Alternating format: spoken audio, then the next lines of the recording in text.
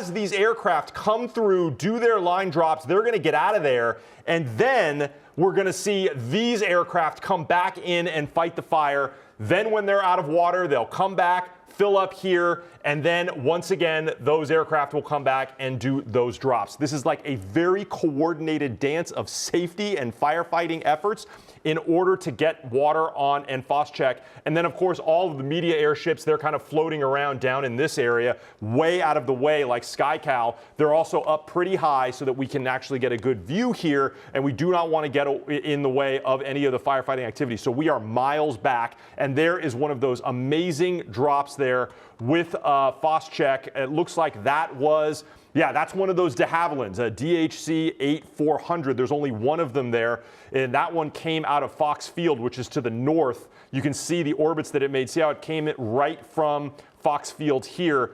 And some of the other ones, it looks like those MD-87s. Here's one here. You can see it was on station and it orbited right there waiting for its clearance to go in, but it came all the way from San Bernardino International Airport, and it's going to be going back to San Bernardino International Airport, very likely to fill up on those Phos-Chek drops again. Now let's take a quick look at the map here and give you an idea of where the evacuation orders are.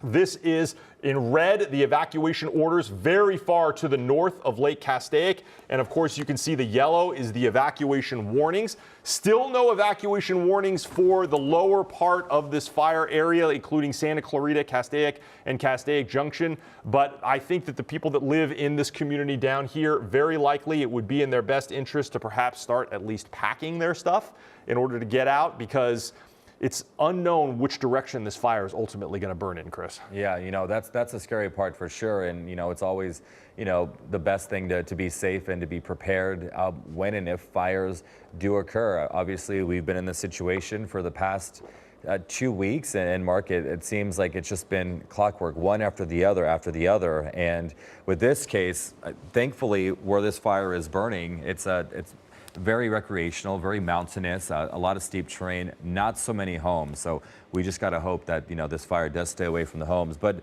Mark, since we've been observing this fire since 1042, we saw evacuation orders in place, or starting with warnings and then now in orders. And we know that there's other communities or other areas that keep getting added to this.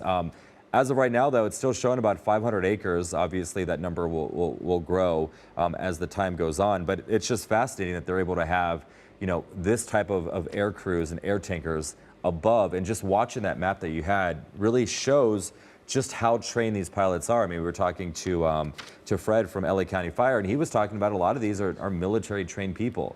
So they have, you know, their system in place, and unfortunately, they've had a lot of experience here in Southern California recently. Yeah, you're exactly right, Chris. These are some of the best pilots in the world. They're exceptionally brave. They're exceptionally talented. And this is what their job is. They do this day in and day out when there are fires. And the coordinators that are in charge of, you know, the direction that these aircraft are coming in and exiting the airspace are also very well trained. They're veterans at this. And you just realize that in both the Palisades and the Eaton fires, there were no aerial incidents. I mean, this was a 14-day firefight on both of these fires that we had before that did so much devastation, but there were never any issues because these pilots, they know what they're doing and they work together. There is a strong unified command on all of the same radio channels. They all communicate together. So it really is one big team up there, and that's not an accident. The state of California has worked over the last 20 or 30 years to unify these commands, to unify these radio channels and the operations that take place in the air, specifically so that this can be a seamless aerial attack. And you can see these Phos-Chek lines already coming down. This is going to be a big help in getting this fire guided into, you know, the direction they want it to go, away from homes, and then they're going to get it to stop. But you can see here, Chris, fire burning uphill in some gusty conditions, and the terrain is steep and the vegetation is very, very dry. Unfortunately, this is going to make this firefight a lot harder, even with this essentially armada of aerial attack craft overhead. Yeah, no, definitely a challenge for sure. I mean, I was over here, I think in August, and just seeing how dry it was. I mean, fast forward a few more months with no rain, it's even drier. We want to talk to LA County Fire Captain Sheila Kelleher-Burko. She joins us now on the phone. Sheila, thank you so much for taking some time to talk to us a little bit about this Hughes fire. Obviously, it's burning fast. It's at more than 500 acres have burned so far. Tell us a little bit about the progress that's being made and what your plans are moving forward. I know it started with the Angeles National Fire or Forest. Yes. Hey, Chris. Good morning. Thanks for having me. Right now, as you can see, we have a lot of air resources on this fire. That's our plan, is to hit that hard from up above.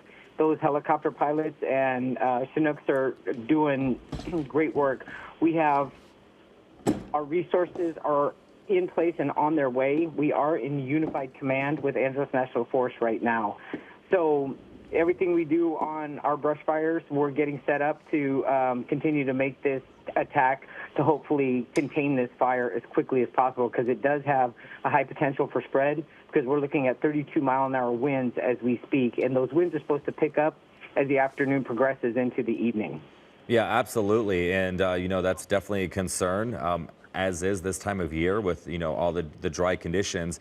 It's good to know that there's a lot of air resources out there to help contain it. And, part of that is to make sure that you can get ground firefighters on the ground to battle it from the ground. We know the winds are pushing southwest. Definitely, as of right now, not close to too many homes. I mean, close enough. Any idea if you plan on doing any evacuation orders for the Castaic, Santa Clarita area? Yes, we already have orders and warnings in place, and if your listeners are anywhere close or have loved ones in that area, if you could download that app, Genesis Protect, Geneayas Protect, it'll show you those orders and warnings, and they're very clearly marked in red. You need to go. The yellow is a warning, meaning it's coming. So get your things ready and get prepared to leave. So please heed those evacuation orders and warnings. Okay, obviously, we're just learning right now that there's new evacuations that are expanding to the south. Obviously, that was a concern that we saw. Now the community of Castaic to the south under mandatory evacuations. A lot of us are familiar with what it's like when it comes to these evacuations. What kind of resources are being put on the ground there to make sure that, people and, pets and the elderly are able to evacuate safely and together? Because there's a lot of people that are in that area. Listen, we work really well with law enforcement in the area, and they help facilitate those evacuation orders and enforce those warnings and orders. So between the combination of our law enforcement on the ground, that's where the big support comes from, letting people know that it's time to get out. And then we really show up and help however we can. Yeah, absolutely. Okay, Captain, thank you so much. We want to welcome in Amy Johnson joining us right now. Amy, it's just another day, another fire here in Southern California. The latest, the Hughes Fire. You're covering this on KCAL News at 10 a.m. The fact that at 10:42 you started this fire. Exactly. Over an hour later, it's grown to over 500 acres. 500 acres, and we still see so much smoke and fire still out there. And we appreciate you joining us this afternoon or morning, late morning. Now, we know that while the Palisades fire and the Eaton fire have really been knocked down almost completely, but you still have a lot of resources there. Is that pulling from maybe what you need for this fire?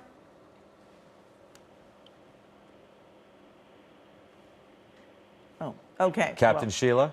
Oh, she must have hung up. Okay, well, we have been watching this, and we all know that this is just another huge fire in our area, and we know that resources have been spread thin because of the other fires. Fortunately, we saw winds dying down a bit, but still very strong in that area, 32 miles per hour, I think I heard her saying, and that it is going to be growing. And as Paul Diano was saying, this is the driest winter that we've had on record. Yeah, no, absolutely. And, we're looking at Interstate 5. That's obviously a very busy corridor that, connects us. And, they said their priority is keeping that open, at least for now, because, obviously a lot of people need to travel through that area. But also, if conditions get worse and they become more dangerous, then it's one of those situations that they will have to close it, and we just know the kind of mess that it's going to make from there. But Amy, I mean, people are reporting seeing this online from all over the region, all over the area, Ventura County, downtown LA. It's definitely a frightening situation, especially when you see just how dry. But on the right-hand side, it looks like we see some fire resources that are on the ground that have staged in that area, which is good because we know the air tankers, you know, it's important to fight from above, but you need the crews on the bottom as well. Exactly, on the ground. And as I was mentioning, that Paul Diano was saying just a short time ago that this is the driest winter on record. And Paul, this is certainly not what we need for fires in our area. No, and it's not everything is super dry because usually by this time of year we've had several rain events which minimizes or in some cases eliminates the fire danger. Certainly last January we weren't talking about fire danger, we were talking about flooding, but we've gone from one extreme to the other. Everything is super dry, and in places like this, you know, kind of outside of the urban core, you know, what happens when you get 2 straight wet winters is that underbrush just grows and gets really thick because there's so much water, and then it dries out when you get a winter where it doesn't rain, which is kind of the worst 1-2 punch. There's so much stuff to burn, it's so dry, and then throw on top of it a windy afternoon, which it's turning out to be in this area. The wind never really let up, it just relaxed a bit. I want to point out on the bottom left, that's the active fire shot from SkyCal. Notice that the smoke, once again, is not exiting vertically. It's kind of hugging the ground. So everywhere where you see that smoke plume that's near the ground, there could be embers within that smoke plume that would start new fires downwind. We saw that Pacific Palisades. We saw that in Altadena. We saw that in Moore Park. In December, we saw that in Malibu. Here we go again, a fire that because of the wind is not able to vent upward. It kind of vents out and hugs the ground, and that's why, as Mark mentioned, you have such an erratic fire line. It's not because the fire is burning erratically, it's because new fires are popping up in different places because those embers will eventually land and start a new fire, and that's what I don't want to see. There's SkyCal right there. You can see the smoke plume. Look at those hundreds of houses either under that smoke plume or right next to that smoke plume. That is not what we want to see on a day like today. Over on the right side of your screen, or if you're looking on your smartphone, these are current wind gusts. Not 70 or 80 miles per hour like we saw a couple days ago and certainly 2 weeks ago, but they're now increasing. We expected the winds to increase throughout the day. We expected that in and around the 5 corridor through Santa Clarita and Castaic, that would be one of our windier spots, and it's turning out to be just that. Simi Valley, a wind gust of 39 miles per hour. Castaic Junction, 35 miles per hour. Santa Clarita, 35 miles per hour. And Del Val, 36 miles per hour. So we have super dry brush. We have no rain in the forecast for today. We have the red flag warning in effect for this entire area. And we have winds pushing the smoke and the flames from the northeast to the southwest toward a more populated area, Castaic and North Santa Clarita. All of that is happening right now, and these numbers continue to grow. Over the past hour, the winds have picked up by about 5 or 6 miles per hour. So this is turning out to be another not great scenario for that kind of urban-rural interface where a fire spreads rapidly where people don't live, but then is being pushed by Mother Nature toward areas where people do live. So I know we have the evacuation warnings. I'm going to leave that to Mark. I don't want to talk about specific spots. But if I'm downwind of this, or if I'm under that smoke plume, if it was my family, I'd be getting in the car and getting out of there right now. 65 to 70 miles per hour, winds pushing the fire to the southwest. There's Lake Castaic. You see the sign driving on the 5 north out of Southern California. It's off to the east of the 5. There's where the fire is burning, but it's pushing back. There's the 5 right there. There's Castaic right there. You can see the wind profile, the smoke and the flames coming in that direction, heading toward a more populated part of Southern California. Guys, back to you. All right, Paul, and we want to welcome our viewers to KCAL News at noon. We're also simulcasting on Channel 2, And we are joined this afternoon by Rudabeh Shabazi and our assignment manager, Mark Liu, who has been keeping a very close eye on this fire since it broke out at 10:42 this morning. At that point, we knew it was looking like it was going to be a large fire, and Mark, it quickly grew to 500 acres. Yeah, it's incredible, Amy. This fire, just about an hour and 15 minutes old, but it looks massive, and it has already, as you said, burned probably more than 500 acres. But the good news is that the fire response is equally as massive. We have at least 6 or 7 water-dropping helicopters on station from multiple agencies and 8 fixed-wing aircraft that have come in from at least 3 different airports, including 2 large MD-87s that launched instantaneously from San Bernardino International Airport to bring Phos-Chek on station. Now, I'm going to zoom in here and show you this is already the very large evacuation orders and warnings that have taken place here. This is the Castaic area, and I'm going to zoom in a little bit and give you a better idea of what you're seeing with SkyCal. Okay, so as you mentioned, this fire started about 10:42 right here on the eastern end of Lake Castaic, which is a large V-shaped lake that is to the north of Santa Clarita, which is this community down here. Now, since this fire has started, we have seen fire activity create a line that is essentially going all along here, almost paralleling Lake Hughes Road. Now, Lake Hughes Road is this road that goes up through here. That is currently closed, and the 5 freeway goes up through here. It is not closed yet, but that is a major thoroughfare for Southern California. Now, water-dropping helicopters are using this section of Lake Castaic to continuously drop water on this fire line, and fixed-wing aircraft are coming down in this direction and dropping Phos-Chek all along here.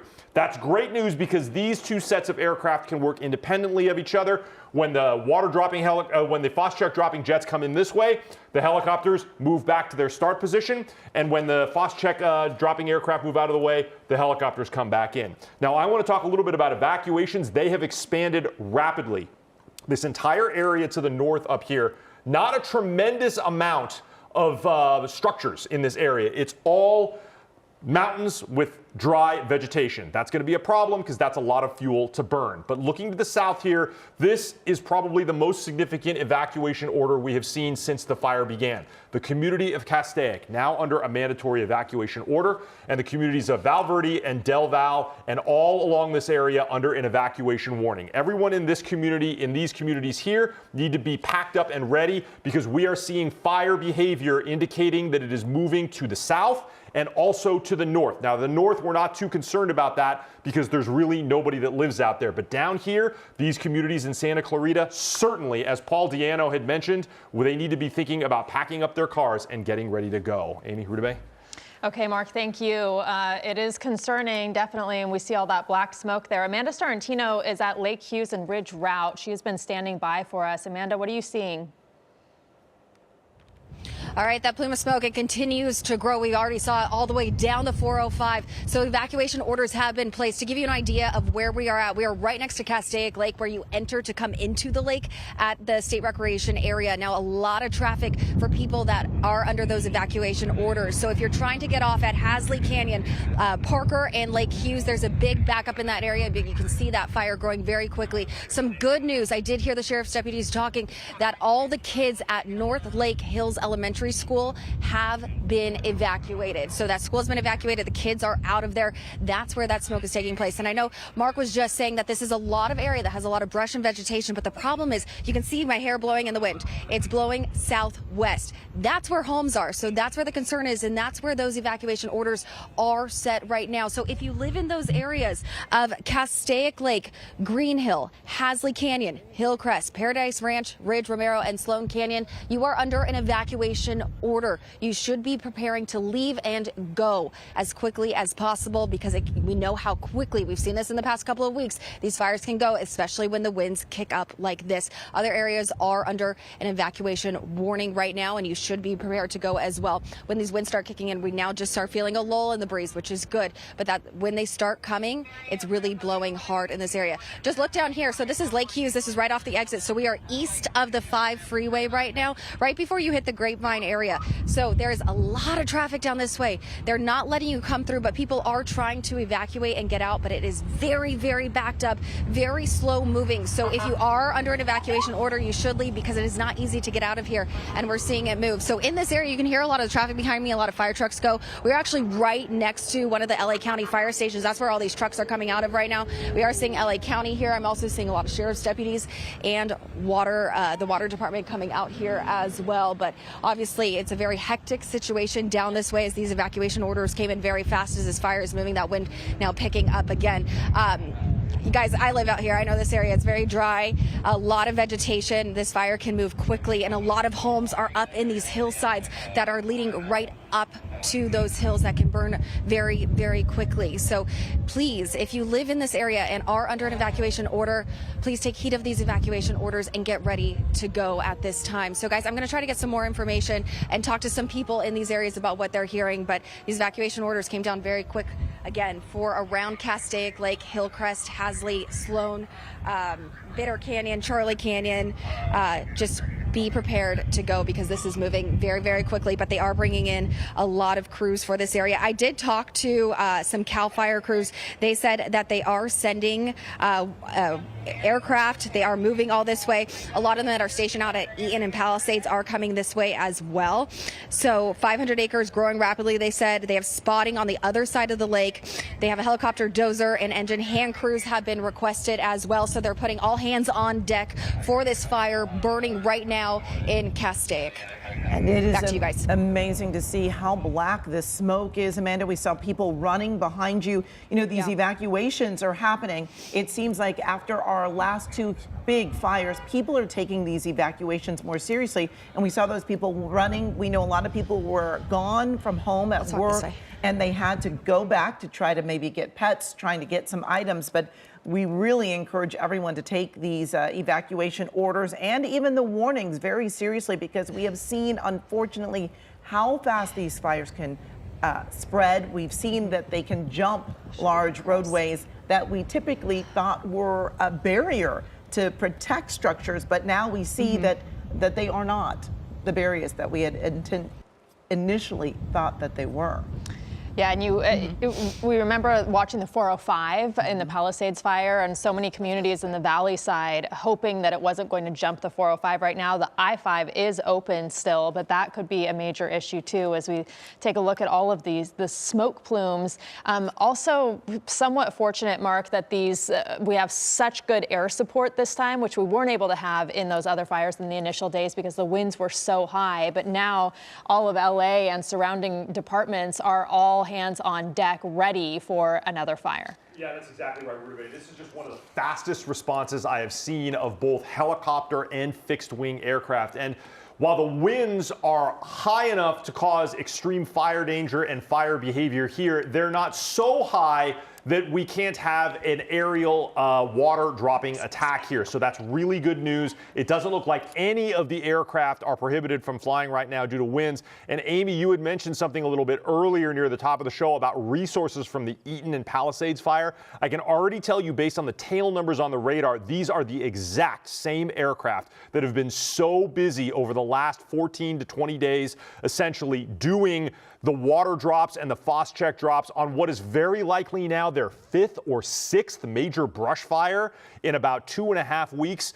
So these pilots have done a tremendous amount of work. And if you come out to my screen, I can actually show you how busy the airspace is over this fire right now. There are so many aircraft that are currently working. The helicopter coordinator is doing an excellent job. What you're looking at here is the radar, and all of these orange icons up here on the northwest part of Lake Castaic are the water dropping helicopters that are filling up here on the northwest side of Lake Castaic. Now the fire, for a better perspective, is essentially burning in a line all along here. The start right about there. And now it continues in a northerly direction. We are seeing the head of the fire move to the north here. And we're also seeing fire down under here. But the smoke, it's all drifting in this direction. So these helicopters, they essentially have to fly through the smoke to get to the fire line. Now, Lake Hughes Road here as I said, is closed for any sort of civilian traffic. It's being used for firefighters to get into the fire. They're probably not able to get too far. They're probably going to stop right about here because that's where the fire is. And then, of course, the 5 freeway goes up here. It is still open at this time. But right now, we're about to see some fixed wing come in shortly as all of those aircraft are over to the left waiting for those fixed wing to do their Phos-check drops. Well, it is definitely a fortunate situation that that water source is right there for all of the aircraft that need to, fill up and make a quick turnaround to drop the water. Absolutely. We have Kenichi Haskett from LA County Fire on the phone with us right now. Thank you so much for joining us. It is good to see all these aircraft in the sky, and it is good to see that there is at least a water source nearby. But of course, everyone is very worried about the homes. Yeah, so we have Quebecs are on scene as well as our Chinooks, and we're going to make an aggressive air attack, as you can see, and you guys already spoke to. The winds are, as you already mentioned, such that we can still fly at this time, but we are seeing some winds sustained at approximately 30 miles per hour. And the National Weather Service still has us under a red flag warning, so the winds are supposed to increase as the day progresses. And Kenichi, give us an idea, at what point would the aircraft not be available? How high does the wind have to be? That's at the discretion of the heliattack base, as well as the crews flying, as to the precision of their drops. So that's all vetted and verified as they start ground truthing everything, and to see if they're effective on their drops. Because as the wind picks up, it makes it dangerous for aircraft, as well as the drops aren't as precise because the wind sprays everything, and it also limits visibility. So it's a case by case, but usually, for example, we ground all aircraft, for example, on the Palisades when we had sustained winds and gusts up to 99 miles an hour. So hopefully we're not going to see that, and that's the case. We're not going to see winds in that range. But what we would like the people to do is please visit protect.genesis, GENASYS.com, or you can download the app, and that app will show you exactly where we have the orders and evacuations in place. Yeah, it's really important information. And can you talk to us just about how the firefighters are doing after no rest for so long and these just incredible firefights, and now they have yet another fire? And talk to us also about the terrain. Steep, dry. It's dry for January. The RH's, relative humidities, are in the low teens, if not in the single digits. They're dealing with dry conditions. But regarding rest, we're thankful and grateful for firefighters coming in from not just throughout our state, but throughout the nation, as well as other countries. So that's helped augment our troops that are on the ground, so to speak, our firefighter crews that were on the ground on the 7th when we started the Palisades and the Eaton, January 7th, but we were able to get them back home, so to speak, rest them, and then to recover them to get back on the line and protect our communities. Well, Kenichi, it is surprising to see how black this smoke is. Often we see the really black smoke when it's structures that are burning, and usually a lighter smoke when it's out there in the brush. Is this because this is a thicker brush, perhaps an area that has not burned in a long time? Is that why we're seeing the difference? I can't speak to that specifically, but I know we don't have any structures at this time that I can speak to that are an immediate threat, but we have issued a warning around Castaic as well as an order. There is a lot of dense, dry brush. We had the Bobcat and the Lake Fire within that region in 2020. The Post Fire north of that at the beginning of June, I believe, but there is a lot of unburned, dry fuel in that area. And what about the people? Obviously, there are evacuation orders and warnings in place right now. Talk to us about the community and where the homes and structures are that you're concerned about right now.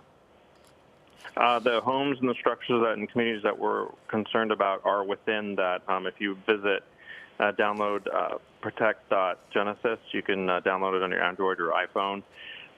Those are the communities adjacent to and or around Castaic Lake, south of Castaic Lake along the 5 corridor. Everything east of the 5 corridor, east of Castaic Lake, are put under an evacuation order. So we encourage people to know their zones. They can go to protect.genesis or visit CAL FIRE or fire.ca.gov, and it'll give you an interactive map where you can see exactly where your evacuation orders are. If you get a wheel alert, we encourage people, if you're in a warning area, please be ready to evacuate. Don't wait until it's time and you're ordered to evacuate, because that makes it a little more stressful, so to speak, to evacuate under an order when you're trying to get ready and get your pets ready. So we encourage people to please start that process now. And we've been talking about all of the aircraft that is involved in this firefight, from the helicopters and the fixed wings. Let's talk a little bit about the boots on the ground. You've got plenty of manpower now from all the other fires? Yeah, so we'll surge our crews into the area. We have crews that are coming off Eaton and the Palisades that we're going to try to surge and make sure we have appropriate resources and right size that to make sure we do not get into communities. That is our number one concern, is life. As the sheriff's mentioned, we want people out. If they issue an evacuation order, please leave, so we can get our crews into those areas and ensure that we protect your home. Because the last thing we need to do, we will do it if you call 911 and you're trapped, but recalling on the 7th that night, we had so many calls to service to rescue people from their homes that augments our staffing, that diverts our staffing to protecting structure and getting this fire out for the guys the troops on the ground or the firefighters on the ground. So to that point and to your point, please adhere to the evacuation orders. It's for the protection of your life, your family, your loved ones, and your pets. And of course, all of the heroes who are fighting this fire right now and risking their lives as well. You know, you recall in the Palisades fire, when that first broke out, people literally were running for their lives. They left their cars in the middle of the roadways. Then later there was some information about you should leave your keys in the car if you leave your car in the middle of the roadway. What is the proper protocol, worst case scenario, if something like that happens? That's a good idea. If you're in an evacuation order, we try to encourage you to stay in your car and keep driving because you're going to be faster. But if your gridlock stopped, yes, try to seek shelter in water or around water. But yes, that's probably a good idea to leave your keys in your car. Yeah. And we know getting out of this area can be very difficult, and we're getting word that I-5 northbound at Parker Road, the off-ramp, and I-5 northbound at Lake Hughes Road, the off-ramp, will be shut down now. We've been hearing that the 5 has been open, but there was a lot of smoke in this area, so it's even more important that people don't wait. A lot of times they think, oh, it's just a warning, it's not mandatory, but this is a time when they really need to pack up and get out. Yes, that's a great point that you brought up. If you're in a warning, there's no reason you need to stay. You can definitely leave, go visit some family or friends, drive somewhere else where you feel safe. And if you're in the order area, we want you to leave now. All right. Well, Kenichi Haskins, thank you so much for joining us today, and good luck with the firefight. We appreciate your time. All right. Thank you. Have a good day. All right, we want to go back to our Amanda Starantino. Amanda, I know that you were standing by, and you have been joined by some evacuees who were taking no chances in getting out as quickly as possible. Yeah, we're actually following them to go as they are getting ready to evacuate. So Monica here was actually in class at North Lake Hills Elementary School. All the kids have been evacuated there. What was going on there? So everyone started freaking out, but like we all went into the NPR. And they told us to like go from the front gate out. So that was a lot over there because we didn't know where to go and what to do. So It happened fast. Yeah, it happened real fast. Like it was like a little bit of fire, and then we went outside like that, and there was a lot of fire. Like it was crazy. What did it look like to you? Describe it. Scary, but it was like kind of like lava. You know, like that lava one. Yeah. Like that. And then. Everyone got sent to the park, the Castaic Park, and I think they're still there. There was 3 buses, and yeah. Some buses are taking kids out. We did see those kids. So you were explaining to me that there was a lot of smoke. Tell me what that was like. A lot of smoke. We could have smelled it from inside the classroom. But when you're outside, it was bad. Yeah, it was super bad. Okay. What was it like evacuating school today? So like everyone started crying when we were in the NPR, and everyone had to leave because everyone was shouting. So everyone's now at the sports complex. Okay, you guys are safe now. So this family, they live right next to Castaic Lake. They are getting ready to go evacuate. Yeah, so they live right there. So they're actually going to evacuate. So this is a whole family here. So you guys go start evacuating. We're going to meet up with you guys there. So yeah, you can see Mom came out in her PJs right there. But I do want to show you over here. We're going to catch up with you guys in just a second. Suzanne, I want you to look this way though. Suzanne? Suzanne, can you look this way for a second? I want to show you guys the big smoke plume over here. So we are just east of the 5 off of Lake Hughes. Lake Hughes is where that fire started. The smoke is blowing towards those neighborhoods. So right now the fire is burning through a lot of vegetation and brush right next to the lake. It is very, very dry over there. But the concern is there's a lot of homes in this area in the direction the wind is blowing. So I know a lot of people that live across the 5, on the west side of the 5, it's thinking, you know, the fire's far, I don't need to go. But that's the direction we are seeing the smoke going. And it's actually all behind where Sloan Canyon is, Hasley Canyon, Hillcrest, all those neighborhoods up that way. And you are under an evacuation order, so you need to go. You need to start preparing now, even though the fire is on the other side of the 5 right now. We know how quickly those smoke embers can go. Look right there. So those water dropping aircraft are starting to come into the area. We have several ordered for this area. Hand crews on scene too. Engines are going through. They are working very quickly to get all hands on deck here. We're seeing it come over, going right into the wind as well. So these guys super talented to make sure that water gets dropped onto those flames. You could see the flames from the 5 when we were coming in, and you can see that smoke plume all the way down. I think we started seeing it about Rinaldi when we were driving here on the 405. So this area, a lot of families are trying to evacuate, and I will tell you, on the way in, traffic started to get really backed up on the 5, starting at Hasley Canyon, getting off at Hasley Canyon, you know, where the Ralph's is right there. Very tricky to get off the freeway there. The old road also backed up. Lake Hughes and Parker also taking a long time to get off the road there. So if you need to evacuate, be prepared. It's going to be slow to get off. And also, if you are under an order, you should probably just go the other way at this point. So we're going to follow them. They're going to start getting evacuated. That's what these families are doing here. This whole area is evacuated. I can see a lot of people actually already gone. Oh, look right here. This family right here, we got some kitties. This is what you should be doing with your pets right now. This is the right thing to do. I see we have Salem, and I don't know what your name is, buddy. Get your animals out as quickly as possible. My mom just got my cats and dogs too because we live close by. So get ready to go because that's what you need to be doing right now.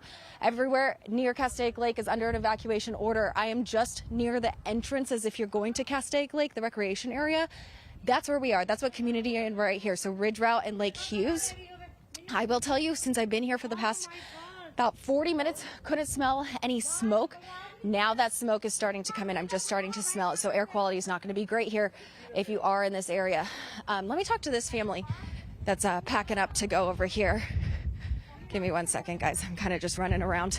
Kind of hectic over here as people are starting to evacuate. Excuse me, sir. I'm from KCAL News. Do you mind talking to me really quick?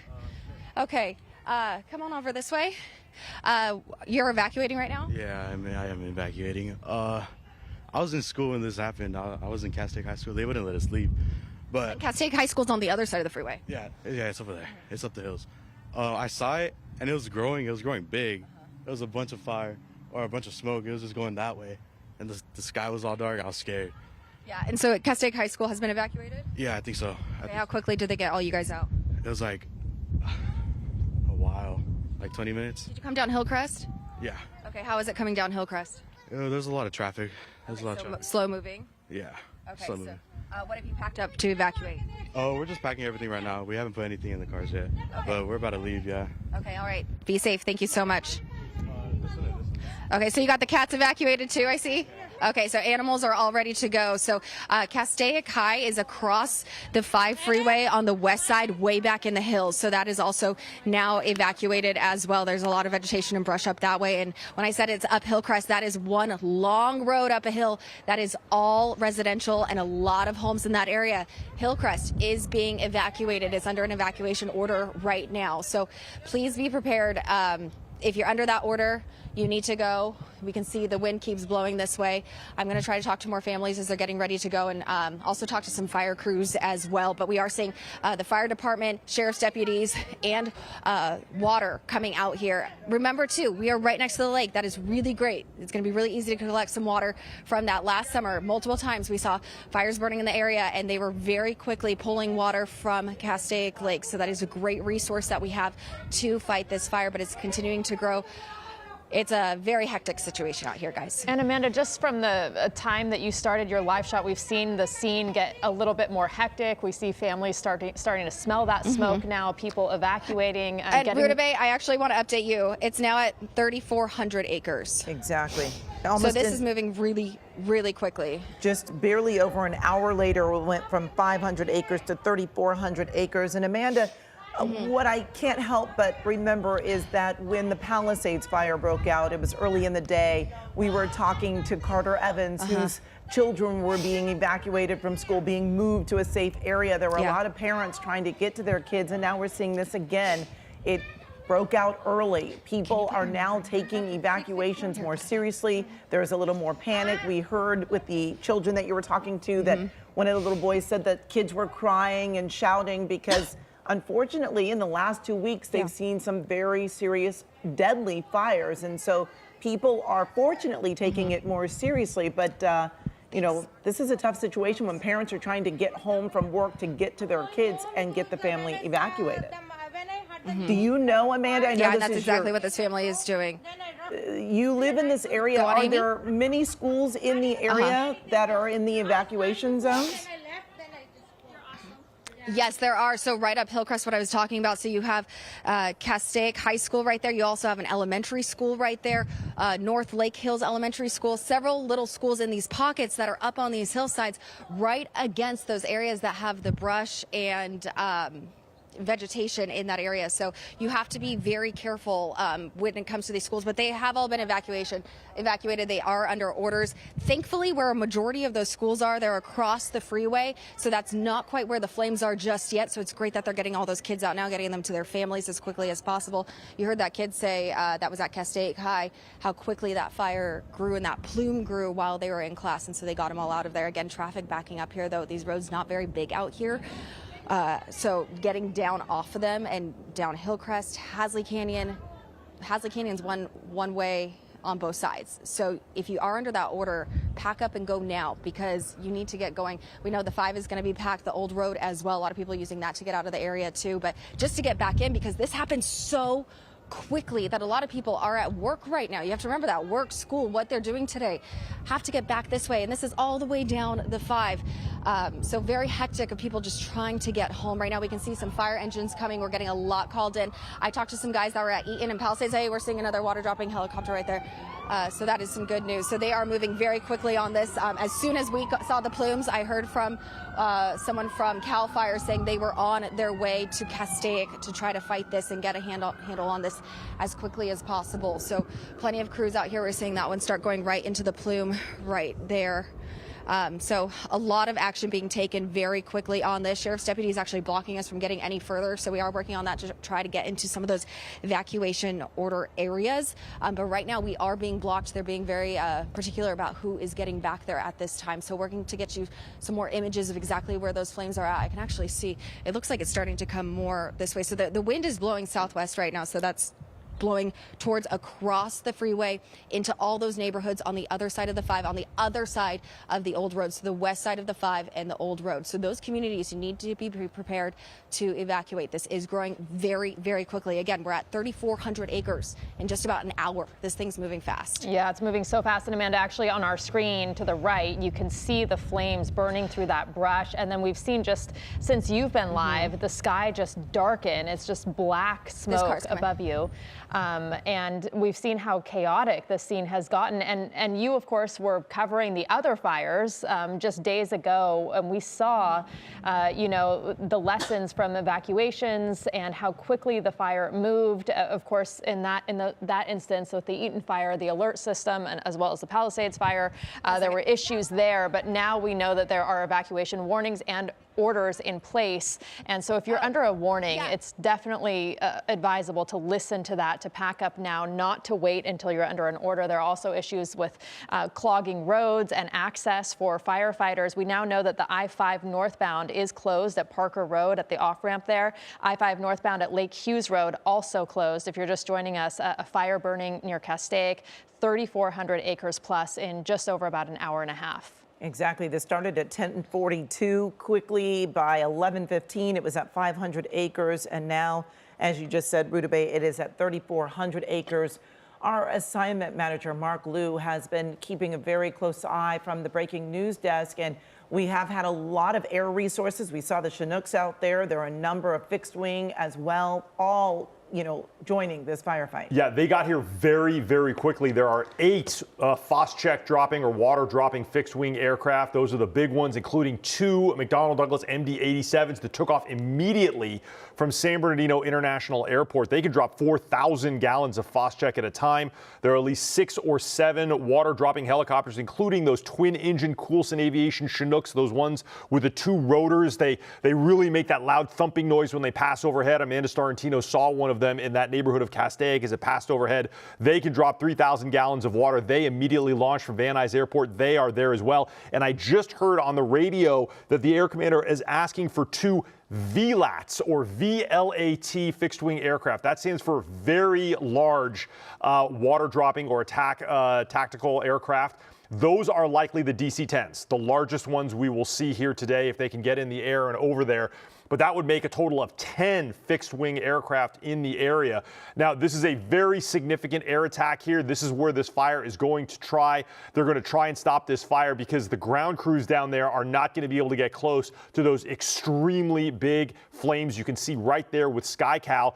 Now, this fire is burning in a very long line to the eastern side of Castaic Lake, and I want you to come out to my screen and show you where that's happening as well as the evac zone. So, important areas to account for here. This is Southern California. I'm going to zoom in right here. And this is Lake Castaic. It is a V-shaped lake right here to the north of Santa Clarita, which is down here. The fire, they're calling it the Hughes Fire, started right there at about 10:53 this morning. I'm going to zoom in a little bit further and show you that the fire line that you're looking at with SkyCal is essentially all along here. We are seeing fire direction to the north and fire direction to the south. This line is just getting longer and longer, and it is burning in these directions.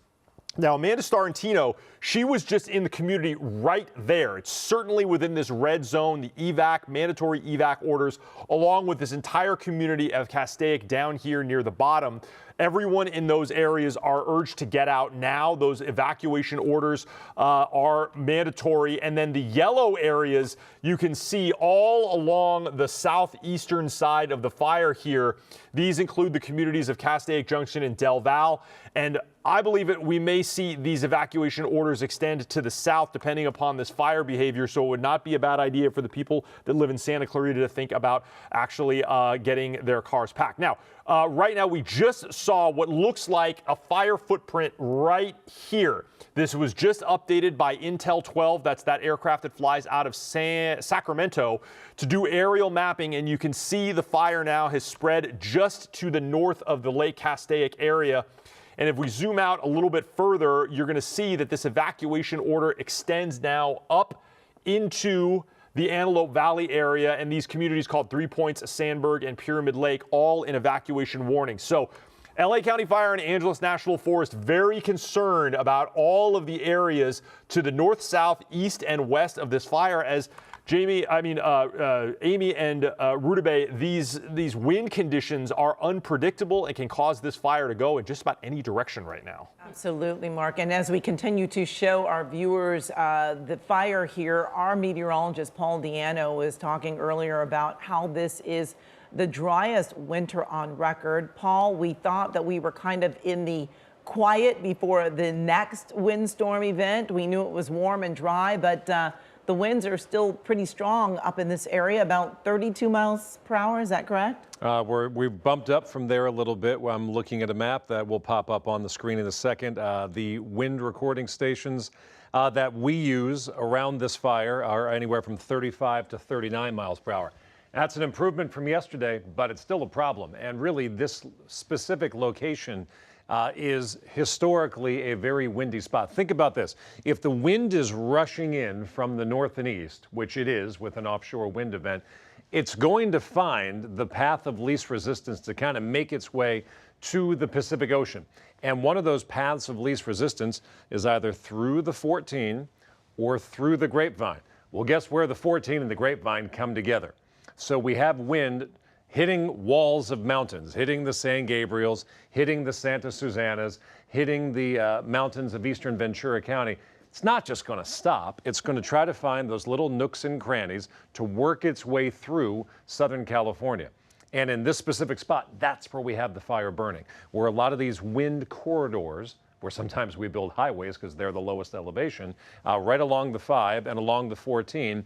Those are the places where the wind is kind of converging. And that's what we have right here. Santa Clarita, 35-mile-per-hour wind gust. Del Val, 36 miles per hour. And Castaic Junction, 35 miles per hour. As for the weather conditions right around the fire itself, temperatures are running 65 to 70 degrees. The winds are coming from the northeast. That's the key to all of this. From the northeast, which means the winds are going in the opposite direction, pushing the fire to the south and west. That's why this is a big concern for Castaic. That's why this is a big concern for northern Santa Clarita, because those communities and those people are to the south and west of this fire. Next 24 hours in and around Castaic, we're looking at wind gusts likely through the afternoon at a minimum of about 25 to 35 miles per hour, perhaps relaxing overnight tonight. I'm not honestly buying into that much. But then tomorrow, we'll still be fighting this fire tomorrow. We're looking at wind gusts ramping back up to 35 to 40 miles per hour. Super dry, still breezy, hasn't rained in 8 months, and all the brush that grew over the past 2 wet winters. If you could possibly draw up a worst case scenario for a fire season in January, I think all the elements that we have currently are listed on that list right now. Let's get 2 wet winters, have everything grow, then everything completely dry out with no rain for 8 months, and let's throw a wind event in every 2 or 3 days. That is exactly the world that we're living in right now, and those are the conditions that firefighters are trying to brave. Those thousands of brave men and women fighting Mother Nature with a red flag warning in effect through 8 o'clock Thursday. Why does it expire then? Because we do expect the winds to die down and the winds to change direction, which will increase the humidity. And of course, we've been talking about the rain for the weekend. None of that helps today, where winds are 35 to 40 miles per hour in this fire zone, pushing this fire toward Castaic currently. Back to you. Okay, Paul, thank you. We do have Dana Dirks from the Angeles National Forest on the phone right now as we continue to watch this fire burn. We're seeing it, Dana, ripping through the vegetation here and the flames very visible. We're seeing this really black smoke. Talk to us about what you're looking for right now and your impression of what's happening.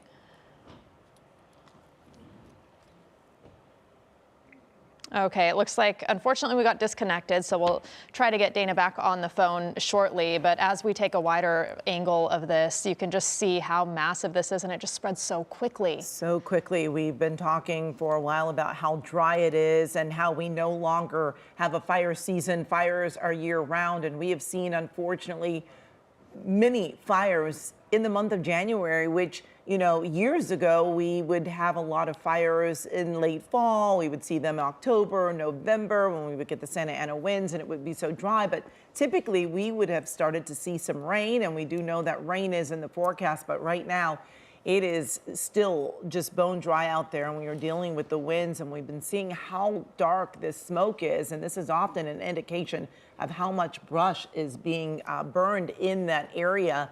But I mean, this fire has just really just taken off since it broke out at 10:42 this morning. Yeah, and I think we have Dana back on the phone with us now from the Angeles National Forest. Dana Dirks, are you there? Can you hear us? Yes, I am. Okay, wow, we're seeing it just how close to the roadway it is right now. So talk to us about what you all are doing. Obviously, everyone was very on guard given the past 2 fires that we've seen in recent days, but what are you all doing operationally right now? Sure. Angeles National Forest firefighters are on the scene in unified command with LA County Fire Department. There's also assistance from LA County Sheriff's Department and from CHP. As you know, there's a lot going on right now. The latest acreage update we just received is approximately 3,400 acres. The fire is currently 3,400 acres with 0% containment, but our firefighters are working hard to put this fire out as quickly as possible. Yeah, it is amazing to see. You know, there was a time when we often thought that a roadway would be a barrier for a fire, but we have seen that it has already crossed over. What we're showing our viewers now is it is on both sides of the roadway. And Dana, I don't know if you can talk to us about what is burning up there. The smoke's so black, it's just really, really thick brush. I understand there's a fair amount of thick brush up in that area. Yeah, so this is a very kind of steep terrain, windy conditions for firefighters who are very fatigued from the Palisades fire and the Eaton fire. We know some of the firefighters have just come off the Eaton fire and are now battling this one. So talk to us about the conditions. I mean, we know the brush is really dry. Our meteorologist, Paul Diano, has said that this is the driest we've ever been at this time. So what are the conditions like in terms of the firefight? Again, this is, as with many of our fires, always very challenging to put out. We're in fairly steep conditions. We certainly have a lot of brush. As you said, it's incredibly dry. And then when you add wind into the equation, it gets more interesting. So, again, our firefighters are working very hard to try to put this firefight out as quickly as possible. I do want to mention, and I'm sure you already have on air, but again, just a reminder that there are evacuation orders and warnings out there at this time. If people are not familiar with the Protect Genesis website, it's really important to get familiar with it quickly. The website is protect.genesis, GENASYS.com, and that's a website in which you can put in your address and find out quickly if you're in an evacuation order or warning area or not in either of the above. And so important to listen to even the warnings. Just get ready now, even if you're in the area, right? Just get packed up, because it can be so confusing in those very chaotic and stressful moments to know what to take. You forget things. You're trying to get out kind of in a panic. Absolutely. If at any point you feel unsafe, even if you're not in an evacuation warning or order area, then it's time to leave. But ideally, you want to be thinking about your safety and how you might leave in an evacuation setting at any time. At any point in time, you should always be prepared. Well, Dana, there were a lot of people in the last two large fires that we have been covering, the Palisades and Eaton fire, and there were a lot of people who stayed behind saying, oh, I wanted to try to save my house. I wanted to try to do what I could to help in this firefight. Your advice to people right now is to just get out. You don't need their help. Is that right? I would say the most important thing is life, right? Your life is most important. So if you feel at all unsafe, or if you definitely fall in an evacuation order area or evacuation warning area, the time is getting ready to prepare to leave. Yeah, how close? We're getting a view now of these homes that looks like a subdivision, and it's getting harder to even see what we're looking at because the smoke is so thick right now and it's spreading so quickly with the winds. But how close is this to the forest? How close are these homes and structures to that steep terrain that we've been talking about as we see those flames jump around very quickly? We're again, lots of different communities are built in and around the forest itself. And so, yes, there are homes in the general vicinity and in the immediate area. And luckily you have a body of water, right, to help you, and aircraft are able to get up into the sky, which is a huge relief. I know from just the Palisades fire, seeing when the planes finally got back in the air and the helicopters, people were just so relieved because they knew that they had more tools to fight the flames.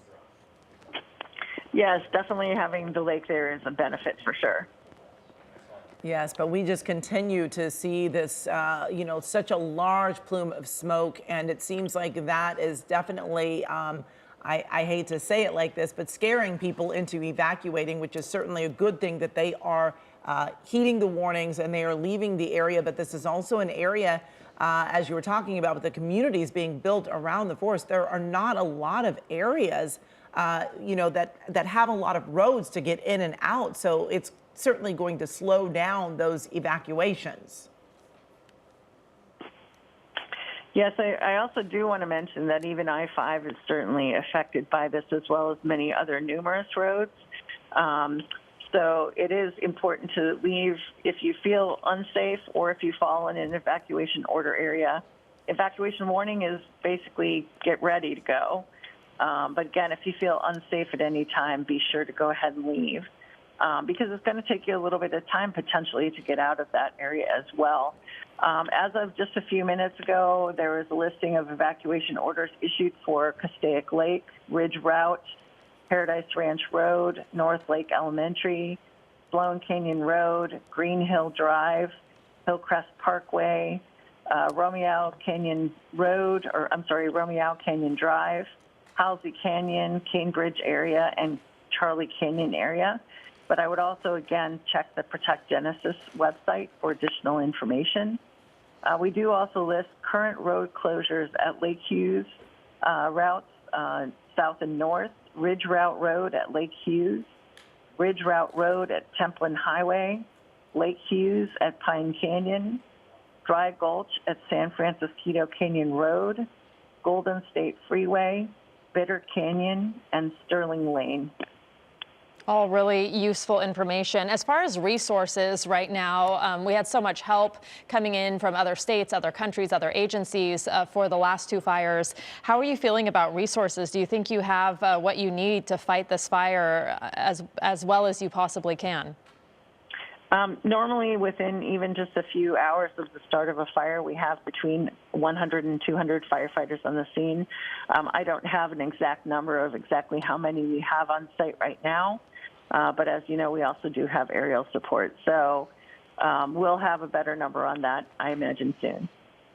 Well, we certainly appreciate all of your information, Dana, for joining us and telling us about the closures and really encouraging people in the area to evacuate when they get those warnings or if they even feel like they are in danger. So we certainly appreciate all of the information that you've been providing us. Great. Well, thank you very much for having us online. I do also want to mention just one reminder. The Angeles National Forest is currently closed through Friday, 11:59 p.m., and we do ask that people stay out of the forest. We are in critical fire danger, and so we really appreciate everyone's cooperation with us. That's a really good point, a really good reminder. Some people might not be watching the news. They might be in a different area of the Angeles National Forest and maybe potentially not seeing all of this smoke that we've been seeing. So thank you so much. We appreciate all you're doing for the community to stop these flames. We want to get now to Mark. And Mark, we're seeing this. We saw some people down right next to the flames. That's not advisable. Those are media shooting video. People should not be getting anywhere close to the flames. They should be staying away and evacuating if they're under warnings or orders. Yeah, that's exactly right, Rudabeh. You can see the size of these flames and the wind and how fast they are moving. Being on that road, which I think was Lake Hughes Road, which is currently closed, should only be for professional firefighters at this time. That is pretty much the only way to access the eastern side of this fire in any regard. So this road down there, that is as Lake Hughes Road, needs to be kept clear. And it's very possible that was media down there, or perhaps independent journalists. Amanda Starantino is much further to the west in an evacuated neighborhood of Castaic, and she was there talking to people as they were getting their cars loaded up and sent out. But you can see the flames here. This is near the southern end of the fire as it continues to move closer towards the communities of Castaic and Sulphur Springs and the northern part of Santa Clarita. So these evacuation orders are expanding to the south. The evacuation warnings are on the east and west as well, and to the north as the winds are pushing this fire to the southwest. But there is a head of this fire on the very northern part that is burning deeper into the wilderness north of Lake Castaic. But it's all this basic kind of vegetation that's out there. It's these small sort of scrubby kind of plants and bushes. We're not seeing tall trees in this region. This is a drier region of the Angeles National Forest. You're not seeing the trees like you did around the Eaton fire and the Mount Wilson Observatory, perhaps, where we saw those incredibly tall flame lengths. This is more desert brush out there that does burn very quickly, as that it has been very dry, as Paul Deanna was talking about. And now this line of fire, potentially 2 to 3 miles long here, as I sort of take a look at the radar and see where the aircraft are. If you could come out to my screen, I'm going to show you a quick update as to the firefight. Now, what you're looking at here is essentially the fire line is extending all along here and up into this area. Now, we are seeing it move to the north and to the south, which is concerning for those people there in the south. But right here is where all of the aircraft, essentially the helicopters, are going to refill on the northwestern part of Lake Castaic, right there. That's where they're fueling up. And they're hitting the fire line in this direction.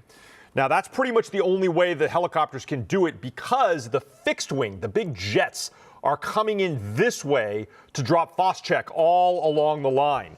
And when they do that, all of these helicopters have to move over here because they don't want to get in the way of these jets. And these jets include the MD-87s.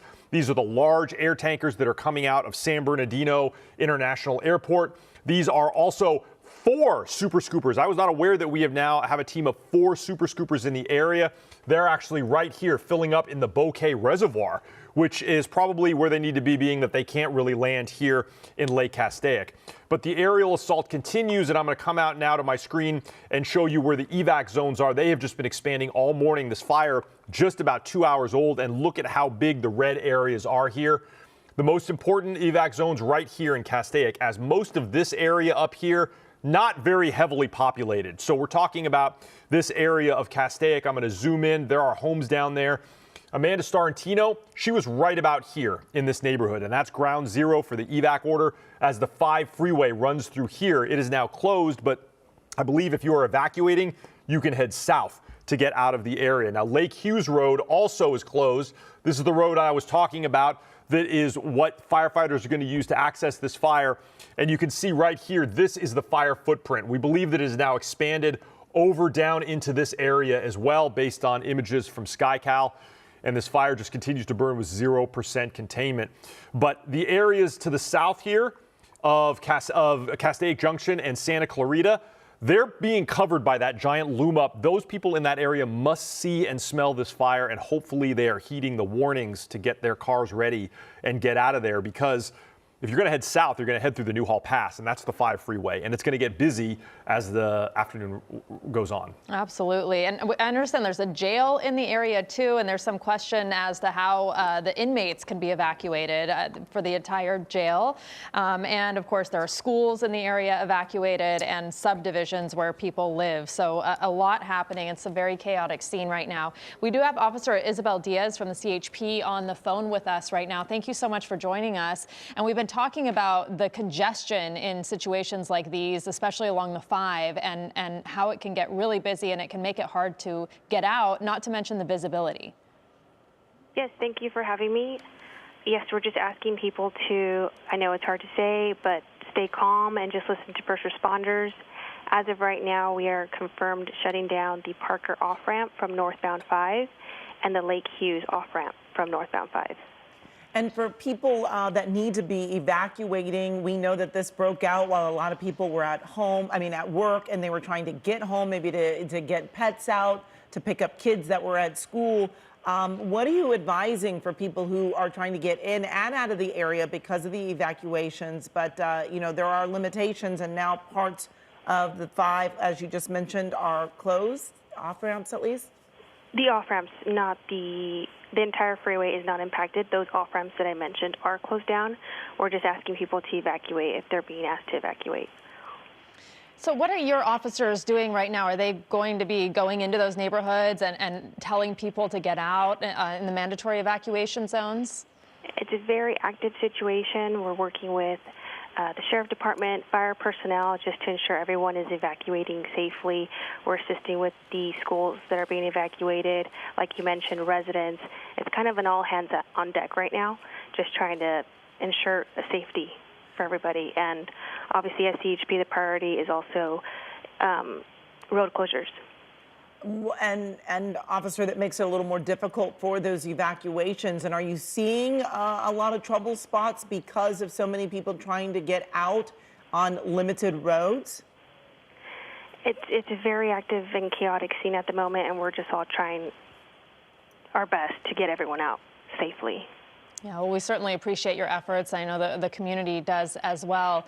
We've been talking a lot about this really dark black smoke. How is visibility in terms of driving conditions, even on the roads that are open? So it's probably very difficult, being how the fire is, but my recommendation for everyone is to download the apps, for example, Watch Duty app, and follow the evacuation plans that are being advised. Which is excellent advice. People need to really heed the warnings and, of course, the orders to get out of the area.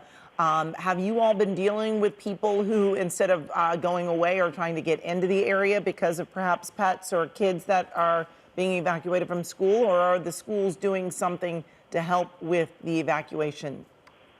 I think it's too soon to know all the details. It's very active, very fluid, and putting closures in place and just evacuating is the main priority at the moment. What are some common kind of mistakes or things that people overlook when when a fire breaks out like this so quickly, so fast? It's such a chaotic scene, and people are desperately trying to get out or not get out. But what are some of the things that you want to remind people? My main reminder would be just listen to evacuation orders. I know it's difficult, but it's for your safety, and the main concern is that we have you with us and you evacuate. Yeah, and you reminded everyone earlier, too, to just try to stay calm and keep composure, because obviously a lot of people are going to be out on the roads. You want to make sure you're trying to follow the rules as well as possible so you don't cause accidents or create any kind of hazards for your officers as well, right? Yes, exactly. Yeah, well, Officer Isabel Diaz from the California Highway Patrol, thank you so much for joining us and for all that you are doing to try to help people get out of the area safely. And we certainly, appreciate all that you and the other officers are doing. Thank you for having me. Be safe. Thank you. You as well. And, I have to say that I was texting with someone who is in Camarillo, one of our loyal viewers, Pat Mike. She was saying that in Camarillo, there is a lot of smoke there. She says it's very smoky and hard to breathe because she has asthma. But, the smoke has just really traveled. And Camarillo is quite a distance from the area. But, I think because we have had so many fires, including the fire that started in Moore Park and jumped over to Camarillo, the mountain fire. We've had so many lately, it's hard to keep track with all of the fires that we've been dealing with. But, people see the smoke, and I think a lot of people are dealing with PTSD. They know that it is very scary to see the smoke. You don't always know how close the fire is, and so it's so important that you're paying attention to the warnings, the orders that are coming across. We've been giving you different websites and different ways that you can learn about the evacuations, because if it's very smoky in Camarillo, there are a lot of areas between Camarillo and Castaic that are also seeing that smoke and not exactly sure how close the fire is to them. But we can see here from SkyCal the traffic of folks trying to get off of the 5. We see that closure there. We were learning of a number of closures, not the 5, but the off ramps. Yeah, that was at Lake closed. Hughes Road that we're seeing now from above. And you can see why it's so important to just, leave early if you are in one of these zones, because it can get really hairy out there in terms of traffic and closures. And we've spoken to officers and basically every agency, just all hands on deck, trying to do the best they can to get people out and to fight these fires. But again, great that the aircraft are up in the air, great that all hands were on deck, anticipating these winds, and great that there is a water source nearby. And Mark, you've been looking at all of this from the beginning at every angle of the firefight. Yeah, what's interesting is what we're looking at with SkyCal. That's the northbound 5. People trying to get off on Lake Hughes Road, which would put them closer to the fire. So these are people that are actually heading in the wrong direction. The people that are heading to the left side of your screen, that's the southbound 5. That's people that are heading away from the fire. The people that are heading to the right side of your screen, they're heading north from the Santa Clarita Valley towards Lake Castaic. So what we saw there was some CHP officers that were at Lake Hughes Road saying you really don't want to go this way. It could very well likely be people that live in the neighborhood of Castaic that are trying to get home. Now this looks like further to the south. This could possibly be in the Sulphur Springs area, the Val Verde area with SkyCal. And these are people very clearly trying to get onto the 5 freeway heading southbound. These are people that are heeding the evacuation order, but you can see how congested it gets in the hours immediately after an evacuation order. Yeah, those are all people that are attempting to get out of this area, which is what the evacuation order and warning is telling them to do.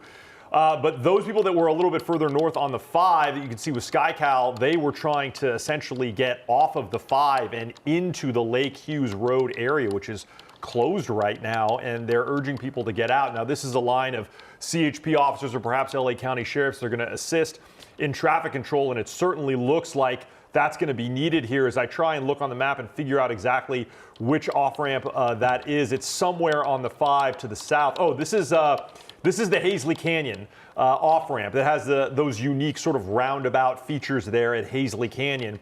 And what we're looking at is the west side of the 5. So some people are actually maybe trying to get on the northbound 5, but a lot of other people are trying to get on the southbound 5 as well. And as the southbound 5 continues into the Newhall, Santa Clarita area, it is going to back up simply because we're getting into afternoon traffic as well. And this is a very heavily traveled corridor for people who are just commuting back home from a day's work. So all of these off-ramps here looking very, very crowded as people appear to be heeding the warnings. If they haven't checked their apps or their news apps or gotten an alert, they may just see the loom up that is to the north of them and realize that this is a major brush fire in Southern California again, and that now it's affecting their community and they need to pack up and leave. Yeah, I think there was kind of a sigh of relief when we heard that there was rain in the forecast this weekend. We heard that the winds would not be quite as strong. And I think people, at least in some areas, thought they could kind of somewhat let their guard down. And then we saw this just explode. And also when you see this wider angle, you see how dry the conditions are there. There's just like no green. It's just all brown and so dry. And look how massive this is right now. You can also see how few roads and arteries there are around this fire in terms of access for firefighters and roads for people to be able to get out. Yeah, it is remarkable to see how much smoke there is in the area. And our meteorologist, Paul Deanna, was talking about the wind conditions. And originally we were hearing they were around 32, and he let us know that in this area they were more at 35 and 39, and they were expecting the winds to pick up. I don't know if Paul can hear me now, but so often we talk about those sundowner winds as the winds pick up as evening comes. But we are going to see stronger winds in this area as the day progresses, Paul? Oh, okay. Sorry, Paul's not there. But Mark, we do often see, these sundowner winds and the winds picking up in these areas. I know they're very prevalent in Simi Valley areas, and I believe in this area as well. As the evening starts to come, we will get more winds, right, Paul? We will. What we're going to see is we're going to see kind of like a wave coming up and down. During the day, the winds get a bit stronger. In the evening, the winds get a bit weaker. But the overall theme of this is going to be one of our windier spots. That's going to continue for the next 24 hours. I expect winds to be at least 20 miles per hour in this area through tomorrow afternoon, tomorrow evening. We kind of hit our peak of the winds for the day about an hour ago. We can switch over to our weather maps. If there's a very, very, very thin amount of good news with a fire that's spreading toward a populated area, it's that the winds were, in the last hour, up to about 40 miles per hour, and right now they're down to about 31 to 33 miles per hour. That said, that's about the speed through a neighborhood. Think about driving your car through a neighborhood. Maybe you're not moving terribly fast, but you're still moving at a pretty good rate. It's faster than you could ever go on a bicycle. So that's the speed that some of the smoke is moving. That's the speed that potentially some of the embers are moving. And that's the speed of wind that all these brave men and women who are flying the planes and helicopters are having to deal with as well. So the wind is not as bad as yesterday, certainly not as bad as last week or the week before, but it is bone dry air, and we are still looking at wind gusts right now anywhere from 31 to 33 miles per hour, specifically zooming into Castaic Lake. Temperatures around 70. It's a warm day out there. Even in the mountains, it's about 70 degrees. And the winds are pushing the fire to the south and west. That's why when we have a fire burning in an area where there aren't many people living, but downwind of there, we have significant communities. You can see the neighborhoods right there. And then just to the west of the 5 and right along the 5, just to the south of the lake, a lot of neighborhoods there. And that's the direction that the wind is pushing this fire right now. I'm going to step off screen and show you our downtown Los Angeles camera, because a number of people may be familiarizing themselves with this fire because of the smoke plume that you can see. And we have gone almost completely cloudy over the Hollywood Hills and points to the west in western LA County and eastern Ventura County, because that smoke plume is pushing the smoke over places like Camarillo, over places like Agora Hills, probably stretching now all the way out toward Malibu. So even if you're 40, 50, 60 miles away from this fire, you are being impacted by it because now it looks like a cloudy day. Those aren't clouds, that's smoke. Now we've talked about how dry it is. For November, we averaged about 1 inch of rainfall, about 1/5 of that. December, we barely got nothing, and in January, we have received nothing. So we are talking about the driest start to a winter that we have ever had. We've had 2/100ths of an inch of rain from the 1st of December through today. It's the 22nd. So we're talking about 53 days. We've had 1/50th of 1 inch of rainfall. That is not much. So we combine the dry conditions with the very dry and very low relative humidity. I'll switch over to that map now. Look at these relative humidity numbers. This is drier than Phoenix. Phoenix is not as dry as we are right here. Chino, 4% relative humidity. Santa Clarita, 7% relative humidity. Burbank, 8% relative humidity. And downtown Los Angeles, 9% relative humidity. So we're talking about very dry air. The ground is completely parched. And I'll switch back over to our wind map. The final piece of the puzzle here would be the 30 to 33 mile per hour winds that are blowing. It's kind of a 1, 2, 3 punch, or maybe 4 or 5, how many weather elements you want to throw in there. None of them are favorable for fighting a fire. All of them make this that much harder. Back to you.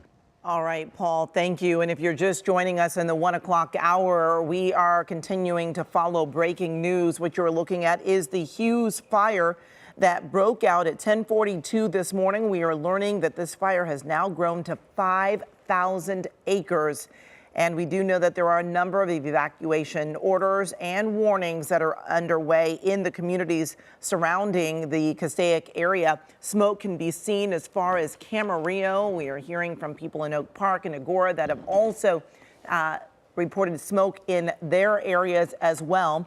Joining us on the phone now is Scott Epstein with the AQMD, or the Air Quality Management District. Scott, we've been dealing with so much smoke from the previous fires, and now we have even more smoke coming from another direction. Yeah, thanks for having me here. Yeah, it's really unfortunate. We thought we were going to get a break, but more smoke.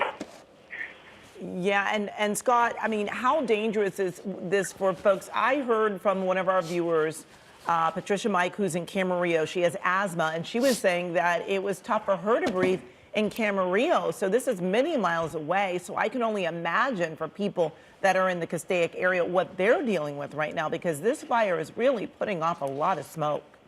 Yeah, absolutely. So breathing smoke is harmful to everybody, but people that have in sensitive groups such as children, older adults, pregnant women, people with pre-existing heart and lung issues like asthma, like you said, are especially vulnerable, and it's even more important that they take precautions to avoid breathing in that smoke. And joining us now as well is Juan Fernandez as we continue to follow this breaking news of the Hughes Fire. And you know, Scott, what advice are you having for people in this area? I mean, you want to tell them to stay indoors, but if they're being evacuated right now, they've got to get out. So what can they do? Yeah, absolutely. So if you're being evacuated, by all means, get out. If you're not in an evacuation zone and you can stay inside, keep your windows and doors closed. Run your HVAC fan and or an air purifier. And avoid using things that bring outside air inside, such as a whole house fan or a swamp cooler. If you have to be outside, an N95 mask can provide some protection if it fits well. And also, you want to avoid doing any heavy outdoor exertion because you end up breathing in more pollution when you do that. And the best thing to do is just be aware of your air quality conditions. So you want to check the air quality measurements with either the South Coast AQMD app or aqmd.gov. That's if you're in LA County. If you're in Ventura County, you want to go to airnow.gov. Also, smell for smoke and look for ash. And if your AQI is high, if you smell smoke or you see ash, you want to take precautions to avoid breathing that pollution in. All right, Scott Epstein, thank you so much for joining us this afternoon to give some really helpful advice for those who may be dealing with this smoke. We were also showing our viewers a live look at Castaic High School that is being evacuated. We were talking to families. Amanda Starantino was talking to families a little earlier. The families were evacuating, getting their kids out of the elementary school.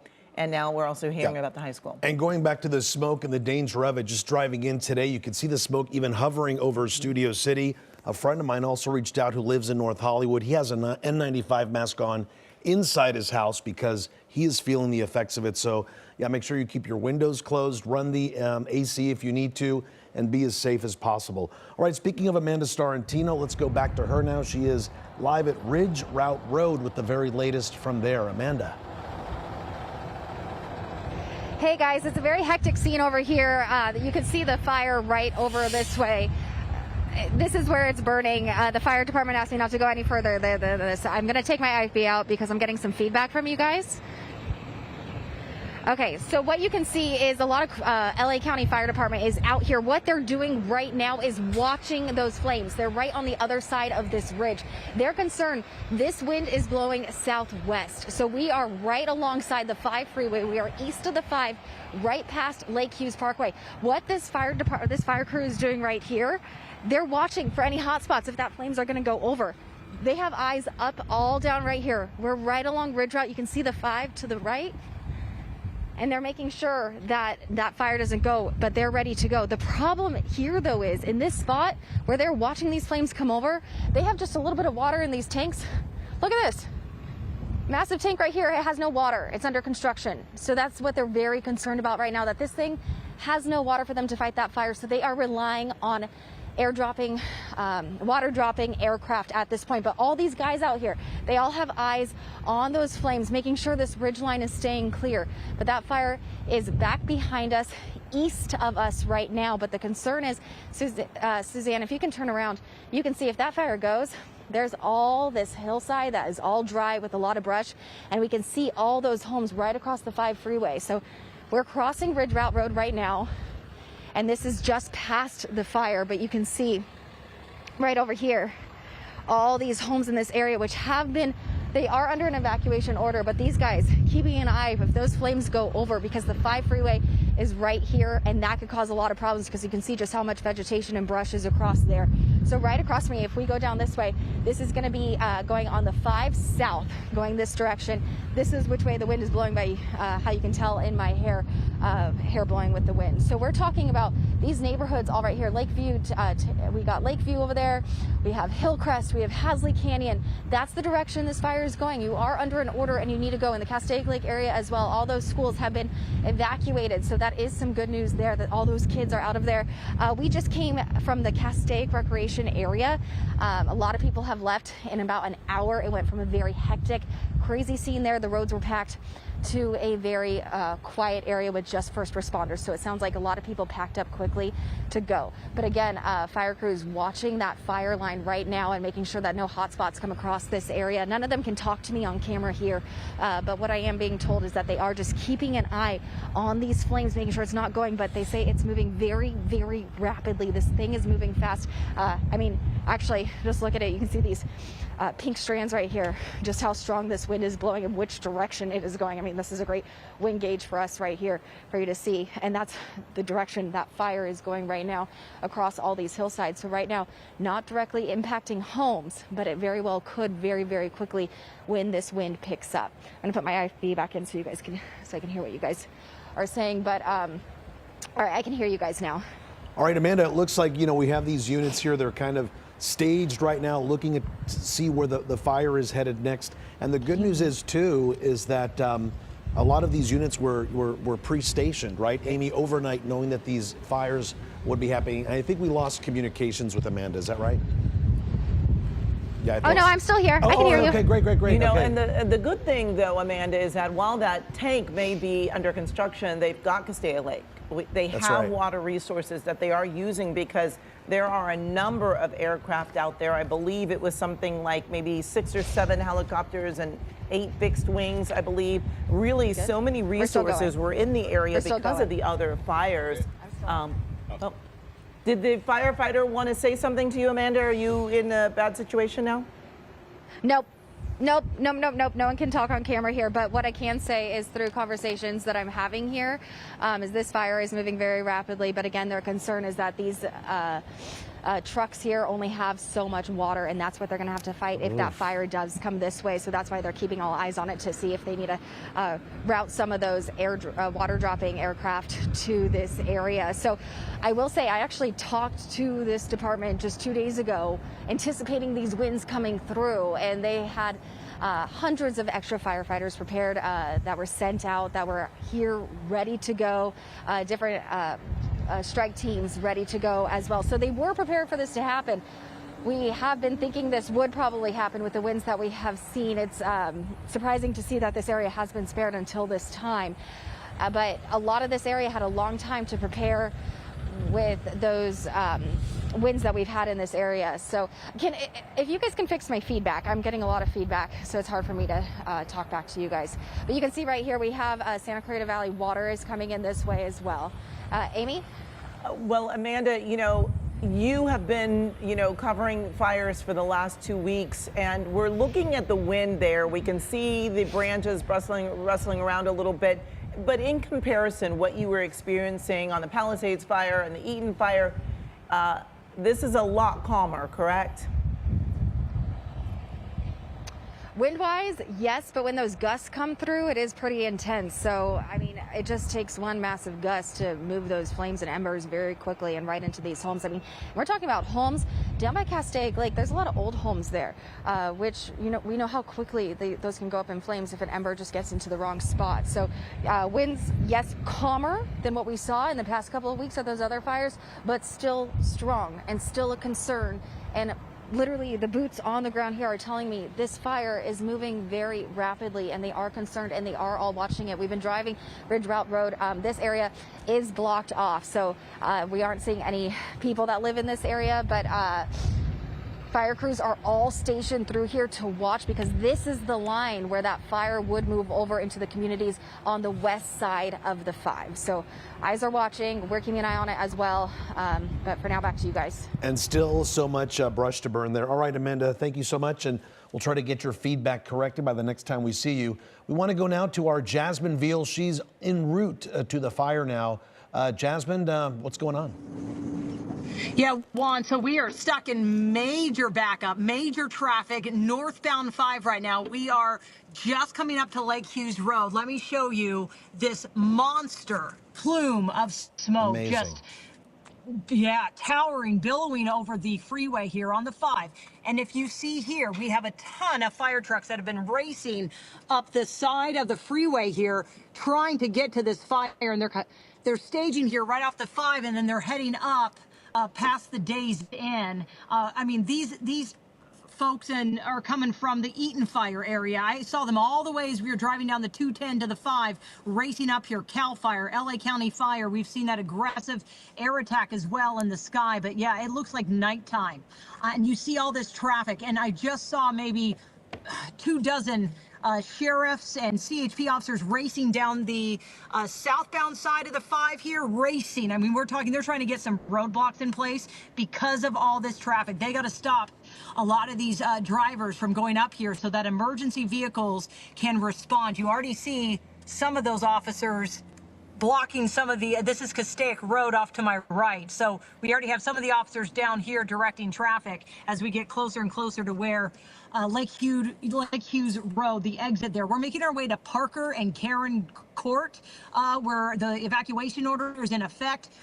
This is just so traumatizing to so many people to see yet again another wildfire. We were talking to some of the fire evacuees and fire victims of the Eaton fire just about an hour ago, and they saw this alert come across their phones. It blasted their phones. They just stared at it in disbelief, saying, here we go again. I mean, we have gone through so much and such. See, here comes some more crews right up the side of the road. Oh, on the southbound side. So they're probably going to turn around. See, and there goes up. Yeah, that's LA County Fire. So they're coming in strong. I mean, this has been from, like I said, from the 210, from the Altadena area, responding to the Hughes Fire here in Castaic, right off Lake Hughes Road. So we're going to go into, again, some of the neighborhoods, people following, hopefully, those evacuation orders that are in effect. We came through Newhall and Valencia and just saw some people, some traffic there, but obviously just be ready to go, ready, set, go. And that's what we've been hearing from fire departments, the LA County Fire Chief talking in regard to the Palisades and the Eaton fire, right? You need to be prepared. So when those orders come down, you have everything you need. And with these red flag conditions, with this critical fire weather that we're seeing, this is exactly what they feared would happen. And it is breezy up here. It is a lot windier here than it was in the San Gabriel Valley, where we are just coming from the Eaton fire, the burn area, the fire zone there in Altadena. So this is a situation, and I'm telling you, it is slow going. I mean, these trucks are still trying to get up there through the 5, but they're going to be facing a lot of, I'm thinking closures pretty soon here on the 5 in regard to how many officers I just saw flying past, about 24 of them. And when you drive through that area of the Santa Clarita Valley, Jasmine, you know there's so many big rigs that go up through the 5 northbound heading into the Grapevine. Of course, they're doing business, and this only makes the traffic slower at this point when things like this are happening. It looks like you're close to Parker Road. Just makes it so difficult, and yep, we're already seeing some off-ramps being shut down there, Jazz. Yeah, and you know what? And I think I was thinking about where Oliver, my photographer, and I, we were here in June covering the Post Fire in Gorman, and that was the summertime. Like, we expected those kind of red flag conditions and that critical fire weather. We're going to try to exit here off Parker, like I said, trying to get to one of these neighborhoods to go through this closure. Again, we're media, we have credentials, we have our fire gear, we have training. So we're going to go there and try to give you a sense of what's happening. I just saw some other crews pass by. So this is, again, one of the closures here right at Parker. And this is not, I don't think, and I think Mark Liu mentioned it, it's not burning into the post-fire burn scar, but that would create a fire break, right? I mean, those are the kind of areas where the fire doesn't have anything left to burn. So you see how they're directing us around this roadblock, and so we'll check back in with you guys in a little bit. But look at that monster plume right there. Just the sky's so dark now. All right, you two be very careful out there. Jasmine, we'll check back with you a little later. All right, we want to check in with our Jeff Nguyen. He is with some folks that have evacuated from the fire. Jeff, where are you at? No, actually, guys. So we're actually in this cul-de-sac at Mariposa and Pinecrest, and these folks are in the process of evacuating. We're going to talk to Devin right now. So Devin, was it your family member who was hosing down the house earlier? Yes, well, so this is my girlfriend's house and my girlfriend's family, and her mom was up on the roof. We have the hose on, still on. I think we set it up somewhere so it's just spraying down. I don't know, we just thought of that as maybe a good idea. And talk to me about all of the things that you have packed, because I think some pets are in this car, and then your girlfriend has all of her stuff in the trunk of her car. We have 2 kitty cats in there, and then in this one, and then 3 dogs in that one. In terms of, as far as what we packed, just sentimental stuff, some valuables. I mean, what's really most important is just all of our lives and our pets' lives. Yeah. Do you live nearby? Is that how you were able to get over here and help her family? No, I live across the other side of the Santa Clarita Valley. I drove up here and they blocked everything off, so I had to park somewhere and I ran like 3 miles up here, which is why I've been coughing this whole time. But I was still able to get here. And I'm guessing you understand that they don't want too many vehicles in here to clear the way. Having said that, so you hoofed it for about 3 miles to come help her family? Yes, it was quite the trek. Probably not good for my lungs, but I'm glad I was able to get here. Hey, I see her mom over there. She looks like she's got like a hospital badge on. Is she a healthcare worker? She is. Gotcha. Let me get your name. Sabrina. Hey, Sabrina, talk to me about what you were doing up there, because you were on the roof. If you want to swing over this way so that Assad can have the roof behind us, and just kind of narrate for me a little bit. So come this way, and Assad, you're over here. So I saw you on the roof. Talk to me about what happened. I was just trying to wet down the house. I'm trying to do anything I can help. I'm not sure if that helps the firefighters or what, but I don't know. It's like better wet than dry. I'm not sure. And as you're kind of giggling, I'm guessing there's some nervous energy, and I totally appreciate that. Talk to me about the prep work. Your car is loaded up, that car, your kitty cats are in there? Yes, our cats are in the Tesla because it has like a pet mode, so that's good. We have the dogs in my mom's car. We have 2 cars, but she was working on this car, so this car is just going to stay here because we can't move it right now. And yeah, I mean, we had to evacuate, I think it was maybe a year ago because there was a fire back there. So we've kind of been through this before, and especially with all the other fires right now, it's just like what California is going through. Yeah, and certainly your family is taking this very seriously, yeah? Yeah, of course. Talk to you about your mindset right now. Well, I don't know. I just feel bad, like especially my mom. She just works so much for this house and just give us such a nice house and such a beautiful life. So I just really feel for her because I know it's her home. So yeah, okay. I think we're probably gonna get. Okay, thank you for being so Yeah. gracious with your time. All the best to you. Okay. So that is just one story of what is going on right now. What we were not able to show you during our live shot is in this direction. The Forest Service has a truck heading in this direction. They're trying to around some of the vehicles, and if I may, Assad, let's walk this way. I'm going to ask you to rotate with me this way. Over here, this homeowner also tried to hose down his house. You can see how his vehicle is parked in the driveway, ready to get out.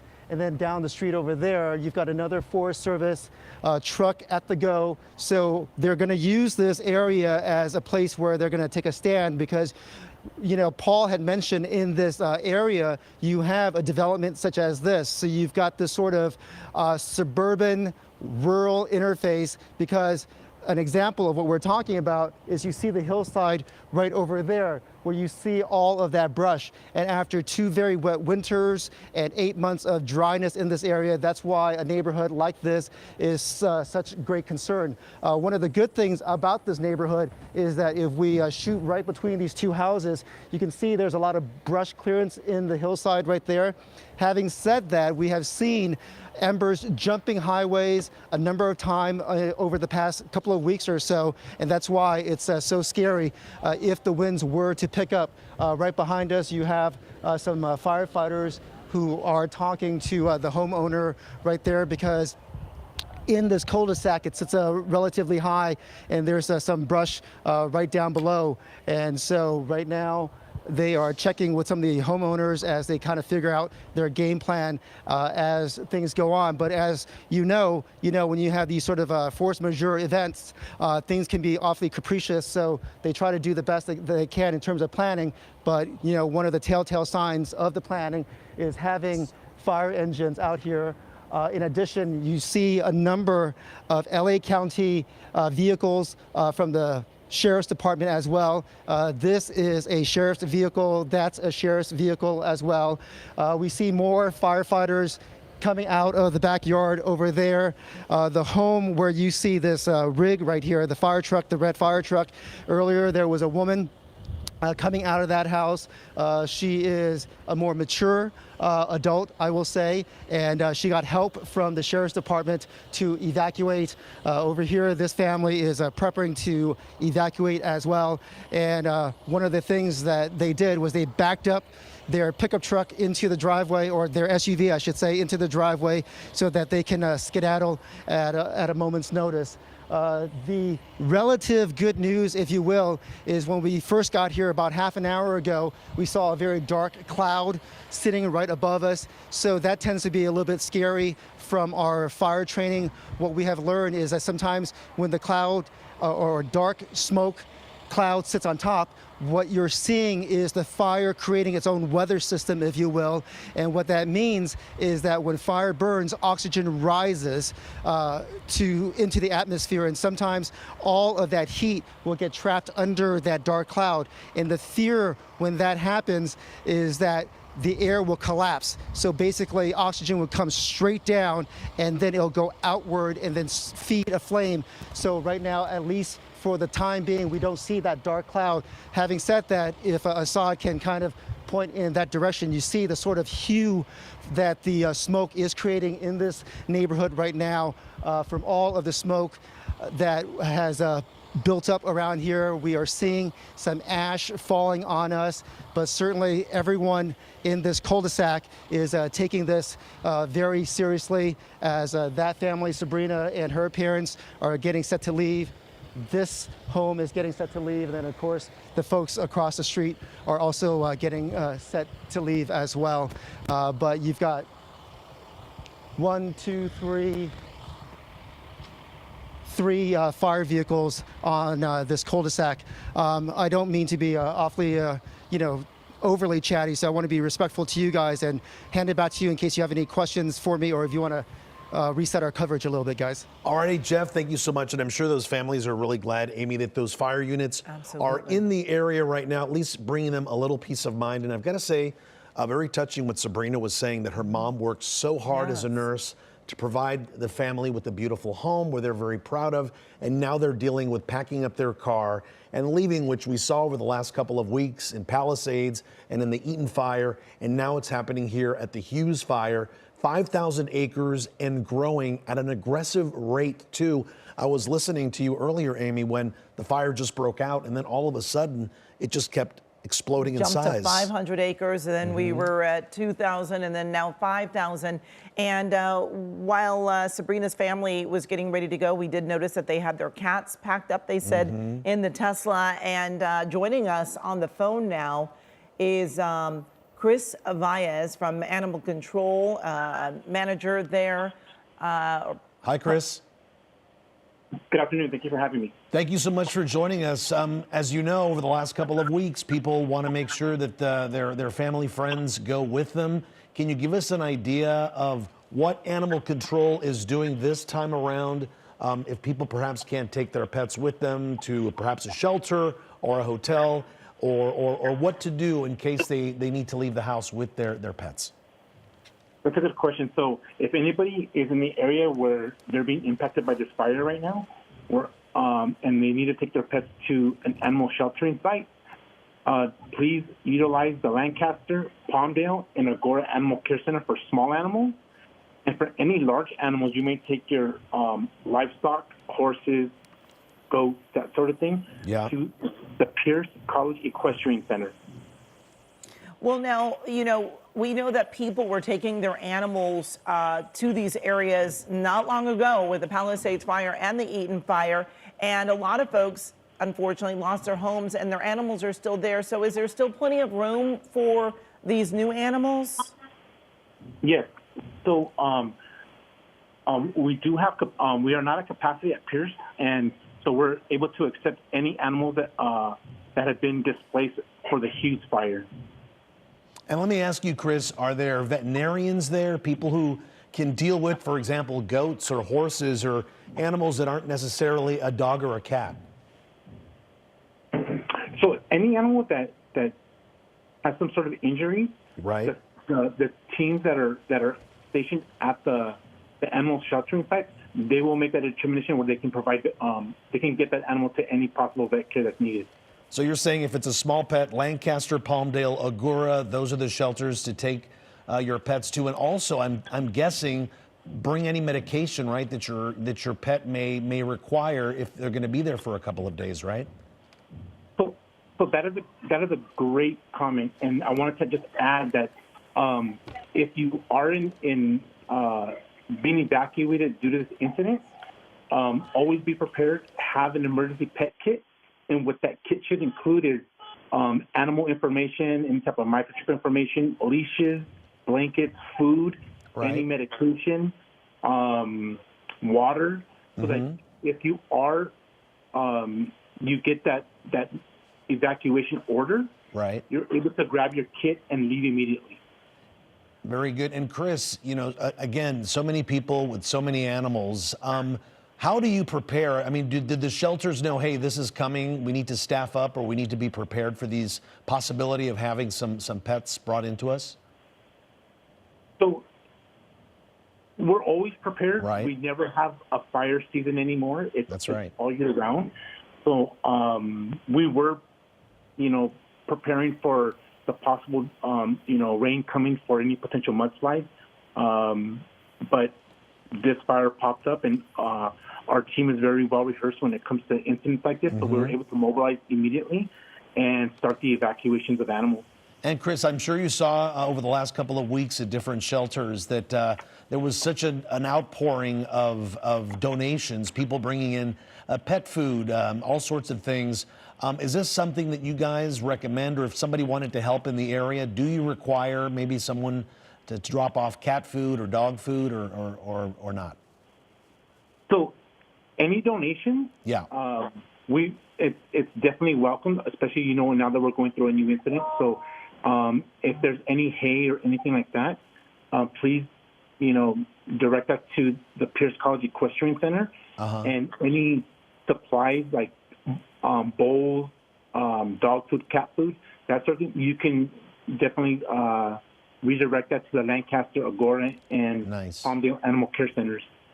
All right, Chris, thank you so much for being with us. Chris Valles from Animal Control. I didn't even think about hay, Amy, for the horses. And this is something that if you do have or know somebody who has hay, Pierce College is where they're accepting the larger animals. Yes, and as Chris mentioned, and we've been talking about it for weeks now, that there is no fire season. Right. It is year-round, and we were hearing earlier from our Paul Diano that this is the driest winter on record.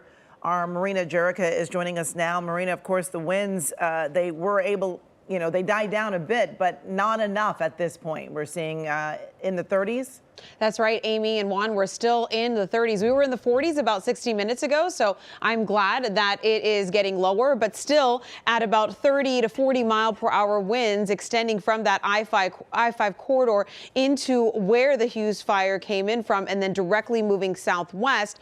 Those are still strong enough winds, unfortunately, and these winds will stay in this frame at 30 to 40 for at least the next couple of hours, and that is not helpful, especially in an area that's bone dry. As you mentioned, Amy, it is our driest winter on record, and until we get the rain this weekend, we are going to be looking at unfortunate conditions when it comes to just everything being so severely dry out there right now. So this is taking a look at Castaic Lake right now. Just to the right, of course, is where the Hughes Fire started. Temperatures right now are warm even in this region. They are in the upper 60s and low 70s, and winds sustained are about 20 to 35 with gusts of up to 40 right now, which is pushing the fire down to the southwest. And that's why we're already seeing visuals of that in portions of downtown LA coming over that I-5 corridor. You can actually see that plume of smoke. And looking at wind gusts over the next 24 hours in this region, specifically Castaic,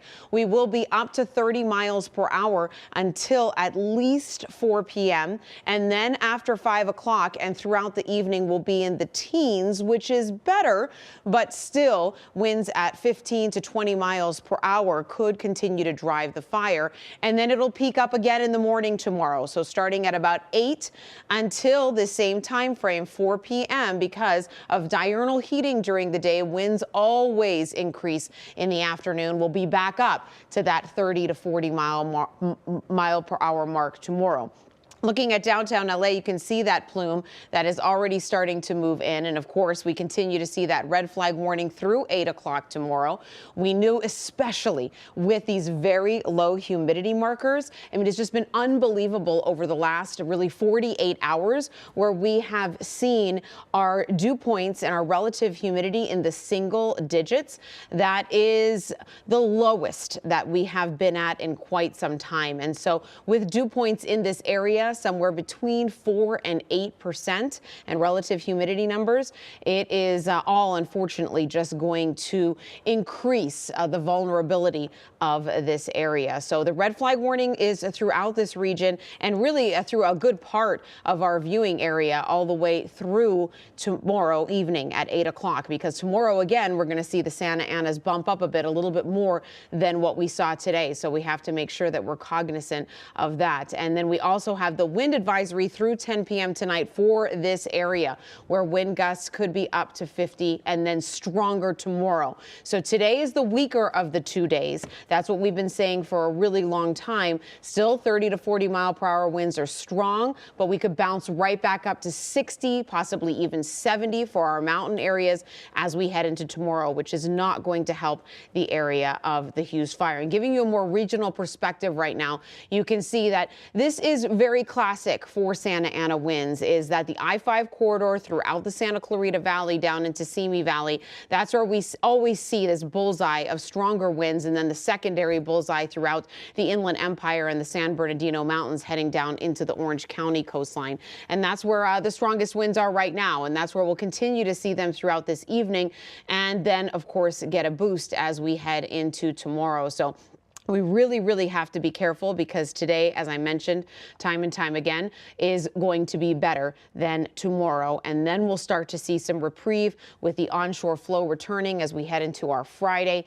And then moving into the weekend, we're going to get that rain, which is a bit of a double-edged sword, but we desperately need it at this point. And so because of that, we are going to see the ground get a little bit saturated as our numbers, and I'm sure that Paul mentioned this before as well, the models keep moving it in aggressively. So now we're anywhere from about a half an inch to 3/4 of an inch, maybe even an inch locally of rain with this storm system that's coming in on Saturday and Sunday. But right now in this exact area, winds are at 30, 40 miles per hour, and it is very dry with relative humidity levels in the single digits. So I'm glad that people are heeding those warnings. Back to you.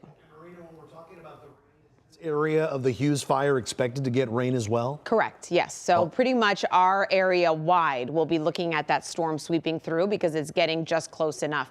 So I would say about 3/4 of an inch could fall as we move into Saturday and Sunday. We could sure use it at the Lake Hughes area there. Marina, thank you so much. Yes. All right, I want to go back to Mark Liu at the desk now. We saw the DC-10 just a short time ago there, Mark, over the area here.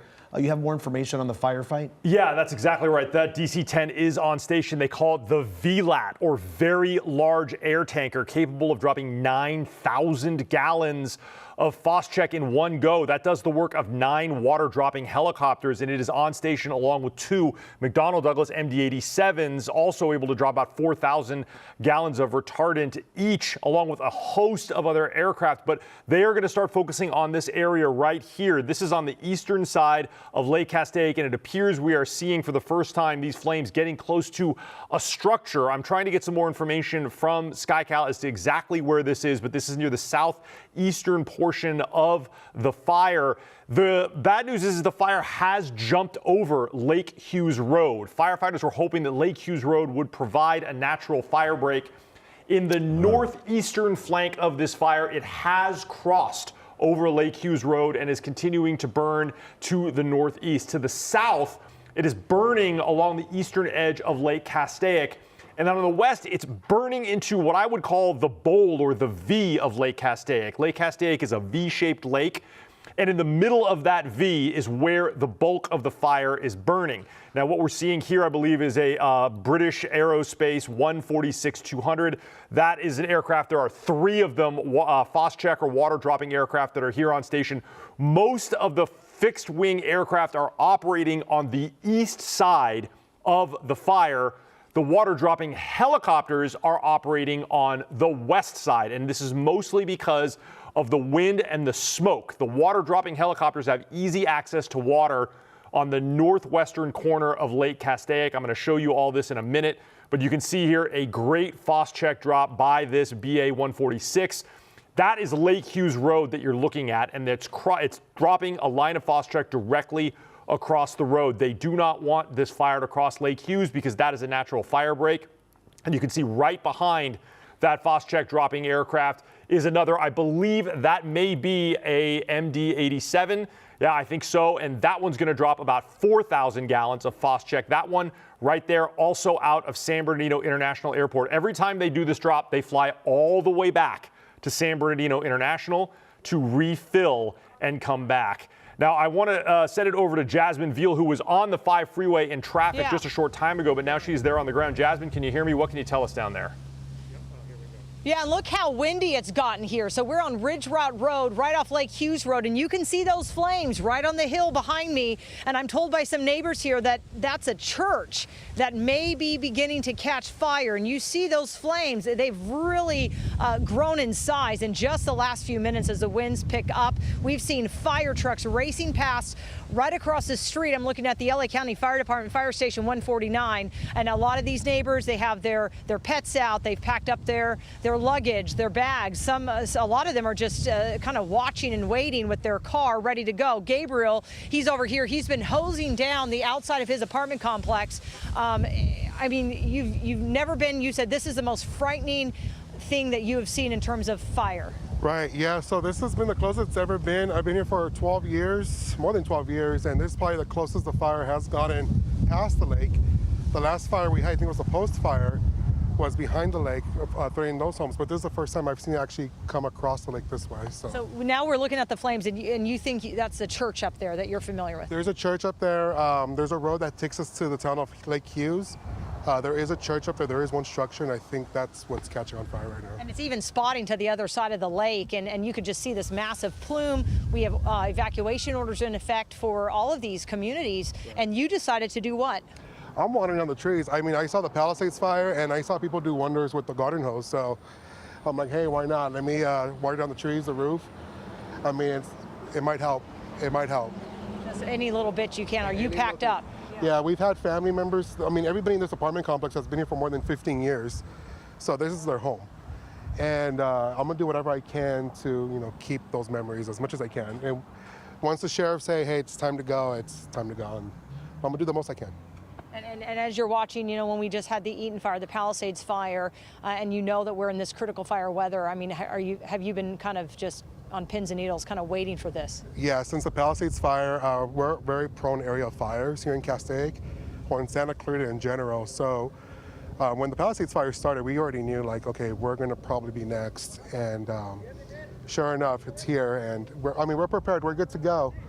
But all of our neighbors, we've been talking to each other, and we're all just watering trees down and doing as much as we can. Well, it looks like another neighbor got the same idea, because now he has his hose out, Oliver, up here up the street. I'm just seeing these neighbors doing whatever they can, and someone was helping someone else bring their bags out to the car. Yeah. Neighbors helping neighbors. We've seen that over and over again. I mean, hoses are out, but the winds have really picked up. Yeah, we're a small town, so everybody here knows each other very well. The fire department knows, we all know each other very well. And whatever we can do to help each other out, we're going to do it. We're a very close-knit family here, and it sucks to see that this is happening to us, but there's not much we can do. I know, Gabriel. Okay, just be safe, okay? Will do. Thank you. Appreciate it. And they have the animal shelters that have been set up for the Eaton and Palisades fire very close to here, but now you have even more animal shelter information, moving that to Lancaster, the Animal Care Center up in Lancaster. Palmdale's opened up an animal care center off Sierra Highway. You have College of the Canyons that just had an alert as both campuses are closed. Classes are canceled, those that are in person due to this Hughes fire. They say, just stay up to date with those emergency alerts. We know the fire has spotted to the south side of the Castaic Lake Dam. Closer to us is the lagoon, the Castaic Lagoon. I did not see any scoopers or fixed-wing aircraft taking water from there, but we know that they are using Castaic Lake and the dam right near the main boat launch. That has some fire activity. Wow, I've really seen the fire now, the flames right through those trees now. It has moved down. Yeah, it's moved down that hill there, and I do see the church that Gabriel was telling me about, surrounded by smoke and those flames. No doubt these firefighters on the ground doing everything they can as they continue to race up Lake Hughes Road. Back to you guys. Jasmine, Mark Lou on the desk confirming for us that that's the Lake Hills Community Church in that area there that appears to be burning that Gabriel was telling you about. And Amy, how chilling too as we watch Jasmine's picture and SkyCal, that he said, we knew after seeing Palisades and Eaton fire that we could be next. Yes. And here they are, dousing their apartment buildings with water, preparing to evacuate. Very scary. And, we have been reporting that more than 5,000 acres have burned. And at this point, there had been no structures that have been damaged or destroyed. But Mark, are you hearing that this church may in fact be burning? Well, it's very, very close. And this is the first real significant landmark where we can sort of chart the progress of how close this fire is burning to structures. This is much further out of the fire perimeter than CAL FIRE last mapped. And we can get a good idea of where this fire is. If you come out to my screen, I can actually show you where the Lake Hills Community Church is in reference to where the fire is burning. And this is much further south than the original fire perimeter had indicated. So what we're looking at here, this is Lake Castaic. You can see in the center of your screen. And as I was talking about, that V shape that's right there like this. And the bulk of the fire may be burning in the middle there. But I'm going to zoom in on where the church is, and it's essentially right here. And so we know that the last fire perimeter was up here, but if we're seeing flames in this area, it's very likely the fire has moved that far south. And Lake Hughes Road is here, and they are trying to stop it from crossing Lake Hughes Road. But just to get an idea, as I zoom out here a little bit further, you're going to see as we can progress, the fire behavior continues to move to the south. That church right there. Jasmineville is right there looking to the north. And so you can see how this fire continues to move fueled by those winds into those communities. And these people that are in the evacuation warning area, they need to heed that evacuation warning and start packing their bags to get ready to leave. Now, I want to go over now to, we have on the phone Supervisor Catherine Barger, who is going to talk to us a little bit about this fire. Supervisor, what can you tell us? Well, I can tell you, and you've been covering it, it's fast growing. I mean, it's now 5,000 plus with 0% containment. You know, I say that the good news is that unlike the Eaton and the Palisades, the wind is not keeping us from using our air arsenal to combat this from above. I saw fixed wing up there dropping. So we've got everyone up in the air to try to keep this at bay. But there's no question in my mind that, you know, we've got the evacuation warning out and actually evacuation orders in certain areas. And I'm asking people to please listen to the first responders on the ground and heed the warning and begin to pack up and evacuate. And Supervisor, I know you're on top of everything when it comes to the fires that we've been experiencing. And I know you're talking to fire officials as well. Are they giving you an idea, a heads up of what they're expecting with this particular fire? You know, the thing that I most respect and admire about our fire chief, Maroney, is he prepares for the worst. And so his expectations, he prepares us to do a full front, but prepare that it's going to spread, hoping that we stop it. And so I'm confident that with him at the helm, we are going to do everything we can to protect lives and property up in the Castaic region. And this is a perfect example, right? We can't let our guard down. We felt like we kind of got past Eaton a little bit. In Palisades, they were under control. Containment numbers were going up. And boom, today we have the brush fire burning near Castaic Lake.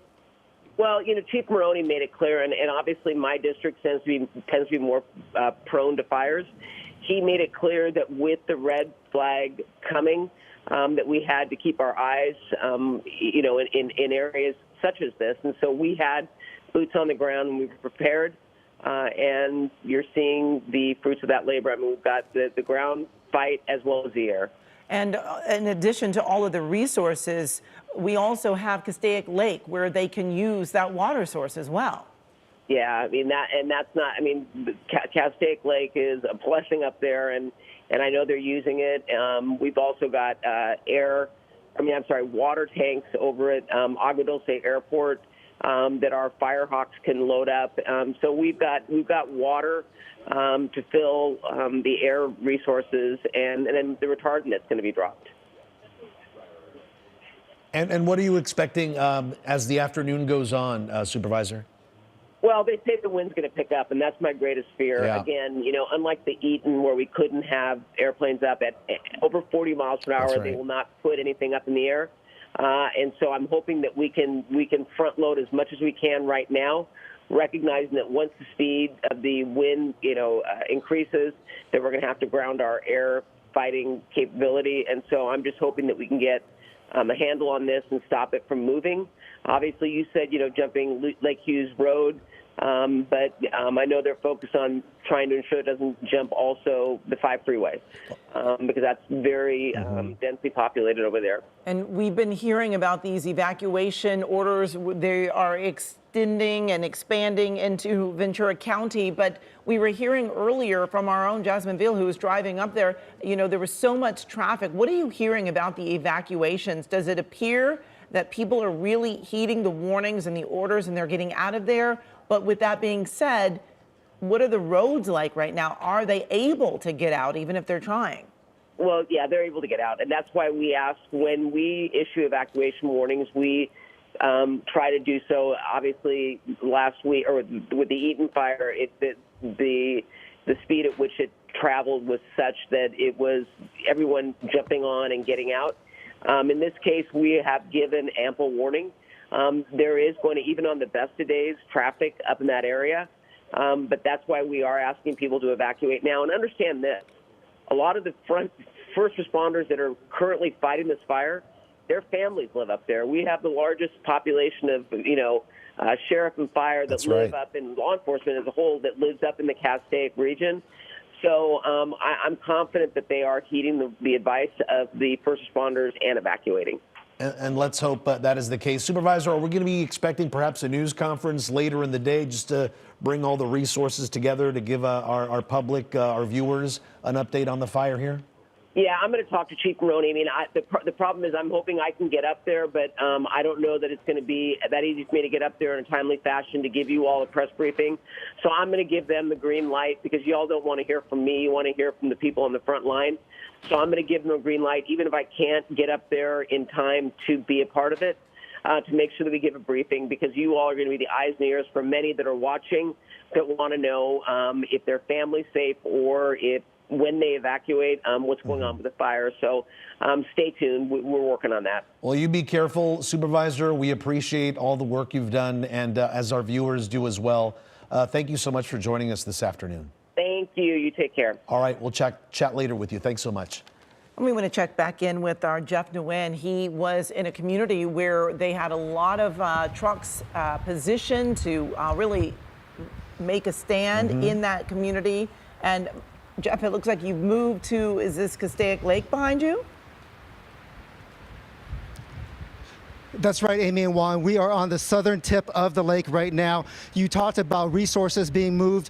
We kind of followed where all of the resources went. Let me show you why. Right behind us on the other side, on the north sort of eastern side of the lake, you can see all of those flames chewing through all of that brush right there. And then right underneath the flames is a structure, so you see how that structure is completely dwarfed by all of the flames that are just ripping up that hillside.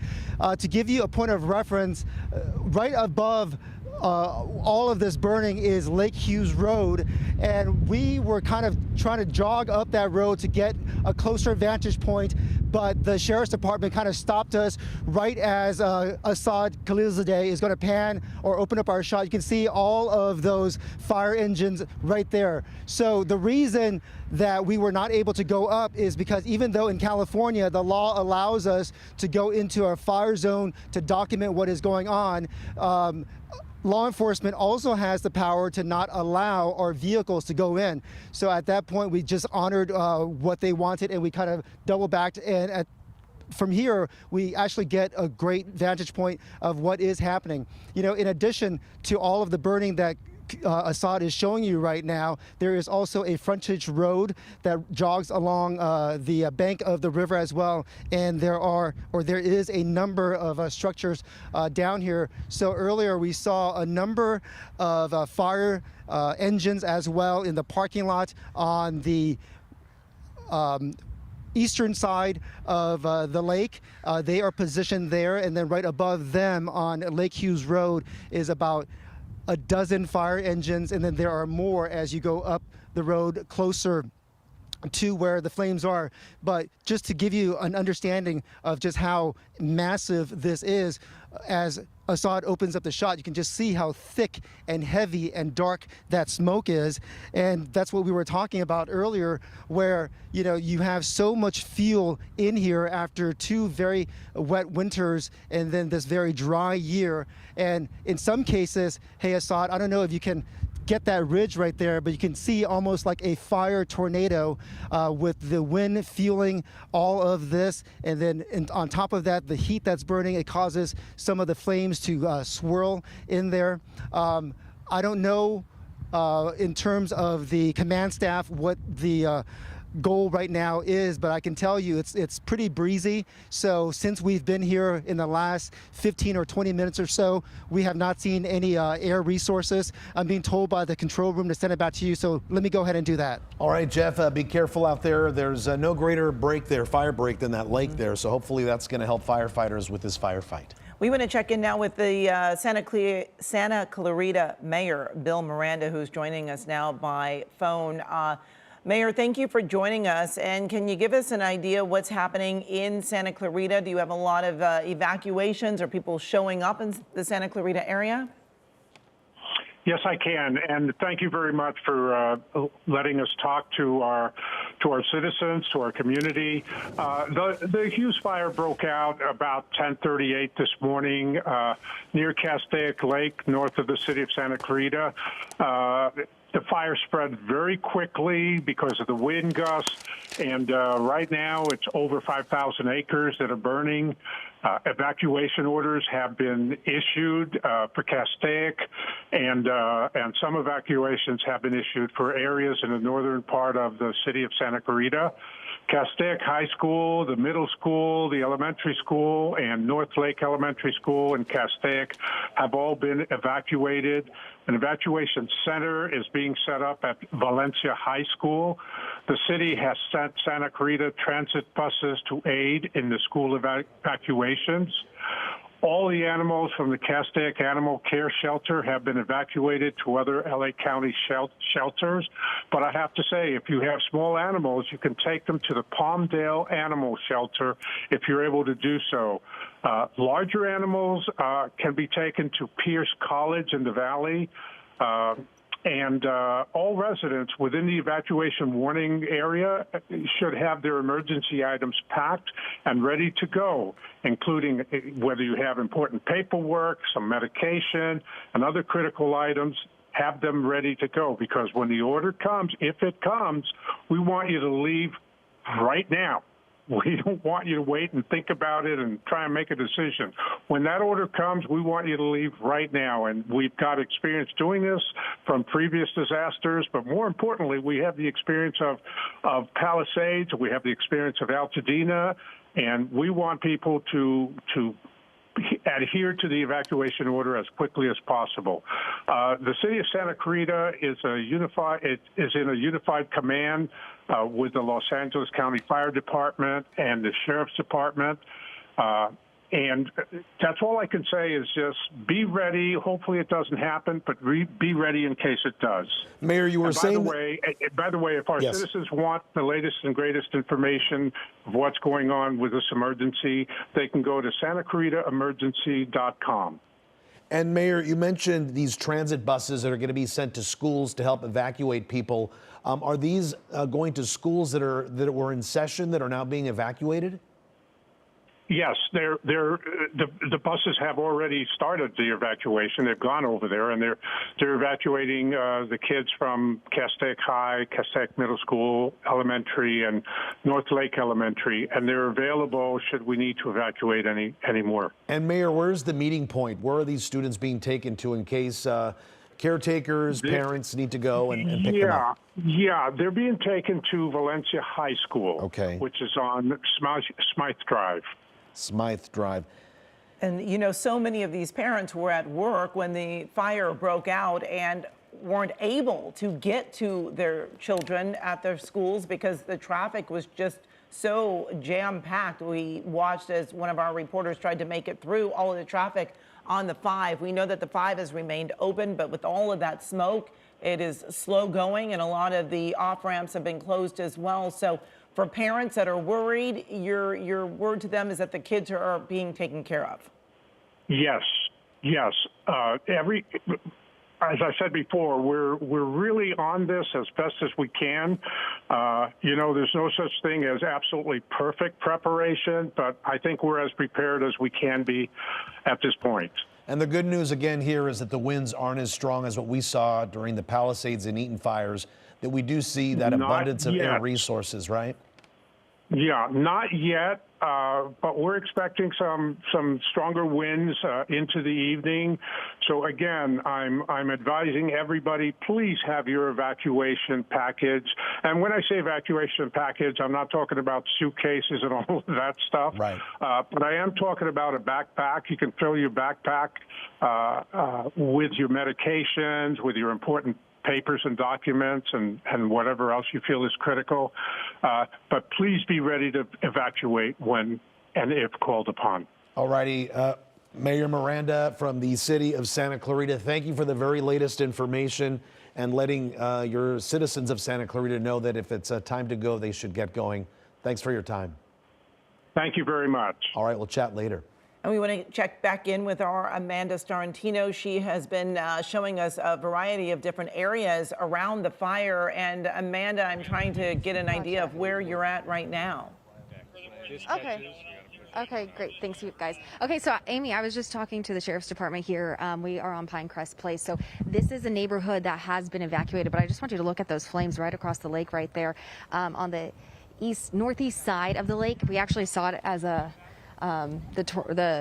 flames just really picking up over here as those the wind kicks in. So the Sheriff's Department right now watching for any embers coming over here. They also said that they just went through the neighborhood to see who stayed and who evacuated, so they can keep track of all that, make sure that if the fire does move this way, that they are making sure that those lives are safe as well. So that's what they're doing here. We're also seeing a lot of fire crews stationed around here. They're keeping an eye on those flames. So when I talked to you last I was on Ridge Route Road, and that is where they're concerned that if the fire goes over, they're watching all those hot spots if those flames move over that area and across the lake there as well. But those flames really going right up to the lake, which is a great resource for those firefighters to be able to get some water. But again, it is spreading very quickly. You can just see how quickly those flames are going, and we've just seen it even pick up so much just in the last couple of minutes as well. A lot of residents, though, are still evacuating this area. They are under an evacuation order in this neighborhood here right off of Lake Hughes Parkway. And they're loading up their scrapbooks. They're putting watering down their roofs, grabbing their animals. But a lot of them are choosing to stay as they're watching these flames from this distance. But we can see it picking up. And I mean, you can just see how dry all this brush is around me in this area. So this can catch fire very, very quickly. But a lot of this area, I mean, you can see just how much this smoke plume is coming over the area, making it very confusing as to where exactly that fire is. You look across the way, and it looks like the fire could also be that way as well. So that's across the 5 on the west side of the 5, about at Lake Hughes Parkway there. But that's just the smoke plume moving through the area because the wind is really picking up here. Right now we have a little bit of a lull in the wind, but we are seeing some water dropping aircraft come in the area. There's a helicopter right over there. That's coming into the area. They're driving right into the wind and all that smoke as well. But Amy, a lot of people keeping an eye on these flames that just seem to be moving very, very quickly. Yes, this has been a really fast-moving fire that started right around 10:42 this morning and quickly grew to 500 acres, and now we know it is over 5,000 acres. And so serious that they're wanting to. Amanda, I think you have somebody that will talk to you now. Yeah, I wanted to talk to. Yeah, so this man here, he lives right here in the house closest. Why haven't you evacuated just yet? I'm ready to evacuate. The family's out, the dogs are out, cars are packed, so we're close to heading out, or I'm close to heading out. But right now, it's still not that close that I would need to leave right away. So Okay. They told me that I needed to evacuate, but they're right here. They're not sending me out yet. So you feel safe? Right now, I still feel safe. A little nervous because it's too close. It's raining ashes, so it's not great. But yeah, we're good for now. So being familiar with this area, I mean, it's very dry. Were you expecting this to happen with all this wind? No, not expecting, but at the same time, you can expect it anywhere here when you live that close to brush. So across Southern California, it's not surprising in that sense. How long have you lived in this area? In this area in Castaic for about 24 years. Okay, so a lot of people aren't too familiar with the Castaic area, very north of Los Angeles County. Describe what kind of area this is that a lot of these homes are in. So we're here right at the edge of LA County. It's quite rural, a lot of brush, a lot of dry brush, and the winds here at the bottom of the grapevine can kick up very easily, very hard, so that makes it fire-wise unpredictable and hard to control. And what do you think of these flames right across the lake? Too close, and smoke and ashes are coming our way, so that's not great. I hope it's going to blow a little bit further south, where there's less, let's say, less structures, and with the vicinity of the lake here, I hope we can get it under control quickly. Okay, thank you so much for your time. We appreciate it. I'm going to send it over to Jasmine now. Jasmine's also out here in Castaic. Jasmine, what are you seeing? Yeah, I mean, look at how windy it is. We are here at the top of Ridge Route Road on the other side of Lake Castaic, and look at the flames. We wanted to give you this view. We're parked here next to LA County Firefighters, and they are here based in front of the fire because they say if the winds shift again, they got to be ready. So we are here with a lot of crews on Ridge Route Road, and look at that. As the winds pick up, you can see it through all of that thick smoke where it is burning right near the lake. We were just down there in the community off of Lake Hughes Road where people were packing up. And up here, just a lot of the LA County firefighters making their way now, they told me, back toward the flames, back toward the firefight. Look at all these fire trucks passing me now. They were doing some structure protection, they said, in the Paradise Ranch community. That's where, further up the road from me, they were protecting some of the homes. But now the concern, as the winds continue to shift, blowing more south now, they're telling me, than southwest, they're making their way back toward it right now with this firefight. I've seen a few helicopters, fixed wing aircraft, but it is windy, and I'm not seeing any currently, but that just could be our viewpoint, right? Because the smoke is just so thick up here. But a lot of these firefighters say they've had a few days of rest. You know, they've cycled through with a lot of that help from out of state, from out of the country. And so that has given them a little bit of breathing room or some time to recuperate. And now yet again, here we are fighting another fire in these red flag conditions. But you can see there are not a lot of homes, and this is all open space right here. And so as we were driving up, firefighters telling me that they weren't obviously not too concerned about this. I mean, we have some of the power poles here, the utility infrastructure, but they really want to focus now where those flames have kind of switched back and burning down toward the Castaic community. I'll send it back to you guys as we're going to continue to make our way here along the Ridge Route Road and let you know. But yeah, when the winds pick up, this is the same situation. You know, they just become so erratic. And can really move this fire fast. And Jasmine, a really quick question. Amanda Starantino was talking to a man who said ash is raining in that area. Is it the same in your location? Yeah, well, up here, you know, it's just windy. Some of the dust is really kicking up, but when I was down there off of the Lake Hughes Road area in that neighborhood, yes, you could see some of the white ash beginning to fall from the sky. So difficult to be in that area. Thank you so much, Jasmine. Yeah. Especially too, Amy, if you have allergies, if you have any problems. Asthma. Such a big deal to deal with. All right, Caltrans wants to share some road closures with our viewers right now. If you plan on traveling through this area, they're saying that you need to avoid the area. The northbound 5 freeway, all lanes are closed north of State Road 126. Yeah, 126 and 14 are the alternates that you can use all morning long. They have been stressing that the 5 was open, that it was very smoky, and there was some off ramps that were closed. But now we are learning that all lanes of northbound 5 are closed at this time. We want to check in now with our Jeff Nguyen, I believe. Yes, he is there by Castaic Lake. Jeff.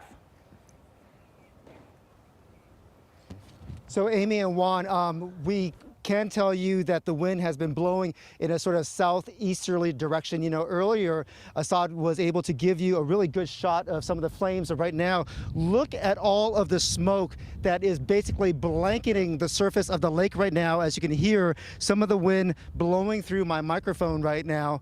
And there is ash raining on us as well. You know, from where we are standing, the flames are probably a couple of miles away, but we are getting all this ash. And at certain points, some embers are also raining on us as well. That frontage road, earlier we were able to see it rather clearly. At one point it seemed like the bathroom at the park was being threatened. Right now there is so much smoke that I can't even figure out where that structure is anymore. The smoke here is awfully thick, and I think because of the wind conditions, we have not seen a single water dropping helicopter or retardant dropping aircraft at all in the last 30, 40 minutes or so. And on top of that, you know, because of this thick and heavy smoke, it just makes things very dangerous to fly. We are talking about topography on top of the smoke. You know, all of the undulation of the topography around here. You've got these mountains and hills going through, and if you cannot see and have a line of sight, it makes it very difficult. I can tell you, as we are talking right now, you may hear some of the fire engines that are kind of roaring up Lake Hughes Road right now.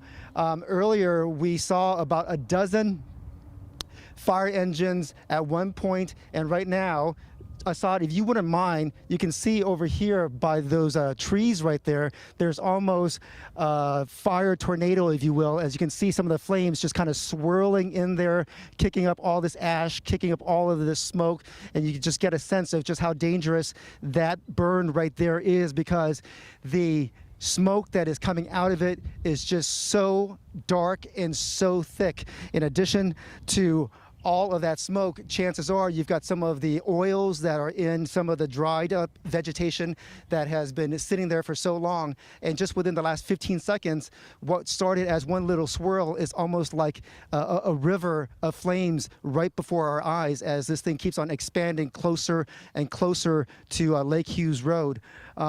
You know, some of the birds out here are probably awfully confused as to what's going on. You see some of them flying in sort of this erratic pattern as they are kind of swirling over the lake right now. And to give you a sense of how things are at the lake, at times you can kind of hear some of the water lapping onto the shore because the wind will also kind of push some of the water at the surface here. And we are near one of the docks where there are some of the boats, and sometimes you can hear some of the boats kind of clanging up against the dock.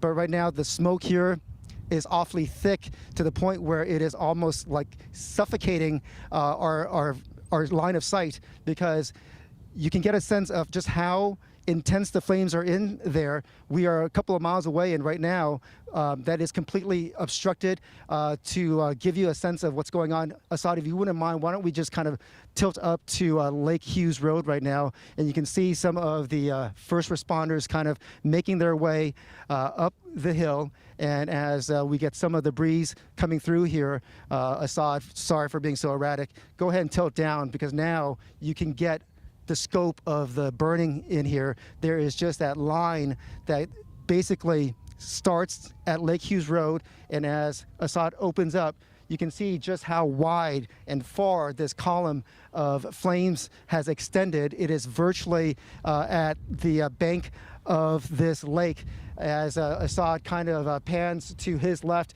at the far end beyond the tree right there. You can see on the other bank, on the northern side of the lake, you can just see how closely the flames are burning towards the water. You know, Amanda Starantino, who lives in this area, she was talking about how oftentimes this lake is almost used as a reservoir for the water dropping aircraft. And we have not heard the percussion of any of the helicopters over us in quite some time, just because simply the conditions here are awfully dangerous. And Assad, if you wouldn't mind, let's go ahead and pan to the right again. Just within the last, I guess, 30 seconds of us talking, you can just see how much that flank of this fire has extended, and with ferocity and intensity, as all of that smoke is rising in the air, and chances are you might hear some of the wind that is kind of roaring through my microphone right now to just kind of give you that sort of sensory overload, if you will. Even standing here, I can tell you from time to time, there are pieces of ember just flying across this lake and kind of, you know, brushing up against my skin. I'm not saying that to alarm anybody, you know, but it just gives you a little bit of context. And then right above the burn right there, you can see there is a pickup truck that is kind of monitoring the situation right there. So certainly don't want to speculate, but it's probably a fair assumption to say that is one of the people who are involved in the fire service kind of keeping a monitor on this. Hopefully, at the very least, the road can at least serve as a break so that the flames don't go any higher than where they are right now. But as we are getting a little bit of a clearing right now, Assad, I'm not sure if you can tell or not, but it seems that the park is okay. The structure that we were kind of worried about earlier is probably still standing, and the control room is asking me to send it right back to the desk. Alrighty, Jeff, thanks so much. We could definitely hear the wind, see the smoke, and what a perfect descriptor when he said it looked like a river of flames in that area there. So dangerous. And certainly the winds have been a huge concern. We thought we were getting a little bit of a break from the strongest of the winds. And Marina, unfortunately, it wasn't enough of a break, because here we go again with another fire.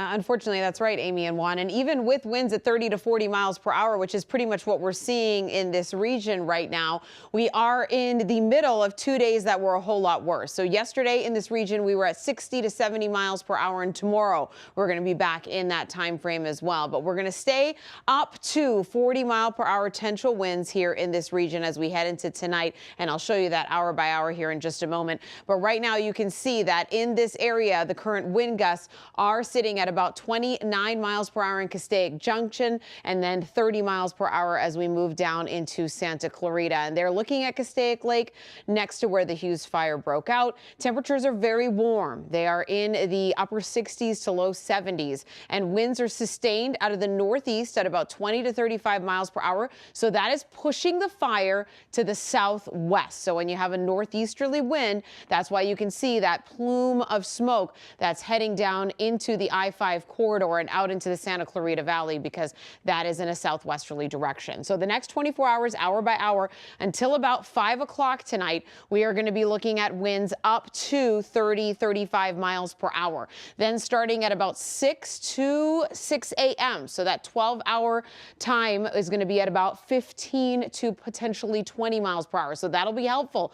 But then cranking it back up again, because remember, Santa Anas are intensifying tomorrow. Our offshore wind is strengthening for our Thursday. And so then we're going to see those winds bump back up into that 40, 50, potentially 60 mile per hour winds as we head into our Thursday. So it's really critical this evening and overnight that they try to get a handle on this. And of course, not working with us at all is the relative humidity. And it is the lowest that it has been in the driest winter on record. And so we are looking at 6% relative humidity in Santa Clarita right now, 7% in Burbank, 9% in Simi Valley, 6-7% in the Antelope Valley. Look at the Inland Empire, 4% in Chino and San Bernardino. So we are still looking at very dangerous fire conditions. We knew that through the entire week. It is not going to be until we get some of that very much needed rain this weekend until we are going to be a little bit more in the clear. And even then we won't be in the clear, but it's going to help substantially. So windy at times, very low humidity, as I just mentioned, will just continue to perpetuate our high fire damage. And that's why danger. So that's why we have this red flag warning now through 8 p.m. tomorrow. And that's not only for this area where the Hughes Fire is in, but extends all the way down south to include a good portion of our viewing area. So we need to be very cognizant of this. But as I said, conditions are only going to get worse when it comes to wind tomorrow. Back to you. All righty, tomorrow is a very important day. Marina, thank you so much for that. We want to go now to our Ross Palumbo. He is just outside the evacuation warning area. Ross, what's going on where you are? Hi, Juan, Amy. Yeah, I'm driving north right now in McBean Parkway, just past Valencia Mall, and I just passed Newhall Ranch Road.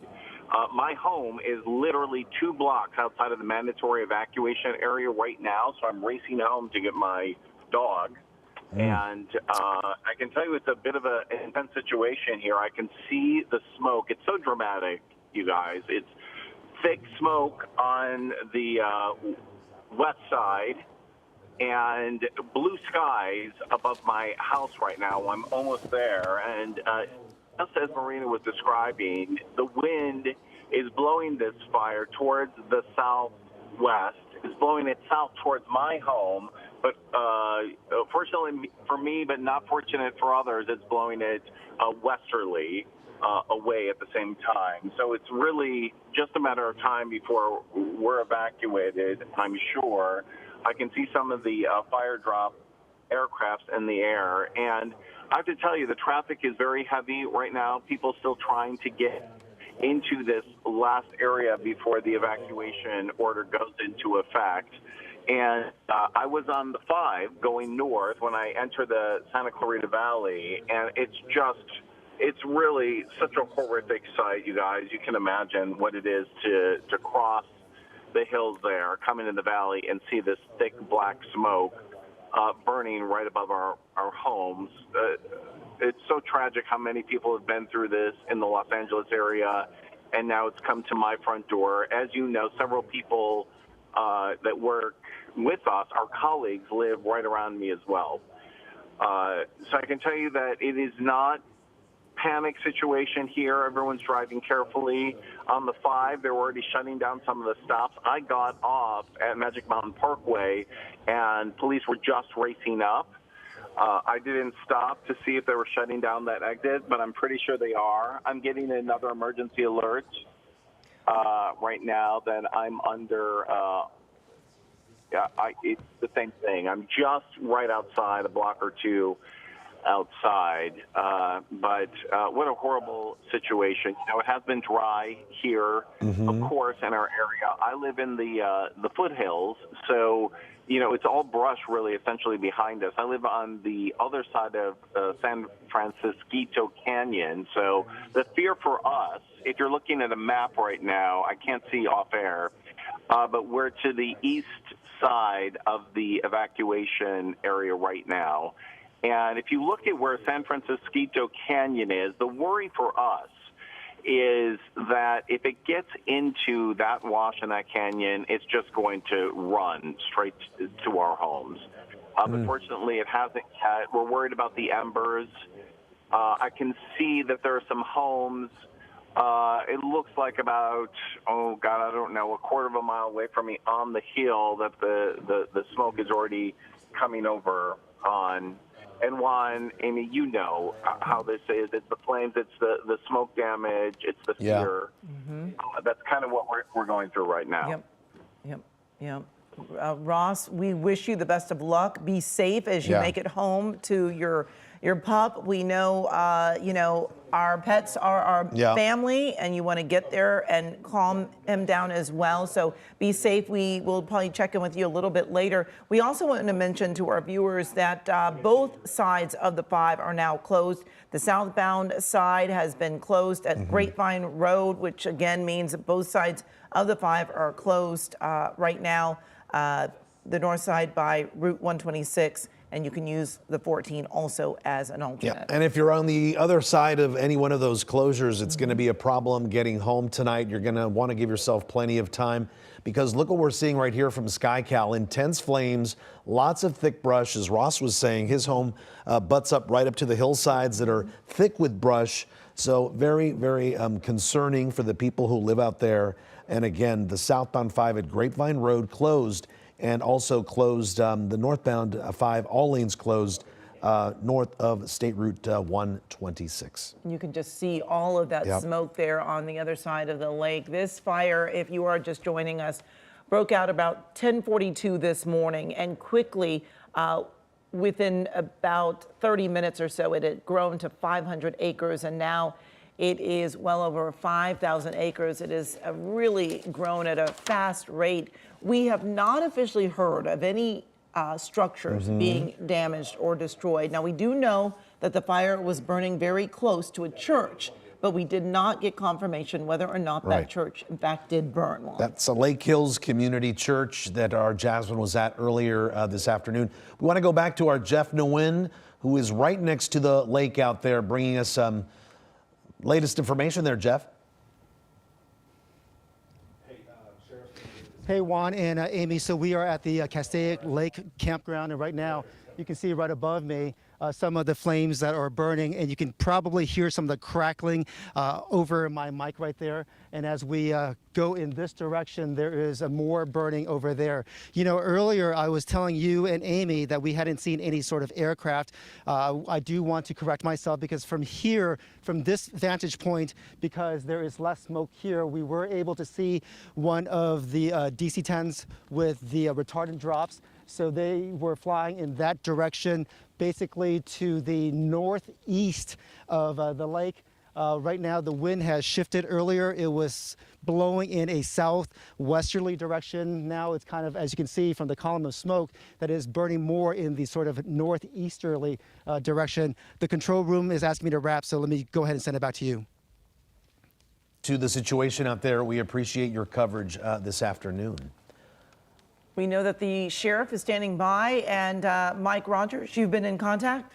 Yeah, so we wanted to talk to the sheriff, and he's at the Emergency Operations Center, and he's just getting sit down. Sheriff Luna, thank you for joining us. We appreciate it. I can only imagine how busy you are. First of all, from a sheriff's perspective, I just kind of wanted to get your operational standpoint, evacuations, things like that. Where do things stand with you guys? So for us at the Sheriff's Department, we are currently evacuating approximately 19,000 people in the area that are under evacuation order. That sounds like it's going to be increasing. So before I answer any other questions, just if I can tell your viewers, if you are in these areas and you get an evacuation order, you need to leave. You need to leave immediately. Don't argue. We got to get you out of there. Your life depends on it. If you're in an evacuation warning, I would recommend you gather your things now and you start leaving. Make sure you gather your medicines, your important paperwork, your pets, everything you may need for up to a week to be away from your homes. So right now, just reiterating, we have about 19,000 people that are under evacuation order, 16 or 15,000 that are under evacuation warning. That's going to change. I have a feeling we're going to upgrade that. Something else that's very critical is, as most of you are aware, our Pitches Detention Center is about 3 miles away from this location.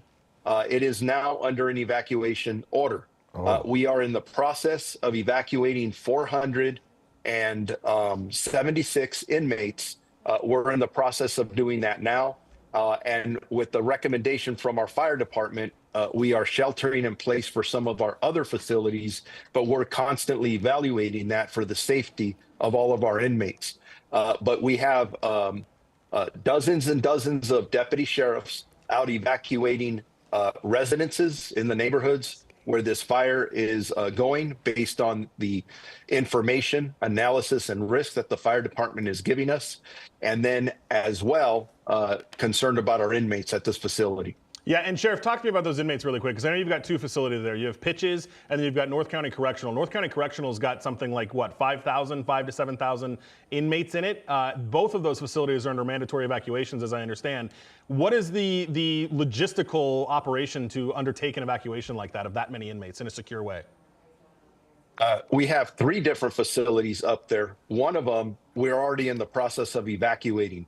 2 others, based on the recommendation from the fire department, are sheltering in place, but we're continuing to monitor that. In regards to the effort, you can only imagine. We have a lot of resources up there. We're sending more. We have our Special Enforcement Bureau that's out there assisting, and we're going to evaluate that as needed. But again, the safety of our inmates, they are under our protection. We're responsible for, and we want to make sure everybody's going to be okay. But it is a significant effort, and our deputies are doing amazing work up there. Yeah, and Sheriff, talk to me about, you guys are so spread thin right now, right? You've got resources in Altadena, you've got resources in Malibu, and now we're being stretched into a third area. How are your people holding up, and are there enough people working? I know you guys just came off mandatory 12s. Do you guys have what you need, or is the National Guard still here? Where do we stand with all of that? I'm just going to tell you that the community needs to have confidence in the Los Angeles County Sheriff's Department right now. Yes, we are involved in multiple incidences. I think I have the best Sheriff's Department in the country with the best employees. They're going to get the job done. Staffing challenges and all those things that I have on a daily basis, that takes a back seat right now. We have a job to do. We're going to respond. We're going to do the best we can to protect our communities, and they will see a lot of deputy sheriffs. We have the ability to call in more. We've held over the day shift already, getting people in the right places, activating another incident management team. I got to tell you, I am so thankful to the governor, the state of California. Don O'Keefe, the chief from the Office of Emergency Services, was actually here in the command post with me.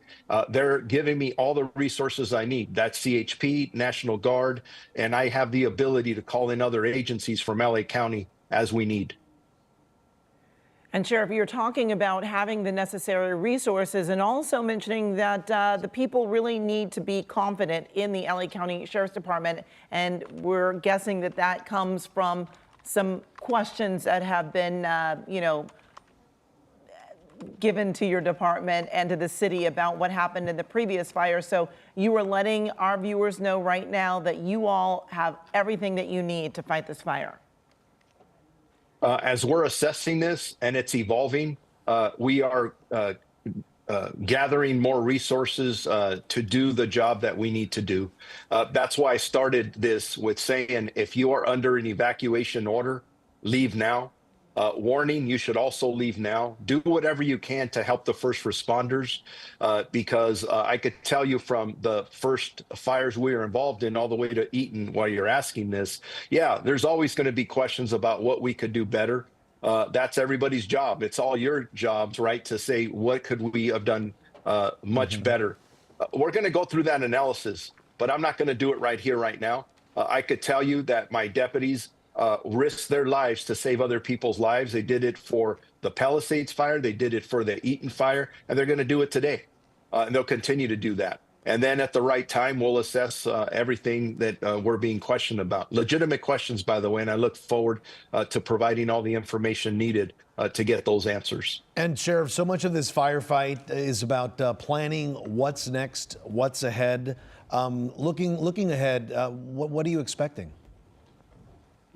Right now, obviously, we're focused on this fire, but my staff here at the Department Operations Center, we always have to look around the corner because something else could start anywhere else in the county, or we could be asked for assistance from neighboring counties. So we are always prepared for that. We have amazing staff here that plans ahead, and we can get the resources necessary to do whatever comes our way. And a lot of people don't know that even though cities have their own police departments, many times the sheriff's department in a unified command comes in to help other cities, correct? We have an amazing partnership with all of our law enforcement agencies in Los Angeles County and really in the region. As the sheriff of this county, I am the regional mutual aid coordinator, the chief law enforcement officer. So we do everything we can to assist any agency, whether it's Pasadena, Glendale, Long Beach, Santa Monica, whoever that is. We consistently are communicating with the chiefs of police there.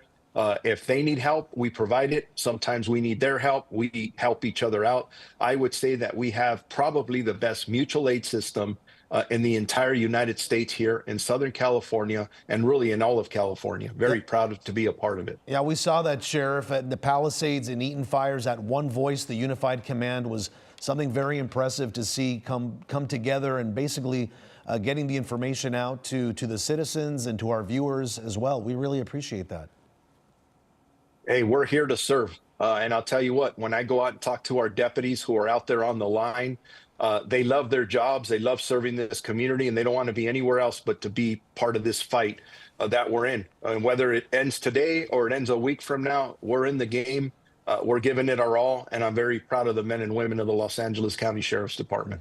And Sheriff, I just wanted to have you drill down on one more thing here, because I think one thing that happened during the Palisades fire, even in day 2 of the Palisades fire, is, I talked to some of your search and rescue folks who said people that were hesitant or even refusing to evacuate, all of a sudden were having to walk down these hillsides. Some of them burned very badly because they didn't listen to those evacuation orders. I just want you to paint that picture for us, and why is it so important that these people get out? It is important, and as I said from the very beginning, nothing you have that is material is worth your life or the life of somebody you love. When you are told to get out, you have to leave, because when you don't, and at the last minute you think, oh my God, my life's in danger, you have other people risking their lives. And I could tell you this from the stories I've heard in the Eaton fire. We had deputies going out, knocking on doors, being on PA systems, trying to get people out, even threatening people for us to arrest them. I have an individual, I heard a story where somebody said, you know what, we were threatened by arrest. We eventually left because of the threat, and our house burned down in an area where people passed away. So it does make a difference. And yes, your story's correct. My deputies are saying we are rescuing people who have burns on them. And remember, when it is at the last minute, it is chaotic. There's smoke everywhere. You can't breathe. You can't see.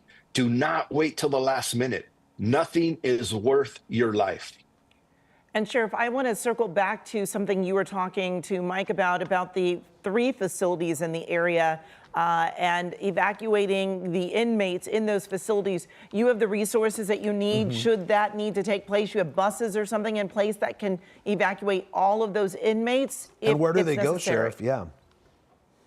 Or right now, because this facility is so large and has multiple facilities on the campus, we'll be transferring our people in custody over to a different facility. Our team is coming up with plans now that will come up, basically the plan B, that they would be being transported to other facilities around the county. And they would be transported by any means possible. But we do have buses that are on the way up there. Thank you to the CHP, an escort of code 3, what they say, lights and siren, to make sure that we have the right resources in the right place. So to everybody on the freeways, if you don't need to be on the freeway, you see a bus, a police car, a motorcycle with lights and siren, you see a lot of activity. Move to the right, let them through.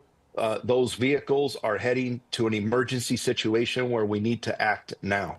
And that's even if they can get close, Sheriff, because we've already been reporting on both sides of the 5 freeway being closed to let emergency vehicles come into this area.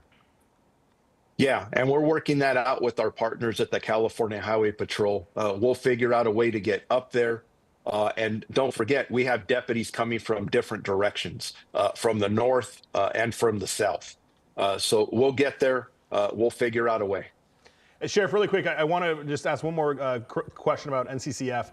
You'd mentioned that fire personnel were suggesting to shelter in place. Is that because NCCF is largely all concrete? It's a pretty large block of concrete up there, right? That is correct. Two of the 3 facilities that we have up there are made of concrete, both PDC North and NCCF. And based on the fire expertise, and they're the fire science experts, they're telling us that if we shelter in place, that that our inmates will be safe. If that changes, that's why we're coming up with other plans to make sure. And just before you ask this question, for the 3 total facilities that are up there, we estimate that we have about 4,589 inmates total. But to clarify, only one of those has been evacuated. That has 479 of our inmates. And that's Pitches South, correct? That's correct. Okay. It seems like, Amy and Juan, we talked about this in Malibu with Pepperdine, right? It almost seems like a similar situation where the facility is, Sheriff, would you agree, kind of designed to be able to be in an okay spot, certainly to be getting close and there'd be flames that can be seen and all of that, but it's almost the similar situation to Pepperdine. Yeah, that's a good analogy. And it is. And it's not only the building and what it's made out of, but it's where it's located on the campus that makes it more secure based on our fire experts. Again, our fire department, we work together, but they're the ones kind of driving this. They tell us about the fire behavior, the risk assessment, the weather patterns, and then we're there at the table, and then we're doing evacuations based on their expertise. All right, Sheriff Robert Luna, we appreciate you taking the time. I imagine how busy you are, so we'll let you get back to it, but thanks for joining us. Thank you all for covering this. Yep. All right, Sheriff. And as we look here at more pictures from SkyCal, we want to give you some more information regarding schools being evacuated. Castaic Middle School and Castaic Elementary, students from those 2 schools are being taken to the Ralph's parking lot at Hazley Canyon, so parents should go there to pick up their kids. And the students at North Lake Elementary School, they are being evacuated to the Castaic Sports Complex, so parents should be going there. We know that the fire broke out while a lot of parents were at work, and they've been trying to get to their children at their schools, but those students have been moved and have been taken again to the Ralph's parking lot or the Castaic Sports Complex. So go to where your children are. And both schools have people there to watch for them, and guardians as well. So once again, the Ralph's parking lot at Hazley Canyon for Castaic Middle and Elementary Schools, and the Castaic Sports Complex for North Lake Elementary. All right, let's check back in with our Jeff Nguyen. Let's go. He has been by the Castaic Lake camping area, although, Jeff, it looks like you have moved again. We certainly have, and if I may, I'm going to ask Fred Fielding to join me right now. He is a public information officer with the LA County Fire Department. Thank you for being so gracious with your time. Talk to me about the burn that we are seeing right now, because it moved down the hill on Lake Hughes Drive very quickly.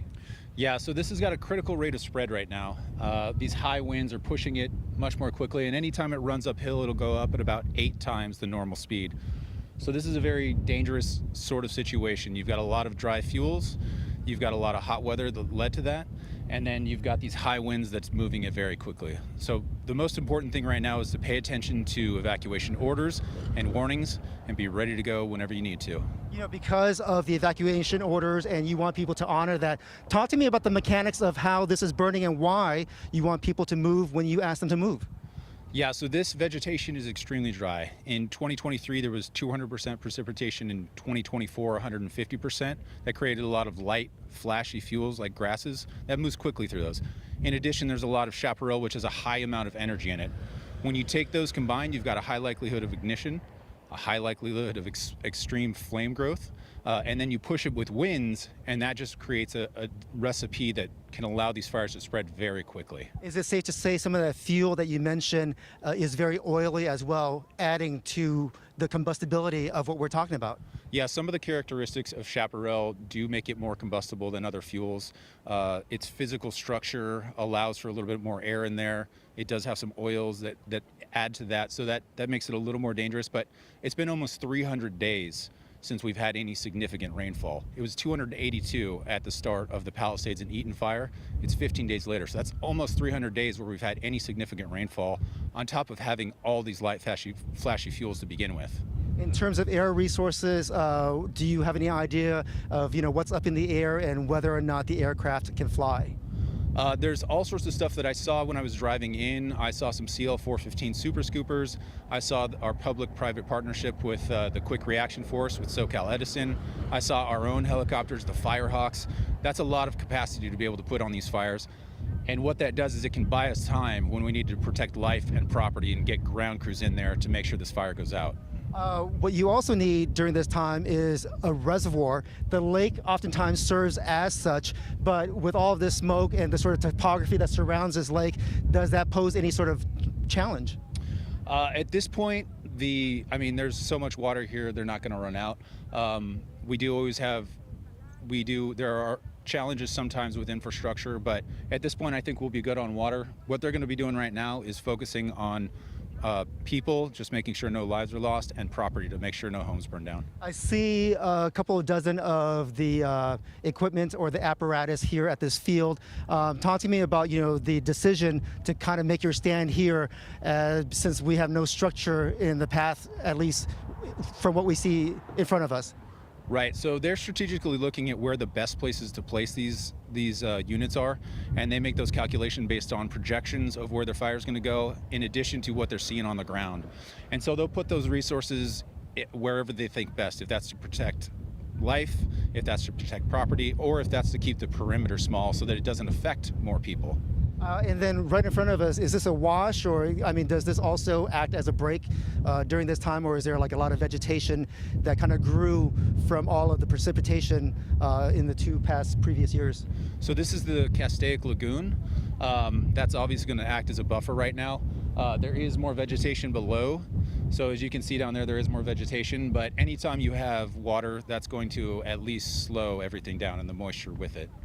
We often talk about how intense flames like these can create their own weather pattern or weather system. Is that happening here, or can you kind of elaborate for me and explain to us what firefighters mean when you talk about that sort of situation? Yeah, these are really driven by Santa Ana conditions, and that's more of a macro situation. You've got high pressure up near the Great Basin, and that's all the way up near Utah, right? And all of that wind is coming down and filtering through Southern California. So that's happening on a macro scale. On a micro scale, sometimes you'll get channeling and funneling into canyons, and that can cause kind of erratic winds.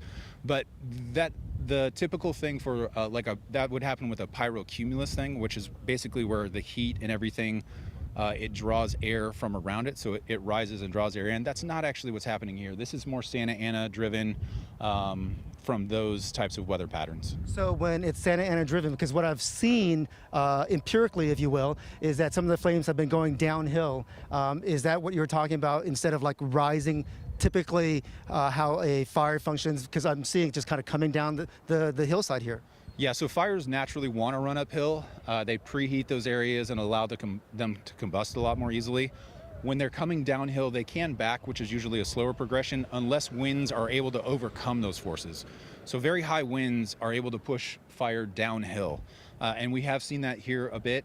There is a lot of wind, and yeah, it's just a dangerous situation with these fuels in the state that they're in. I really appreciate you indulging me with all the questions about the mechanics of fire. But at the core of this, you mentioned earlier, and I want to honor that, is that this is about people and making sure people are safe. Aside from heeding the warnings, what do you want to convey to, the people who live in this area right now? Yeah, again, the brave women and men who are out there fighting this fire, it's apparent when you see this. And the protection of life and property is our utmost priority.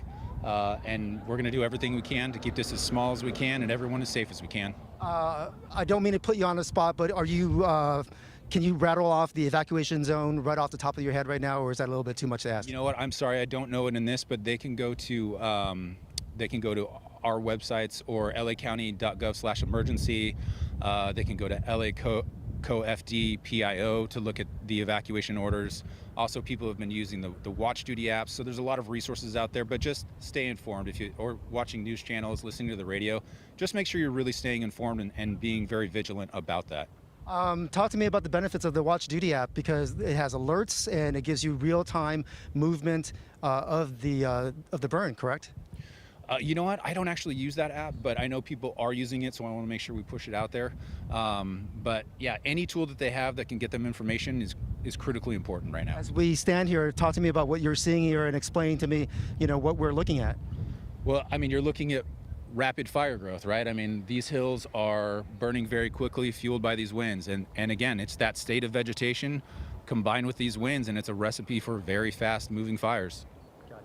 What do you think is going to be the game plan in the next hour or so here?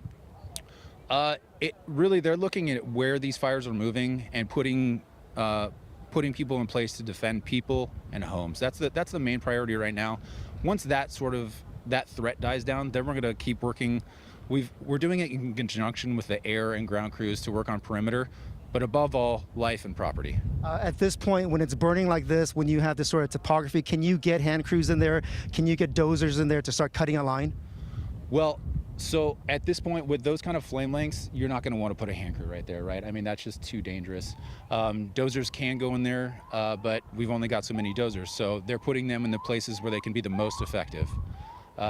Again, I mean, there's all sorts of dangerous things too. Even the power lines here, you got to watch out for these poles, make sure they're not catching on fire.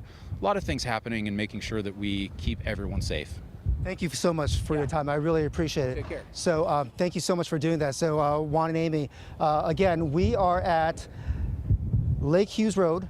To the west of me is the lake itself. We're on the road that kind of jogs along the lake, and right behind us you can see some of the flames that are burning. You've got the lagoon here, but this is almost like an area where they're going to kind of prepare for a defense if it makes it all the way down here. We've got about a dozen fire engines on the other side of the lagoon.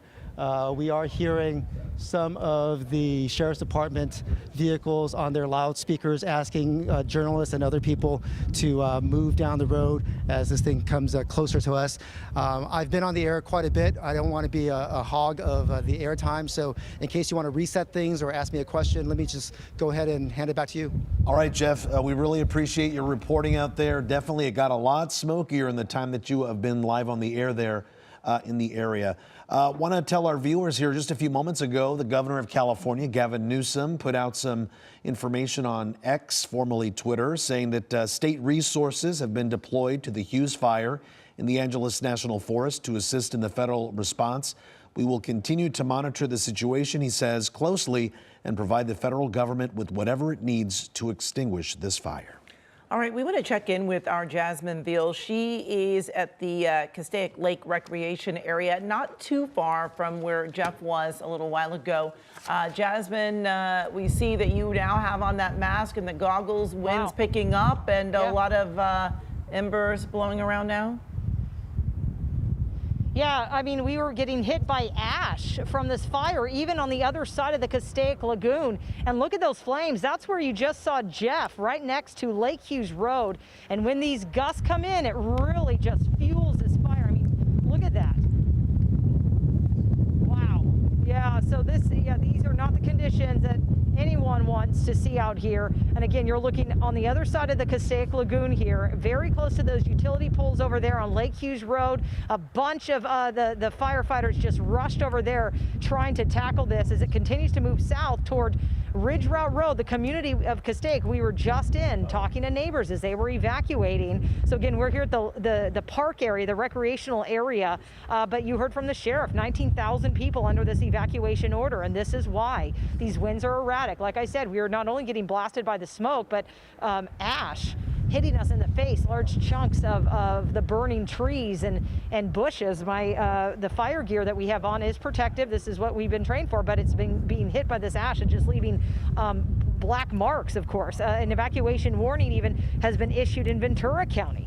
That's north of Highway 126 to Lake Piru. And Ventura County saying that they are closely monitoring this Hughes Fire. They are, they have their resources pre-positioned. Their strike teams are out there. But Highway 126, be aware of this. When you come up to 126 off the 5, that is now closed. So northbound the northbound 5, all lanes are closed now. Just north of State Route 126. Because of this, you're going to see this plume all the way down the 5 and even from the 210. So this is really blowing smoke, and they just want to hopefully stop it here. But look, as we pan over, Oliver, as you pan over and look across and around the backside of this lagoon, we have fires burning all around the edge here, and you can see the wind keeping this smoke low. It's not letting it go up. It's blowing south, and even on the top of the ridge there above Lake Hughes Road, look at that, burning through all that vegetation. I was here over the summer doing a story with Tree People. They are a nonprofit organization, and they were up here for this exact reason.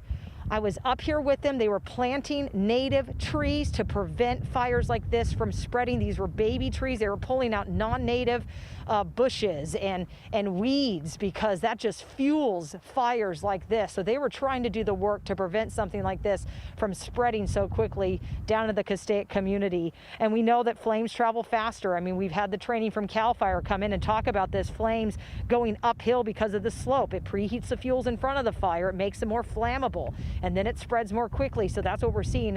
These flames just rush up these hills here around the lagoon. And as the smoke clears, you can see where this fire is burning very close to where people launch their boats. The playground is down here, a lot of picnic tables, cleared out, of course, a lot of road closures that we are seeing here. The Lake Hills Community Church, we know that was being threatened by these flames. That is across the lagoon here, up on top of those hills. And Oliver, can you see that right through the trees on the other side of the lagoon? That is really just picked up. I think that's some of the campground area that I've stood in and talked to people out here in the summer months, when it's been hot and they're enjoying the water and launching their boats. So that's just so unfortunate. And pan back around to the bridge that takes you across the lagoon and look at those flames on that side as those sheriff's deputies and officers are stationed there. They're risking their own life as well. I mean, they're here with all these firefighters, boots on the ground, trying to put this out, but it is difficult with these winds, and that's what it depends on, the direction of these winds, and again, usually flowing uphill, and the steeper the slope, the faster this fire will travel. So very, very smoky out here. That's why, we put the goggles on, we have the masks on, and a lot of the black smoke now. Wow, really billowing up there. You can just see it burning through all of that brush. Now, luckily, this is not as populated here. This is a lot of open space, but we know Castaic, that community, all those homes, apartment buildings off of Ridge Route Road, very close by. Jasmine, have you seen a lot of, the air support getting water from this area?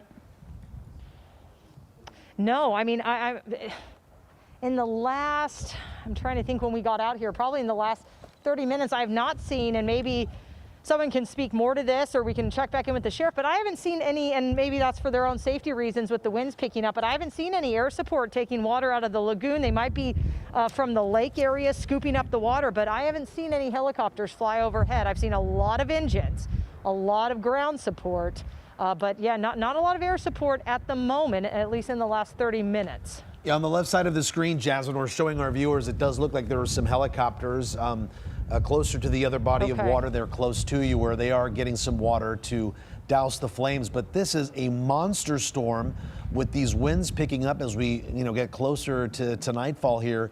Such a dangerous situation. Jazz, have you heard yet of any possible buildings that have caught fire or any sheds or whatnot out there? So far, it was just that church that we heard about earlier. But so far, I haven't heard any. No, and that's really good. And like I said, I mean, we went all the way up Ridge Route Road. They were protecting a community there in another mobile home park, and then they moved back to the front of this fire, closer to the flames. So it seems like it's here that's the most concerned, Castaic, right off Ridge Route Road. But yeah, it came close to that church, or maybe even burned the church. Yeah, but nothing that I have seen or heard as people are just kind of trying to pack up and get out of here. Yeah, it was Lake Hills Community Church. Yeah, we're still waiting on word for that.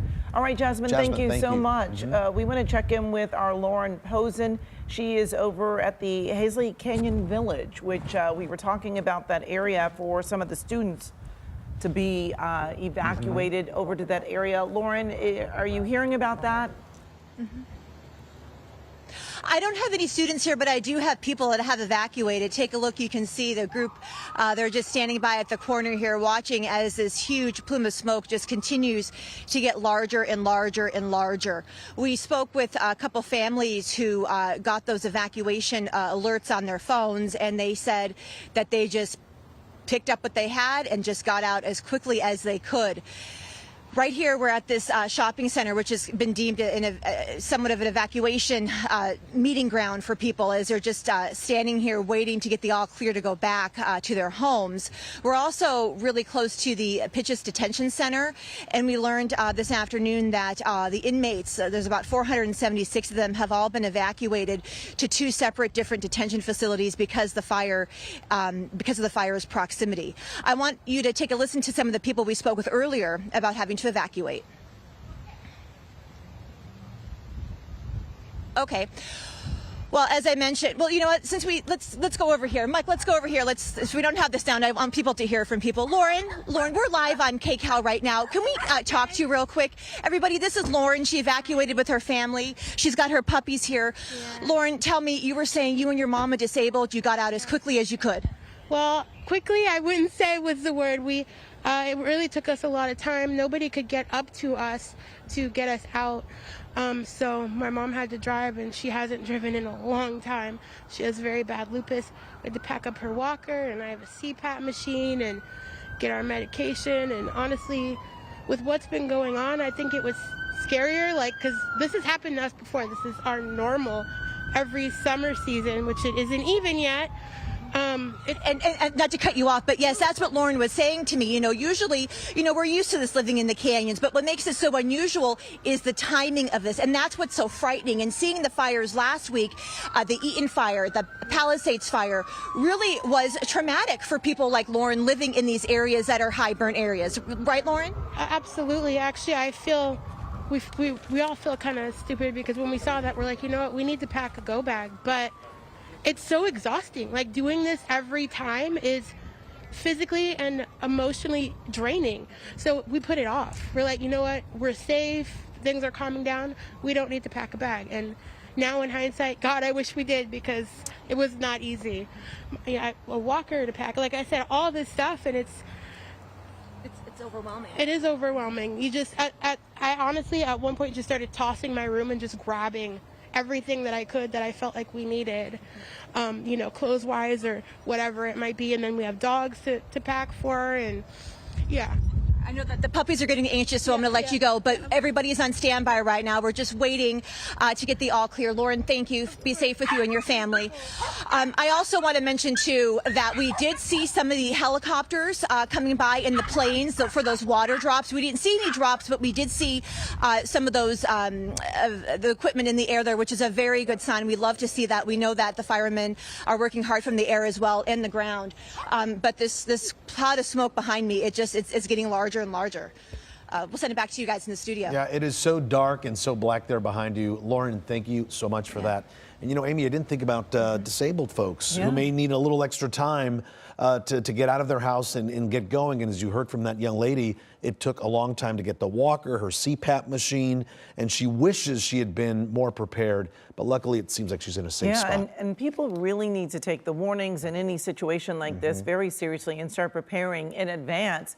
We want to go to our Mike Rogers. Mike, you've learned some new information? Yeah, you know, and I just want to go to your point, Amy. You heard the sheriff say that as soon as you get those warnings, you should go, or you should at least get ready to go, because people have a lot of different situations, and it can take a lot of time to try to evacuate if you find yourself in that position. I want to show you something. We talked to the sheriff about this, Sheriff Luna. This is from North County Correctional Facility, the jail up there. This is from the parking lot. A source sent me those photos, and you can see just how concerning and concerningly close the fire is burning to this facility. That is why Sheriff Robert Luna has said that the two of the three facilities are on a shelter-in-place order.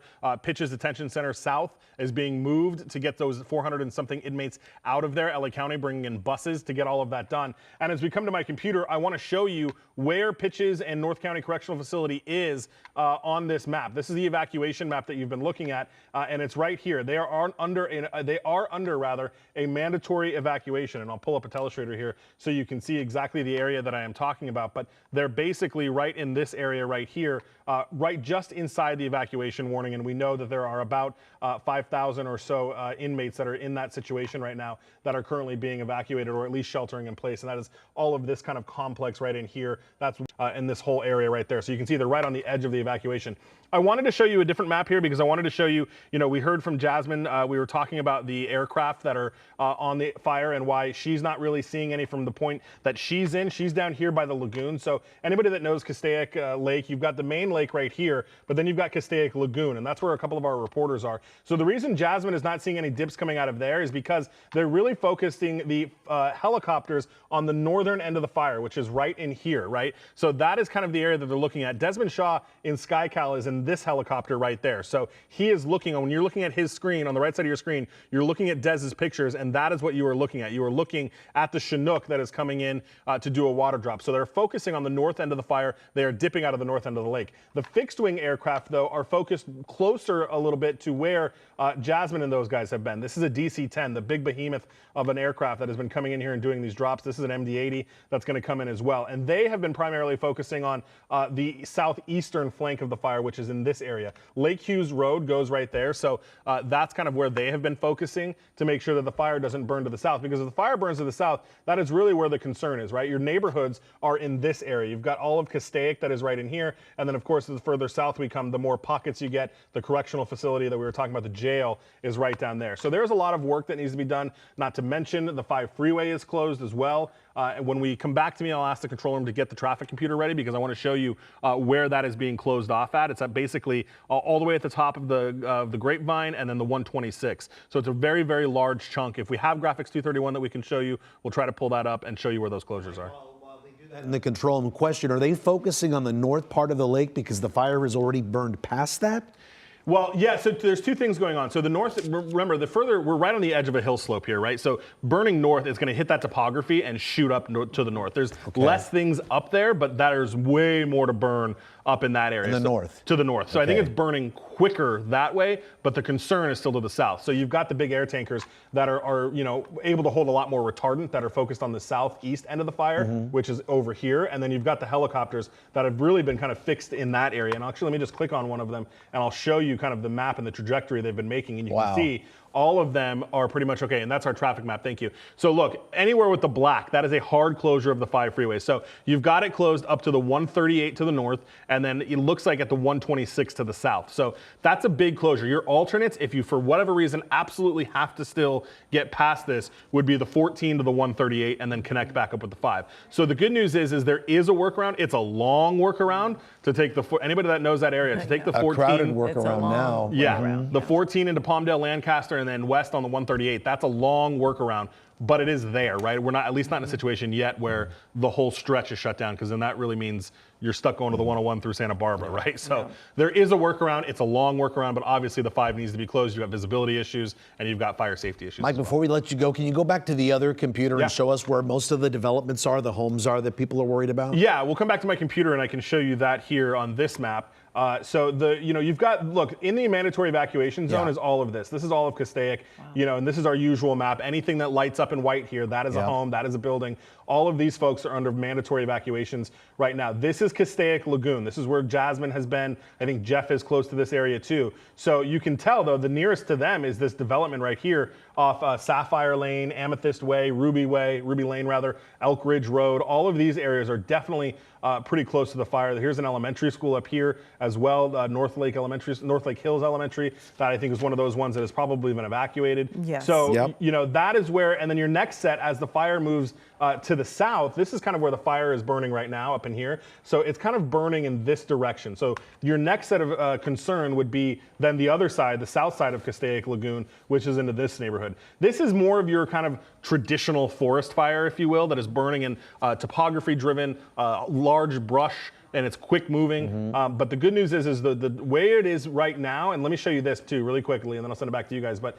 this is, everything that's in orange here is the actual fire footprint. So you can see it's been burning right up to the lake here before it kind of stops. So this is still a little bit outdated because I do believe that the fire has moved further to the south than is showing up on this map, but it's burning all the way up to the lake here. And again, I'm just gonna give you this vantage point because this is what we talk about, topography driven, right? You can see the hillsides in here and the orange, and then you can see even on this map, this is real time, this is one of the helicopters right there that is kind of going around dropping water on everything. Amazing technology. All right, Mike, thank you.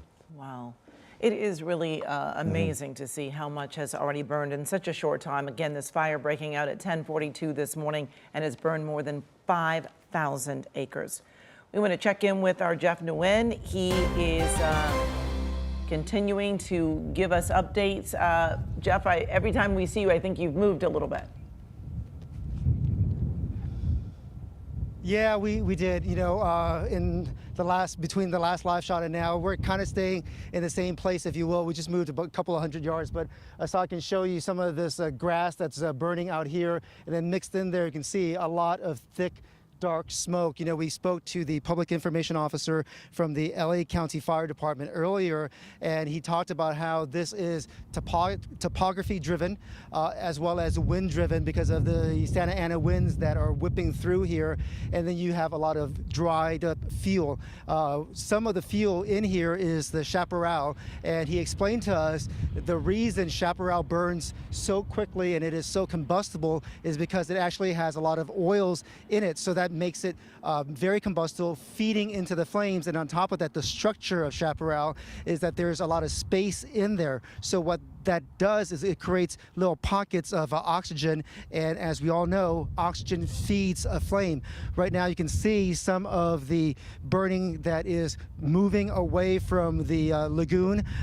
Mike had talked about how the fire burned right up to the lake here at Lake Castaic, and that's very true because earlier Asad Khalilzadeh and I were down by the campground where the shack or the booth, the ticket booth for you to get into the campground, that area burned right up to the park, but the structures there, at least when we left, are still standing. But right now you can see this field, I should say, is just burning through because there is just so much dried fuel here. Right now, I'm going to ask Asad to kind of pan to his right because we see some of the resources that are coming in right now.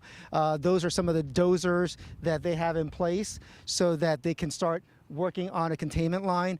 The good news from what we saw about half an hour ago is that the fire columns aren't as high as before. So the public information officer told us that when you have conditions like this, bulldozers are actually able to get in there. Hey, Assad, if we may, let's go ahead and kind of work our way back to where the burning is. You know, right there, you can see that sort of V-shaped burn. Earlier, there was a tree right there, and clearly it has caught on fire. There were some dried up leaves as well, and that just basically added to the fuel. And right now, it is nothing more than a singed skeleton as it burns, and the fuel right behind it is just burning up in a thick black smoke. In a condition like this, it's just too dangerous to get hand crews in there. So hopefully the ground attack will be from some of these dozer lines to start kind of trying to start working at some of the containment here. But to talk about how embers can fly, you know, in just the last 15 or 20 minutes or so, I realized that earlier we had this field right in front of us burning. But Assad, if you can open up your shot and maybe tilt up, right above the hills of this field right here, you can see some of the flames that are burning on that ridgeway right there. So that's why the smoke out here is very thick. In addition to all of this, the wind condition with the Santa Anas oftentimes will push some of the flames downhill. The natural tendency we've been talking about all morning long is that for a fire to kind of burn uphill, but when you have these sort of erratic winds, they just kind of press things down, and so the fire is going to be much more erratic and very unpredictable, and which is why things have burned the way they are. I'm just going to ask Assad to just kind of take our attention away from the flames for just a bit, because that's the hills that we were covering about an hour ago. We were at the lake looking up, and right now it is completely blackened and has made its way down the hill and into this field right here. The other part that we have to consider too is that the air quality is awfully bad. You know, one of the reasons why you have all of the dozers here is on the other side of this area, you've got a number of structures. So that is why evacuation orders are in place. You know, the last thing you want to do is have people in the apartment complex there stay there as all of this is moving in their direction. Not just that, but you know, even if the flames don't make their way to that development right there, the air quality is certainly not good, and the last thing you want to do is stay in there longer than you need to. We were up the hill about an hour ago, and everyone in that community, in that development, was heeding the orders to evacuate. We saw a number of people loading up their pets, loading up their belongings to get out. Some people did try to hose down their homes before they left, but I think because of the severity of what we have seen in the past couple of months, certainly in the past couple of weeks, people are really taking these evacuation orders very seriously. And as we are talking right now, I'm going to ask Assad to walk with me. We're going to walk in this direction, and you can just see right behind us how the flames right there is really just kicking up with great ferocity. Just to be safe, I'm going to ask Assad, we're just going to keep that shot, but we're going to just walk towards the left of us, because the last thing we want to do is stand underneath a light pole. So Assad, as we talk, let's just go ahead and just get out of the clearance to a better safe spot, because it seems like the flames over there are burning around the utility poles down the way. So the last thing we want to do is kind of, you know, stay in the path of anything if they were to come down. Let's walk closer to the bridge here so that our viewers can get a better look. Guys, it's been, what, 3-4 minutes since I've been on the air? You've got this burning, and then look at how this area has really kicked up, right? So just to show you how much fuel is here and how the winds are pushing, and Assad, if you can come this way, right over there, just the intensity of the flames right there as the flames swirl round and round and round, and basically changing the color of sunlight right now to this sort of orange hue. And as we talk about that, Assad, if you wouldn't mind showing some of the dozers that are heading towards the flames. You can hear them hopefully over my mic.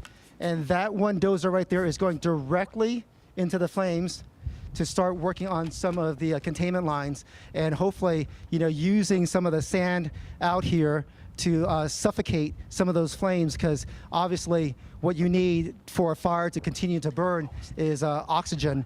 And hopefully by pushing some of the dirt to cover some of the flames, they can make a stop here so that these flames do not jump over the road. Right now I'm counting 1, 2, 3 dozers working their way out there. They've got a 4th one still on that flatbed truck, but that's the situation right here. And to give you a sense of what's going on, as I'm standing here near the lagoon, I can hear some of the wind kind of causing the leaves and the trees and the brush in this area to kind of rustle a little bit. So that gives you a sense of how strong these winds are, these Santa Ana winds that are kind of pushing the flames kind of sideways across this field. And up ahead, right by the utility poles, everything around it is burning right there. So that's why we're kind of staying in the spot that we are, to make sure that, if things go poorly, we are not in the line of danger. Part of the training that we've had through the years, and just common sense and experience. But the proof is kind of in the pudding. Asad, if you wouldn't mind, as we go back to where the dozers are, things do look better than they did just even 2-3 minutes ago, as the dozers kind of push some of the dirt onto the flames, and you can just see how at least effective that spot is as we're talking here. And in addition to the dozers, I see some of the lights from some of the fire engines on the backside of that up against the road as well. So as the wind kicks up here, not only do we have dozers, but we have a number of fire engines on this corner, and I can see them with my eyes, but the camera might not be able to reach them. And then, hey, Asad, if you wouldn't mind, right there, from this distance, I can't make out what that structure over there is, but you see some of the burning that is happening with that fenced off area. And right now the control room is asking me to wrap it up and send it back to you. All right, Jeff, thank you so much for the live reporting from there. We saw this last night as well, Amy, during the Clay fire. They brought in that heavy equipment, those bulldozers, cutting lines, snuffing out the flames. So they're doing some great work out there in the Santa Clarita Valley. Absolutely. And we want to check in with our Jasmine Beal as we continue to follow this breaking news. Jasmine, where are you at now? Yeah, so we're still here at the Castaic Lake Recreational State Park. We are right above the Castaic Lagoon, and it is very gusty here. You can kind of see the area behind me by the bridge where Jeff just was, and when the winds die down, you can see the flames a little better through all of the smoke. But yeah, it's burning right up next to those utility poles there on Lake Hughes Road, and then you have spot fires and flames all the way up the ridge line here, going. I think that's the right above Lake Hughes. That's going to be Charlie Canyon. So those flames are burning up the hill above the lagoon here to Charlie Canyon, and you can see some at times flashing lights of those emergency crews, the firefighters, yeah, right there at the very top, going back and forth with those bulldozers, putting out the flames on the ground. Yeah, you see some of the flashing lights. So there's a paintball park, a facility up there, but not much else. It is a lot of open space. But yeah, so again, this is the park area, a lot of the camping and the swimming, the recreational activities that take place here.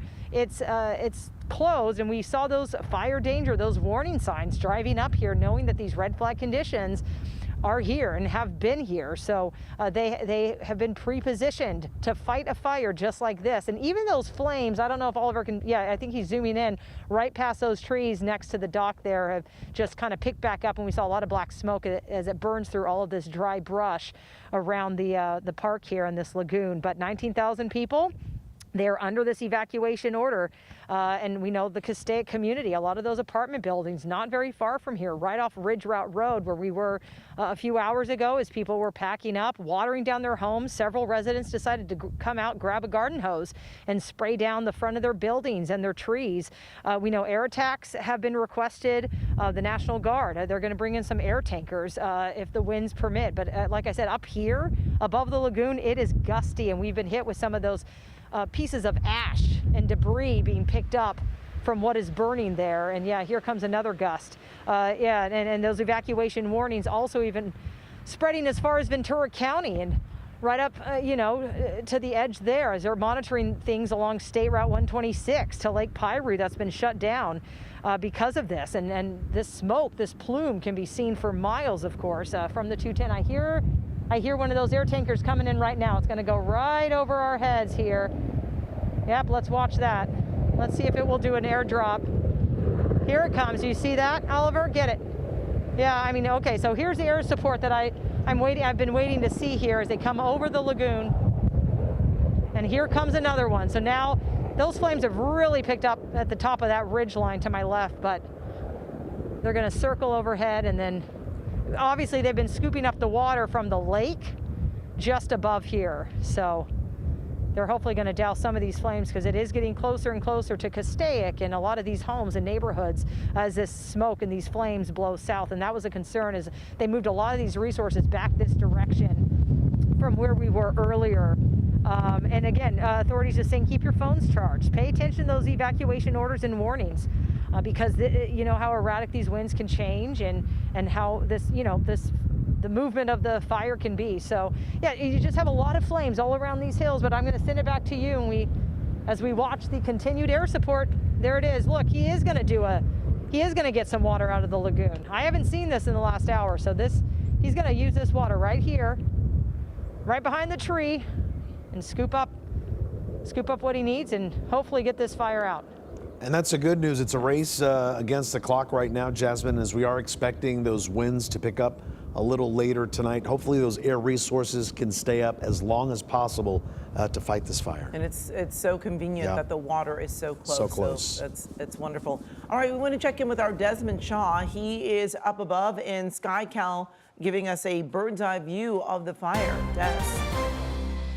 Well, Amy and Juan, here is just one flank of the fire. The view from 8,500 feet up here in SkyCal with the super out of control Hughes Fire. So we've been up over this one for just about an hour, kind of doing some recon, getting a lay of the land. And I know we were just talking about, it is very good that we have that water source right there, and showed you some earlier images of all of the heavy artillery that we have on the front lines of this fire with multiple Chinooks, the Erickson air crane combined. I think they have over 10,000 gallon capacity between the three of them. The Chinook able to make multiple water drops. You have multiple of the air tankers as well, dropping all of that fire retardant, trying to get as much as they can out before sundown. They've been going up to Fox Field and back and just really going at lightning speed on this. Now here is the area of most concern, I would say.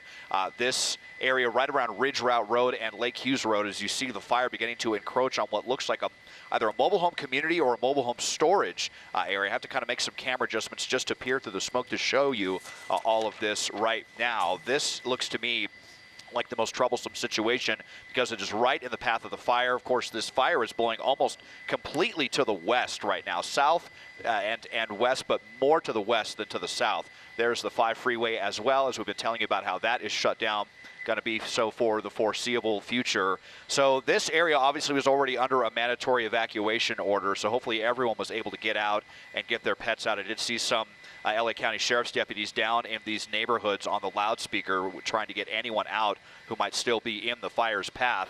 We also came to the north side of the fire a little bit earlier to show you some pictures because my biggest concern, frankly, is this fire jumping the 5, because if it does and the winds continue to blow to the west, then that is going to be an even more out of control situation than we're already dealing with. The wind's essentially funneling all of this smoke into the Santa Clara Valley and well into Ventura County. In fact, I got a text from my mom who lives in Ventura who was saying, where's the fire? Where's the fire at? And I was kind of confused. And I'm like, oh my gosh, here, I'm showing you right now as we kind of look into the sun, but the smoke is making it all the way into Ventura County and the east edge of the city of Ventura. Might be getting some smoke even over the Pacific Ocean on the beach side of Ventura. That's how much of this ash is being carried and how far it is being carried to the west. And obviously with all that ash, we're really worried about spot fires. And you have a lot of wilderness area over there, the Los Padres National Forest, Lake Piru, just as much, if not more, thick, dry brush that is just waiting to burn if the fire manages to jump the freeway. So that is going to be one of the biggest challenges here for firefighters dealing with these winds. They're doing a great job of sealing up the southern flank of the fire with those with not just with the water dropping helicopters, but much more so with the air tankers. As we're zooming in here again, some of these communities off of Lake Hughes Road, put the map tracker up, Ridge Route Road off of Charlie Canyon, Tapia Canyon, a couple of those fire roads right there. Widen out and show you the view again. So the fire around the lake itself has mostly burnt itself out. It kind of ran out of fuel around Castaic Lake, and you can't see it from this side, but it's actually pretty clear on the north side, and that's allowing all of those water dropping helicopters to go in there with lightning speed and reload and drop their payloads on this fire. But obviously just so much to burn. And with the way this is all set up, the fire definitely has a big advantage. But at least the winds are light enough that we're able to have those air tankers and have those helicopters. And hopefully most of the helicopters can stay after the sun goes down. But we're going to need to get as many retardant drops as possible in. I wish that they could get in here on the west side of the fire, but unfortunately I think the smoke might just be too thick. And with you have the mountains as well right there. I'm not sure that the air tankers will be able to get into this area right here that I'm showing you on the screen, the 5 around Lake Hughes Road, to try to prevent the fire from jumping the freeway. So we'll just have to see how all that plays out. There's concern right here. Is this, as the flames are getting very, very near a water treatment facility. We've had a lot of ground crews that are here ready to meet the flames and make sure that it doesn't encroach on this very important facility. But this is going to be affected. Obviously, Castaic Lake as well. You know, we could be talking about no drinking orders like we've had in the Palisades and the Eaton fire once things begin to settle down. I mean, people are, out of this area anyway, but it just seems like we cannot catch a break with these winds in Southern California. When are they going to end?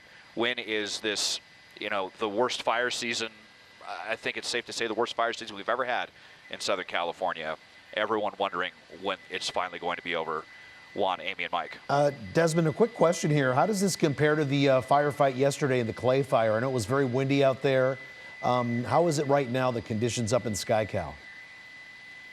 Well, for us up here, it's not really an issue. I think we're above the winds up at 8,500 feet. We're not really getting knocked around at all, fortunately. But down at the surface, it's a different story. And you can see as these, pillars of smoke being carried directly to the west. And you watch these flames just as they continue to reach and expand westward. So, I mean, while the winds are not as strong as that, 100-mile-an-hour blowtorch that we have that wreaked so much havoc with the Eaton fire and the Palisades fire, or even earlier this week, they're still pretty strong down there at the surface, certainly strong enough to combine with the thick, flashy fuels and the mountainous terrain to create this kind of extremely out-of-control wildfire situation. We still haven't heard of any structures burning, but if there's any saving grace, it's that this did not happen earlier in the week, because the winds were much more powerful up here earlier in the week. We probably would not have been able to get the air tankers over here, and this fire probably could have expanded even more quickly than it already has. I mean, we're well over 5,000 acres, probably a lot more than that. Since we first heard about this fire in the AM hours. There's another one of these fire retardant drops coming in here, and you can see how they are encircling the fire. And so far, this southern flank is holding up very well with all of the fire retardant. You can see that they've dropped here. They've made an excellent line that kind of combines with the fire roads, and you can see how it's very effective so far. So trying to prevent its expansion southward to the neighborhoods and where the homes are in the Castaic area. However, it's really problematic for them that they're not really able to control its westward spread, and that's going to be threatening some homes as well, and heaven forbid it jump the 5 freeway, or this could be a truly catastrophic scenario. Yeah, let's hope not. Exactly, and there's just been so much. As Desmond's mom called him, I was hearing from a lot of neighbors and folks in Oxnard and Camarillo saying that there was so much smoke and ash in that area. Mike, you know, we haven't seen the numbers grow lately. It's still been at 5,000, and it does look like they are getting a good barrier there, but this fire is far from being put out. Yeah, not even close. And, you know, I wanted to point out what Desmond was looking at, where that fire is starting to get close to the Fire Freeway and that maybe that mobile home storage facility, as we look at video from earlier of crews racing through the fire lines. The helicopters that Jasmine is seeing in her location get water are going to where Desmond was seeing where the fire is pushing up. So the good news is it does appear that there are some people being, that area is being addressed as you look at the live pictures from SkyCal on the right-hand side of your screen. I'm gonna ask Des, because this is something that I knew was here but didn't get used during the Palisades fire that I now see up on the radar. They're called MAFFs, M-A-F-F. It's mobile modular airborne firefighting systems. These are the C-130s that we got from the military that we didn't use during the Palisades fire, but now are being used on this fire. So they just took off out of Point Mugu. Modular airborne firefighting system basically means these are C-130s that the military uses that are not readily available to be used as firefighting aircraft, but can be very quickly adapted to it. So basically they load up this very large tank in the back of the C-130 that can now be used as water dropping or retardant dropping. So there are 4 of them that just, or 3 of them I see, that just took off out of Point Mugu. And one of them is now over the fire. They just came past Desmond. A second one, Des, is coming over the Stevenson Ranch area at about 4,000 feet. So I don't know if you see that one coming in, but this is something that I've not ever seen in a firefighting operation before, them bringing in the U.S. military to help us with these. And this was something that we knew were on standby, but didn't use during the Palisades fire. But now 3 of them coming up out of Point Mugu, and they should hopefully be able to drop a good chunk of water as well. But again, these are something that they were able to modify to be used by the U.S. military that is here. So the good news is we'll start to see them coming into action as it just is about to cross the 5 freeway, Des. I know you're looking for it. Thank you for that. And as you can see, that very large plume of smoke that is coming across the freeway there. And of course, as Des mentioned, the fire jumping the freeway is a huge concern. There are certainly more houses on the other side of the freeway. There's certainly more wildland on the other side of the freeway as well that are of concern here. So hopefully that now that we've got some of these C-130s coming into play as well, as it just is coming over Magic Mountain Parkway right now, Des. So maybe just a little bit to the south. But they are going to be a very crucial asset into this. And again, we're lucky that this started during the day, because all of this equipment is stuff that won't be able to fly in the nighttime hours. So once we get dark, we'll lose all of these fixed wing aircraft. The good news is we've got a pretty robust system of night dropping helicopters that will be able to stay. So, hopefully we'll be able to see that as Desmond looks at some of the horrific traffic that is really just coming up off of the 5 freeway. The 5 freeway, by the way, closed from the 138 to the 126 in both directions, and people being diverted out of there. I want to, guys, if we can put my computer in an inset here, because I want to show you this. I want to reiterate this. I believe we touched on it earlier, but I just wanted to give an update on the evacuation orders, because there's now a chunk of Ventura County that is under a mandatory evacuation, and that is just on the eastern side of Lake Piru. So Piru is right here on the left-hand side. You'll see this is the lake right here. Forgive me, this is the lake right here, and then you've got the stuff in red here is the mandatory, and then you've got the yellow that is burning. And I'll quickly show you where Des and Jazz were talking about. So Jasmine is right here at the lagoon, and the area that Desmond is talking about is right under here.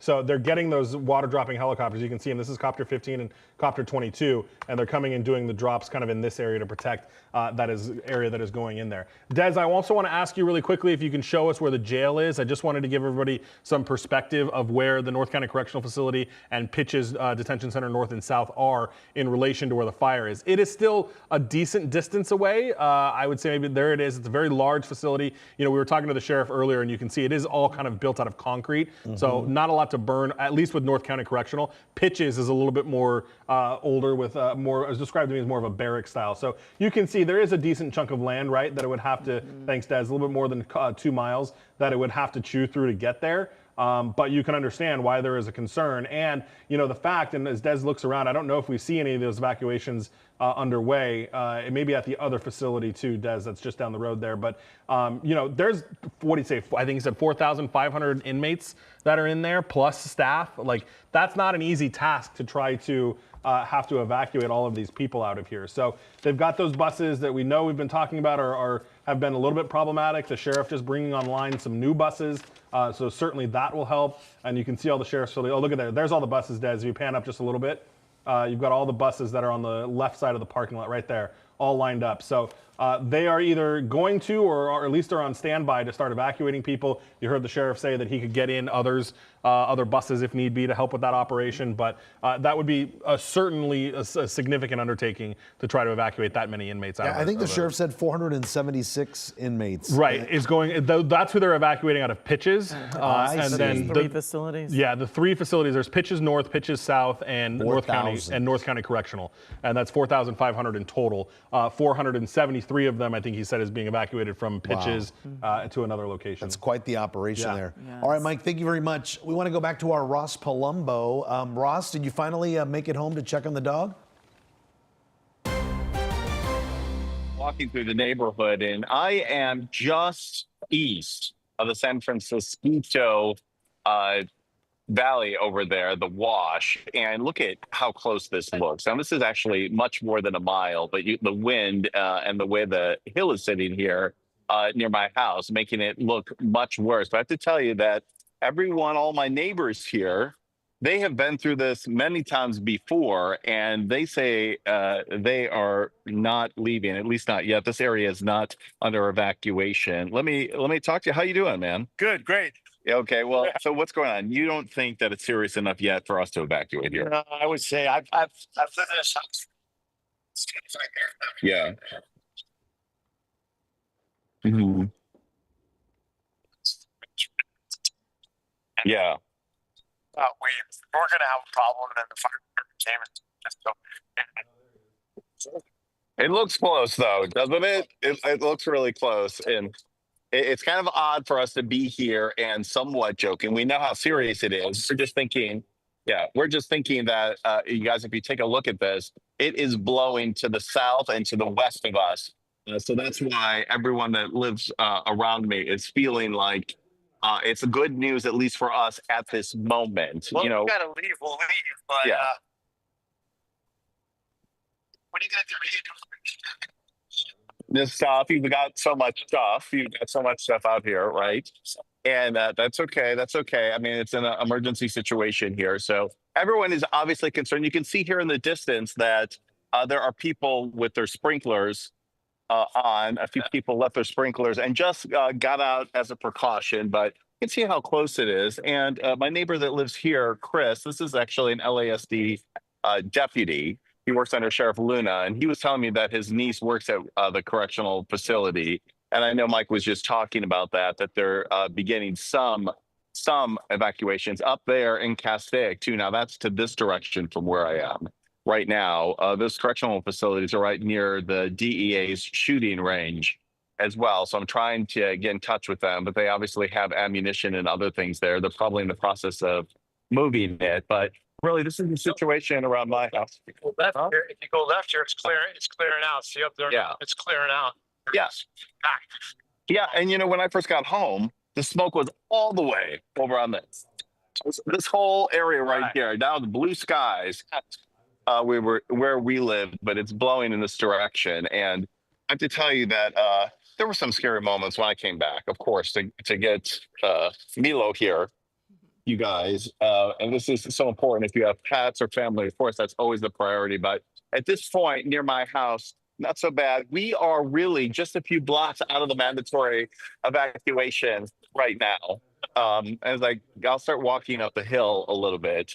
And so what an odd situation this always is, right, Amy and Juan? We see this all the time. I mean, just close to us, devastation, and everyone's really worried, and right here, a little sense of relief to the immediate east of San Francisco, that at least at this point, it's blowing away. Again, we're not under an evacuation order, and you can tell that there are still people out here preparing, just in case over here, they're doing some final brush clearance. This has been going on since Palisades and the Eaton fire first happened over here. Everyone's been even more careful about the brush over here. Let me see if I can get over here. How you guys doing? And we're live with CBS right now. Do you see the smoke, how close we are? You guys doing some last minute clearing out here just because of the fire? All right, Ross. Okay. Ross, we're going to get to our meteorologist, Evelyn Taft. She is monitoring the conditions out there. We're really glad that your neighborhood seems to be in the clear. We hope that it stays that way. Evelyn, are you there? I'm here, yes.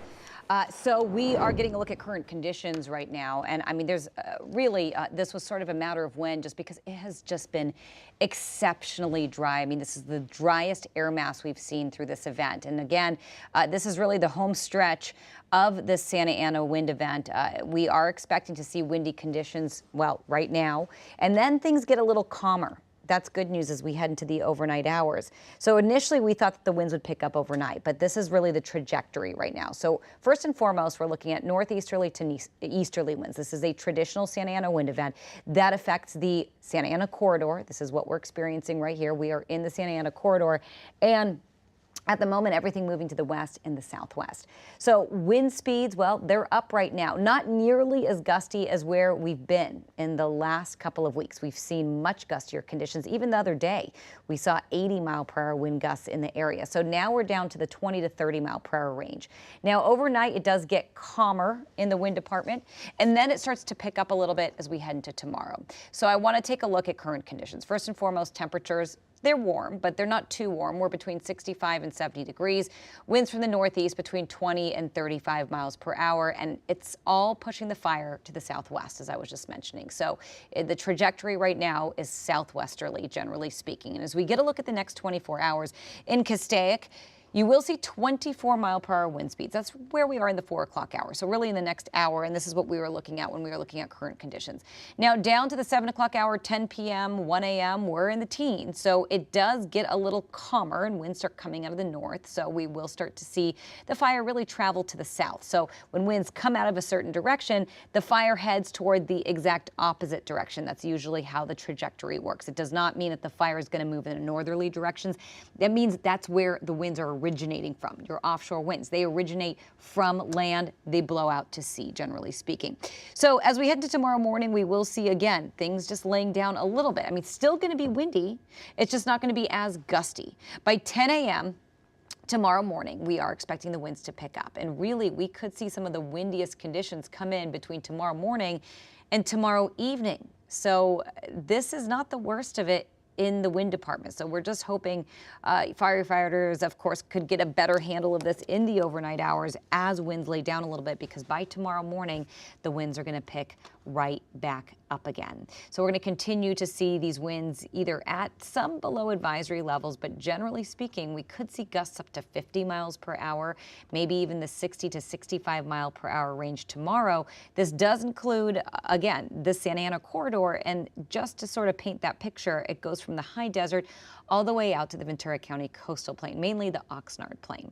So gusty easterly winds are expected, and northeasterly winds really at least through tomorrow. So again, things could taper off a bit, but at this point, we're looking at another sort of uptick, if you will, as we head into tomorrow. So red flag warnings naturally have been extended now through Friday, and that was really the conversation we were having with National Weather Service over the last couple of days. Even yesterday in a briefing that I was on in the afternoon, they said, you know, look, we are expiring the red flag conditions, but there's a good chance we're going to continue to really extend them, judging on what conditions look like. So here we are. We are now looking at red flag conditions across pretty much 4 counties, extended through at least Friday morning at this point. And that's when the forecast really is going to take a big turn, and we're going to introduce a chance of rain. Of course, that's something we'll be talking about in a moment, but I do want to get to really just how dangerously dry it is. Humidity is generally speaking between 2 and 10%,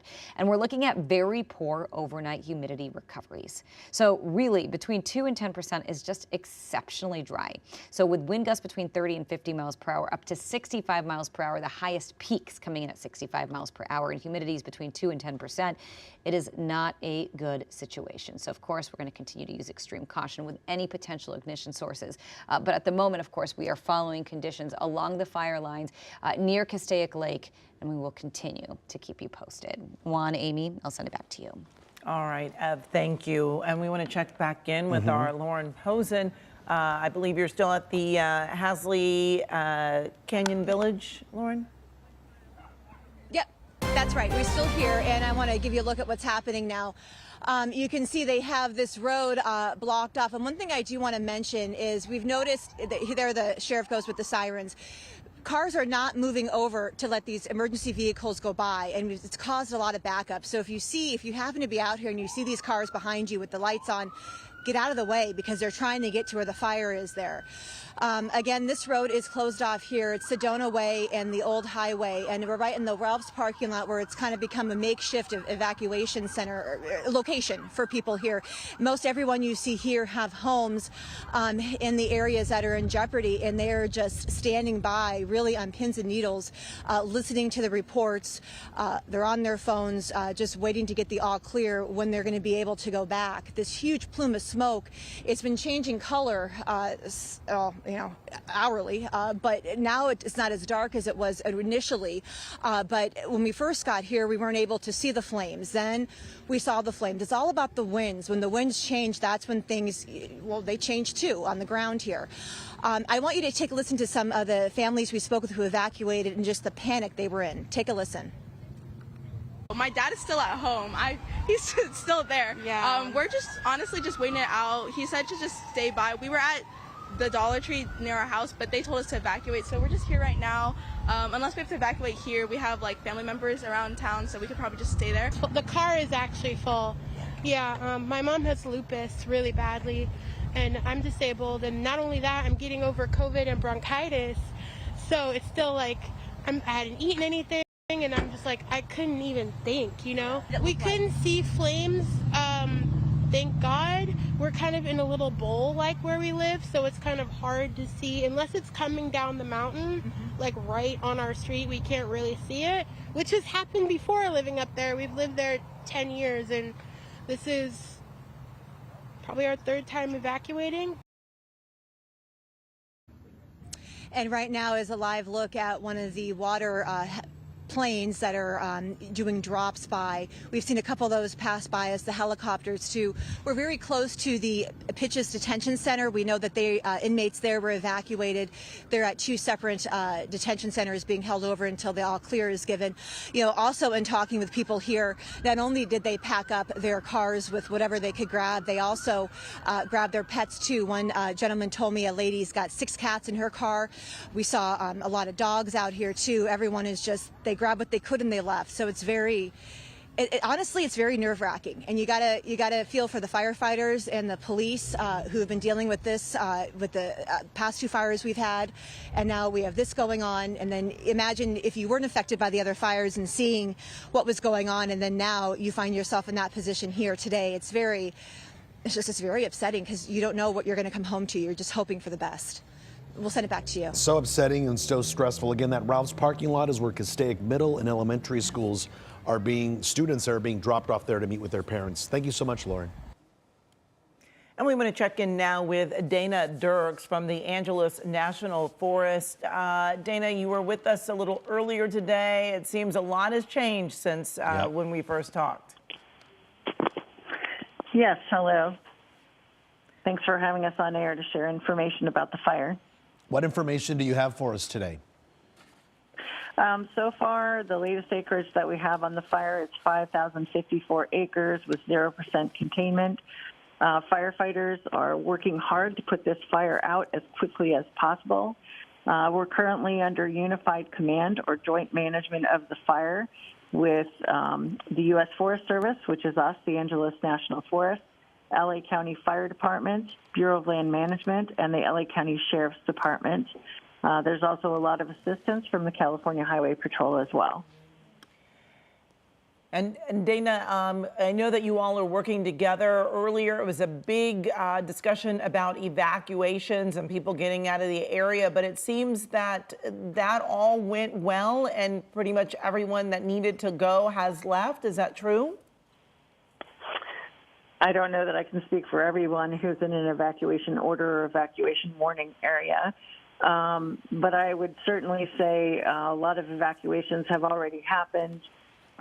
If I do want to also stress that if somebody is in an area and they're not sure if they're in an evacuation order or a warning area, they should make sure that they stay tuned to the Protect Genesis website, which is LA County's way of letting you know if you're in any one of those types of zones. And that's protect.genesis with a GENASYS.com. You can actually put your address into that website to find out what the status is. That's very good. And where the fire is burning right now, Dana, it seems to be not a very it's not a popular, it's not neighborhood, it's out in the open. Is that good for right now as far as you see it? Certainly the fire is certainly burning in the forest. I understand at this time. There's a lot of smoke. It's certainly burning in an area in the forest, but I don't have a lot of details about which spots are specifically burning at this time from where I'm located. And one of the big concerns was that the winds would be picking up later today, and that is still a concern for you all? Certainly any increase in winds would definitely be a concern. It's very dry out in the forest right now. We've had very little precipitation, as you know, this year, and anything that increases the wind speed is certainly a concern and something that we're paying very close attention to. And you were reminding us earlier that the forest is closed right now. Yes, the Angeles National Forest is currently closed through Friday at 11:59 p.m. That's the latest information we have about a closure at this time. We definitely ask that people stay out of the forest at this time.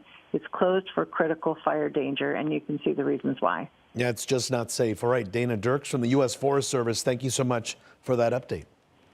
Okay, thank you so much. Thank you. Let's check back in with Jeff Nguyen. And Jeff, you've been moving around, showing us different vantage points of the fire. Where are you at now?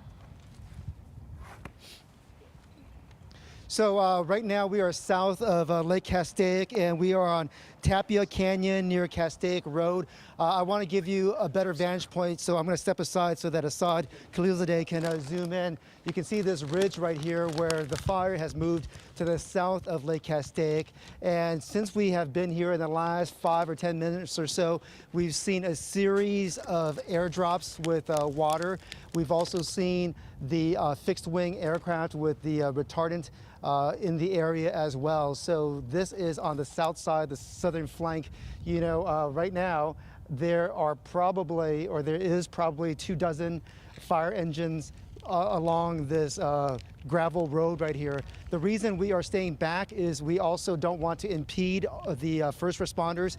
You know, it's a very tight squeeze in there, so the last thing we want to do is plug up their mobility with our news van, so that's why we are on a separate gravel road that's a little bit farther away. There is a lot of dry brush out here. You know, if Assad can just kind of open up the shot and show you some of the flames in the background. In the foreground, certainly a lot of dry grass, and you can see some of the chaparral out here, which is highly combustible because they're very oily, and so that adds to the flammability of all of this. In addition to what's somewhat, I guess, disconcerting, if you will, is that, Assad, if you wouldn't mind, you can kind of see some of the firefighters kind of standing at attention, keeping an eye on the flames.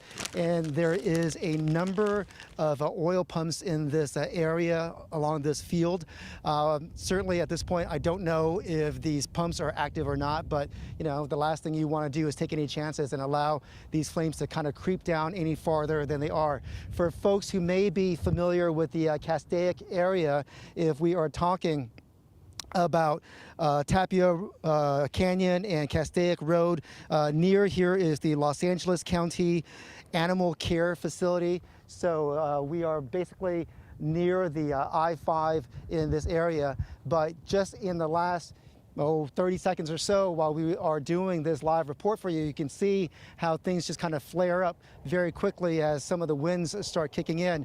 In addition to some of the flames that you see in the foreground here, on the other side of the ridge, thick, heavy black smoke is also rising into the air. Assad, be patient with me if you wouldn't mind. You can see one of the fixed wing aircraft right above right now, and you can see the underbelly, you know, kind of in orange from the retardant that is released there. So it's kind of circling this situation right here along Castaic Road. there is a number of fire engines and also law enforcement out here as well. And right now we see both of the super scoopers in the air as they are circling the flames out here. If you wouldn't mind, Assad, let's go ahead and kind of work our way back to where the flames are. In our last live report, we showed you some of the bulldozers that were brought in. And right now you can see one of them just kind of working its way up that very steep incline right there, showing you just, you know, the bravery that we are seeing and how masterful all of this is. The Herculean task that is being done right now as you have that steep incline with that dozer right there going right up to those flames. And up close, what we saw earlier is what the dozers do is they use the dirt on the ground and they will push a lot of that dirt onto the flames and basically snuff out the oxygen and hopefully snuff out the flames at that field earlier near Lake Castaic. We saw 3 dozers doing just that, and they were pretty successful. Right now, you have a water-dropping helicopter flying very low, and from the reference point right here, you can see how close they are to those power lines as he kind of shimmies right above it. So in addition to flying super low, precisely, dealing with the conditions, with the winds, as well as the thick, heavy smoke, you see how brave they are as they do that drop right there. And in an instant, you just see the proof in the pudding as that water drop snuffed out half of that flame column that we were looking at, in addition to the dozers underneath. Assad, if you wouldn't mind kind of opening up the shot a little bit in terms of the shot here. Forgive me, control room, did you tell me to stretch or did you tell me to wrap? But if, as I'm waiting for that answer, I do see 2 apparatus on that fire road. We have 1 apparatus on one of the lower fire road, and at the top ridge is a second apparatus where you can see some of the blinking lights. Now on the lower fire road, one of the apparatus is moving towards that flame column, not far from that last water drop. But the hope is that, you know, the flames will just kind of die out at the top there with the dozer as well as the water drop, because the last thing you want is for some of the flames to get pushed down by the Santa Ana conditions that we experienced earlier onto this field. And that is why you have about 24 fire engines. If the audience can be patient with us, I'm going to ask Assad to kind of move a little bit. So it's going to be a little bit shaky. He's going to just move the camera a little bit forward, come on to the gravel right here, if you don't mind, Assad, so that the audience can see the amount of resources that is dedicated to this area right now. All of the fire engines at the ready. You know, we talk about topography, and one of the reasons why topography is a big issue, in addition to adding to the dangerous conditions, is that it's awfully hard to get human beings in there as well. So at some point, you have to figure out where your line of defense is. And so that's why they are basically using this gravel road that you see in the foreground here to kind of have this sort of garrison, if you will. And as we see some of the smoke rising, the control room is asking me to wrap, so let me go ahead and send it back to you. All right, we appreciate it, Jeff. We'll get back to you a little later here. Well, it is 4 o'clock now, and this is KCAL News, live continuing coverage of the Hughes Fire in Castaic. I'm Juan Fernandez. And I'm Amy Johnson. Our breaking news coverage began when the first flames appeared shortly before 11 a.m. Here now is the very latest at 4 o'clock. The Hughes Fire has burned more than 8,000 acres and is 0% contained. 19,000 people are under mandatory evacuations, while another 15,000 are under an evacuation warning. The CHP has closed the 5 freeway in both directions between the Grapevine and State Route 126. Yeah, students from Castaic Middle School and Castaic Elementary have been evacuated to the parking lot of Ralph's on Hasley Canyon. Now, students from North Lake Elementary School have been evacuated to Castaic Sports Complex. Evacuation centers have also been opened at Valencia High School and Hart High School in Santa Clarita. KCAL's Jasmine Veal joins us live now with the very latest from where she is at. Jazz? Yeah, Juan and Amy, so we are here right at the road closure, this community, Castaic, under that evacuation order. We are here at Lake Hughes Road and Ridge Route Road, and we are watching that aggressive air attack taking place. They are scooping up water out of the Castaic Lagoon. And I want to show you a truck right across the street. It has a new paint job with all that fire retardant. That was a Forest Service employee. He said he was way up there in the hills and got hit by that retardant, but that is just how serious it is. I mean, if you are caught underneath the fire retardant, that's what happens. I mean, it can smash in these vehicles as well. And there's another helicopter too. I mean, LA County Fire here, they typically can scoop up several hundred gallons of water, depending on, you know, the model and the size, obviously, with that water bucket. But this is what we have seen now constantly for the last hour or so, scooping up all those gallons and dropping it. And this has really laid down the fire here on Lake Hughes Road on that bridge, and it had burned into the field here next to those semi trucks, and you can still see some of the smoke, but now it's moved up and over the ridge, and we just saw it kind of glowing behind the hills as we came off of the recreational area. I have Brian and Carol. They live right here in this Castaic community. They are packed, ready to go, but Brian, you guys came right back from work around noon when you saw this fire. Yes, as soon as I heard about it, I figured it was going to be tough to get home, so better to leave early than not be able to get home at all. And it was tough to get back with the traffic. We made it almost just in time, probably another 10 minutes, and they probably would have closed Lake Hughes Road. When I passed, Parker was already closed. Yeah. And that's, you know, what they have to do. They have to, you know, do this attack. They got to get fire engines up here, boots on the ground. You guys have been here for how many years? And this, you said this is the worst and closest it's been. We've been here 28, 29 years, and this is the closest one so far. Yeah. And it's too close. Absolutely. I mean, it burned right up into the field here that we were talking about, Lake Hughes. Yes. And, you know, hopefully these guys will get a handle on it. They're some of the best in the country, so we're hoping for the best. And I think nerves are rattled. I was talking to some of your neighbors. They were hosing down their properties with hoses. They saw what happened in the Palisades and the Eaton fire, and now this. I mean, nerves are rattled. We already watered down the house and everything's soaking wet, so take every precaution we can and, you know, be ready with our animals and everything else that we need. And as we look up into the hills and we see a lot of the smoke, you were telling me, and you guys are very familiar with this area, there's a paintball park up there, but there were concerns your water department. The Castaic Water Agency is also up there. On our way over here, there were 2 employees, and they said those 2 helicopters were hitting it pretty hard, and they seem to be getting a little bit of a handle on it, but we can't see from here. Yeah, and that's why you guys came out, just to see and get a better grasp of the situation right outside your front door. Exactly. You see everything on television, but it's better to see it with your own eyes and see exactly where everything is. All right, you guys stay safe, Carol and Brian. Thank you so much for the time. And we'll just give you a last shot over here as I send it back to you. You can see some of the other residents have come out just to kind of monitor things and see for themselves what's taking place literally right across the street from where they live here in Castaic. All right, Jasmine, thank you. All right, let's go up to Desmond Shaw live in SkyCal with a bird's eye view of what's down below. Des, very smoky.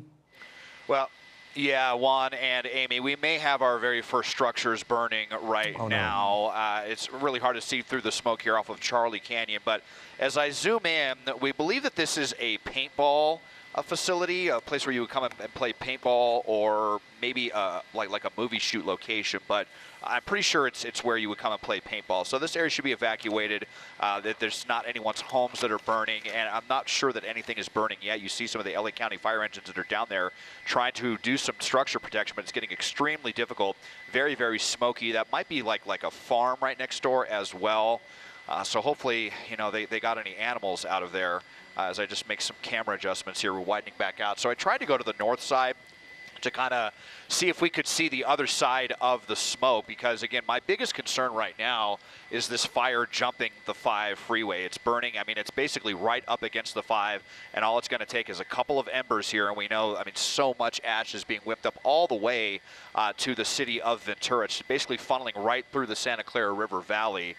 So that is really my biggest concern. I didn't see any fire established on the west side of the 5. I haven't seen any homes burning as we went over to that side. Really hard to see with the glare of the sun at this hour, as we see another air tanker coming through right now.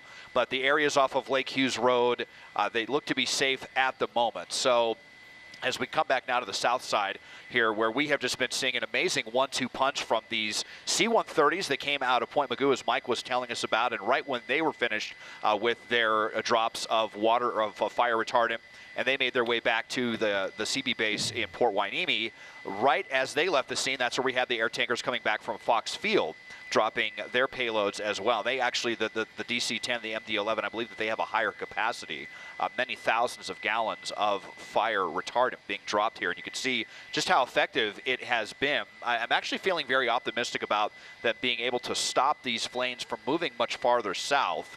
They've got it contained very well at this ridge line with this retardant line. You have some fire roads as well. And the winds are really carrying this fire much more to the west than they are to the south right now. So hopefully, folks in the Santa Clarita area will be breathing a lot easier knowing that. We'll see, if that continues to be the case. But as you can see, so many aircraft flying through my shot. They're going to continue with these drops right up until twilight, I'm sure. So we still have some time left for the DC-10, the MD-11, the C-130s, as well as the Super Scoopers. I saw at least 1 or 2 of them on the scene as well. And then hopefully we'll keep the Erickson air cranes and the Chinook, the high-capacity water-dropping helicopters, after the sun goes down. So we haven't seen any structures yet. There was definitely some scary situations off of Tapia Canyon, Castaic Road, off of the Ridge Route Road there, where we saw flames earlier. But when we came around to the other side, I hadn't seen anything burning to this point. But again, my biggest concern is I just really hope that the fire crews are stationed up all over west of the 5, and maybe if they have like some helicopters up there looking for any heat signatures west of the 5, because this fire, I mean, we have to remember that's what happened with the Woolsey fire. You may remember that LA County fire, their original estimate for that fire was about 500 acres. That was before it moved down and jumped the 101 freeway. And I was on the airwaves doing traffic reporting when that happened, and that became one of the largest and most destructive fires in LA County history. So it's so pivotal for firefighters to do whatever they can to keep this fire from jumping the 5. You've got steep mountains over there. You've got the wind carrying the fire that way. You've got very, very thick fuels in the Los Padres National Forest that haven't burned in a very long time. So that's my biggest concern right now. Obviously, all this smoke, very, very concerning. And this is, extremely stressful for people here. I'll put up the map tracker where you're seeing all of the smoke off of the old road, off of Lake Hughes Road. But we haven't seen any homes burning yet. So we'll just have to see how this goes, and we are definitely holding our breath that we don't see any fire established west of the 5 freeway, guys. Let's hope that's the case. Or you want to bring in Mike Rogers over at the desk with some new information. Mike? Yeah, I just kind of wanted to, Des, if you can show us that that paintball facility again, and Kel, if we can put my computer in an inset, I just want to give everybody an idea of where exactly Desmond is looking at in relation to the fire, because the fire has burned pretty decently far south. So Des is looking in there into the paintball area, and that is a paintball facility, as he mentioned. It's kind of close to that water treatment facility that Desmond was looking at a little bit earlier. And there's my computer. Thank you, Kelly, for that. And then here, right here, so this is the water treatment facility that Desmond was looking at earlier. And then just to the kind of southeast of it, this is the paintball facility. So when you kind of look at where Desmond is looking, it really shows you how significantly the fire has burned to the south and to the west. And really, any further south or west, we're going to run into problems, right? If you go any further to the west, you're going to run into the 5 freeway, which runs right here. And you can see these are, there's a tanker here, a tanker here, a tanker here, a helicopter here. So they've got a lot of assets on it. But as the fire continues to push this way, to the west, you've got the 5 freeway. But then if it goes any further, kind of even to the southeast, or even pushes into this area, you've got a subdevelopment right here that is going to be of concern. So I just wanted to show you where Desmond was looking at with that paintball facility. It is right in here. And you can see, here are some of the buildings Desmond was talking about. And you can see even right there, and thanks Des doing the satellite overlay as well, that we're kind of looking at right there where the fire is. So it is a couple of buildings there. It's still a little bit remote, if you will, but it's not that far at all away from looking at some more significant populated areas. And if we can take Dez's shot full, and Des, if you can look at that line where there was that FOS check, because I want to point something out to people. Their FOS check is used for two great things, the retardant. It can help definitely stop the fire and stop the flames, but if you look at Desmond's shot right there, and if we can take it full, Cal, what you'll see is the long line right next to the flames. And what they're doing with that is using it as essentially a break and a barrier to keep the fire from pushing any more to the south or to the west and keeping it within that. And if you look, it's very effective, right? You look where the hard line is of the red retardant and the red phos check, and it is staying to the west of that line. That's doing what they wanted it to do. So a lot of times, you know, especially people on the internet, because they all have opinions, you see them kind of say, well, why aren't they dropping it right on the fire? And because sometimes that's not what their goal is. Sometimes their goal is to create kind of a fire line and a perimeter that you'll see right there that is helpful to keep it from spreading. Sometimes they want the fire to burn in a certain direction, in a certain place, and they'll use the retardant and the phos check to achieve that and to get that done. So no new evacuations right now as we're talking about this, but still you've got that big evacuation order that now, as we talked about last time, extending into Ventura County. The fire, by the way, you guys, has been mapped now at about 8,000 acres. So CAL FIRE just updating that not too long ago, saying 8,096 acres burning in the LA County area, the Lake Hughes area. I'm sorry, yeah, the Hughes Fire is what it's called as it burns near Castaic Lake. Let's hope it doesn't jump the 5, Mike. Yeah. All right, thanks. Exactly. We want to check back in with our Ross Palumbo, who lives in the area. He was close to an evacuation area in the foothills. Ross, when we first spoke with you, you were trying to get home to your pup Milo, and you did make it home, and you were talking to some neighbors a short time ago.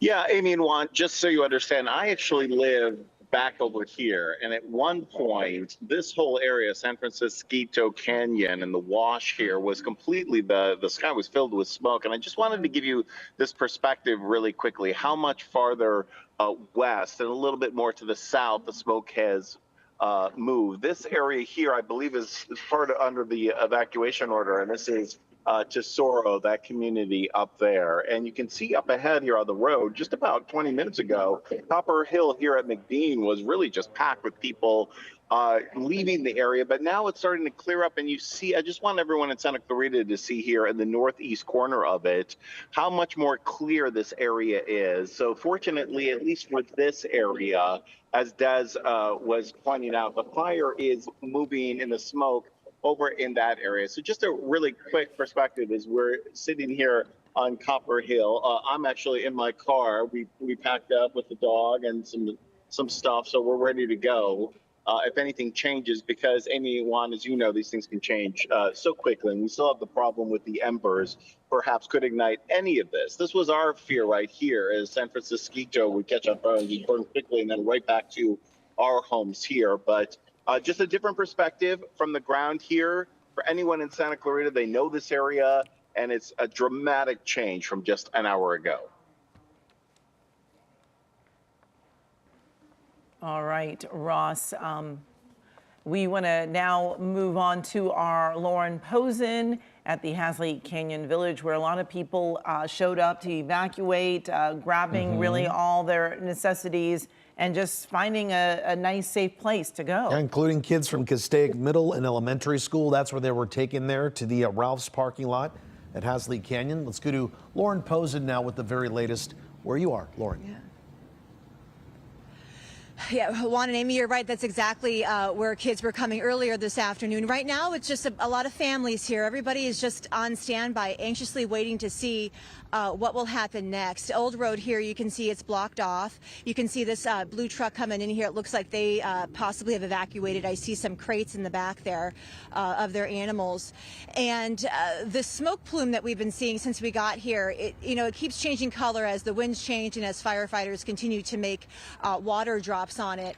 I will say, though, in terms of what it smells like out here, you can smell the fire a little bit more prominently than in the past. You definitely can feel it with the winds as they pick up. It's not very windy here, but just enough wind to kind of get that gust going.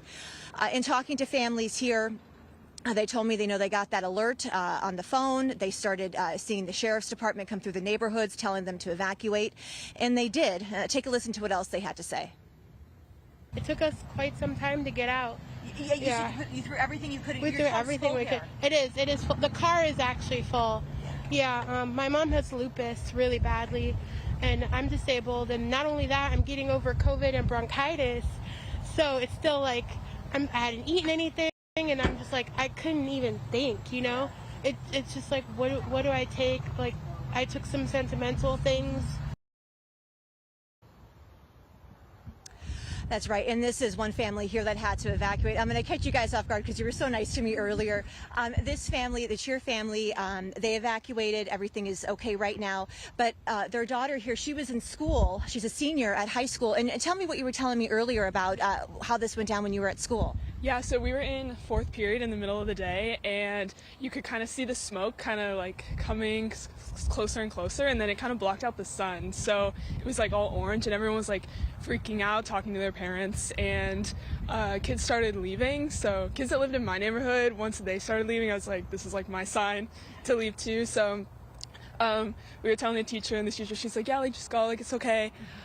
She was getting calls herself from her family, and people were just like, kids were just running to the parking lot to their cars just to get home and try to get some of their own stuff. So, yeah. I mean, it all happens so quickly. You know, we always say be prepared, and we are. But then when it happens to us, you know, you kind of like, you have a moment of like, what do we do here? Where do I go? What do I do? And then we were talking to Terry, or her mom over here, and Terry was walking earlier today over by the lake, coincidentally, didn't see anything, and you were shocked to see that there were actually flames. And on top of that, she learned something from the Palisades fire. Tell me about that as you were evacuating today. Right. So from watching all week, people were like, oh, I wish I would have grabbed this. I wish I would have grabbed that. And so, yeah, I kind of just kept a mental note of it. And when it happened, I just went to where those things were. I put them in a pile, and I got a suitcase, and I put them all in the suitcase and got the dog and the suitcase put in the car. And yeah. And you took Mark, your husband, too. Mark's along for the ride, too. Here's Mark. Mark's holding everything down here. The puppy's in the car. Thank you guys for talking to me. Thank you. And that's what everybody's doing here. We're waiting on standby, hoping for good news to be able to go home tonight. That's what everybody wants to see and to hear. Again, this road is blocked off. We've seen a lot of first responders go through, fire engines, sheriff's deputies. The detention center is not far from here, and as we heard earlier, those inmates were all evacuated as well. So that's what it looks like here, and we'll send it back to you in the studio. All right, we're hoping that's going to be the case, Lauren, where people can eventually go home tonight. Thanks so much. Let's go to KCAL's Lori Perez live on Lake Hughes Road with the latest from there. Lori. Yeah, Juan, we arrived not so long ago, just trying to get a lay of the land, see where the flames and the fire are. And we're a good ways up Lake Hughes Road. Behind me, you can see some of the big flames that they are battling. This is Bitter Canyon. And we've been watching as kind of a parade of air support has been coming around, you know, the lead planes, and then kind of doing show me routes where they're trying to see where those flames are, followed by planes doing water drops and dropping fire retardant. You know, that strategy that Mike Rogers was talking about, really following along where the flames are going. It's been quite remarkable for us, even in the short time that we've been here, to see the flames moving kind of southwest and how rapidly they have been moving. The smoke is pretty dense here. At times we can see a lot of flames. Other times they are obscured by how dense it is. In the distance, though, I want to show you, if you can see that community in the distance, you know, I'm told that is Santa Clarita over there. So you can see kind of the geography of where we're standing. You can see that there are fire trucks, emergency personnel stationed in this canyon. They certainly have been watching as this area has burned for hours today, and they'll be watching it for hours to come. We're going to send it back to you in the studio now. All right, so smoky too, where she's at. It really is. All right, Lori, thank you. We want to get to our Luz Delia Caballero in Castaic. Luz Delia, there's a lot of smoke and a lot of fire right there behind you. There's a lot of smoke, a lot of fire, and lots of ash blowing absolutely everywhere. We are absolutely in the thick of it. Almost everywhere we look, we see flames. Behind me, you can see that down below in the canyon, there are flames that shoot up upwards of 10 feet tall. And then as we move over to our left, as Joe moves over, you can definitely see that hillside is completely engulfed in some areas. Now, we have seen multiple fire lines that start as just that, fire lines, and then that fire explodes. And we are talking about the Hughes Fire, a fire that erupted and burned more than 5,000 acres in just 2 hours. And it is windy.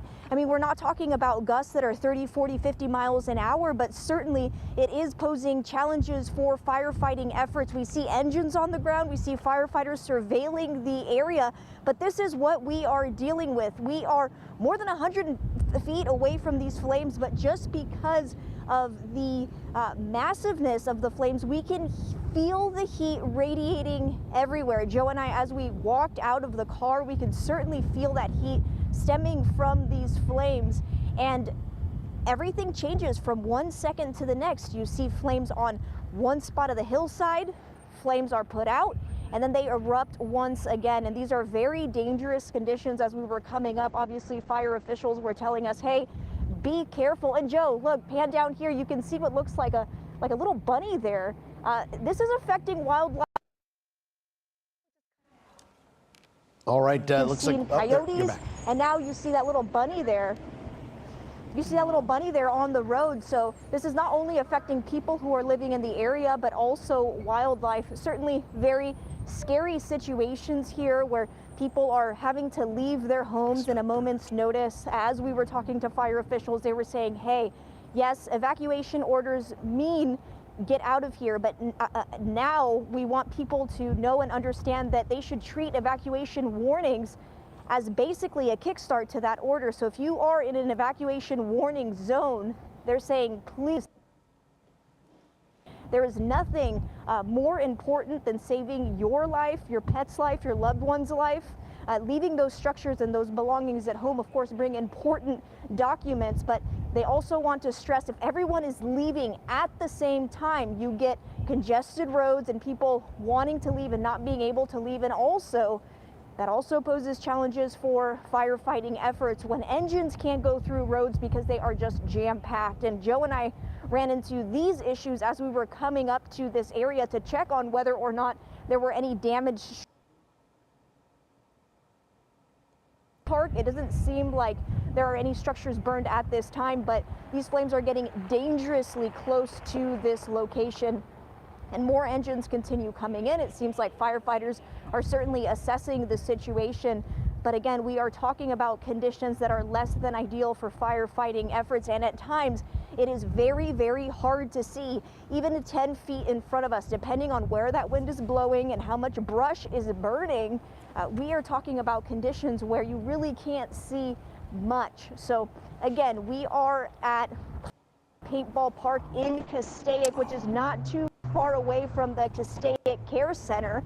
We got a closer look at that area, that animal shelter for LA County, and we noticed that they seem to have evacuated. But again, you are now looking at aerial efforts as well, and we have seen water drops, we have seen retardant drops, we have seen firefighters doing everything they possibly can in order to battle these flames and try to contain this fire before the winds start roaring again. So obviously what you are seeing right now is the reality that Southern California has been living in for weeks now. Palisades Fire, Eaton Fire, and several other fires leading up to the Hughes Fire now, and people are certainly fearful. We spoke to a family who tells us that they were told to evacuate it. They heeded that order. They left with their dog and a few items like clothes and important paperwork, but they too were scared. They're saying, hey, everything around us is shut down, and it seems like the fire just keeps inching closer to our neighborhoods. And of course, the fear is that there will be a repeat of the Palisades Fire and a repeat of the Eaton Fire here in Castaic, here in Santa Clarita neighborhoods. So firefighters too on high alert, doing everything they can to assess the situation, to assess where this fire is going, and try to come at it from a very strategic approach, just both on the ground and on the air, to make sure that it doesn't spread quickly, but certainly doesn't spread to neighboring structures, which of course is the utmost importance for firefighters, is saving those structures and of course lives. Guys? Yeah, we can see just how smoky and gusty it is where you are there, Luz Delia, at the paintball facility that Mike was telling us just a short time ago. Absolutely, and that seemed like where the flames had actually hit some structures. So, all right, Luz Delia, thank you.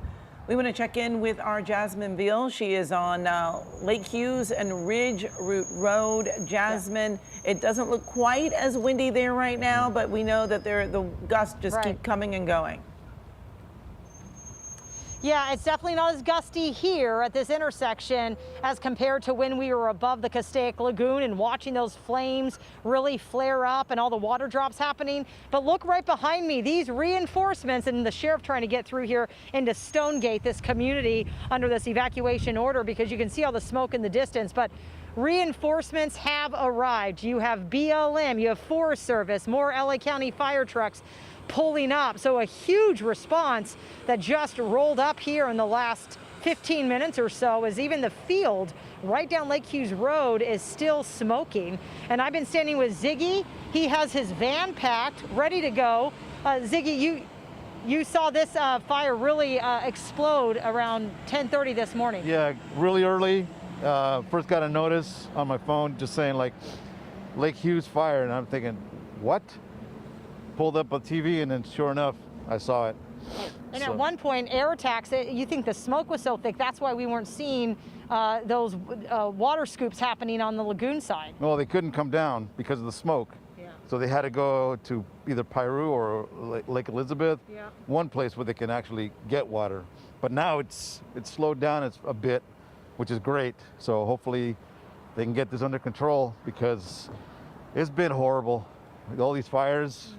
And I mean, we're packed. We're ready to go if they give us the order, but never know. It's so nerve-wracking, as you saw, and you have some photos on your phone that you were just showing me as your nerves were rattled because you were watching the smoke come up over this neighborhood that you've lived in for years. I mean, just look, this is what he saw at his front door. And talk about, you know, you're standing there with your van in your driveway ready to go, but how frightening. And then that one, and then this one was, I'm on a ladder because I'm hosing my roof, and our van is pretty much ready. Yeah. And this is like some of the fire trucks that arrived. Yeah. Just what these neighbors are facing, and why so many have come out here to kind of see the situation firsthand right along Ridge Route Road and Lake Hughes. So I'll give you a look over here. Just again, you can see where the fire is now burning up and over that ridge. And there's not much over there, but you said your mom's in Saugus, and you were checking in on her because you just didn't know how far this would spread. Well, she's actually packed also, and she's ready to go in case anything happens. Yeah. But we have families scattered, and they say, like, you know what? Whatever you guys need, we're ready, because it's family. Yeah. And you've seen what these fires have done in LA County. Yeah, it's really, really, really sad, some of the stuff. And we don't want to be another statistic, but that's why we're ready, just in case. That's good. That's smart, Ziggy. All right, you stay safe. Okay. And like I said, I mean, I don't know, we were showing you some of the the U.S. Forest Service trucks that had been hit by the retardant, because they were way up there in the hills, and so they were where the action was happening, where these air attack planes were targeting all of the flames. And so, yeah, it's very busy just in the last few minutes, with even more fire departments showing up, and we've seen that aggressive air attack just continuing, and the flames have really died down here in this location. So that is definitely the good news. I'll send it back to you live here in Castaic. Jasmine Veal, KCAL News. Yep, and it's a race against the clock. 5:14, Amy, is sunset tonight, so we'll see what happens after that. All right, thank you, Jasmine. I'm going to check in now with our Jeff Nguyen. He has moved to the Tapia Canyon near Charlie Canyon. Is that right, Jeff? Yeah, that's right, Amy. So where we are right now is right by the LA County Animal Shelter number 6 here in the Santa Clarita Valley in Castaic. Let me step aside so Assad can kind of push in. You can see how things are burning right now. A lot of flames burning in that canyon right there. We're talking about Charlie Canyon. And in addition to all of the resources that they have moved here, we have some of the dozers. So if you could just bear with us a little bit, I'm going to ask Assad to show you the dozer that's on top of that ridge right there, because there's a fire road all along the top of that ridge. And so that's where they have been making some of their defense. We've seen a number of airdrops along this ridge. And so right now they are focusing down Charlie Canyon. And I'm going to ask Assad to just go ahead and go right back down the way, pan to his right, to Charlie Canyon. He's going to do it nice and smoothly so that, you know, it's not jarring for our viewers at home. In addition to all of the airdrops and the dozers, we see a number of fire trucks from the Department of Forestry. So those are federal firefighters. So they have brought in a lot of resources, but about half an hour ago, you saw us live, and we were actually on the other side of the ridge that you are looking right now. Maybe it's a good sign, but I'm seeing a number of apparatus driving away from us, and the control room is asking me to wrap, so let me go ahead and do that. All right, Jeff, thank you so much. And if you're just joining us here, this is the very latest on the Hughes Fire at 4:30.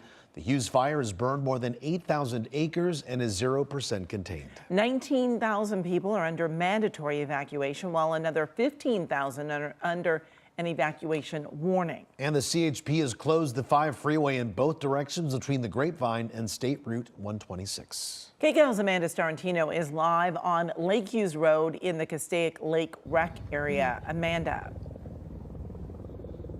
All right, well, we're seeing a lot of aircraft fighting this fight for us, and they're picking up water. We might see it actually happen right here. No, I'm not sure.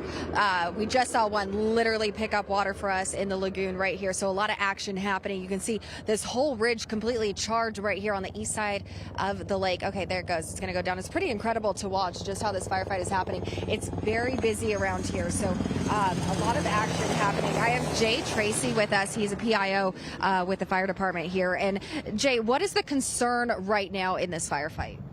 Well, obviously, with the weather conditions that we've experienced over the last week or so, the red flag warnings have continued. And at this point, they're kind of concerned with just the amount of wind that is pushing this fire through these light, flashy fuels. The weather patterns that have been present over the last week or so have really dried these fuel out. So there's very little moisture in those fuels, and there's very little relative humidity. So the fire is really ripe. Conditions are very ripe for a fire starting and growing very rapidly, especially with the wind that it's pushing through. And this area, not many homes just directly right here where we saw the flames earlier, but it is pushing towards a community that you guys are concerned about. I would believe so. This is obviously, they're still in the midst of a very heated battle here. So there's a lot of work going on to protect anything, not only homes, but also any of the infrastructure in the area as well. Just from listening to some of the reports, we do understand they shut down I-5 as the fire jumped over I-5, which is a pretty big deal. That's a main thoroughfare through the state. So I'm sure they'll do their best to get that opened up just as fast as they can. They are setting up a unified command. So you've got LA County Fire, you got LA County Sheriff's Department, BLM, and U.S. Forest Service that are setting up command to start getting resources in and organized and getting them deployed where they need them to be. Okay. We met at the Ian Fire, actually. You have crews stationed all over the place. How many did now have to get transferred over here up into Castaic? Well, I'm not sure how many they actually brought off the Eaton Fire. They did have a mobilization base set up that had a tremendous amount of resources staged there for just emergencies just like this in case something did happen. So they're able to send a large amount of resources very quickly that were already pre-staged here in Southern California. Gotcha. Thank you so much. We appreciate your time and everything you guys are doing. I'm going to send it back to you guys in the studio now. All right. Thank you so much, Amanda. Let's go to Luz Delia Caballero now, continuing our coverage from Castaic. Luz Delia.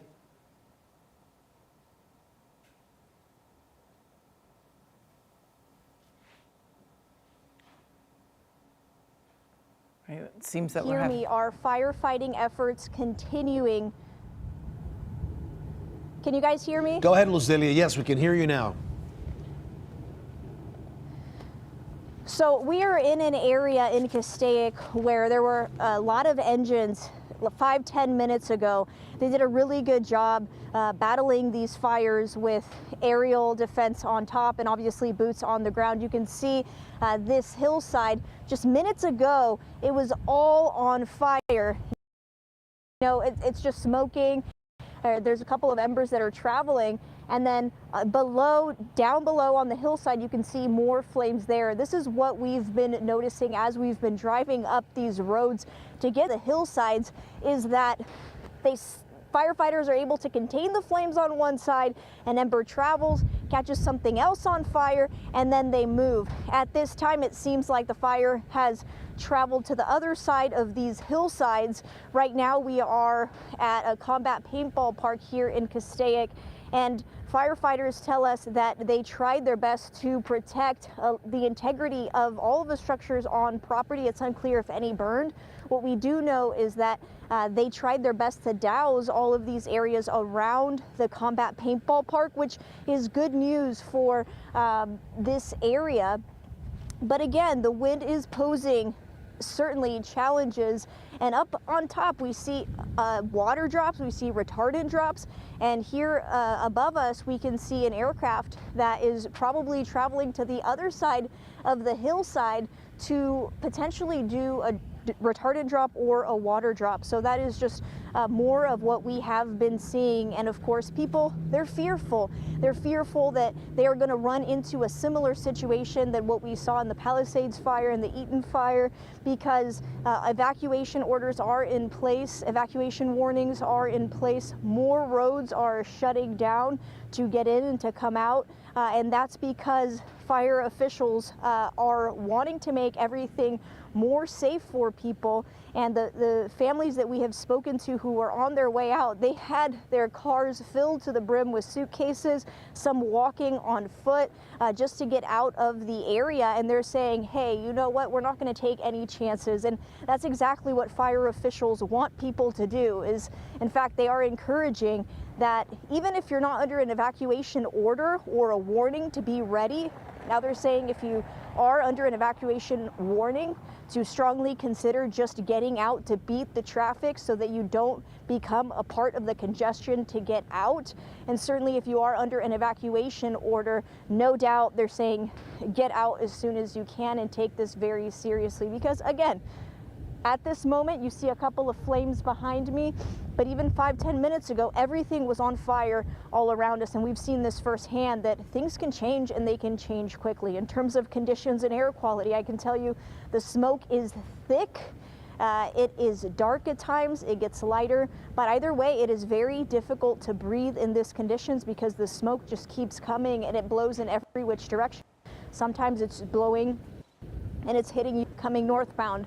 Then it goes with easterly winds and so on and so forth. So for folks that are trying to get out, especially those who have pre-existing health conditions, for little babies, this is something that certainly poses some health challenges and something to keep in mind as you are heading out, which is why fire officials and health officials are strongly encouraging that you wear masks, like N95 masks, something thicker to prevent all of the gunk, all of the smoke from going into your body, going into your lungs. But as of now, we continue to monitor the situation here at the combat paintball park here in Castaic, and we may move in just a little bit, but overall it seems like these winds are proving to be a challenge for firefighting efforts as the fire kind of just keeps spreading and moving, and hopefully it doesn't spread to neighboring communities with lots of houses. So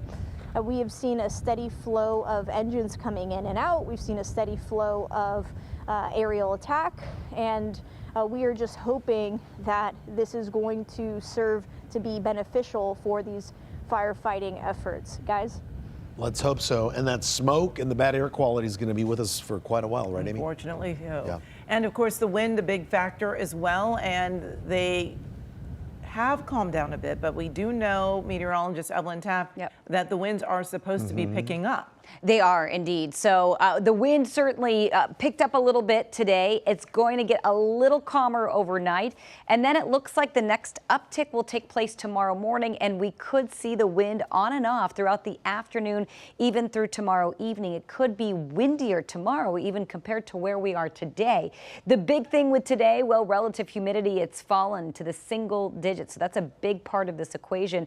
And we've been eyeing the Santa Ana corridor as these easterly and northeasterly winds come in. That's where we actually see the gustiest conditions in a traditional event like this. And of course, the dry fuel out there is just ready to burn. We have so much of it, and it is exceptionally dry. We haven't seen the air mass this dry through this entire event. So even though winds are calmer, conditions are now drier. So as we get a look at current wind gusts in the area, you will see Castaic 35-mile-per-hour winds. So it is gusty. 36 miles per hour for Santa Clarita, Simi at 38 miles per hour. And as we take a look at temperatures on the fire lines right now, we've been in the 60s and low 70s. So it's not a very warm day, but it's a mild day. Again, that's okay. Temperatures really aren't playing a big role in this, but the winds certainly are. We're looking at winds from the northeast, 20 to 35 miles per hour. We're getting a look at the smoke right there in the corner. And when we have a northeasterly wind, we generally see the fire travel in a southwesterly direction. So it's exactly the opposite, right? So northeast means the wind is coming from the northeast and then it blows to the southwest. And we're going to start to see more of an easterly wind, but generally speaking, we will continue to see that smoke blow to the south and the southwest. We do have an air quality alert already up because of the fire, and initially we were just looking at poor air quality for parts of Southern California today. I will tell you just a hunch that it could certainly get expanded as we see more smoke in the mix now and ash. So let's take a look at the next 24 hours for Castaic. So we are looking at winds settling down just a little bit this evening. We're down to 19 miles per hour as we head into the next few hours, which is down from the 20 to 30 mile per hour range we've seen in the last couple of hours. So still looking at some gusts, but it will get a little calmer as we move overnight, which hopefully will be good, will help firefighters get a handle on the flames. But the one thing that's not going to be good is the relative humidity. We're looking at little to poor recoveries in the overnight hours. Then as we head into the morning hours tomorrow, the wind starts to pick up. We start seeing 20 mile per hour winds, 30 mile per hour winds through the 2 o'clock hour. By 5 o'clock, 19 mile per hour winds expected. And as we get a look at relative humidity right now, again, single digits. The general range has been between 2 and 10%, which is non-existent. It is just bone dry out there. I can't stress that enough. This is not normal as it comes to relative humidity. You will see Simi Valley at 8%, Burbank 3%, Santa Clarita at 5%. So when you have relative humidity this low and the amount of fuels that we have, the combination's not good, even with just a little bit of wind. Again, we're not looking at the 100 mile per hour wind gusts. Again, that's good news because of course we would not see tankers fly in that kind of wind. So at least we are at a point where it's safe to fly, of course, and safe to perform water drops. So let's take a look at these red flag warnings. National Weather Service briefing us just the other day saying, hey, look, these red flag warnings are probably going to expire, but we are most likely at this juncture going to probably extend them. And that's certainly exactly what they did. They extended these red flag warnings through Friday morning because of just the sheer dryness. And of course, the fact that the wind is picking up again and we're seeing that uptick. Again, we saw it today. We're going to see another uptick as we move into tomorrow morning and tomorrow afternoon. And the wind event won't be over until at least 6 o'clock tomorrow evening. So it'll be windy at times, very low relative humidity, and extremely high fire danger. So you will see at least 4 counties affected by the red flag warning that's now in effect through 8 o'clock Thursday, but for some could stay in effect through Friday morning. That's how long this event will last. Wind gusts between 35 and 50 miles per hour, as we just saw. And as we take a closer look, we will see stronger winds coming in tomorrow. So tomorrow could be even windier than today. And again, the relative humidity still staying dangerously low in the single digits. The general range will be between 2 and 10%. So let's get a look at wind gusts right now. We keep referring to the Santa Ana corridor. We have for days. And we keep saying, look, it's not if a fire will break out in the area. It really was a matter of when. Even a couple days ago, we were just really honing in on this area. And that's where we had that PDS, that particularly dangerous situation.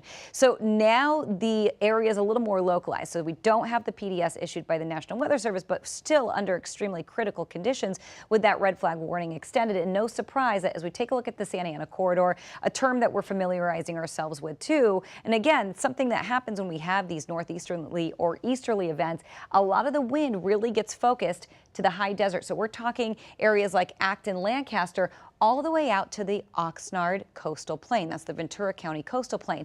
And that's that line of winds. And that's exactly exactly the line of fire, literally right now, that we're contending with. So you will see most of the wind affecting LA County, the I-5 corridor, the Newhall Pass, Castaic, Pyramid Lake, and most of Ventura County, including, like I said, the Ventura County coastal plain.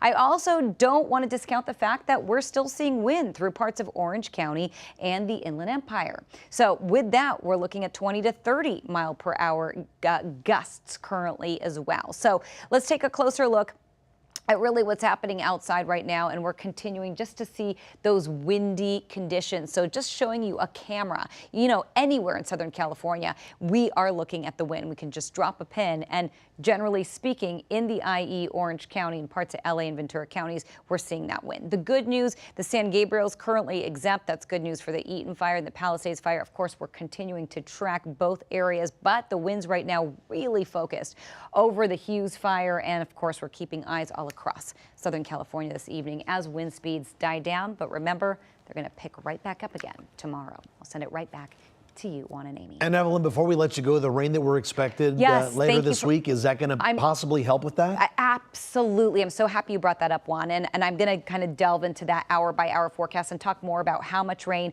But yes, it will absolutely help. Of course, there is a hydrological concern because you know what happens, right? After a mudslide and a burn scar, we just don't have, the capability to hold all the moisture, and we see slides. So if we do get a thunderstorm cell, which we could see, we are forecasting thunderstorms slide in or really sit over a burn area for an extended period of time.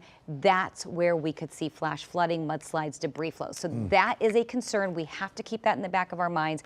At this point, we're sort of trying to figure out exactly where that low will land. If it goes to the west, we'll see a little more rain. To the east, a little less rain, but really looks like it'll be centered right over Southern California. We're only a few days out, so the confidence is pretty high. And we've been looking at this chance. We've been eyeing it in the long-term models for at least a couple of weeks. So the confidence is really there that we will see rain, and it will absolutely help. We keep saying, Juan, Amy, we need a good soaking. So this will be a good soaking. We could get up to 1 inch of rain. We could see thunderstorms, but rain rates will be a concern, and we're going to touch on that in a little bit. Hoping it's going to be just right. Yeah, absolutely. Okay. All right. Thank you so much, Ev. Let's check in with Jeff Nguyen. He has moved to Tapia Canyon near Charlie Canyon Road. Jeff? So, Amy and Juan, if I may, let me go ahead and show you the bulldozer brigade right behind me, if you don't mind. There are 1, 2, 3, 4 dozers right there, and you can see how they are coming face to face with the flames here in this fight. That ridge right there is pretty steep, and you can see how the dozers are basically climbing up that hillside at about a 45 degrees angle, and every so often the water dropping helicopters will make their precise drop as they just kind of skim this area and fly very low into this thick smoke. All of this that is burning right now is a lot of dry brush, as well as chaparral that is very combustible because of all the oils in it, and because of the combustibility and the oils that feed into the fire. You can see just the thick, heavy smoke kind of rising out of the air. About an hour ago, we were on the other side of this ridge, and we were able to kind of go in a semicircle to get to this point on Charlie Canyon near Tapia Canyon. And right now, as we are speaking, you can see here comes one of the water dropping helicopters.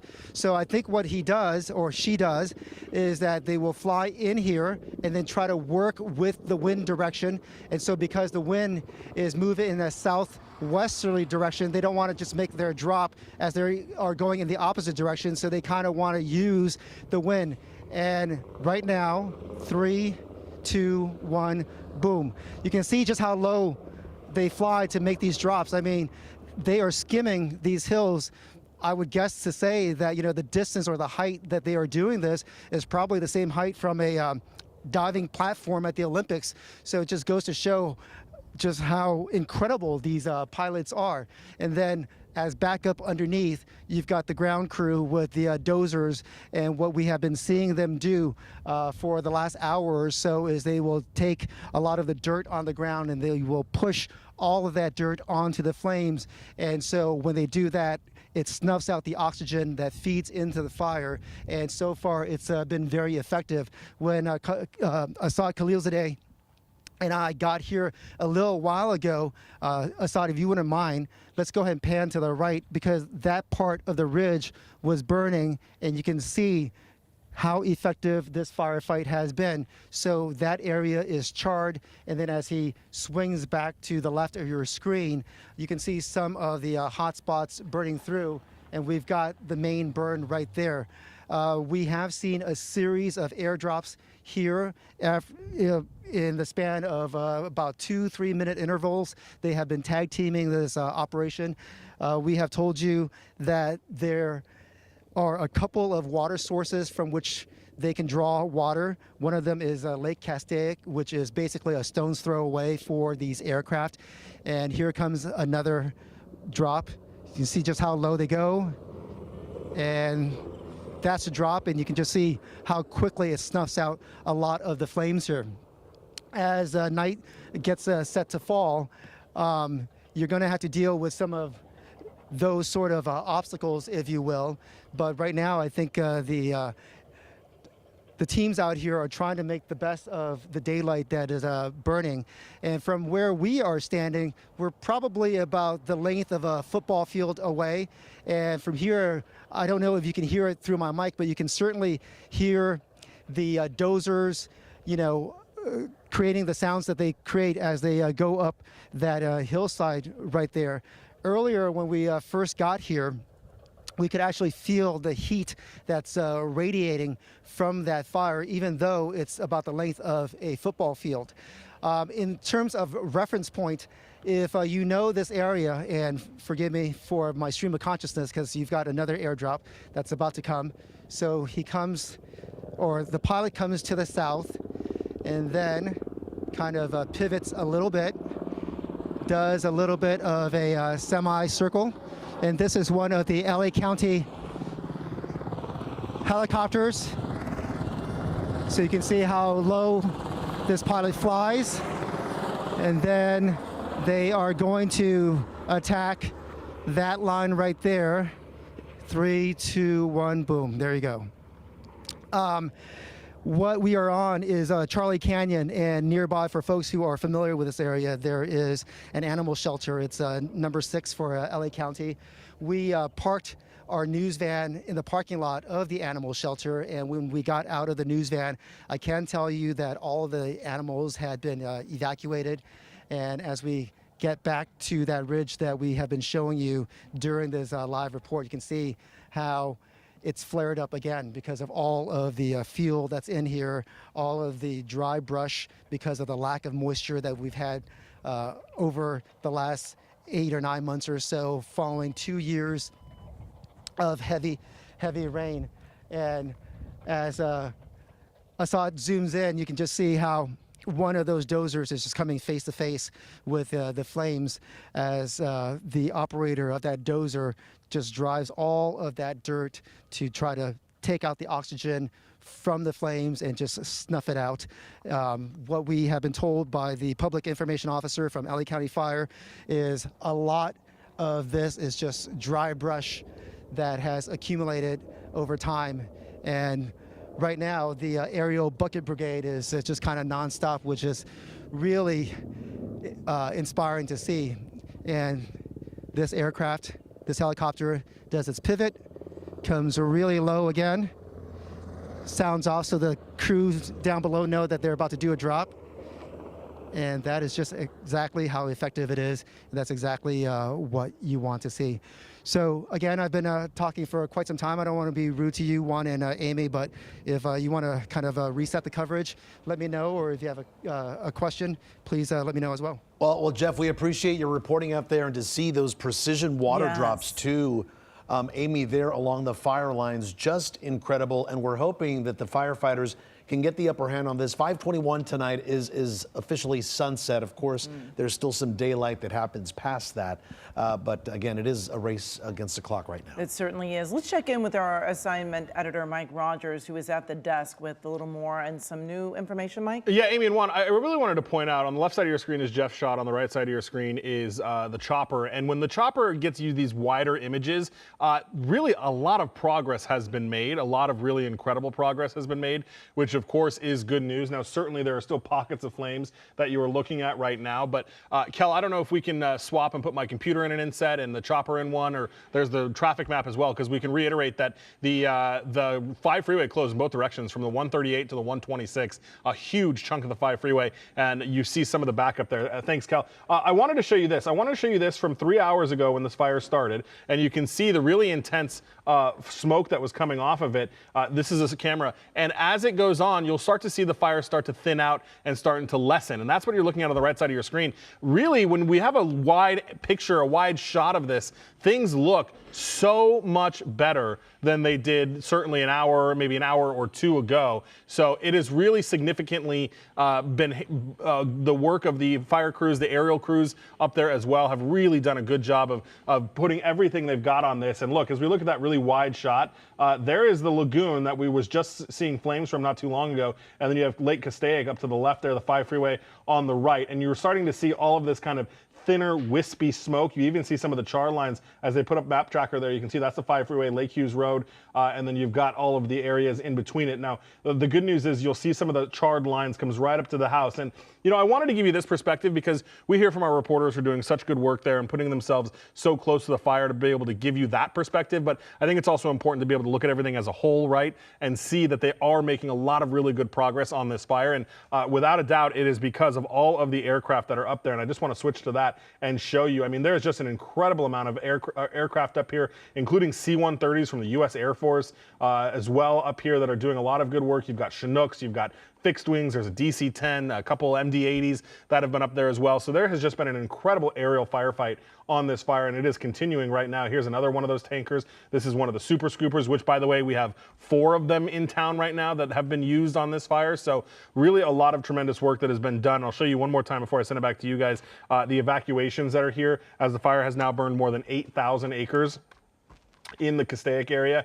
And again, the evacuation orders, looks like we do have a couple of new ones. They're evacuation warnings though, and I'll point those out to you right here. They just popped up right now as I refreshed the map here, and that is going to be on the Ventura County side. So this is the 126. This is Fillmore right here to the left. So everybody in yellow right here, this is new voluntary evacuation warnings that have been issued for the Piru community. So Lake Piru is right here. Half of that is already under a mandatory order, and then you've got everything that's on the 126 in the Piru area now under a voluntary evacuation warning as the fire, and that is because the fire continues to push. Now, what I want to point out here, and I'll get into this map here, is that the fire has not crossed the 5 freeway anywhere that we have been able to see it. They've been able to keep it from doing that, and you know, really, thankfully, any luck that we can have is where it started burning, right? It started burning right up against Lake Castaic, and you can see it pushed all the way down in here to the water and then basically stopped. The lake providing that nice fire break for everybody so that the fire has not jumped, and it has not jumped the 5. Now, usually I'll talk to you about this orange, which is the footprint of the fire. That hasn't updated just yet, but I can tell you the finger of the fire that was on the eastern side has pushed into the south here, right? So it has come down into here and almost right into here. This is that water treatment plant that Desmond had been focusing on. The paintball facility is right there. So it has moved down a lot further than what is showing on this map. Hopefully one of those updates will correct that, and burned right up here to the lagoon, which is kind of right there. So it has pushed significantly south, but when you look at an aerial perspective of it from an overall vantage point, things certainly do look much better than they had been before, and that is because of all of those retardant drops and water drops that are being done, you guys. All right, thanks so much, Mike. And it is just about 5 o'clock, and this is KCAL News at 5, live, continuing coverage of the Hughes Fire in Castaic. I'm Pat Harvey. And I'm Juan Fernandez. Our breaking news coverage began when the first flames appeared shortly before 11 a.m. Well, here now is the latest at 5 o'clock. The Hughes Fire has burned more than 8,000 acres. It is 0% contained. 19,000 people are under mandatory evacuation, while another 15,000 plus, because we just heard Mike Rogers say another area in Piru is now under evacuation warning. So that's going to add to that 15,000 number. The CHP has closed the 5 freeway in both directions between the Grapevine and State Route 126. Well, students from Castaic Middle and Elementary schools have been evacuated to the parking lot of Ralph's on Hasley Canyon. Students from North Lake Elementary School, They've been evacuated to Castaic Sports Complex. Evacuation centers have also been opened up at Valencia High School and over at Hart High School in Santa Clarita. Well, assignment editor Mike Rogers is at the desk with the very latest. Mike, you just told us about those evacuation warnings that have increased. Yeah, and expanded into Ventura County, right? That's where they have kind of crossed the line here. And I want to be clear again, the fire has not jumped the 5 freeway, which is what it would need to do in order to reach that location. But of course, with the wind blowing and the way that the fire and the smoke has been blowing, it's been blowing almost directly to the west, right? Which is, of course, the concern if it were to pick up some of those embers and carry it over that way. We'll show you some video from earlier. This is when the fire was burning right up against the area there, the hillside. You can see the really tall, towering flames that at one point were burning right there, forcing those crews to get out of there and you can hear them on the loudspeakers there. Time to get out of there. Let's go. So that's exactly what they were doing. On the right side of your screen, those are live pictures from the chopper. And we've just been kind of remarking about how things have gotten better. Left side, look at that. One of those little fire nados that start to pop up. And I believe, you guys, there is a press conference that is starting right now. Going to start it off, and then he's going to subsequently, they're going to announce each other. We have Fire Chief Maroney, Sheriff Robert Luna, Chief Robert Garcia, Joe Tyler, and the Mayor of Santa Clarita, Bill Miranda. We'll start this press conference off with Fire Chief Anthony Maroney. So good evening. On behalf of Board Chair and 5th District Supervisor Catherine Barger, we're holding a press conference to give important information to the community of Santa Clarita and the Castaic area. I am Anthony Maroney, Chief of the Los Angeles County Fire Department. The Hughes Fire is now estimated to be over 9,400 acres with 0% containment, with no structures reported damaged or destroyed. We have over 4,000 firefighting personnel assigned to the incident, and we had a very robust ground and air response to the incident that you see behind me. The LA County Fire Department is in unified command with the Angeles National Forest, and we are getting assistance from our state partners at CAL FIRE. I wanted to give a weather update because the weather is what's predominantly driving this fire and its spread right now. The National Weather Service has extended the red flag warning through 10 a.m. on Friday for most of Los Angeles and Ventura counties. Light to moderate Santa Ana winds will continue tonight and into Thursday.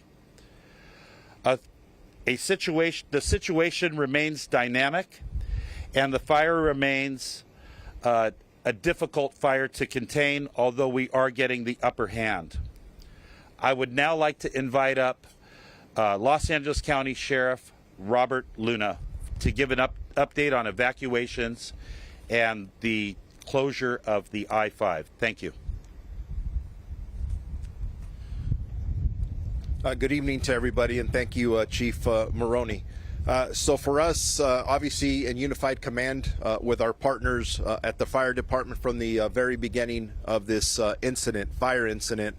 And right now, the numbers that I have is that we have approximately 31,000 people who are affected by our evacuation orders, another 23,000 that are impacted by evacuation warnings.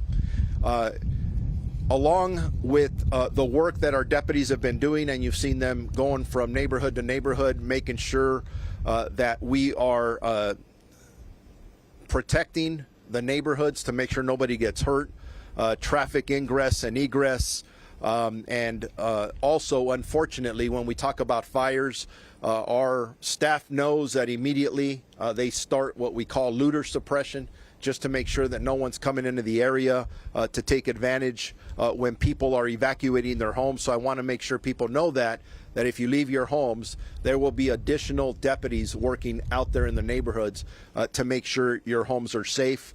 In regards to staffing, we are staffing up. You hear sirens in the distance. They're not only fire apparatus, but you see deputies coming in from different parts of the county.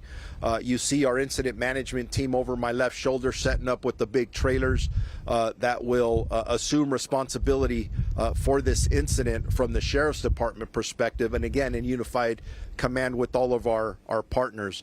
We have what I estimate well over 400 personnel total regarding this incident and managing other incidences around the county of Los Angeles. I do want to bring your attention to the fact that during this incident, one of the areas that initially was an evacuation warning that did turn into an evacuation order was our Pitches Detention Center, which is not too far from here. The Pitches Detention Center has actually 3 different facilities. One of the facilities was evacuated. In discussing this with our partners from the fire department who are experts in this area, they recommended and we agreed that the one facility, PD South, would be evacuated. That had approximately 476 inmates. We moved those inmates to another facility on the campus. The other 2 campuses are structured much better than the one that we evacuated from. But total on the entire campus, we have approximately 4,500 inmates, a little over that. We do have a plan in place in case the fire conditions, our fire partners would advise if it gets worse, whether it's wind, whatever that may be, a plan in place to evacuate the rest of the inmates on the entire facility if we absolutely had to. Other than that, it's a newer incident and it's evolving. It's going to change. We're ready for just about anything, which, by the way, includes being prepared for any other incident that would break, God forbid, anywhere in the county of Los Angeles. I do want to report that the 5 freeway has been closed, but I'm told that after this press conference, for a variety of reasons, we will reopen the freeway so that people can go back and forth. Again, I do want to reiterate that if you do not live in this area and you're following the smoke, you want to go see what the firefighters are doing, turn on the television set. Do not drive into these areas. You are impacting the ingress and egress of emergency vehicles. We don't need more traffic. We want less traffic. We don't want you walking around in the impacted areas to impact the community members who live here. And with that, I'm going to introduce Chief Robert Garcia from the U.S. Forest Service. Good evening. Just want to first say thank you to Sheriff Luna and Fire Chief Maroney and Director Joe Tyler for the partnership. This incident started out in the early part of the day, as Chief Maroney indicated, and this is in a mutual threat zone, so Los Angeles County Fire Department and the Angeles National Forest entered into unified command right away. And I also want to say how extremely proud I am of the way our responders moved into this area and established command and really established some incident objectives working together. The conditions that we're under aren't as severe as what we've been facing over the last week or two. But what you saw today is indicative of the conditions that we're in terms of the vegetation. So although we're not under a particularly dangerous situation in terms of the wind, our wildland fire condition is critical. Absent wind, the fire is going to move through the vegetation like you saw today with the slope and chasing fuel. Very dangerous conditions as to what led to the U.S. Forest Service closing all of the Angeles National Forest, and this is exactly an example why.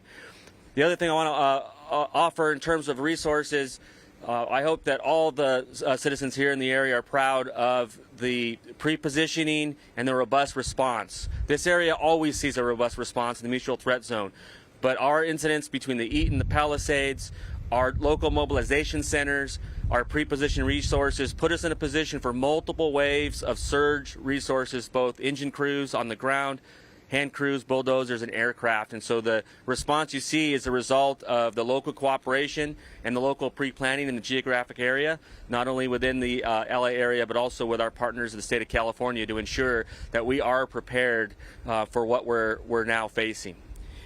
With that, I'm going to turn over the mic to the director of CAL FIRE from Sacramento, Director Joe Tyler.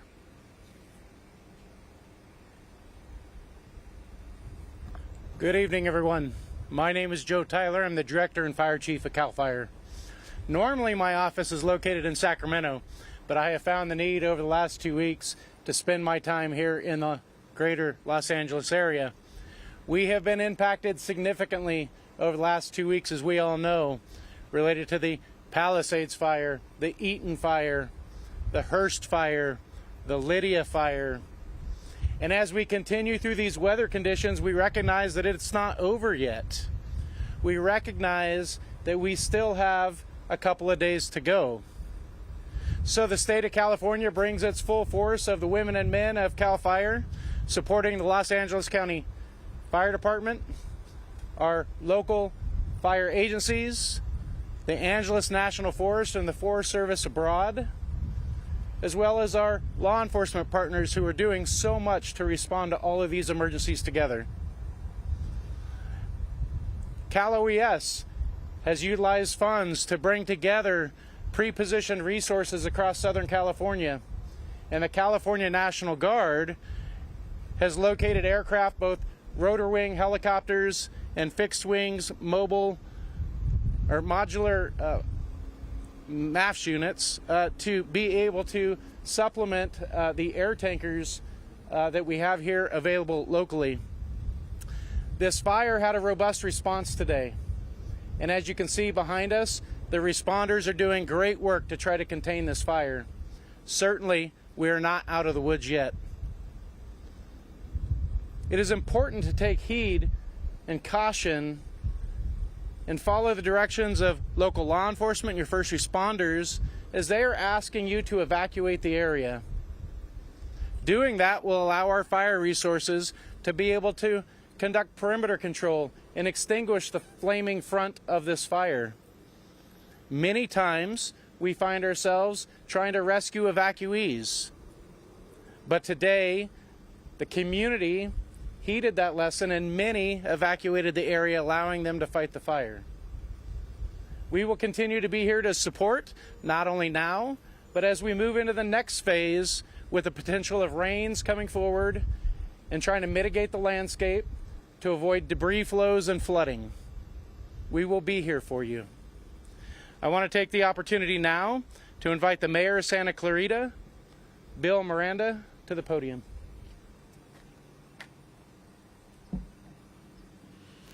Thank you very much. I'm City of Santa Clarita Mayor Bill Miranda.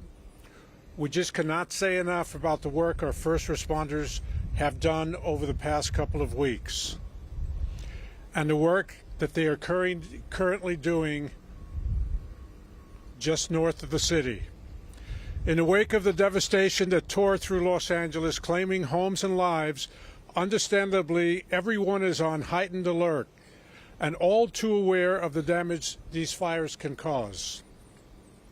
I want to re-emphasize the importance of listening to our first responders and paying attention to the emergency alerts.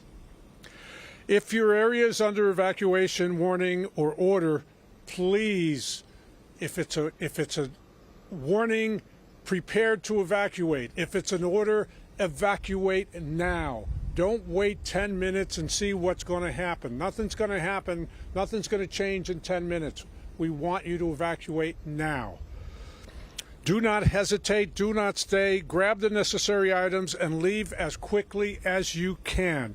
And when we mention grab the necessary items, we're talking about critical papers or critical medicine that you may need. We're not talking about packing a suitcase. We're talking about packing a backpack and having it ready. We can imagine the stress and extreme conditions our first responders have been under during this unprecedented time.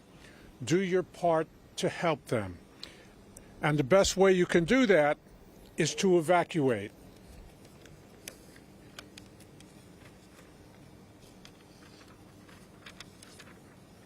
Our city is unified. Our city is in unified command with the Los Angeles County Fire Department and the Sheriff's Department. We're working together to ensure that our residents are safe and minimize potential damage to homes and businesses. All city recreation and community services have been canceled for the rest of the day. Our Santa Clarita transit buses are running behind schedule because of the traffic due to the evacuations. I encourage all of you, if you are safe, not in an evacuation zone, please stay home and off our city streets. We need our streets open for evacuees to safely leave and for first responders to get in. Please do your part to help these fighting the Hughes Fire. I want to end with our heartfelt thanks to the firefighters, the Sheriff's Department, deputies, and other first responders. Your efforts have been nothing but heroic. From the city of Santa Clarita, we say thank you.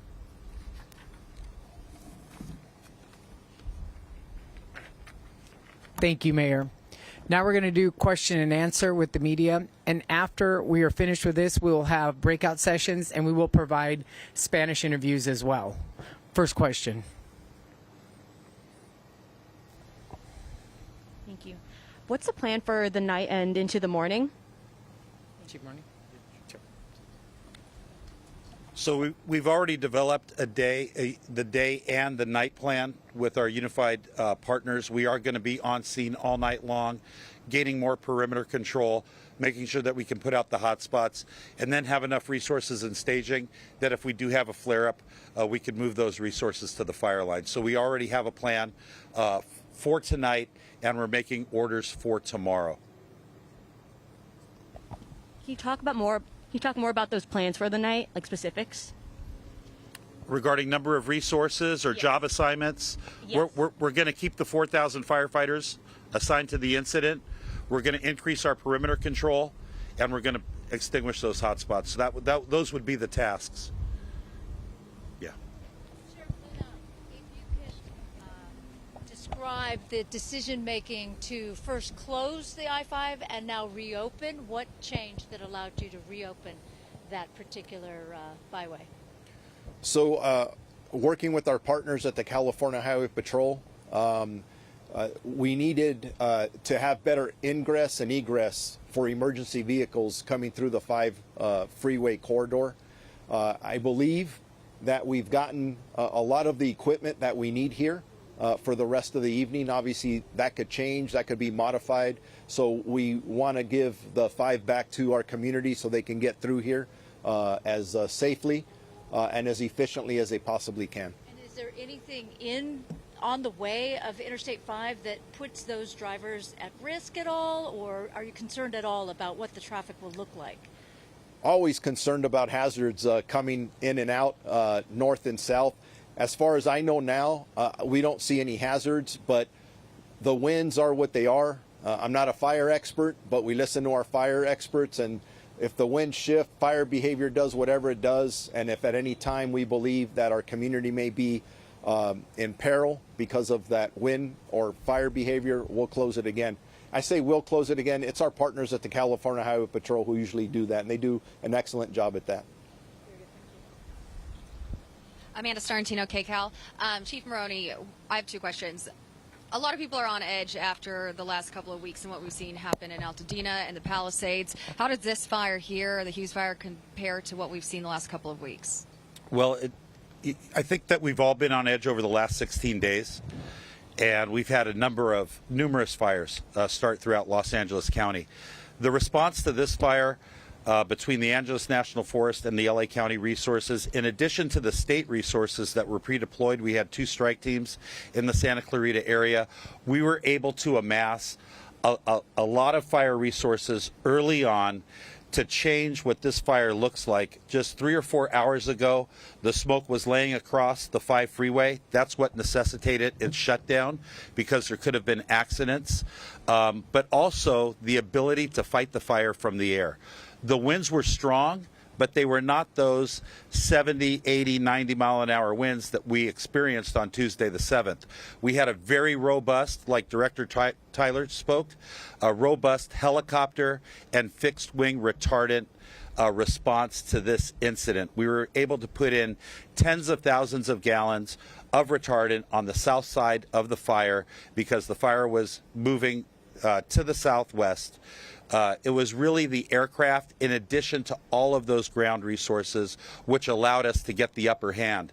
Because had you been here a few hours ago, the situation looked much different and it certainly looked much more threatening. And Chief Maroney, what are the biggest challenges heading into the night? Well, into the night, it's going to be making sure that we can rest our crews that have been out there since 10:42 this morning, making sure we can feed them. You know, firefighting is dirty and dangerous work, but we got to rotate our crews through so we can have, you know, a lot of production and efficiency throughout the night. We're going to take advantage of the lower temperatures and hopefully the reduced wind speeds and the higher humidities to try to get an upper hand. Okay, thank you. And Sheriff Luna, this is for you. With the 5 reopening, will there still be no access to those neighborhoods now that people will be driving up and down those roads? So getting off at Parker, Lake Hughes, Hasley, all those evacuation order areas, just because the 5's open, is that still going to be blocked off? We're assessing that now to make sure, but we'll have a lot of presence. If you are coming into the area, be ready to be challenged, meaning in a polite way. To find out if you actually live here. Be ready to show identification because we want to make sure that we're limiting the people who are coming in and out, and it's people who actually belong here. I guess this question might be for you, Sheriff, since you guys handle evacuations. I'm Craig with KNX News. When it comes to the idea of evacuation, some people are stubborn, they don't want to go. Have you seen a change in attitude with this fire and now because of the terrible devastation, the death toll, and the fact people are panicked because of the Eaton fire and the Palisades fire? I haven't received that assessment yet, but I will in the next couple of hours to see how we did on this one. Our deputy sheriffs do amazing work. And yes, whether it was the Palisades fire in Malibu Lost Hills for us, and the Eaton fire in Altadena, our deputies' jobs are very difficult. There are times where people challenge them. They get evacuation orders, and they refuse to leave. They think that they're going to be okay. I know I told the story earlier of a situation in the Altadena area where we were advising, directing people to evacuate, and they refused to, and the deputy felt that they were in such danger that he actually threatened them with arrest. There was an argument between a wife and a husband, wife saying, hey, we should listen. They listened, they left, and they are now crediting the deputy sheriff for saving their life because that house and neighborhood completely burned down. Those are the challenges that we face, but you've heard it here over and over, and really the message is simple. If there's an evacuation order, please leave. Do not put your life at risk. Do not put the life of first responders at risk. It's not worth it. And I'm even pushing it that if you're in an evacuation warning, you should also leave. Gather your most important items, medicines, important paperwork, pets, chargers for your phone, and get out of the area. Don't sit there and argue. It is not worth it. Camilla Rambaldi with NBC4. My question is for Fire Chief Maroney. You talked about some of the wind conditions and the plan going into the evening hours and tomorrow. At this point, are there any additional concerns that you have in battling this fire? No additional concerns. You know, the situation that we're in today is much different than the situation we were in 16 days ago. We have so many resources from Northern California, from the Western United States, international resources, aircraft resources, the number of helicopters and fixed-wing retardant tankers that are available to us really allow us to attack a fire like this and have it laid down right as we reach nightfall. It was a monumental work from the firefighters that were on scene, our law enforcement, our sheriff's deputies, the CHP.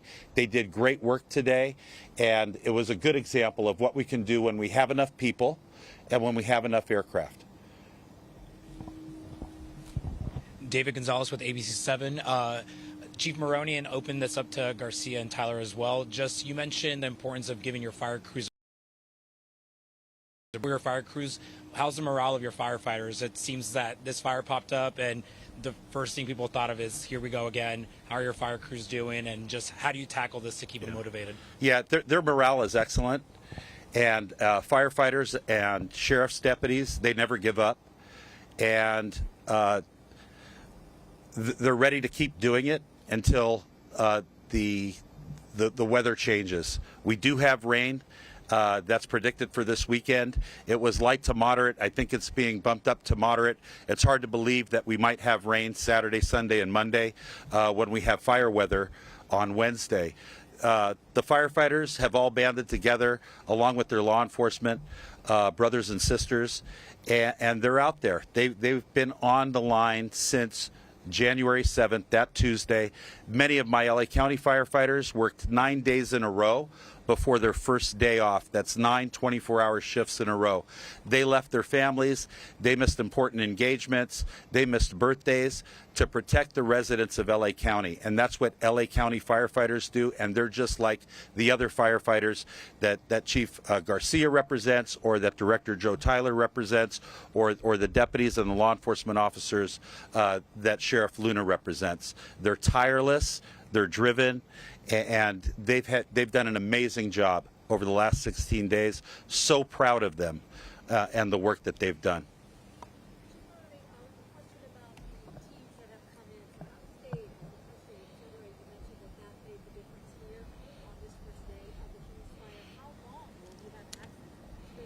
You've been listening to a press conference at the College of the Canyons from, we heard from several of our representatives, LA County Chief Anthony Maroney, Sheriff Robert Luna, and others. And I would say the main takeaway from that one is that the 5 freeway, they say, as soon as this press conference is over, it's going to be reopened in both directions because they are getting the upper hand on this fire that's burning near Lake Castaic. As intense as it looks right now, they did tell us that things are looking a little better right now. They are getting what they believe is the upper hand on this. 9,400 acres burning so far, but right now still zero containment. But Pat, they were saying they're going to leave these 4,000 firefighting personnel assigned to this firefight all through the night. And they credit that and the extra resources that we have here because of the fires that we've had before, the Altadena and the Palisades fire. So they have a number, at least as you said, 4,000 firefighters on this fire that will remain through the night.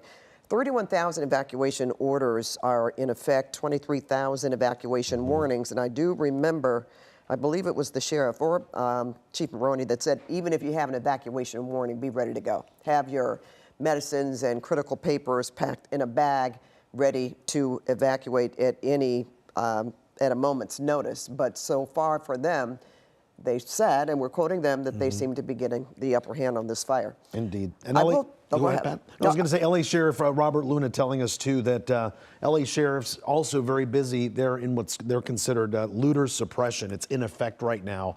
They're going to be stationed in different areas, especially those areas, Pat, where you were saying 31,000 evacuation orders. They're going to be in specific areas to make sure that looters don't go into these areas while families are away from their homes. And that's unfortunate, but that is something they're concerned about. I was telling you I was in Altadena again earlier today, and actually Sheriff's Department was kind enough to escort me to where I needed to go because I couldn't get GPS service once I got so far past the lines. But I noticed sheriff's deputies out patrolling areas, looking for looters. And at the same time, I noticed more sheriff's deputies, National Guard still there, more Edison workers as opposed to firefighters, because the Altadena fire is at least 73% contained.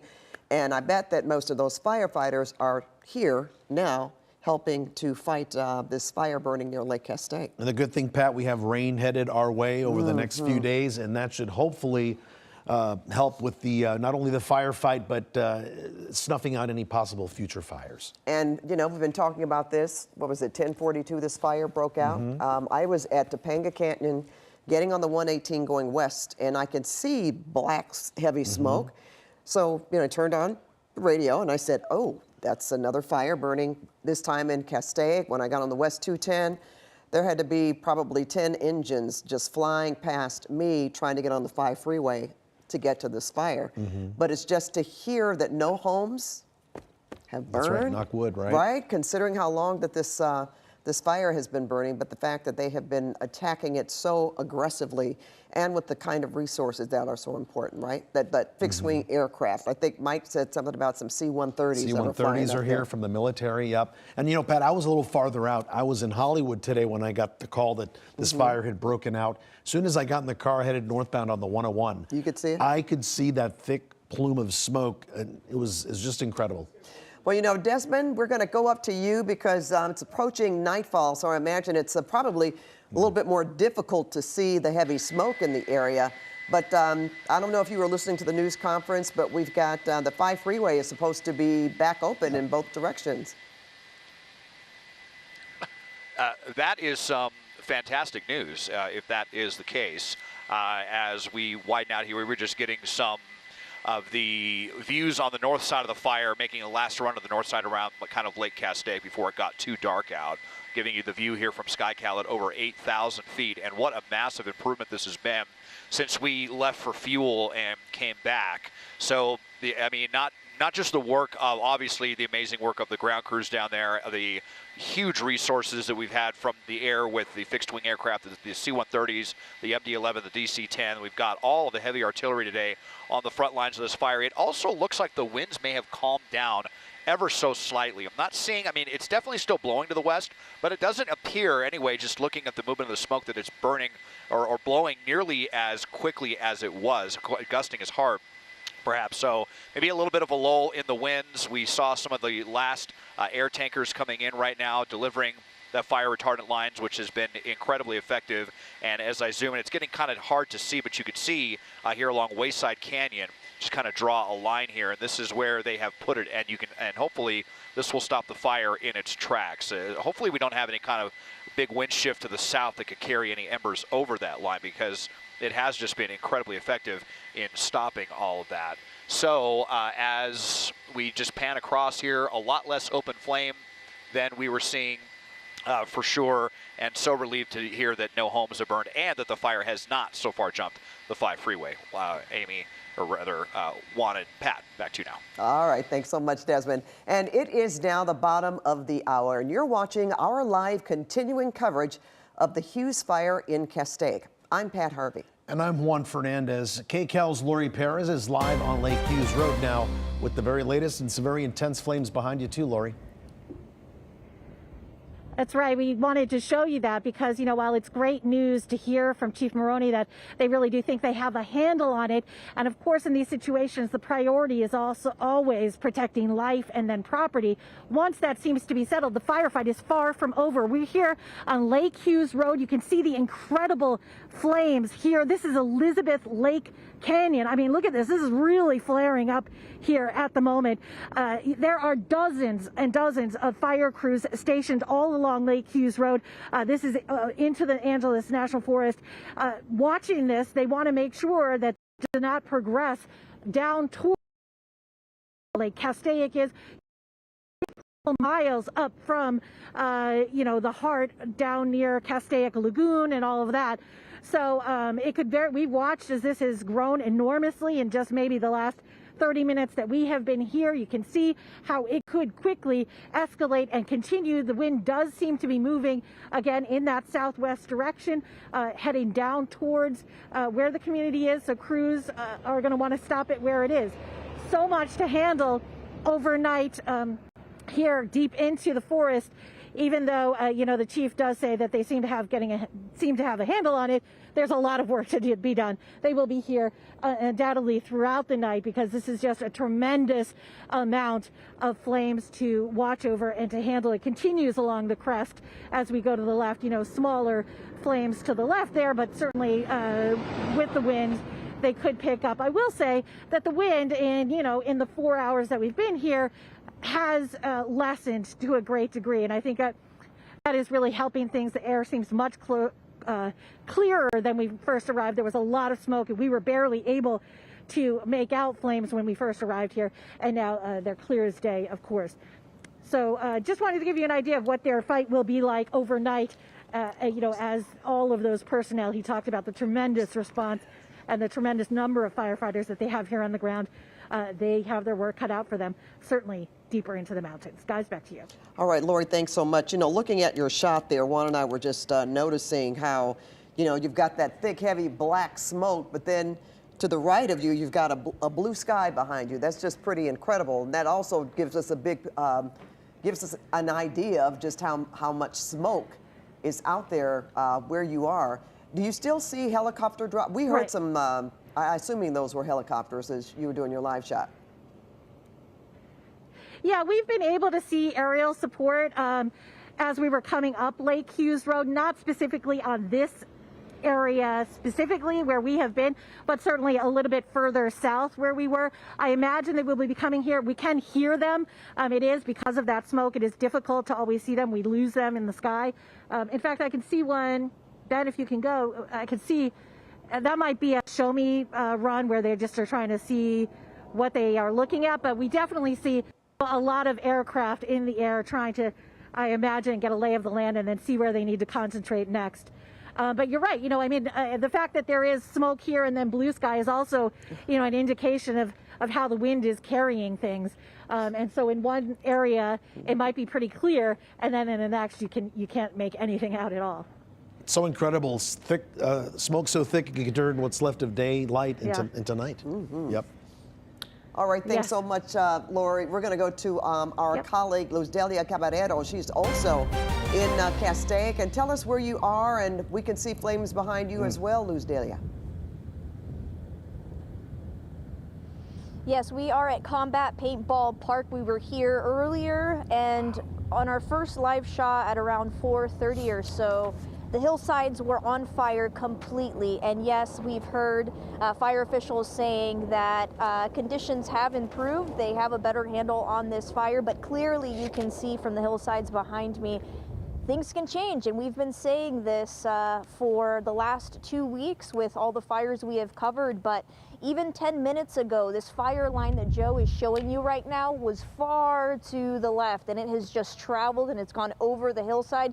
You can see smoke billowing, and as the night falls, these flames are really going to shine a light on these hillsides, and this is going to be, again, an additional challenge because you will have reduced visibility with all of the thick smoke, with all of the dark smoke, and of course the nightfall. So these flames are really going to be likely one of the only things that are lighting this area. And we do see quite a bit of fire engines to the left and to the right of these flames. And just to give you an idea, all of this hillside was on fire when we got to this location. The owner was wondering if any structures burned. We drove around and we didn't seem to see any structures that were not intact, that were burned. I mean, it got really, really close to some of the paintball ranges where people go and shoot paintballs, but firefighters were able to do a good job in securing this area and preventing any structural loss. And from what we can see and from what Joe is showing you, I mean, this is the wrath of Mother Nature in its finest. You have wind, you have dry brush that's really fueling these fires and that wind that's fanning these flames. And at this time, we can clearly see that there are hot spots all over the hillside.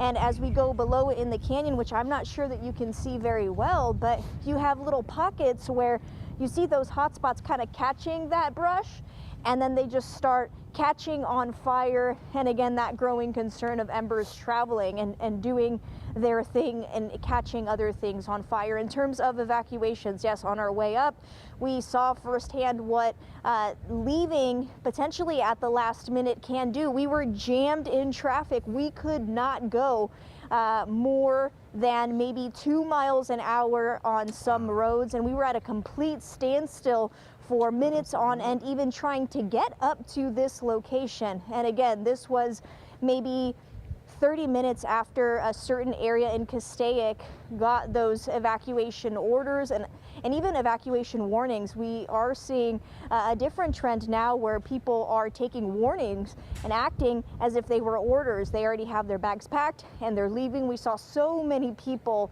in their cars with backpacks and suitcases getting out of this area. And at the time, they were only under evacuation warnings. So that is what fire officials are encouraging, because at the end of the day, once those warnings are escalated and they go into orders, that's when we see those traffic jams of people kind of panicking and trying to get out. So they're saying, hey, you know what, think ahead, have a backpack packed with the essentials.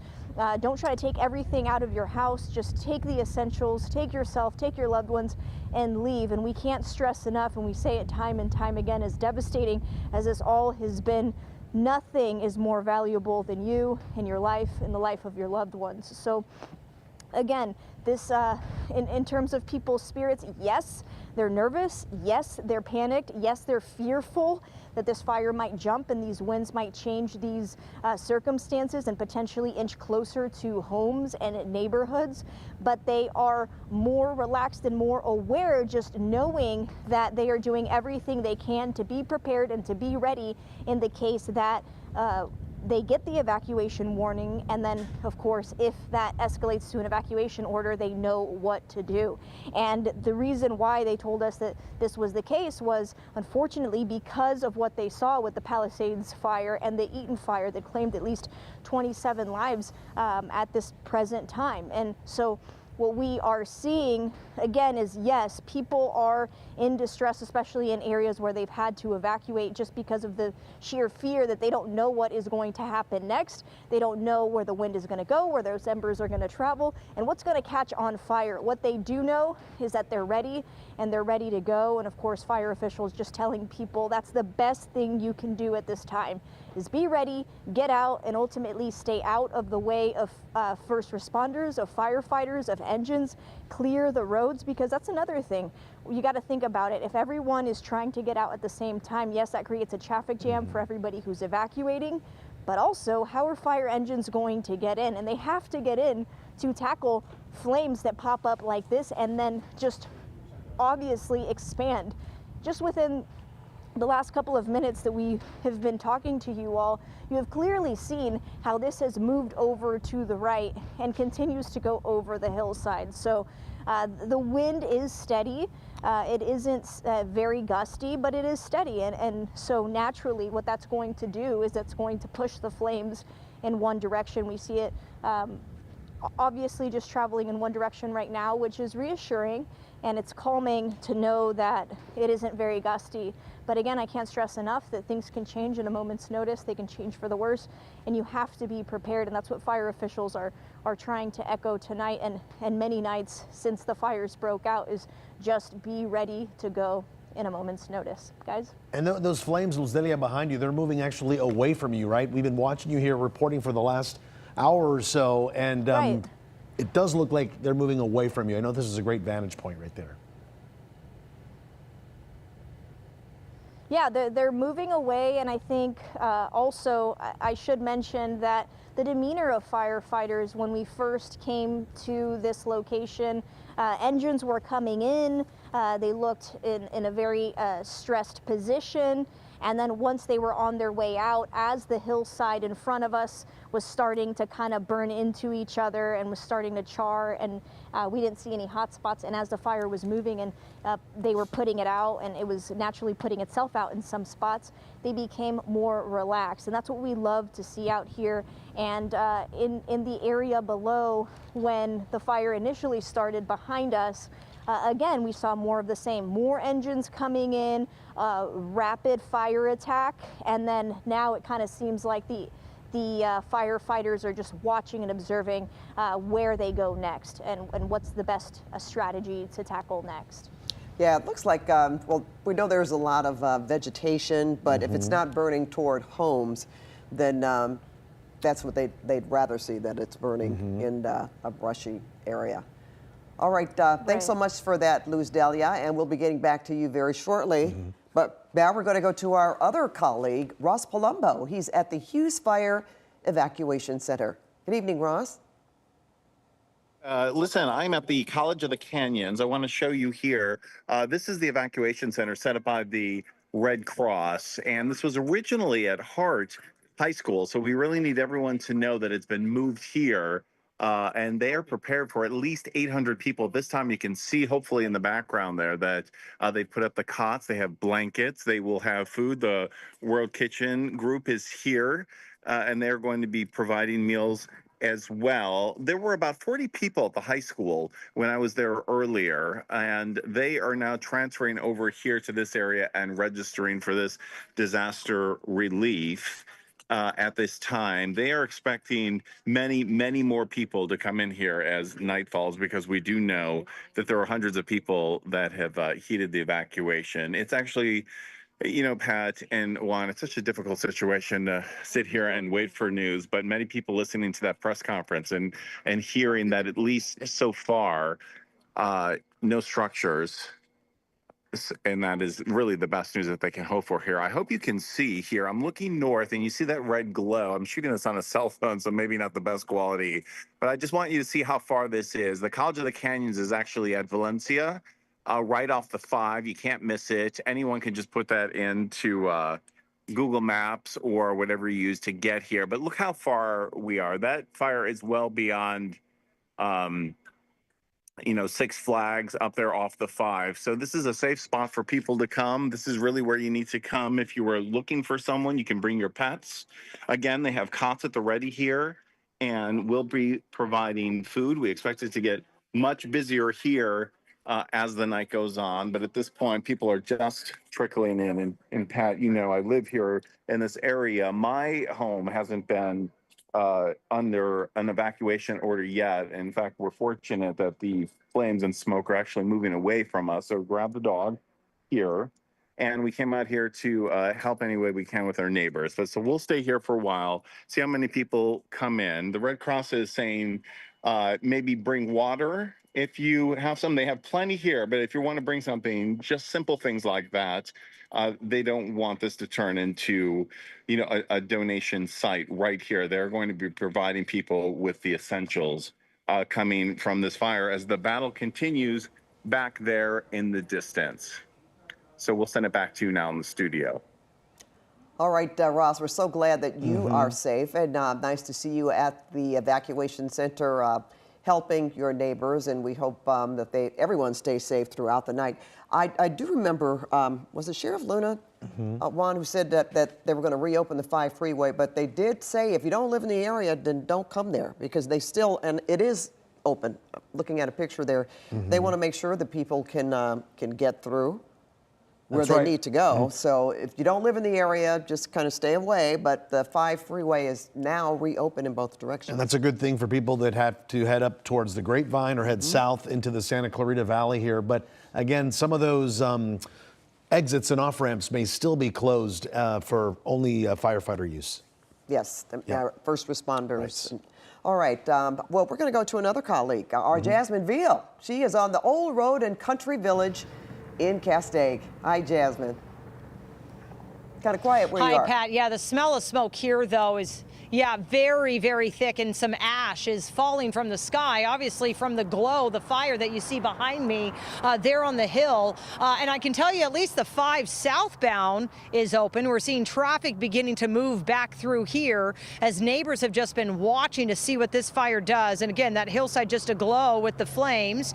And we have watched an aggressive air attack as this fire remains difficult. But you heard the LA County Fire Chief saying that they are getting the upper hand. Again, we're here at Old Road in Wedgwood Court. I want to bring in Mom Megan. They live here, and her 8-year-old son Grayson, who went through quite an ordeal today. Very scary being evacuated from your elementary school. Castaic Elementary. Grayson, tell me what you went through. Me and my cousin, we were like scared. We heard something on the intercom, and then when I looked outside a window, all I can see is pitch black because of the fire.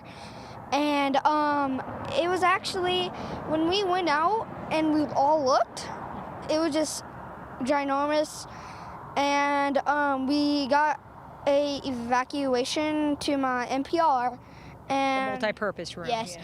Yeah. And then right when I got in there, they got radio that I'm going home and stuff. And because everybody, like there was kids eating lunch in there. I didn't even have time to eat lunch. And you had to get out. You did. Yes, the school did everything they could to get you guys to safety. Yes. And it was actually quite scary because We didn't know if it was actually that close because it was like 2 miles away, or like 3. So, well, and that's when the winds were really whipping up, and you Yes. said your aunt came to get you, and Mom, Megan, you had to rush to get your daughter also up the street. Right, I ran up the street to get my daughter from the middle school, so it was a team effort.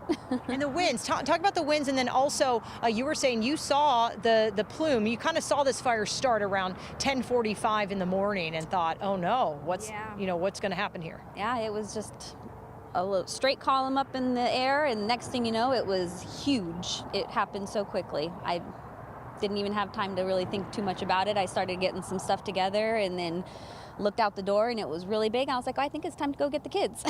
And so thankfully I did, and now here we are, just kind of keepking an eye on things. When I was in the office, it was just a big plump of people. Yeah.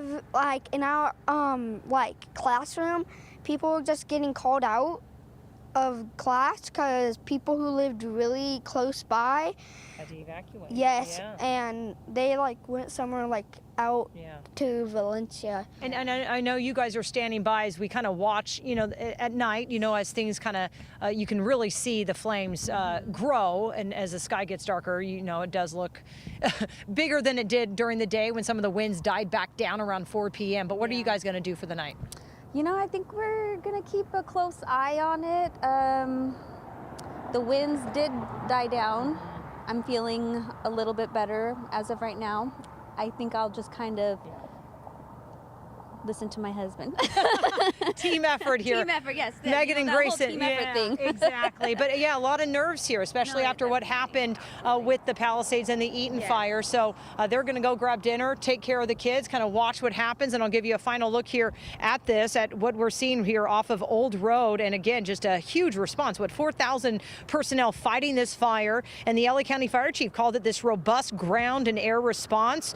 We saw not only LA County Fire out here, but BLM, the Angeles National Forest, everyone coming together in this unified effort to do this, and you really see the flames right now. And we also saw them using the water from the Castaic Lagoon as we were there when those gusts were happening earlier this afternoon, using everything they could to drop on this fire to get it under control. So live here on Old Road in Castaic, Jasmine, VOKCAL News. All right, Jasmine, thank you. And Pat, when you listen to little Grayson there talk, it makes me think of the seniors who are affected by these type of events, and the young kids too. It must be so traumatic and scary, and how brave they are at the same time. Absolutely. Right?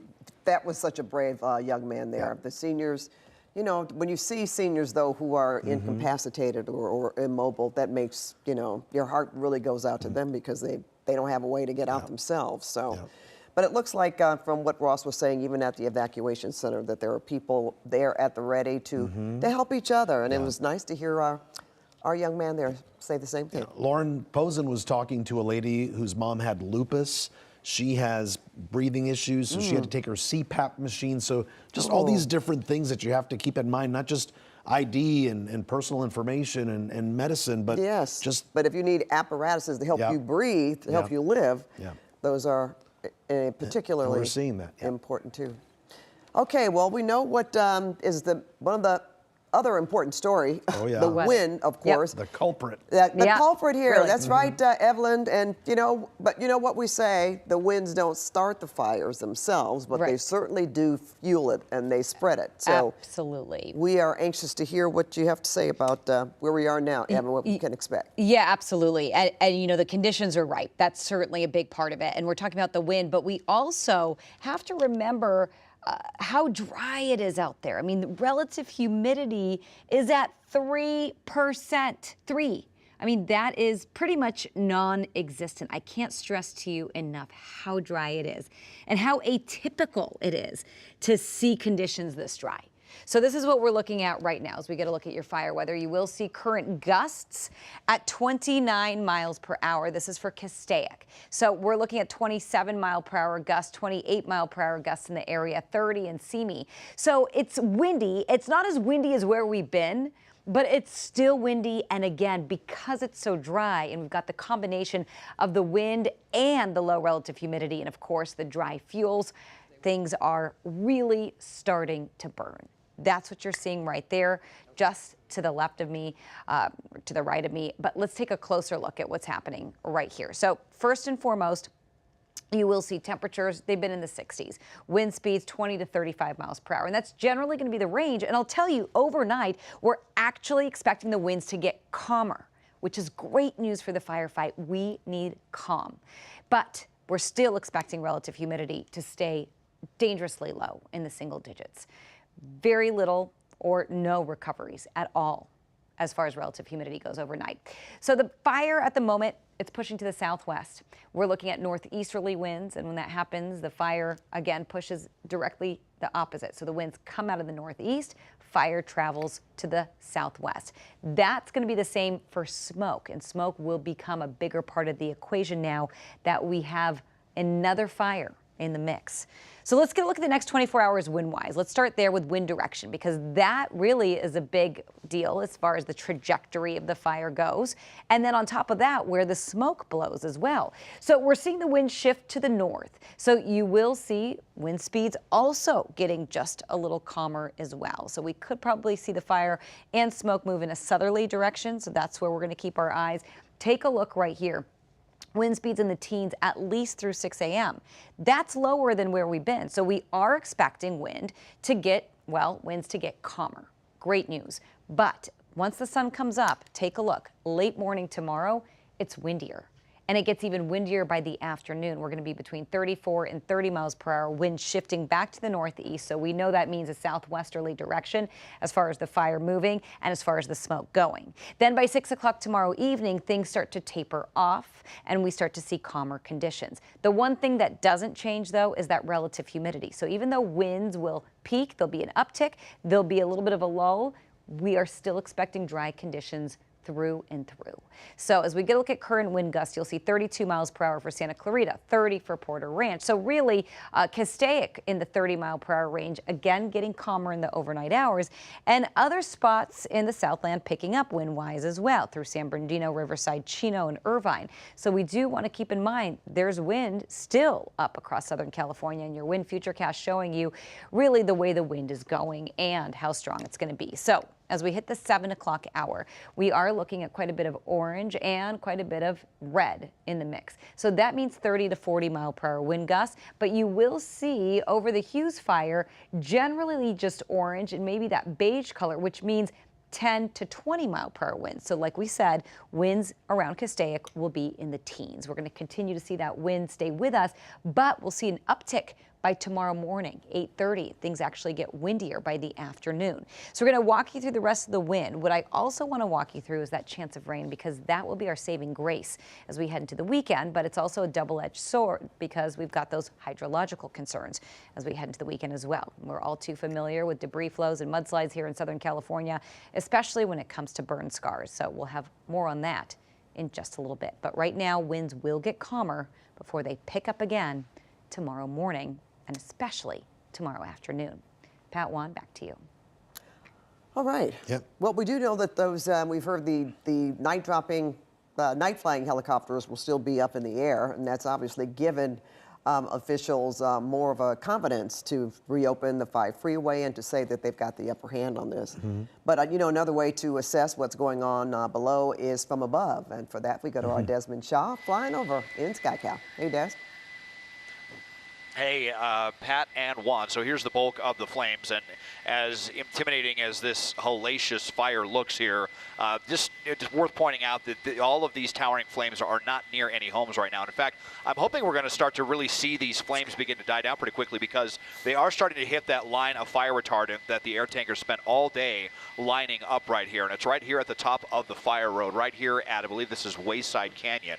So right up in this area, it's beginning to hit that right now. You couple that with the fact that it's also much more difficult for fires to race downhill as opposed to uphill, and so I'm hoping that we're really going to start to see those flames die down. Now I'm going to have my pilot Chris turn us to the left here to the west, doing a fantastic job up here today piloting SkyCal. And here's the thing. Now I know, because I saw on CHP's information website as well, they were saying that the 5 freeway is open. Southbound lanes are open, but I'm going to zoom in here once I can find it here and show you that last I checked, northbound had not yet reopened. It looked like they were getting ready to reopen it here. So right at the 126, as I zoom back in, look, you see southbound traffic coming through, but northbound is still not getting through here. So even though they were saying on their incident information page that north and south are open, not the case just yet. This is the 5 at the 126. So you can see here that they have this. They're still forcing people to the westbound 126. That would be the on-ramp to the northbound 5 right there from Newhall Ranch Road. So that has not quite reopened yet. So southbound getting through, coming from the Central Valley, from the Grapevine, got a long line of cars, a long line of trucks here that have got to get their cargo up towards, you know, the Bay Area, Sacramento, or wherever. I mean, the 5 freeway, obviously one of the most important roads in the country, and it's still completely shut down here northbound. So I saw some Caltrans trucks going back and forth, talking with each other. Maybe they're getting ready to reopen some lanes, or maybe they're setting up a cone pattern up ahead where they're going to reopen at least a couple of the left lanes and keep a couple of the right lanes blocked off just for precaution. We'll see what happens here. So we're still monitoring the closure of the northbound 5. Southbound is open. Not quite the case as you make your way northbound. Hopefully that will be changing soon. Mike, are you down there with us? Hi, Des. Yeah, we are. And, you know, as Des is talking about the incredible aerial operation that's going on, and we look at that, I want to see if we can put my computer in an inset, because I really want to give people an understanding about how all of this works. It is such a coordinated effort up there in the sky to make sure that all of these aircraft can get in and out where they need to and make sure that they are in the right location. So when we're ready, we'll show you my computer here and I'll walk you through kind of how all of that works here. Everyone's at a certain altitude, doing certain things, even turning in certain directions. So it's all pretty interesting as we look at these flames here that are burning. And thank you, Mike, in the control room. So look, this is a very crude map that I just kind of made up based on the information here. So the altitudes don't necessarily represent where the terrain is, but I just wanted to show you here. Helicopters are down at 500 feet and they are doing a right-hand orbit. Then your next set, you have air tankers. Those are your bigger ones. Those are your retardant droppings. Those are your DC-10s, your MD-80s, all of those things. And they're making a left-hand orbit around 1,000 feet. Then about 500 feet above that, 1,500 feet above ground level, you've got the air tankers doing orbits and strategically planning where they're going to be. So those guys are kind of hanging out at this level. And then on top of everybody at 2,500 feet is what is called air attack. Air attack is basically air traffic control in the sky. And they are coordinating how everyone gets in here, where they go, how they move, what areas need to be hit. And it's a very, very coordinated operation. And keep in mind, this is at 2,500 feet. Desmond is up at 8,000 feet. Wow. So we are significantly away from all of these things that need to happen to make for a safe firefighting operation. But, you know, there's so many people that you know, ask, well, why don't we have more? And look, you see one that's flying through the shot here, right at around the mark that I left at about 500 feet. A lot of people ask, well, why don't they put more aircraft in here? Why isn't it like this? Why isn't it like that? And a lot of that has to do with the trajectory that everyone needs to get into. Now, that at the air attack, are those mapping planes that go in first so they can assess and tell the other aircraft where to go, or where they need to have water or a fire retardant? Yes, there's two versions. There's the mapping ones are much, much higher, several thousand feet higher. Air attack is just coordinating where the actual drops are, and then the mapping planes are higher than that. Okay, so we've got, that's a great perspective for us, Mike. I love how you give us this lesson about what's happening above us. And Des is 8,000 feet above all like of that. 8,300, I think, yep. Wow, that's pretty amazing. All right, well, we want to welcome our viewers to the 6 o'clock hour. This is KCAL News with live continuing coverage of the Hughes Fire in Castaic. I'm Pat Harvey. You just heard from Mike Rogers, and our Desmond Shaw is in the air, and meteorologist Evelyn Taft has been mapping the forecast for us. But here's the very latest on the Hughes Fire as we know it. More than 9,400 acres have burned in LA and Ventura counties. The fire is 0% contained, but fortunately, no structures have been damaged or destroyed. Around 31,000 people are under evacuation orders, and another 23,000 are under evacuation warnings. More than 4,000 firefighters are battling the blaze from the ground and the air. And our reporter, Luz Delia Caballero, is live in Castaic on the ground. And last we spoke, you were at that paintball park. So are you still there, or have you moved your location, Luz Delia?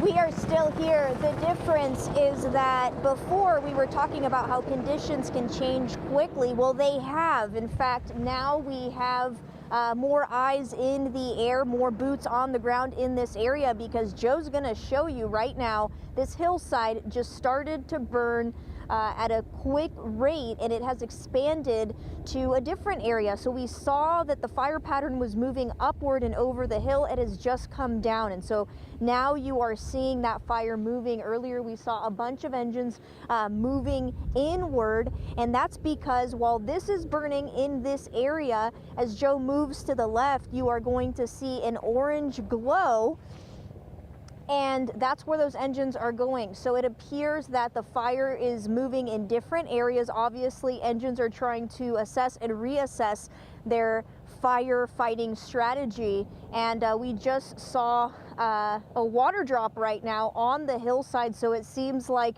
oh yeah, definitely those flames are getting more aggressive and over the hillside. I'm not sure if you can see, but from my vantage point I can definitely see those flames, and they are just going. And again, we've been hearing over and over and over again how dry conditions are. We see dry brush all around us, of course, brush that hasn't been burned, but situations are volatile. They're very fluid out here in this area because of the wind. It's very steady.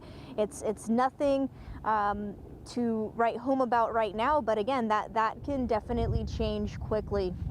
In terms of how people are feeling, we generally see that they are concerned about their homes. They don't know what conditions are going to be when they wake up, if they are able to get any sleep, because the big concern is, what's going to happen to my home? Will it be standing if I leave? And if I stay in an evacuation warning zone, am I going to run into traffic or potentially not be able to get out? So I think people are going back and forth right now. I checked in with one resident who was in an evacuation warning area, and they say that they are going to stay put for now because the winds have calmed down. And yeah, we can tell you firsthand that the winds have calmed down substantially from 3 hours ago, 4 hours ago. But again, because situations can change, they also say we might not get any sleep. We might just be up monitoring the situation all night and just be ready to go. And a lot of people have bags packed.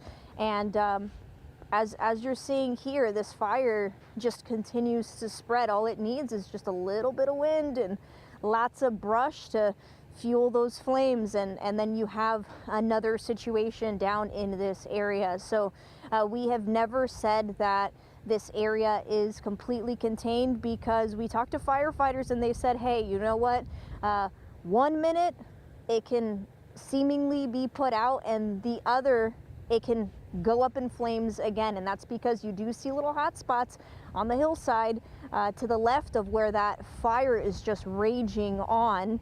And then as that fire moves to the right, firefighters were explaining to us that the strategy is really to try to contain the spread, but they do have to keep in mind that they don't know the direction the wind is going to go 110%. So it's all kind of them assessing things on the ground, assessing things in the air, continuing to do water drops, continuing to do retardant drops. And that has been a very impressive effort. I mean, if you are going to be in this area, you certainly have heard these aircraft up in the air. You likely have seen the water drops and the retardant drops. I mean, these are heroes. They are fighting the fight, and they are trying to get a good containment on this fire. And I know this community is certainly appreciative. When we were driving up, people were applauding for the firefighters, you know, saying hello and smiling, even while they're in a panic and very emotional, because again, we've seen the devastation that these fires can have with the Eaton fire, with the Palisades fire. But firefighters bring people hope. They give them a sense that, hey, you know what, I think everything's going to be okay because they have our back. And that's a part of sewing, part of the fabric of this story, is that among devastation, when we see the devastation that Mother Nature brings, we also see all the goodness that comes with humankind coming together and just bringing hope to one another. So here in Castaic, on this side, close to Combat Paintball Park, we are seeing these flames starting to pop off again, but hopefully the next time we see you, we are able to report that They haven't spread much, but we will keep you posted. We'll keep monitoring the situation and checking in with fire officials. We are at a safe distance. Thankfully, these flames are moving to the right and upward, so they're not coming in our direction. We're at a safe distance. The only thing I can tell you guys is the air quality is not good. The smoke is thick. At times it can be hard to breathe. And depending on how much brush is burning, visibility is heavily reduced. So, you know, just to think that that is something that if you are with somebody who has pre-existing health conditions, somebody who needs medical attention while you are planning to potentially evacuate, make sure you are planning ahead, packing everything you need, because surely wearing masks in these conditions is an absolute must. I mean, we are close to the fire, closer than most, and so obviously the smoke is going to be more thick. We're going to smell it more, ashes are falling, but even driving in, you can certainly, there's no way around it, smell this smoke. And so we encourage everybody, if you're in this area, if you have evacuated but you are still in the vicinity where you can see smoke and smell smoke, just put this mask on. You might not think it makes a difference, but it does, because everything you're breathing is going into your lungs. So with that, as you see these flames burning on the hillside, continuing to go to the right, we're gonna send things back to you. All right, thanks so much, Luz Delia. As you mentioned, firefighters are heroes because they save lives, and we just had a shot there, well, they've panned out now, but of some firefighters on the ground as they've been combating this fire with dozers and cutting lines and doing all sorts of things to help in the aerial assault as well. Mike Rogers is probably going to show us a map momentarily on just the areas where there are homes and where people could be concerned momentarily. But first, we're going to go to our Lauren Posen, who is at Hasley Canyon Village. And I understand, Lauren, that you are with an evacuee. So I'm sure they're probably a bit concerned right now if they can see the flames from where they are. Sure, Pat. Yes, I am with an evacuee. Her name is Carmen. Carmen, come over here close to me. Here, I'll put my clipboard on the ground there. Pat, everybody, this is Carmen. Carmen lives in the area. Carmen, you've been evacuated. Tell me what the situation is like for you when you evacuated. Did you see the flames or anything? First, the neighbor tells me, look out the window. There's smoke out there. And I go and, wow, this black cloud. And I had been sick. I haven't been out at all. And so then my husband, in the meantime, is in San Fernando. And my little phone's telling me evacuate. And I said, who am I going to go? You know? I called my husband and he says, I'm over here buying groceries. I said, no, come home now. We need to evacuate. And so I evacuated, but he stayed, make sure that our house was, not on fire, or if, so he wanted me to be safe, but he stayed behind. So I'm trying to go back, and here it is 6 o'clock, and the roads are closed. Yeah. So I'm going to have to just wait and see. Yeah, and Pat, Carmen's story is like so many other stories here too. Everybody is just waiting and seeing. Carmen, since your husband is home though, has he told you what the conditions are like at your house right now? Well, he said to me, you can come because the freeway is open, but it's closed. Yeah. And, I took the old road home, but it's closed here at Drought in Castaic. I can't go home, and So we're just waiting right now, and Carmen, thank you so much. I'll tell everybody at home too. Carmen's story is so similar. We talked to another family that's just off to the left of me over here. They've been here all afternoon as well, just waiting and seeing.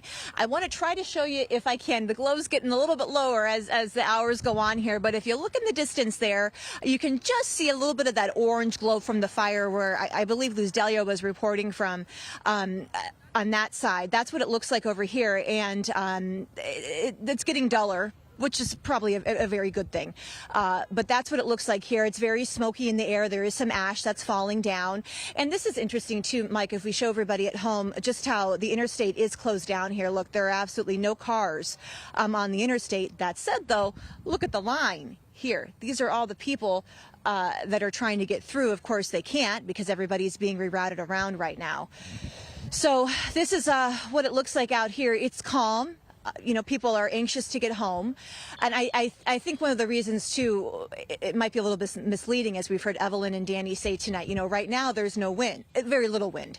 So our guard's a little down, but we can't have our guard down. You know, the winds are going to pick up again, and that's a concern as these fires continue to burn. So we're calm, we're waiting to go home, and everyone is just taking it really minute by minute. Pat? Lauren, you know, I'm hoping that Carmen's husband was watching so he can see that she's okay. I mean, if he saw your report, then he knows that Carmen is okay. The northbound 5 is still closed right now, as you just pointed out. So hopefully she can just wait it out until they reopen the freeway and she's allowed to go back. But for now, she's safe and sound, and she did the right thing. So she's not by herself either. She did. Yeah. All right. Thanks so much. Yeah, and she's been talking to her husband. Oh, go ahead. Sure. Oh, I was going to say she's been talking to her husband, and just a little bit of levity here. She said, "You better have dinner waiting for me when I come home." So the husband's aware. He's waiting for her, and so when she gets the all clear and everybody gets the all clear, a nice meal will be waiting for Carmen because she deserves it, being out here with us all day. So she sure does. She sounds like a wonderful human being too. So tell Carmen hello from me, for all of us at KCAL. Okay. I will. All right, we're going to go to... Absolutely. Oh, thank you, Lauren. We're going to go to our Jasmine Veal now. Jazz, here on Old Road and Country Village. And, you know, earlier we had talked about flames being seen or being visible by residents there, and that kind of sparked a lot of concern. Of course, there is anytime you see those kind of flames. So do you have somebody that you talk to that's still a bit worried, or are their fears a little calmer? They are much calmer, Pat, but you said their nerves were rattled today by so many students and their parents when they saw this fire begin this morning as they were inside of their classroom. So we are here right at the border of the Hillcrest community on the Old Road. First, let me show you the flames that are glowing on the hillside behind me. And yeah, neighbors are keeping their eye on this. They've been coming out here on the sidewalk, kind of just watching to see how things glow, see how things are going as they see this glow. But there is a lot of smoke. There is ash falling, and we've seen that aggressive air attack, and we just hope the winds cooperate here as this fire still remains difficult. The LA County Fire Chief says that they are getting the upper hand, so that's the good news. Let's go to 9th grader Justin Yamamoto. He came out to check on things, and it does look scarier at night, but it's nighttime, and so obviously the flames are easier seen. Tell me about your experience at Castaic High School today. You looked outside, and that is when chaos erupted. Yeah, absolutely. So around our 4th period time, which is 10:30 to about 12, we were noticing like a big plume of smoke coming out, and we were obviously thinking it's not a lot. And then like 20 minutes later, obviously it turned into a lot bigger of a mess, and it was just pure chaos at the high school. You guys started getting up and saying we have to go. Yes, ma'am. Absolutely. Like, we just... You said embers were flying around. Yeah, you could obviously see ash and embers falling from the sky. It was like something out of apocalypse. Scary. So how'd you get home? You live here in this neighborhood. You jumped in with a friend? I jumped in with one of my senior friends, and she thankfully took me home. Okay. You get home, are your parents there, or then what do you guys do next? Is you see that the winds were really gusting this afternoon, and then you're under still an evacuation order? We just be ready to prepare. Obviously, we know at any moment of time, like the wind could shift and it could come to us. So just gotta stay prepared and be ready to leave at all times. And even so, your car's still packed? Yes, ma'am. What do you think when you come out here? And I mean, the air is heavy with that smoke, and you see the ash falling. Have you ever been through anything like this? When I was younger, there was a fire probably back by the prison area, but nothing this close, obviously. So it's definitely a daunting experience to see it up close. Yeah, and your parents too, you said they've been coming out to just keep their eye on this. Yeah, absolutely. Like, we just want to make sure that like we're not in any danger whatsoever. Just keep safe. Castaic High School, I was speaking to a 2nd grader. He said he looked down and it was just this wall of black as well. I mean, at the Castaic Elementary School. Yeah, absolutely. So like looking out, it was just like, wow. Like you would never think you could see it like in reality, but there it is, all black, red, like a bunch of angry looking colors, and something scary. It is scary. Indeed. Thank you so much. So nice to meet you, even Have a under great these night. circumstances. Yeah. Be safe. I know school's probably canceled tomorrow, right? Oh, thankfully. Yeah, he's saying he'll take the day off to recover. Pat, I'll send it back to you live here on the old road. As we know, thousands of firefighters have been battling this fire pretty much since the second it started. We have a lot of resources here. Yeah, that's really good, and loved his narration too. Okay. We lived how he described everything out there. He did a great job. Yep. All right. Okay, Jasmine, we're going to go to our Lori Perez now. She is in, Lori, you were in an area that looked really bad, so I know you had to change your location. Was it because of that, because of the intensity of the fire? It was, Pat. In fact, I'm sorry to say we had such a close call. We were up just around the corner from where we are, where there were some really big flames. In fact, I can show you, I took some video just to show you what we were dealing with. And in an instant, all of a sudden, the flames really started to surround us and come at us very quickly. And we just decided that we needed to jump in the car and get away. So we're actually just around the corner. And here you can see there are a lot of hot spots around here. You can certainly see the smoke. We're on Lake Hughes Road. This is Elizabeth Lake Canyon that we're looking at. You know, the rest of the crews are kind of down in the community. We are well up into Angeles National Forest, where there is quite a firefight. Even though Chief Maroney mentioned that they kind of have a handle on what's happening closer to population, up here in the mountains, there are massive flames that they are still dealing with. There are dozens of fire engines and hundreds of crew members stationed all throughout this area. They want to keep an eye on this. They want to make sure that it does not get any bigger than it already is. In fact, if we swing around here, I want to show you here along Lake Hughes Road, you can see there's a line. It's hard for me to see, but there's a line of firefighters side by side, just standing, lining the road here. They do not want these flames to jump Lake Hughes Road. So they are standing by. We were struck by them as we were making our way away from that dangerous situation. So we pulled over because we wanted to see you exactly what ground crews have to deal with and exactly the way they strategize and try to manage the situation. I mean, they have a wall of fire heading this way, and those guys are going to want to try and stop it in its tracks if they can. A lot to handle here up in these canyons. We are several miles away again from the community, but as we just saw, it only takes a second for everything to change. Even though the wind does seem to be light at this moment, it is enough to certainly spread the fire, and we know that that's what the wind has been doing these past few weeks with these fires. Wind doesn't start the fire, but it does spread it, and we've been watching that even with our own eyes over the last hour or so up here in the mountains. Pat, back to you. All right, absolutely, Lori. If there's any feeling that things are getting better, we can report now, and we are looking at it, that the northbound 5 is now open. So the 5 freeway is open in both directions. That's according to CHP, and you're looking at that live picture there. So we know a lot of people wanted to get up to the Santa Clarita area. They were waiting for quite some time. The southbound opened first, but now they have opened the 5 freeway. So now we want to go to our Desmond Shaw, who's live over in SkyCal. And Des, you can just back up what I said. I think we're looking at your live shot here, sir. Yes, sir. Yes, ma'am. The northbound 5, it is reopening here at the 126. So you can see Caltrans, they are pulling the cones off the roadway. And this really shows you the confidence that the authorities have that they're getting the Hughes Fire under control, that they are reopening the northbound 5. The southbound had reopened about an hour ago. But northbound, there was still some questions about pulling the closure or if they wanted to leave any lanes closed. And it looks like they are reopening all lanes. So that is really, really good news for all the folks that have been waiting here for a very long time. I mean, you know, some folks may have been able to take an alternate, but others, you know, not so much. It looks like it's backed up here from Magic Mountain Parkway. And this put a lot of extra pressure on the northbound 14. When we were going back for fuel earlier, I took a gander at that roadway, and it was really starting to clog up.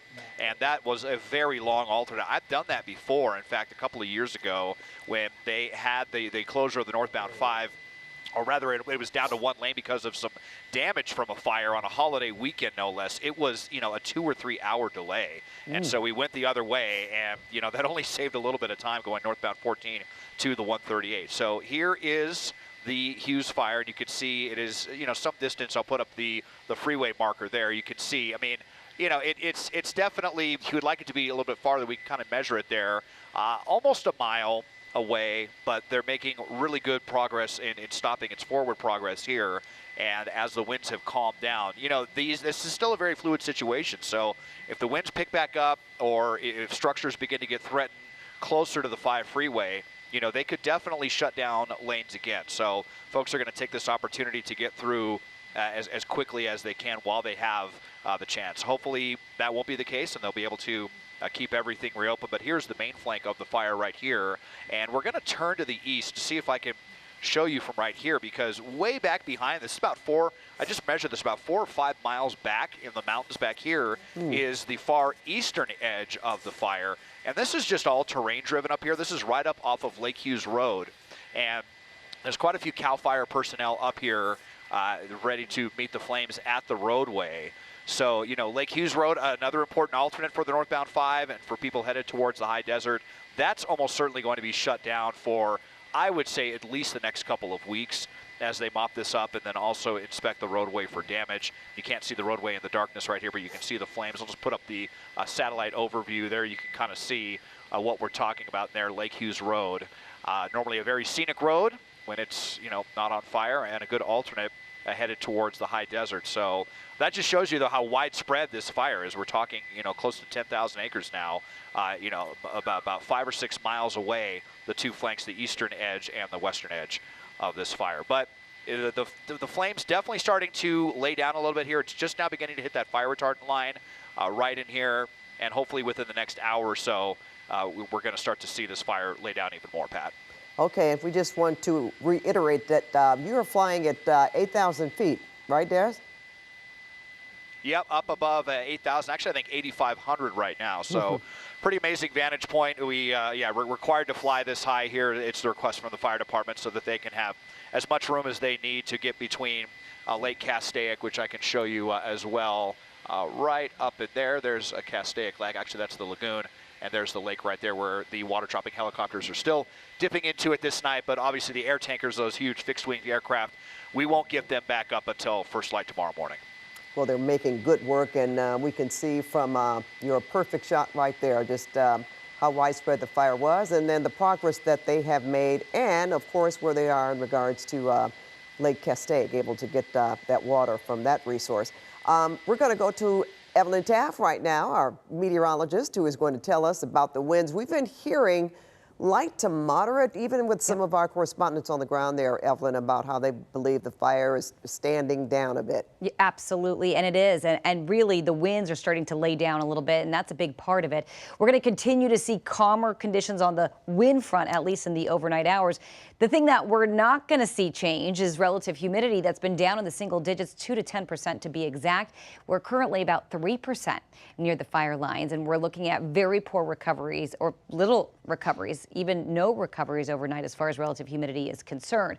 Wind-wise right now, we're still looking at 30-mile-per-hour wind speeds, but generally speaking, it is getting calmer, and it will continue to calm on the wind front in the overnight hours, and your wind futurecast will show you just that. So it is set for 8 o'clock tonight. We're going to fast forward, and you will see overnight the wind is sort of laying down. I'm saying sort of because we're still expecting some wind. We're not going to be in the clear wind-wise, but we are expecting to see calmer conditions, at least relative to where we're going to be tomorrow. 9 o'clock tomorrow morning, the wind starts to pick up, and it continues to pick up through the afternoon hours. We don't really catch a break wind-wise until tomorrow evening after 6 p.m., and even then we're still looking at localized wind gusts. So again, winds starting to ramp up again as we head to tomorrow morning and tomorrow afternoon. But again, we are seeing some improvement tonight that is helping in the firefight, and we're hoping the next few hours will really be critical in containment, because as we head into tomorrow, the wind will just pick up. In fact, it'll be windier at times tomorrow compared to today. Relative humidity right now, you will see just dangerously low. I mean, it's very rare that we see numbers like 2%. 5%. I mean, really no humidity whatsoever. It is just bone dry out there.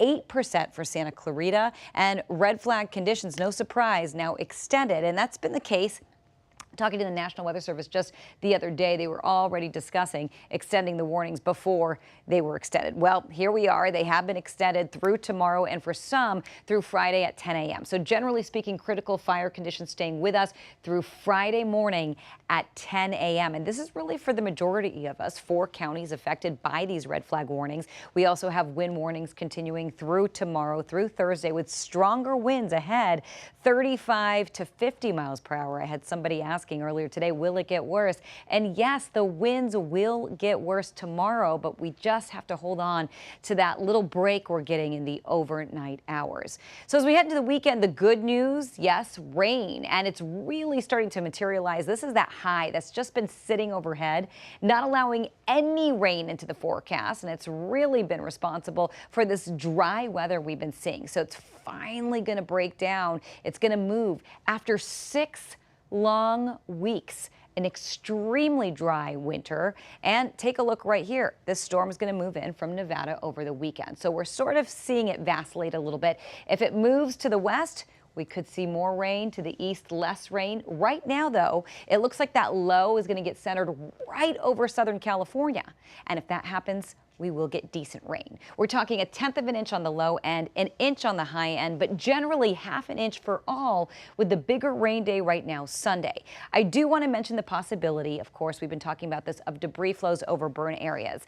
That is a concern, especially because we have thunderstorms in the mix. And when we get thunderstorms, rain rates are higher. So we could see rain over a period of time over one area. And if that area happens to be a burn scar, that's when we get those debris flows. At this point, percentage-wise, if we put a percentage on it, we're putting a 5 to 10% chance of debris flow. So it's a slim chance, but it's not non-existent. The chance is certainly there, so it's something to keep in mind as we move into the weekend. As we look at your futurecast right here, it is set for Saturday evening, the rain starting to come in, and snow. It's a cold storm system, so we could see snow as low as 3,000 feet, 3,000 to 4,000 feet. The mountains moisture starved, all of us moisture starved. So really, we've been talking about the fact that we just need a good soaking to get us out of this pattern, this dry pattern that we've been in. So this certainly will help. We just have to hope that no thunderstorms develop over any burn scars. Now take a look. By Sunday 9:30,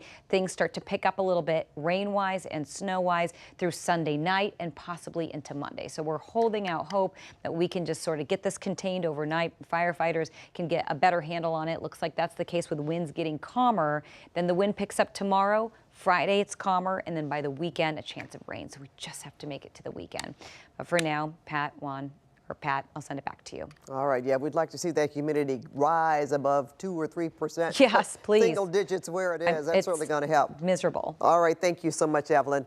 And you are watching live continuous team coverage of the Hughes Fire. I'm Pat Harvey. Thanks for joining us. And here's the very latest on the Hughes Fire. More than 9,400 acres have burned in LA and Ventura counties. The fire is 0% contained. Fortunately, no structures have been damaged or destroyed. Around 31,000 people are under evacuation orders. Another 23,000 are under evacuation warnings. Now, assignment editor Mike Rogers is live at the desk. Mike, I'm kind of surprised, I guess, in a way that we still are reporting zero containment, even though it looks like, as they have said, and I'm quoting officials, that they seem to have getting the upper hand on this fire. And also, since you're an expert at doing this, people are concerned. They're a bit nervous tonight about their homes. So I think I asked you earlier, is there any way we can find out, like with a map of some sort, where the fire is and how close it is to homes? Yeah, absolutely, Pat. You know, the great news is that CAL FIRE just updated the mapping footprint of the actual fire, so we're getting a better look of where it is. And I want to jump into my computer here, and I can show you that exactly, excuse me, that exact area that we're talking about here. And everything in the orange is the fire's footprint. So we are finally now seeing just how close it has come down to the 5 freeway, Pat. So everything that here is in orange, and let me turn off the evacuations so that you can see better. Everything that is in orange right here is where the fire has actually burned. And look at this.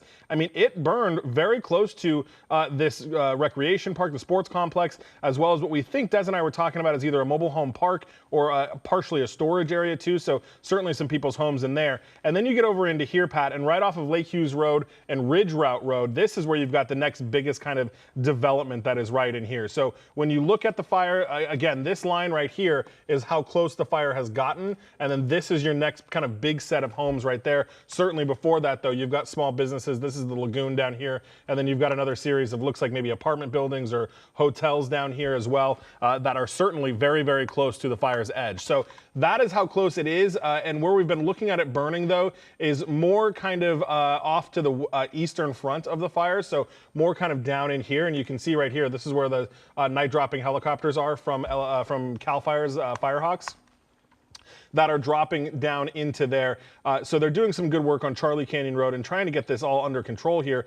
This is that water treatment facility that you can see it did burn right around there and definitely on the eastern side of the lagoon as well. And I know Des was just looking at Wayside, or not Wayside anymore, North County Correctional Facility, which is right there, Pitches Detention Center, which is what we've been talking about when it comes to the structures that are in the area. I just quickly do want to show you also the traffic maps here. I've been looking at those here.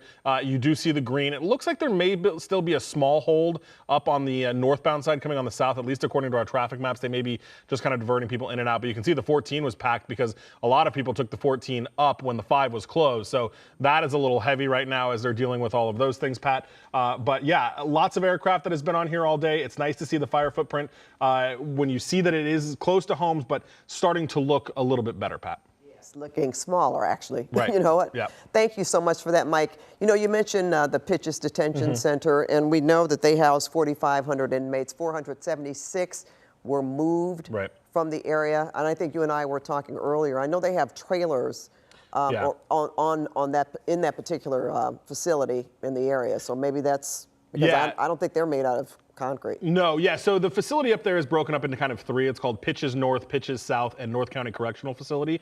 NCCF is the one that's made out of all concrete. Pitches North and South are the little bit older ones. It was described to be more of like barracks type situations. Yes. So those are the ones that they evacuated because they're certainly less safe than the concrete structures over at NCCF.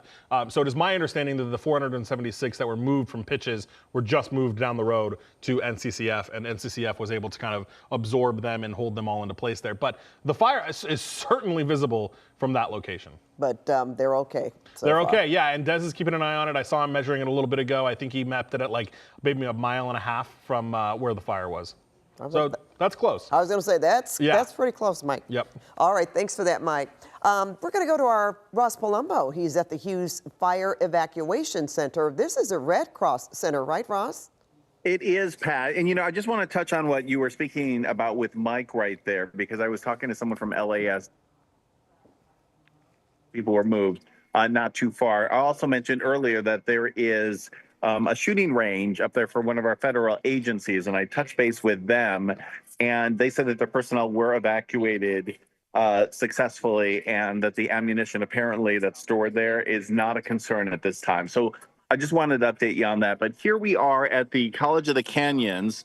This is the Evacuation Center here. Now, they have room here for 120 beds and hundreds of other evacuees to come. The original evacuation center was at Hart High School, but they've moved it down here. And now you can see a lot of people that are streaming in here in order to get help. There's already food on the scene here from the World Kitchen, as well as for puppies. Operation Beds of Love is out here to take care of these guys here. So a lot of people coming in right now at this hour. And joining me right now is Jennifer. Jennifer.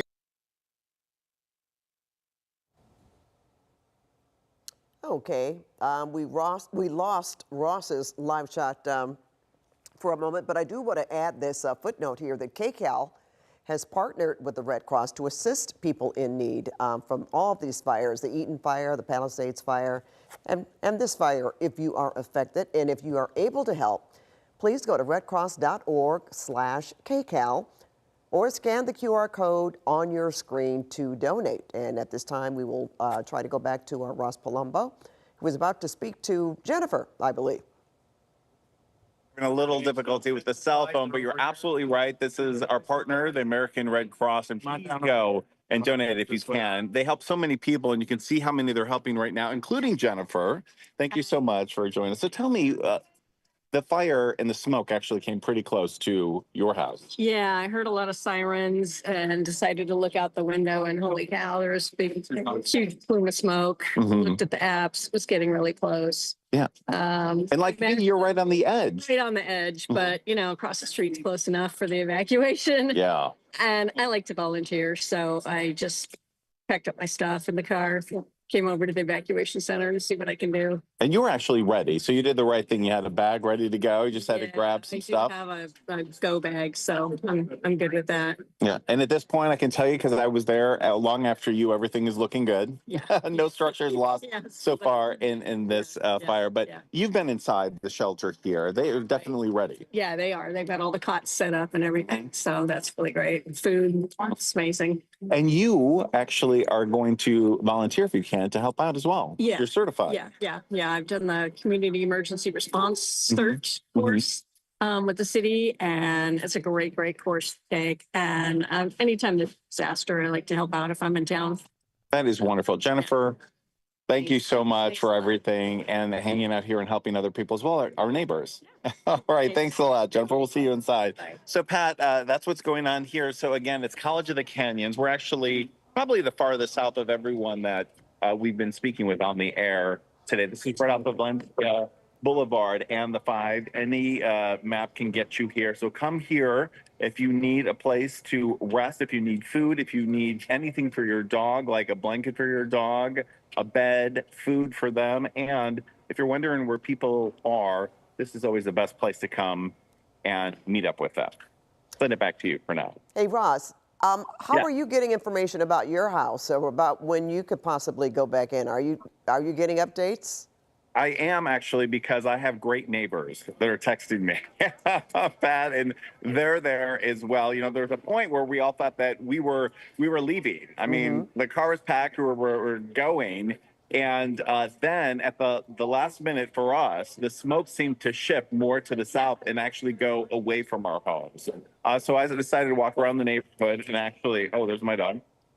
And actually talk to some other neighbors. One of my very next door neighbors, Carrie, is actually watching her house and my house. So I am getting the updates. And, Pat, it's really just the worry. You never know when something's going to shift, even though the smoke is away from our house right now and Ember could land over there. It can all change in a moment. So we've all been through this. Angelinos are tough. We know what to do. The best thing to do is to leave early if you can leave and come to a place like this and just be as safe as possible. And that's what we're doing. Well, Ross, as nice looking as you are, we'd rather see the dog right now. Can you show us a picture? Of course. So would I, Pat. You know Milo. Milo was very happy. And of course, Pat, I was on assignment actually in the Palisades talking to someone today. And all of a sudden, this started and I got the warnings and came back to get Milo. We already have a plan in place, and this is definitely something for everyone to think about. So I can open my doors and let anyone in. I did it early in case the power went out. And we had a plan for our neighbor to get Milo and evacuate if necessary. But fortunately, I got here in time. So all is well, at least at this hour. But, our hearts go out to everyone affected by all of these fires. And I see here on the screen on the air, just looking at those flames, it's scary. It's an intense time. We've all been through a lot since January 7th. But we're hanging in there. And all these good people are out here doing what they can to help. Our first responders are on the lines. And, you heard from the press conference just a little while ago from Sheriff Luna and Chief Maroney. They're doing a great job. As exhausted as everyone is, we're doing the best we can. And so far, it's as good as we could hope for at this point. That's terrific. And Milo, he's beautiful. All right. Thank you. Thank you so much, Ross. Thanks, Pat. I'll see you soon. Looking at those flames and getting another perspective of how things are going and the traffic on both sides of the freeway. Let's get back up to our Desmond Shaw in SkyCal. Guys. Yeah, so Pat, I just wanted to go down and check out the Newhall Pass and see how people are reacting to all this. So here's the 514 split right here.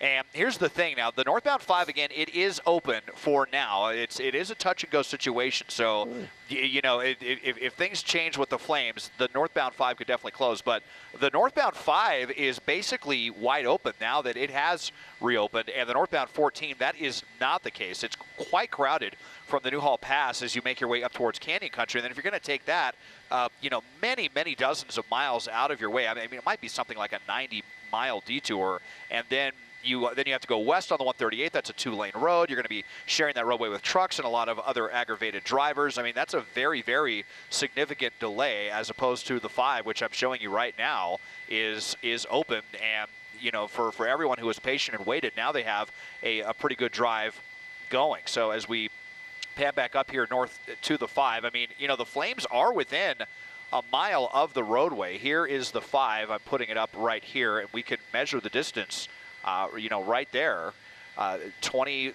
just about 2,400 feet.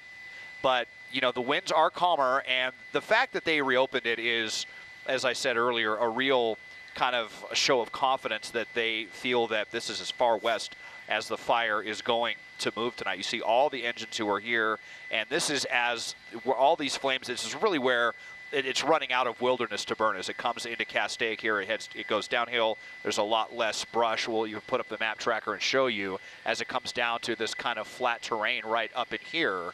It's not going to move as well, and you couple that with the lighter winds.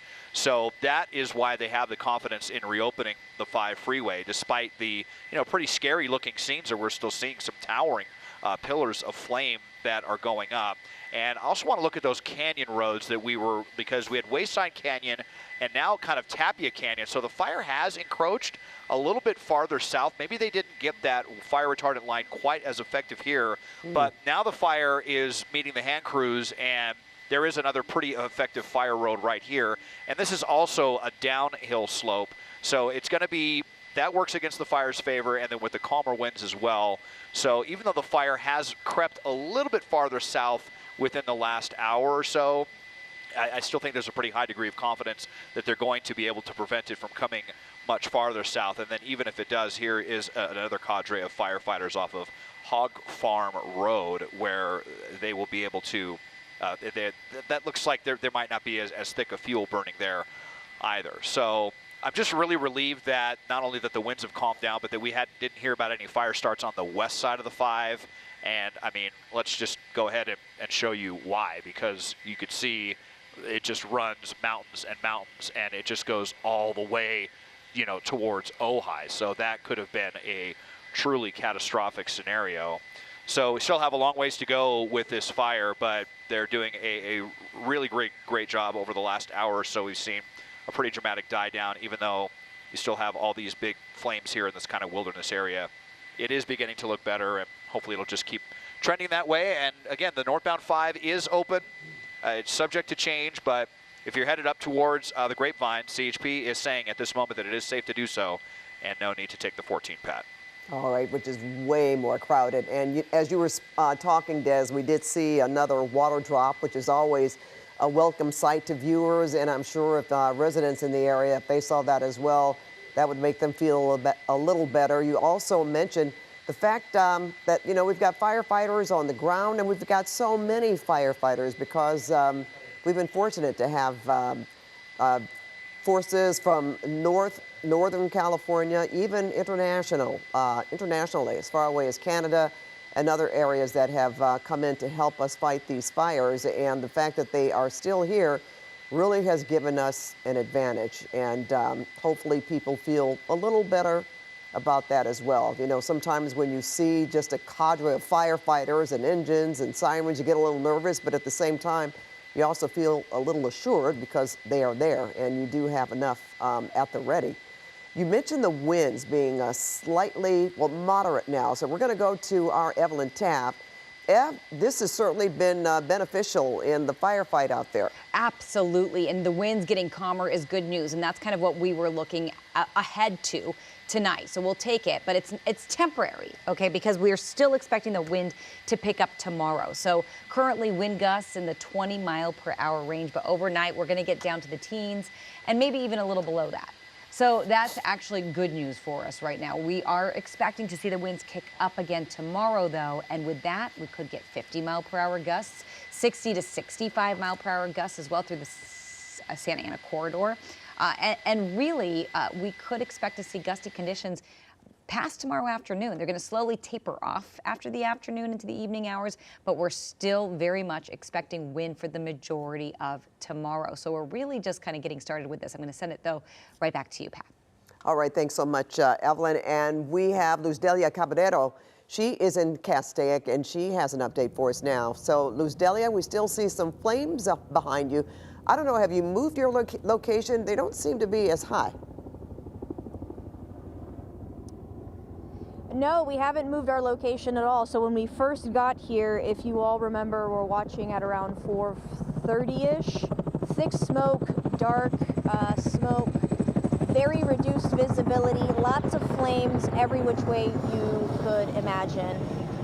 Fast forward a couple hours later, and those flames were isolated to different areas. And just less than 30 minutes ago, we showed you part of the hillside was just raging. And now it's moved over and kind of isolated down below, closer to the Valley Road there.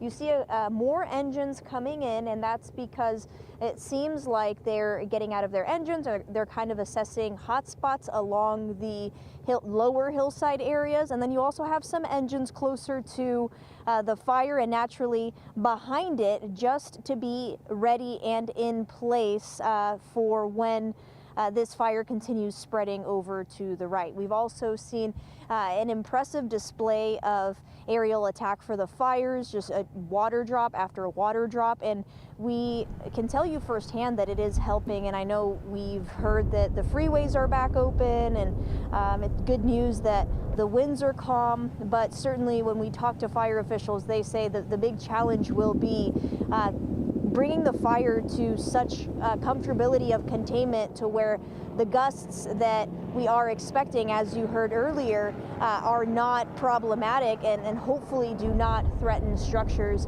As we were coming up to this area a couple of hours ago, we were able to talk to some evacuees as they were actually walking down from their home to an evacuation shelter. They were certainly shaken up, and they were trying to get away from the area as quickly as possible because you could definitely see the fire and smell the smoke. Take a listen to what they had to say. Literally every car I've seen is covered in ash if it's not like being driven, and even then it's covered. But the people like are just watering down their houses or just packing up bags to leave. Like nobody, there's all black smoke is just like everywhere right now. It's everywhere. And freaking as for flames, I mean, they're literally red and bright orange, and they're right across the freeway right now.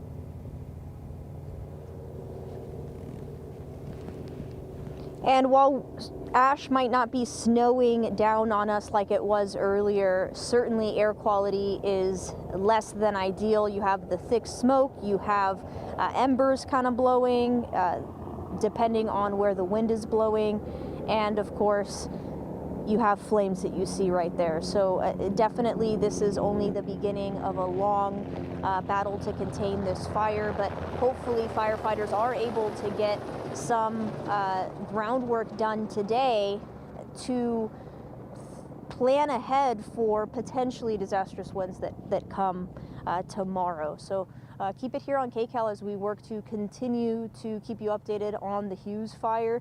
I mean, when we're talking about a fire that burned at least 5,000 acres in the first 2 hours, and then now it seems like firefighters, what they're doing, and we're witnessing this firsthand, what they're doing in trying to contain this fire and really being successful in it, certainly does give us hope, and we'll continue to update you on situations that change. We might end up heading down the road because as this fire moves over to the right, it might end up putting us in a dicey situation to where we won't be able to leave this road, so we might end up moving.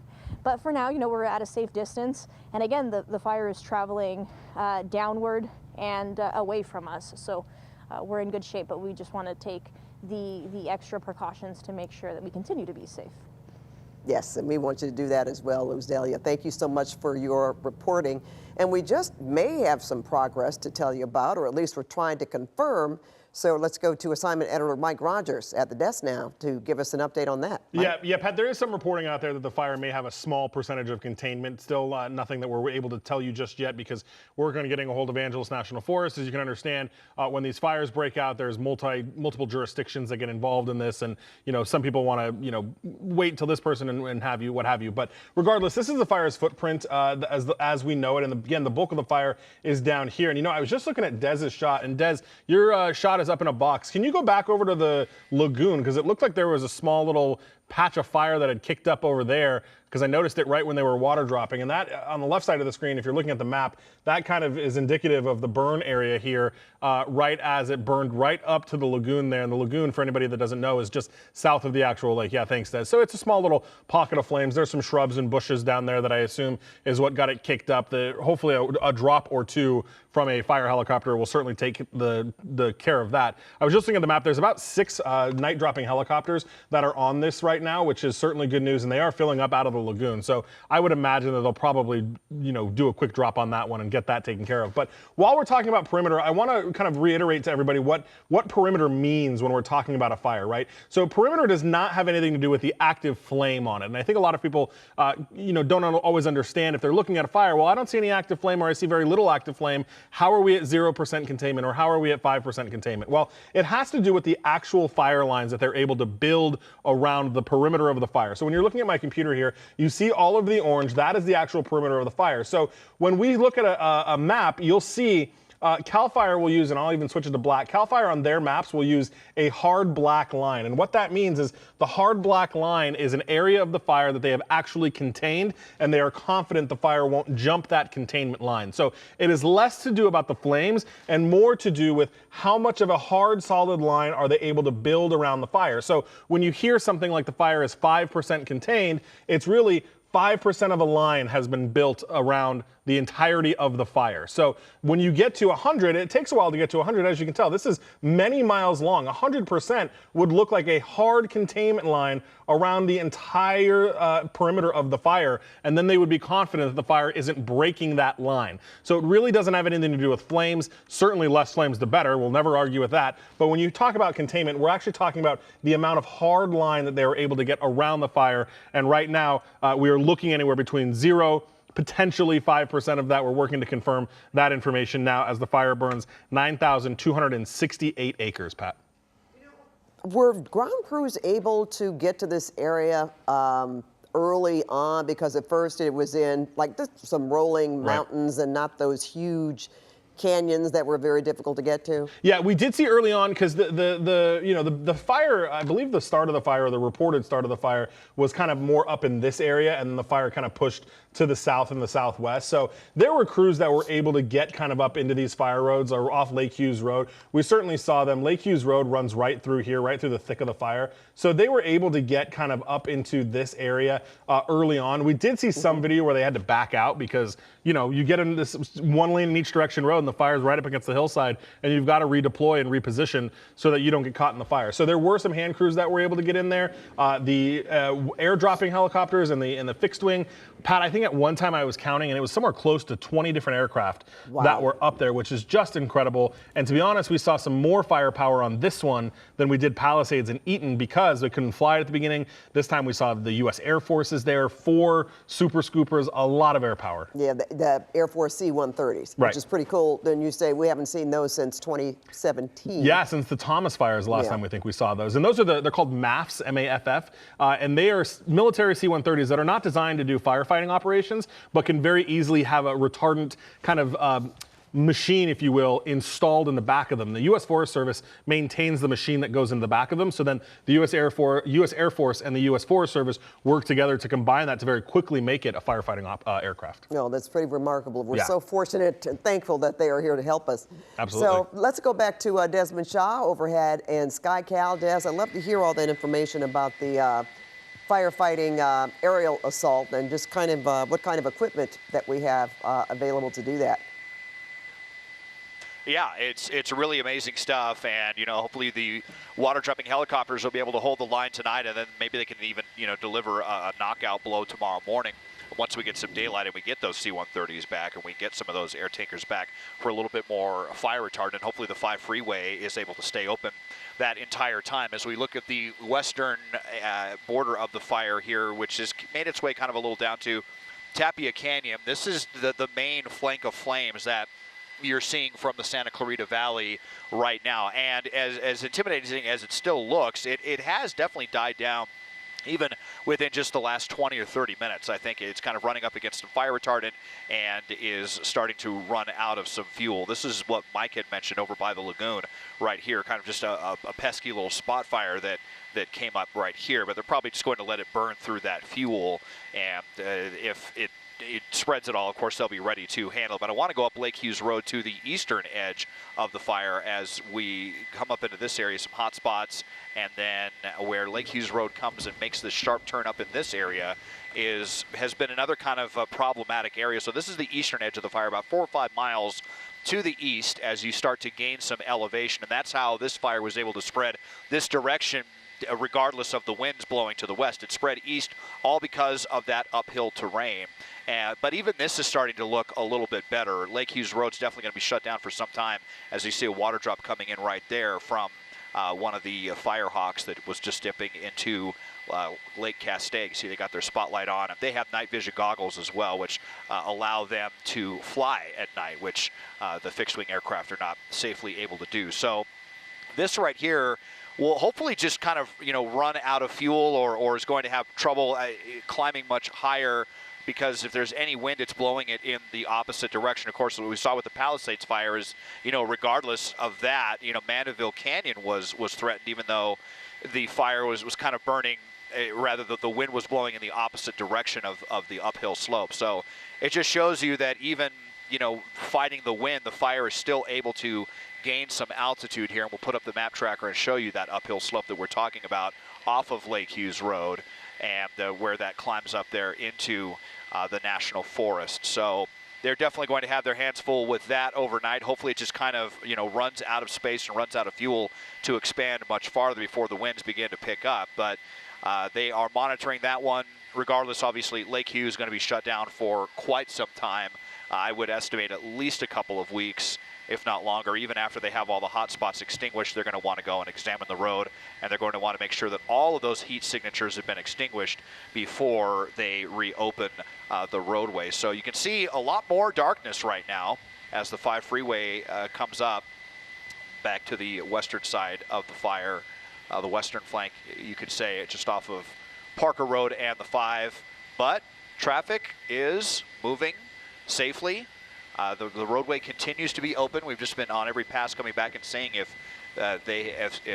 CHP is continuing to keep it open, and it looks like they do have a couple of the right lanes blocked off there at Parker Road for the fire personnel and just for a little bit of extra space and just to monitor the situation. So if you were getting ready to make a late night drive up towards the Central Valley on the 5, you can do it for now, and hopefully that will continue to be the case. But obviously if CHP thinks there's any threat whatsoever, they will not hesitate to shut the 5 freeway down again, and then you're talking about a really, really long alternate to get around all of that. Pat, Mike, back to you.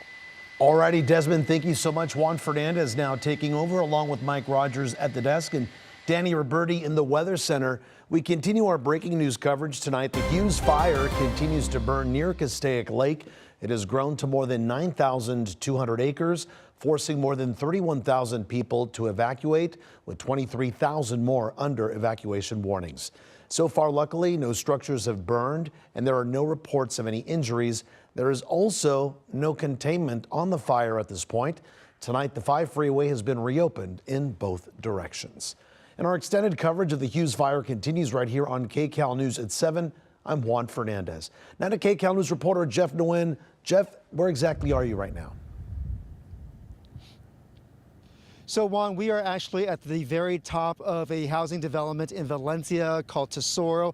We're actually about 15 miles from the Hughes Fire, and even here you can see what is happening. I'm stepping aside so Assad Zilade can give you a better look at the burning from all of this distance. You can see the flames shooting into the night sky, and as you can see right now from our camera, there is aircraft flying over the flames. Hopefully we will see a drop right now, but we have been seeing a series of airdrops, a number of water drops in this area. And even though Valencia is quite some distance from Castaic, an evacuation order went into place earlier today. Currently, it is still in effect as we look at that water drop right here live on TV. The LA County Sheriff's Department has closed off the entry points to this hillside community, adding to some of the anxiety out here. Earlier, the northbound 5 freeway was closed for about 4 hours because of concerns that the fire might jump the interstate. So far, that has not happened.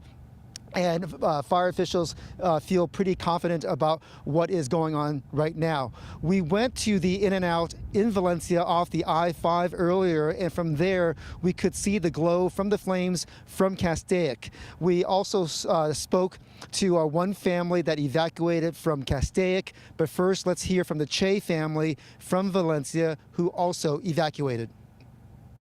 From your house, were you able to see the smoke from Castaic? Yes, we have. What was that like, seeing it over the hills? It was surreal, but you know, we've been through it before, so this is our second time being evacuated in 7 years. So, you know, sometimes we hear of people not following the orders. For your family, why did you kind of take it so seriously? Because you can replace your home and belongings, but you can't replace, you know, your loved ones and your pets and stuff. So we decided, don't risk it. Just do what the authorities want you to do. So I mean, we've got, you know, suitcases of, you know, some clothes and, you know, basic necessity things, some waters, and we've got a little bit of food and snacks inside, just in case we aren't able to get home tonight. And I'm a game developer and a nerd, so I needed to, if we're not going to get home for a while, we might need something to entertain ourselves with, so I brought some board games and things. Grabbed you know, the pets, important things, loaded the car quickly as we could, and just, you know, got out because we heard the evacs were going on. So both of those families, we met at a couple of different parking lots. The family that evacuated from Castaic, they were hanging out at the In-N-Out parking lot. However, the family that evacuated from Valencia, they are basically riding things out in the parking lot of the Albertsons down the hill. I will tell you that early in the day, because the fire was so intense, one of my friends was able to send me a photo from Thousand Oaks because from his home way up in Ventura County, he was able to see the smoke from the Hughes Fire. At this point, it is unclear as to when the evacuation orders will be lifted.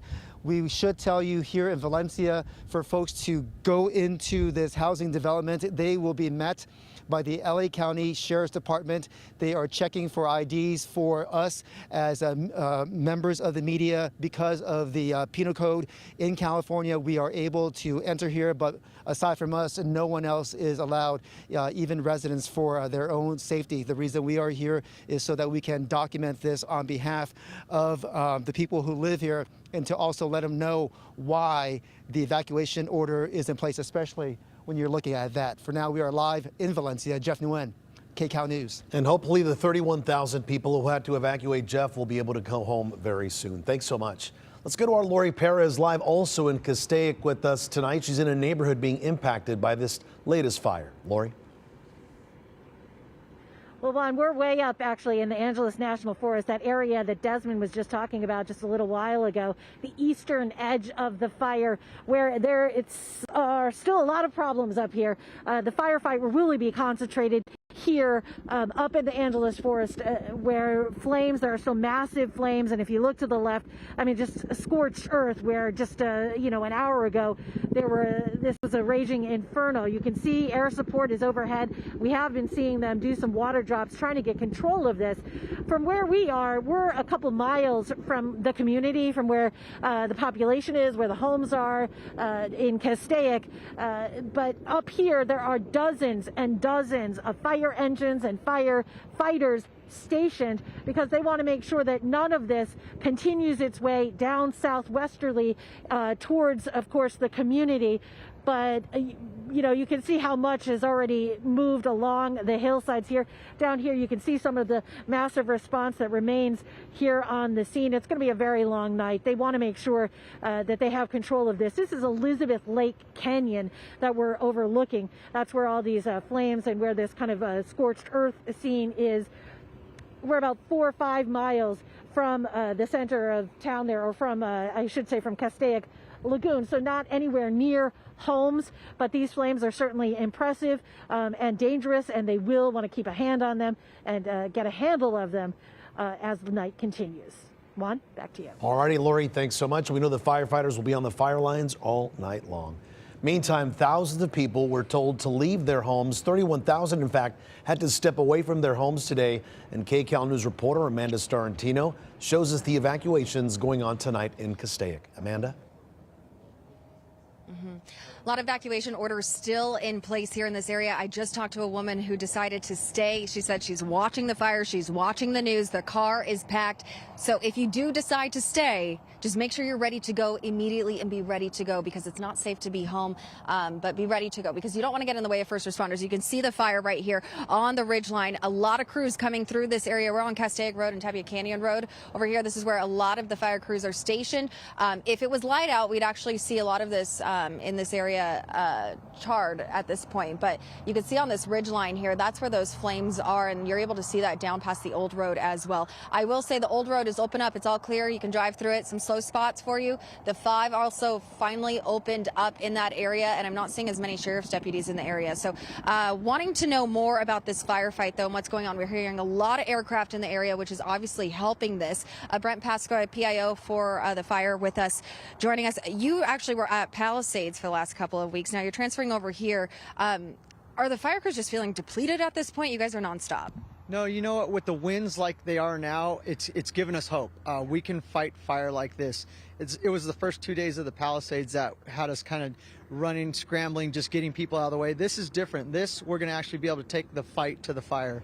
Okay, and you were saying this is a little different than the Palisades, because I was worried about how can you say there's good progress but zero containment, and you said no, there's still progress. Right, officially there's zero containment. Once we get a chance to reevaluate and there's not so much threat at the head of this fire, I believe we'll see that containment come up, especially a lot faster than the Palisade fire. Okay, and Brent, you said that you could see it from this vantage point. What are you looking at? What do you see with this firefight from what you're looking at from where we're at? So on this side, we're seeing the fire creep down towards our crews, which is a good sign because it'll back burn down this hill slower than on the other side where it's going to run up canyon.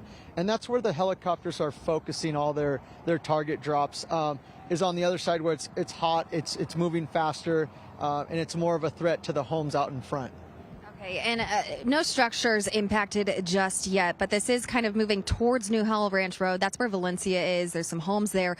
What's the concern overnight with the fire moving in that direction? Yeah, it is moving in that direction towards homes, so we have a lot of resources that we were able to surge into that area to protect those homes, and they're actually starting to do structure defense now as we speak. And now that the 5 is open, I'm hearing from a lot of people that live in this area, 5's open must mean I can go back, even though I'm still under evacuation order. What does that actually mean now that the 5's open? Right, the 5's open, which is good news for people traveling through the area, not stopping though. You don't want to stop here because we still have a lot of those crews coming, and you know, the roads are small, so they can get jammed up rather quickly. So best thing is to keep moving through on the 5, and if you're in the evacuation order, stay out for right now. Okay, all right, Brent, thank you so much. We really appreciate your time. And guys, I will say, living in this area, a lot of us put under evacuation orders. I myself was put under evacuation order. Make sure you grab everything you can. You know, we're all kind of put in the same situation right now. I grabbed everything I could to get out of here. So, you know, I'm running around with the chickens in the back of my car at this point, just trying to follow all the orders and trying to be safe. I packed up everything in the back of my car, including 4 chickens. So just trying to get my job done and keep my family safe as well. But, you know, please follow those evacuation orders. I know the 5 is now open. It's okay. It's okay. They're all nervous. But the 5's now open. Please don't go home. We're seeing the sheriff's deputies still blocking off those roads. So you want to keep those roads open for first responders getting through. We are watching those flames. You can see them from the old road. I could see them starting around Hasley Canyon, going down past through Parker, then Lake Hughes as well. So obviously a very active situation here. Still 0% containment, almost 9,500 acres burned. But again, they're saying progress is being made, but still moving rapidly. But the good news, guys, back in the studio, is the winds are fairly calm. I've been out here all day, and this is the first time that the wind hasn't really been blowing us everywhere. Yeah, and it's the first time, Amanda, I haven't seen you with the N95 mask or the goggles, so that's definitely a good thing. Take care of yourself and, of course, your chickens, right? Yeah. The air quality is much better, Juan. We like that. All right, Amanda, thank you. Well, we know it has been very windy out there in Castaic, Danny. But as you heard there, the battalion chief telling our Amanda Starantino, there is hope. And he's talking about the winds cooperating for now, you know, and we love hearing that word. When we hear hope, you know, we know that we can feel hopeful that they're going to get a good handle on this. And what's playing a big factor in this is, yes, it's the wind. Earlier today, we were looking at wind gusts up to 40 miles per hour. I mean, we had whipping winds out there, not as strong as what we saw on Monday. The other big factor in this, it's how dry everything is. Now, I want to mention it's still dry out there. That's going to be a big factor going into tonight. We're talking relative humidity in the single digits. But yes, winds are looking a little bit better than where they were earlier today. So instead of looking at 40-mile-per-hour gusts, we're looking at gusts ranging between 20 to 25 miles per hour. In that area, these winds are still coming out of the northeast. It's pushing that fire to the southwest because of the direction of the winds. It is still very, very dry out there. Let's take a look at our wind conditions going into the next 24 hours because, yes, we have hope and we are holding on to that, but we are going to see another surge in the Santa Ana winds tonight going into tomorrow morning. So here's a look at Castaic. You can see we're looking at wind gusts under about 20 miles per hour from 8 p.m. to about 8 a.m. tomorrow morning. That is good news. We want that. And then those winds are going to start to pick up again by around 11 a.m., late morning into early afternoon, gusts between 30 to 35 miles per hour. Things are still very dry out there. And for a lot of us, it's windy, and it's not just in that area. It's for those areas that are prone to the Santa Ana winds. So gusty through those usual areas of LA and Ventura counties. Gusts between 25 and 30 miles per hour. And then we're also looking at some of those gustier conditions through the Inland Empire and Inland Orange County. Now, a really big piece of this, yes, thankfully winds are calming down and you are seeing that it's not as wild out there as it was earlier. That is a huge help, but we're still dealing with these incredibly dry conditions. This is, and I know we've seen this dry air out there all winter long, but this is the driest air mass that we've seen all season. Look at these humidity numbers. We are looking at relative humidity in the single digits right now, specifically in that area near Santa Clarita. We're down to about 8%.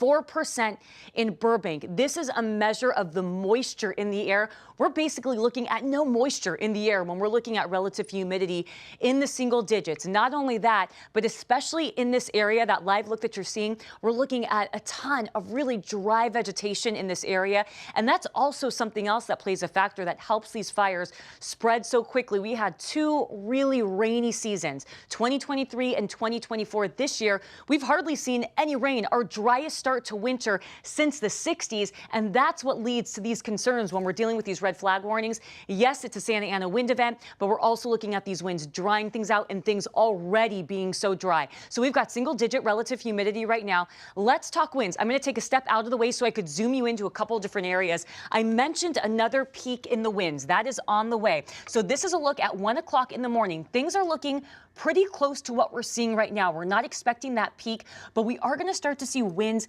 starting to ramp up and increase after midnight. Now, I'll zoom you out. Let me take you into tomorrow morning. Winds peaking at around dawn tomorrow. This is a look at 6 to 7 o'clock in the morning. We've got gusts between 35 to 50 miles per hour for those prone areas to the Santa Ana winds. And up through the mountains, we're looking at gusts between 50 to 60 miles per hour. So some isolated pockets where you're seeing that purple right there. We've got gusty conditions that will continue in the Inland Empire, Inland Orange County, and also for LA and Ventura counties, specifically where the Hughes Fire is burning. near Castaic, near the Santa Clarita Valley. You can still see those winds at 7 o'clock tomorrow morning, picking up gusts between 30 to 40 miles per hour, specifically right here. This is around 7 o'clock tomorrow morning. So when we wake up, get out the door, those areas that normally see the Santa Ana winds, it will be blustery again. We get to Thursday afternoon and it's still windy. We're really looking at some of our strongest winds between 6 o'clock in the morning to 6 o'clock in the evening. Those purples indicating the strongest winds. So right up there through the mountains, Simi Valley, down through Thousand Oaks, over towards Oxnard, up against the coast, we've got gusts between 30 to 40 miles per hour. So this is midday tomorrow. Let's take a look at when we finally see these winds moving out of here. It's still going to be breezy going into Thursday evening. And then finally, we get to Friday morning, and this is when we're going to see a big decrease in the winds. Things are going to weaken, it's going to relax, and this is going to be a huge help in the firefight. But of course, we've got our eyes and our focus on that window when the winds start to pick up again. So red flag warnings, they are still in place. And these warnings, National Weather Service has actually extended them through Friday morning. And even though we're not going to be seeing our strongest winds at that point, this tends to happen. We might not be dealing with the winds, but we are going to be dealing with those really dry conditions. So Friday morning, they're out of here. And Juan, we're going to see a big change going into this upcoming weekend. We've got a storm to talk about. Rain is on the way, and this is going to be a huge help in this firefight. We'll talk more about that coming up in just a bit. All right, we'll check back with you later. Thank you so much, Danny. All right, let's get to Lauren Posen live in a Ralph's parking lot at Hasley Canyon Village, where she spoke to evacuees who are gathering there as well. Lauren? Juan, that's right. You know, the scene has changed here just slightly because the roads are back open. Take a look behind me, a much different picture than what we showed you earlier today. The old road here is open and both sides of the I-5 are now moving quite nicely. In the distance, the very far distance, I don't know if the camera can pick it up or not, but you can see well, you can see the lights, first of all, and then that's where the fire is over there. That's where the focus is, and I believe that there's a chopper or helicopter in the air right there, maybe a plane too, circling around there, possibly doing some airdrops. We're just a little too far away to see exactly what's going on, but that is where the fire is in direction to where we are here. At the Ralph's parking lot. And in speaking with people here earlier today, many of them were under that mandatory evacuation order. Others were given the warning, but whether they were here with a warning or an order, they said they wanted to evacuate just to be safe. Take a listen. You want to go home, yeah? Yeah, I'm trying to go lay in my bed and stuff. Been a long day, school. Were you at school when you got the alert about Yeah, everyone started leaving and stuff. Like, no one was listening to the teachers. Everyone just left. It's mentally hurts, you know? Like, I just want to go home. Like, I'm tired of sitting here, you know? It's tiring. So yes, everyone does want to go home. That the big question tonight, though, is when will they be able to? The people that we spoke with earlier today, you know, some of them are staying with family, some of them are trying to get hotels. I spoke to one family who tried to who did evacuate, and they were trying to get to hotels, but they had the dog with them, and they said all the hotels were booked. The hotels were booked with, you know, somewhat not too far away from here. So people are just trying to go for a plan B. They're hoping that these orders will be lifted so they can go home, but they're very grateful for the work the firefighters are doing, and that so far nothing has been damaged. That's a good sign, but you know, people want to go home, and it's understandable, but it's just this waiting game right now, waiting to see what the weather is going to do and when those orders are going to be lifted. Yeah, and at last check, Lauren, they were saying that these evacuation orders are going to be in place overnight, so most likely folks are going to need a place to stay, whether staying with a friend or finding a motel or a hotel, so hopefully they will be able to do that. Lauren, all right, thanks so much. Right, now let's go to KCAL news reporter Luzdelia Caballero. She's live in Castaic as well at the Combat Paintball Park, where you've had an incredible view all night long, Luzdelia. We have, and just before finishing our last live hit, we mentioned that we were going to move down the way. So the paintball park is actually maybe half a mile up. We came down just to ensure that we would be able to get out safely, because there are, you know, hot spots on either side of the road. And it seems like that fire line has moved over here, and this is just a brush fire burning. We saw a couple of firefighters here kind of moving some brush around and dousing it with water. But at this time, it doesn't seem like there is much concern for this to continue spreading in a harmful way. And so firefighters at this time are just monitoring it, which is a good thing. And as far as winds, they continue to be calm. Air quality, same thing. I mean, you can likely see the smoke out here, and this is going to continue to be the case for the next several days as you know, a pocket of smoke just starts forming around this region in Castaic. As far as those who we spoke to, I mean, obviously there is a panic when you hear sirens and you are told or get a notification that you need to evacuate or you need to be ready to evacuate. And this Hughes Fire triggering those alerts was no exception. Those we talked to who were coming down the hill as sheriff deputies were going up and fire engines were going up, they were panicked. They were emotional, and they were unsure of whether they'd be able to go back up and whether they grabbed everything.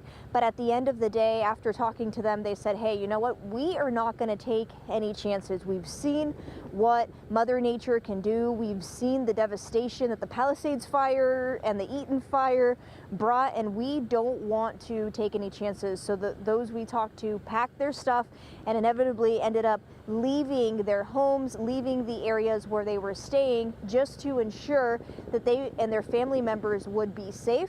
We spoke to a couple of people who also told us, hey, you know what, the second we're told that we can go back up, that's exactly what we're going to do, and we may not sleep, but we will certainly monitor the fire all night into tomorrow. Hopefully those winds don't pick up.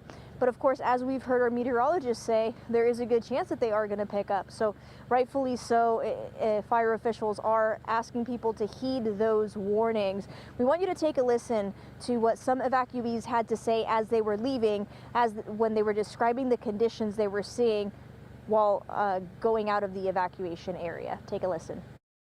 Literally every car I've seen is covered in ash if it's not like being driven, and even then it's covered. But the people like are just watering down their houses or just packing up bags to leave. Like nobody, there's all black smoke is just like everywhere right now. It's everywhere. And freaking as for flames, I mean, they're literally red and bright orange, and they're right across the freeway right now. And just to give you some perspective, when we came here, even driving up this road to go to the combat paintball park, there was fire to our left, to our right. The hillsides were burning. Inevitably, they ended up being charred. Once nightfall comes, you see some orange glows on the other side of the mountain, and certainly now what is eventually going to be little pockets of hot spots down here. But overall, firefighters are feeling comfortable with what they are seeing, enough to where, as you know, hotspots had embers flying, stemming from those hotspots, engines would just bolt down this neighboring road. Now we don't really see many engines. I mean, they are there. I mean, there are people that say, hey, you know what, we don't see firefighters. Oh no, they kind of go up and assess the situation and douse areas where they feel that they can contain to prevent the spread. They're here, but there just aren't as many engines on this road, and I think that they are reassessing where they want to put all of their resources, and likely it's on the other side of this hillside where we do see flames sporadically popping up on the other side, and we do see more of an orange glow. But again, things can change on a moment's notice, and we can't hammer that in enough. If you get a notification that you're under an evacuation warning, fire officials now saying, hey, it's best that you might want to treat that as an evacuation order, get your stuff ready, and just leave to be safe. Again, you don't want to jam traffic. You certainly don't want to be stuck in a traffic jam yourself as you're leaving. And you certainly do not want to impede firefighting efforts and block engines from coming into areas that need to be helped and that need fire attack to happen. So that is the theme of the last couple of weeks with the Palisades Fire, the Eaton Fire, and all of the fires that have broken out, and of course now the Hughes Fire that has burned certainly well over 8,000 acres, tens of thousands of people under evacuation orders and more under evacuation warnings. But as you recently heard from Amanda and the battalion chief, they do have hope, and that is a very, very good thing. It relaxes us, it relaxes firefighters, and we wish them the best as they continue to fight this firefight. And we will continue to keep you updated from our vantage point. We're going to try to go on the other side of the hill to give you a better perspective of what they're doing to try to battle those flames. So in just a little bit, we will go down this road and try to get to the other side for you.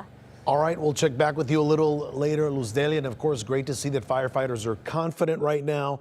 And we see that because they're kind of letting the flames behind Luz Delia kind of simmer there. They're watching it. And of course, they're at the ready in case anything should change. All right, want to go to KCAL News assignment editor Mike Rogers at the desk with more on the aerial assault. Mike, we know they have 4,000 firefighting personnel assigned to this firefight. And of course, so impressive when you see what's happening from above. Right, and I want to point out what we're looking at here with the chopper, just how dark it is, really, right? It's easy for our cameras to get really tight on the flames, and the flames look very aggressive and very intense, and they are in those pockets, but generally, things are looking much better than they were, that I even really expected them to look by this time in the firefight. So really a great operation underway here by our fire officials, both federal and local and state, and all of our out-of-town firefighters and everybody that's involved in this. We're talking about the aerial assaults on this. Yeah, let's show you my computer if we can, because I want to show you where that is still happening right now. And you can tell where they're most concerned about the fire based on the activity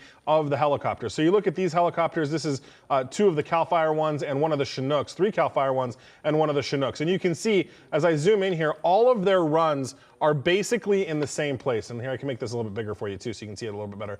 All of these are kind of in the same place. So you've got the Castaic Lagoon, and then they're coming down here and they're dropping just right off here of Tapia Canyon. That is where we've been looking at with the chopper. This is where some of our reporters are seeing the flames. These are certainly going to be the most notable flames because of where they are in relation to the community, right? So you've got the LASD's Correctional complex here. Those are the 3 different jails that are up there. And then you've got Hillcrest Parkway and all of these neighborhoods right there. This is the helicopter that we're looking at right now. So they're looking at it this way. They are sitting to the west, looking northeast. So that's the perspective you're getting from that helicopter. And then again, you can tell by the way that they're dropping, their concern here is this little pocket, which is still flames, still concerning, but much less and much easier for these fire crews to focus on than we were talking about earlier in the night. Additionally, I want to show you, because there is a second area of the fire that they are working on, and that is up in this area. That's where you've got another Chinook and another Firehawk that are doing that work, and that is just off Lake Hughes Road. This is Sure, they want to get the fire out up here. They don't want anything to burn out of the way. But when you look at it geographically, and I'll switch over to a different map here to show you,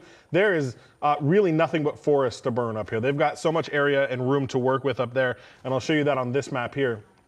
So the communities that are, of course, of concern are all of these down here. This is the jail that I was telling you about. North County Correctional Facility is right here. And then you have Pitches north and south are right there. And that is where the fire is starting to burn into a little bit. And again, this fire map hasn't been updated in a little bit. So the fire is mostly kind of pushed down into here. This is Tapia Canyon that I was talking to you about earlier. So the fire has pushed down this way a little bit, but it still has another couple of ridges before it gets to anything over here. And certainly would have to jump the 5 freeway to get over there, which at this point, it just doesn't seem like that's going to happen based on the amount of containment, of control rather, they've been able to gain over the fire. But to the north one, this is what I wanted to point out. Look, the evacuation, and I got to point this out too, evacuation warnings have actually expanded to the north to include the areas up here near Gorman and along the 138 freeway. These are a couple of new warnings that have popped up. And the reason they do that is what? It's because of how topography driven this is. You see how big this mandatory evacuation area is, even though the fire is all the way down here near Lake Castaic. It's because if the wind hits it the right way and gets into this topography, it will take not very much at all for this thing to start shooting to the north and eating up those mountains and eating up those hillsides. So that's why they've got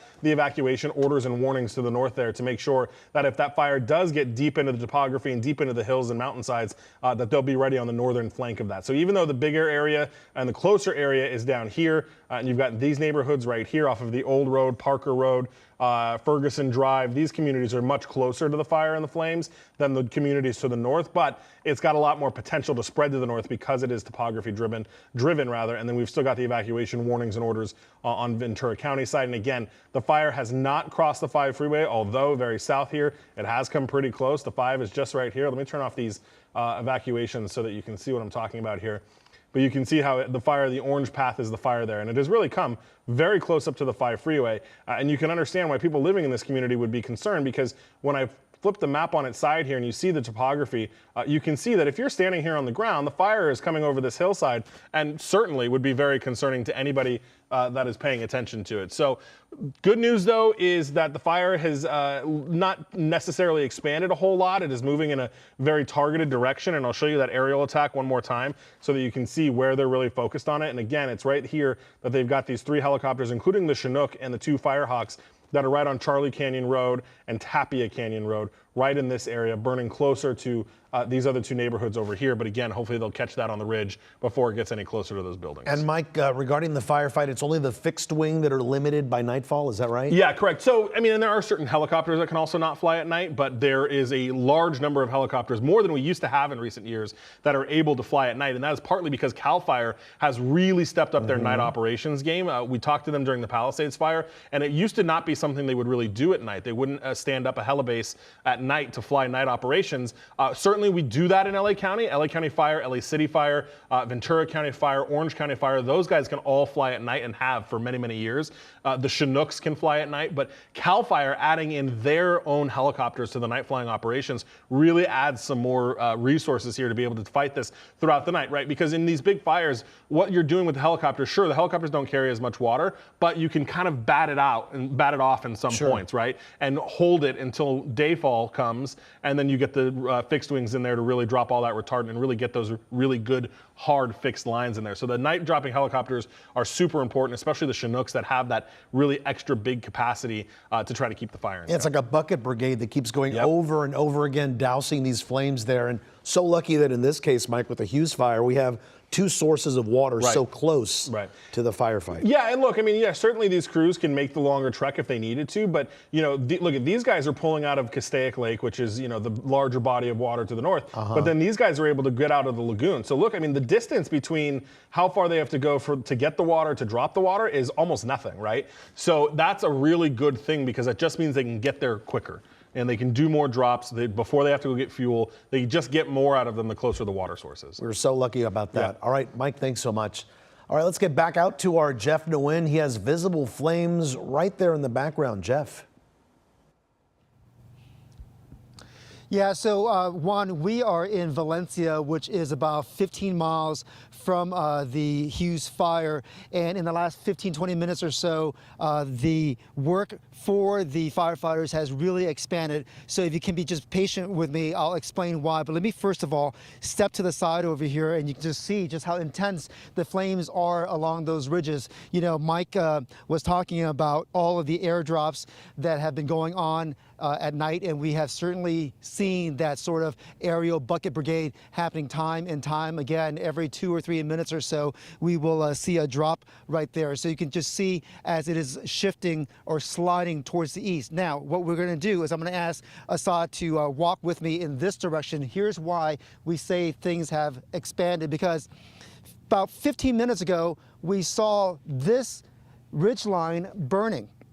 And initially, it was only one column of flames. And then we got out of the van to get ready for this live report. And then it expanded and grew to where we see much more of a larger sort of acreage as we see more than just one column of flames. So if I may, I'm going to ask Assad to go back to our original location as one of the aircraft is coming in. You can see it using the light from the helicopter as it is moving towards the flames right now. And on your screen, you can kind of see the sort of silhouette from the aircraft as it prepares to hopefully be able to make a drop on the flames right here. Again, this is east of Valencia. And about 15 miles from the Hughes fire is our vantage point, and we are able to see the flames so far away. And from this vantage point, there was that helicopter right there. And even though Valencia is quite some distance from Castaic, an evacuation order went into place earlier, and it is currently in effect. The LA County Sheriff's Department has closed off the entry point to this hillside community, adding to some of the concerns here. Earlier, the northbound I-5 freeway was closed for about 4 hours because of concerns that the fire might jump the freeway. Luckily, that did not happen. We were at the In-N-Out off the I-5 earlier in Valencia, and from there at the In-N-Out, we could see the glow from the flames. And we did speak to a couple of families earlier who have evacuated. First, we spoke to a family from Castaic who left because of the evacuation order. But before we get to them, let's hear from the Che family who evacuated from Valencia. From your house, were you able to see the smoke from Castaic? Yes, we have. What was that like, seeing it over the hills? It was surreal, but we've been through it before, so this is our second time being evacuated in 7 years. So, sometimes we hear of people not following the orders for your family. Why did you kind of take it so seriously? Because you could replace your home and belongings, but you can't replace your loved ones and your pets and stuff. So we decided don't risk it. Just do what the authorities want you to do. So I mean, we've got suitcases of some clothes and basic necessity things, some waters, and we've got a little bit of food and snacks inside just in case we aren't able to get home tonight. And I'm a game developer and a nerd, so I needed to, if we're not going to get home for a while, we might need something to entertain ourselves with, so I brought some board games and things. Grabbed the pets, important things, loaded up the car quickly as we could, and just got out because we heard the evacs were going on.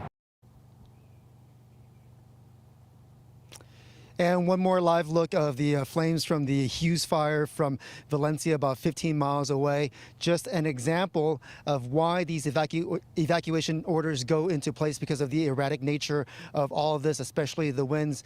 When you've got burning over there and then about 20, 30 miles away, another fire springs up. And it speaks to the need for these sort of evacuations, because if you live in some of these housing developments with rolling hills, from your vantage point, you may not realize that you've got all of this brush surrounding you, and by the time it gets close, it might be too late. So that is why these evacuations went in so early. For now, we are live in Valencia. Jeff Nguyen, KCAL News. All right, Jeff, thank you for that update.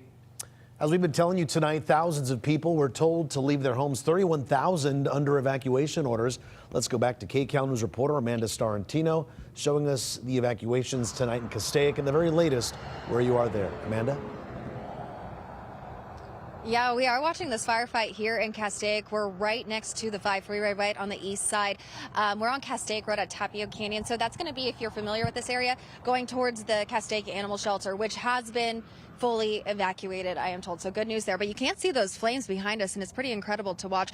We see them continue to grow. But I did just speak to one of the CAL FIRE battalion chiefs, and what he was saying was, yes, 0% containment, but they are seeing forward progress at this point. And the good news here, what we love to see, is there's barely any wind, which is wonderful after what we saw throughout the day, which was really fueling that fire and pushing that fire throughout the area. So yes, evacuation orders are still in place, but it has changed a lot around here in just the last hour, because the 5 Freeway now back open, traffic moving fluidly through the 5 and the old road as well. So a lot of people, what I'm hearing, I live in this area, I'm in a bunch of neighborhood chats right now, and everyone's asking, hey, does that mean I can go back home right now? No, if you are still under an evacuation order, they don't want you stopping here, because first responders need to get through, because they're still fighting this fire. It's now at almost 9,500 acres and continues to move through. We've been watching these flames. They seem to get bigger, and then we don't really see as much. So it's just a constantly changing situation over here. But it seems to be a much more calm environment at this point. It seems like they have a pretty good handle on it. And I was at the press conference, and what I found what was interesting was their approach to this, because the last two fires, Palisades and Ian, what we saw was kind of a scramble to get everybody out there, because the Palisades started, everyone went there, and then all of a sudden what happened in Altadena, and then everyone had to move that way, and it was just resources were scattered at that point. Now they were able to come here quickly. They seemed to really know what they were doing when it came to this firefight. Crews were able to get out here very, very fast, right when this fire started this afternoon. And so what we've been seeing, a lot of aircraft involved in this, and as long as the winds don't get too strong overnight, they said they are planning on keeping these aircraft going throughout the night, which will really help with this firefight here in Castaic. It has moved down quite a ways, but my photographer, Scott Mackey, if you can actually go, you can kind of go this way. We're seeing just how far it goes down, though, so there are still flames over there. That's closer to Castaic Lake where Lake Hughes is. So those flames are all the way down there. That's where that fire originally started at Lake Hughes, and now it's kind of moved down. So if you know this area, it's kind of pushing through that ridge from Castaic Lake all the way around there on the east side. The northeast side of Castaic Lake has come down, wind shifted, it started going south, and now it's kind of pushing more towards Newhall Ranch Road, towards that area, and that's concerning because that's Valencia. There's a lot of homes and communities right there. So this fire, we're definitely watching it. It's moving with the different winds because earlier we had the winds kind of going more southwest. So that would have pushed that fire over the 5 freeway. And we were watching that with a lot of concern. Actually, we were seeing a lot of fire trucks moving out of this area right behind us, Scott.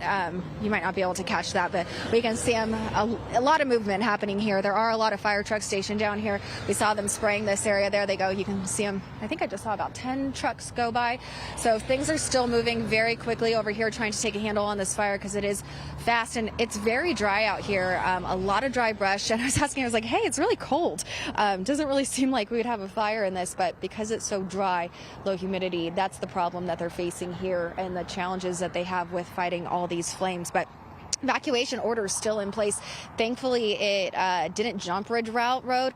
Earlier this afternoon, I was with my photographer, Suzanne, and we were watching Ridge Route, and they had crews stationed up and down Ridge Route Road, all the way through that canyon as well, just watching for hot spots coming through to make sure as soon as if an ember came that way, they got it, because then that would be hitting the 5 and could easily jump into those other neighborhoods. We're talking like Lakeview, Hillcrest, Hasley, all of those areas. So they were definitely trying to keep an eye on that, all hands on deck before that fire spread too fast. So going through, I covered Palisades, I covered Eaton, now I'm here at Hughes Fire, watching how our first responders are responding to this, and it's changing throughout each fire and what they've learned from the last fires to have a better control on these future fires. So that is great to see.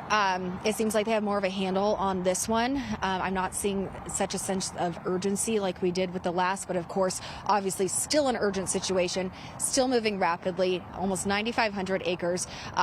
If this goes over the 10,000 mark, that'll be 3 in 1 month, which is incredible for just one area. Remember, we're still Los Angeles County here, very north and right before the Grapevine. But very active scene here. We're keeping an eye on these flames, but please heed those evacuation orders. I know a lot of people want to go home. It seems like the fire is moving out of the area, but obviously still a huge concern here in Castaic going into these evening hours. Back to you guys in the studio. All right, thank you so much for that, Amanda. And you know that LA County Fire, they have a plan to hit this fire all day and all night long. They're going to have those 4,000 firefighting personnel on scene there. Their job overnight is to increase the perimeter control and, of course, snuff out hot spots there. So definitely something that we're going to be monitoring there. All right, we also want to talk about the Eaton fire, right? As the area is expecting rain this weekend. Let's go to KCAL News reporter Nicole Comstock live in Altadena with preparations and reaction there. Nicole? Yeah, and utility crews are really just barely cracking the surface of the repair work that needs to be done up here around the Eaton Fire burn area. Right now, we are in the Upper Hastings Ranch neighborhood in Pasadena, where 150 homes burned down just 2 weeks ago. And now the rest of the neighborhood needs to be safeguarded from potential mud flow because of the rain coming in this weekend. Take a look at this video here. There's barely any vegetation left up on the San Gabriel Mountains in Altadena 2 weeks after the Eaton Fire burned 14,000 acres. 9,400 structures, including homes, were destroyed, and 17 people were killed, along with 24 missing people who are still unaccounted for. And now the conversation is quickly shifting to mud flow.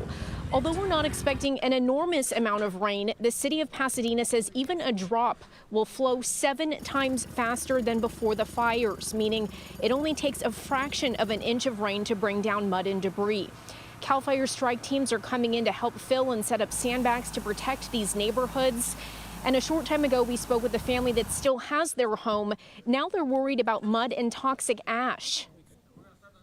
So I don't know if that can happen here or not. Yeah, well, there's not a lot of vegetation up on the hills. There sure isn't. It's pretty bare. They're clearing toxic debris, so you can take a guess that it's not going to be healthy. Well, officials say there is always the possibility of thunderstorms in that area, which would be a worst case scenario. So they are getting prepared for that as we speak.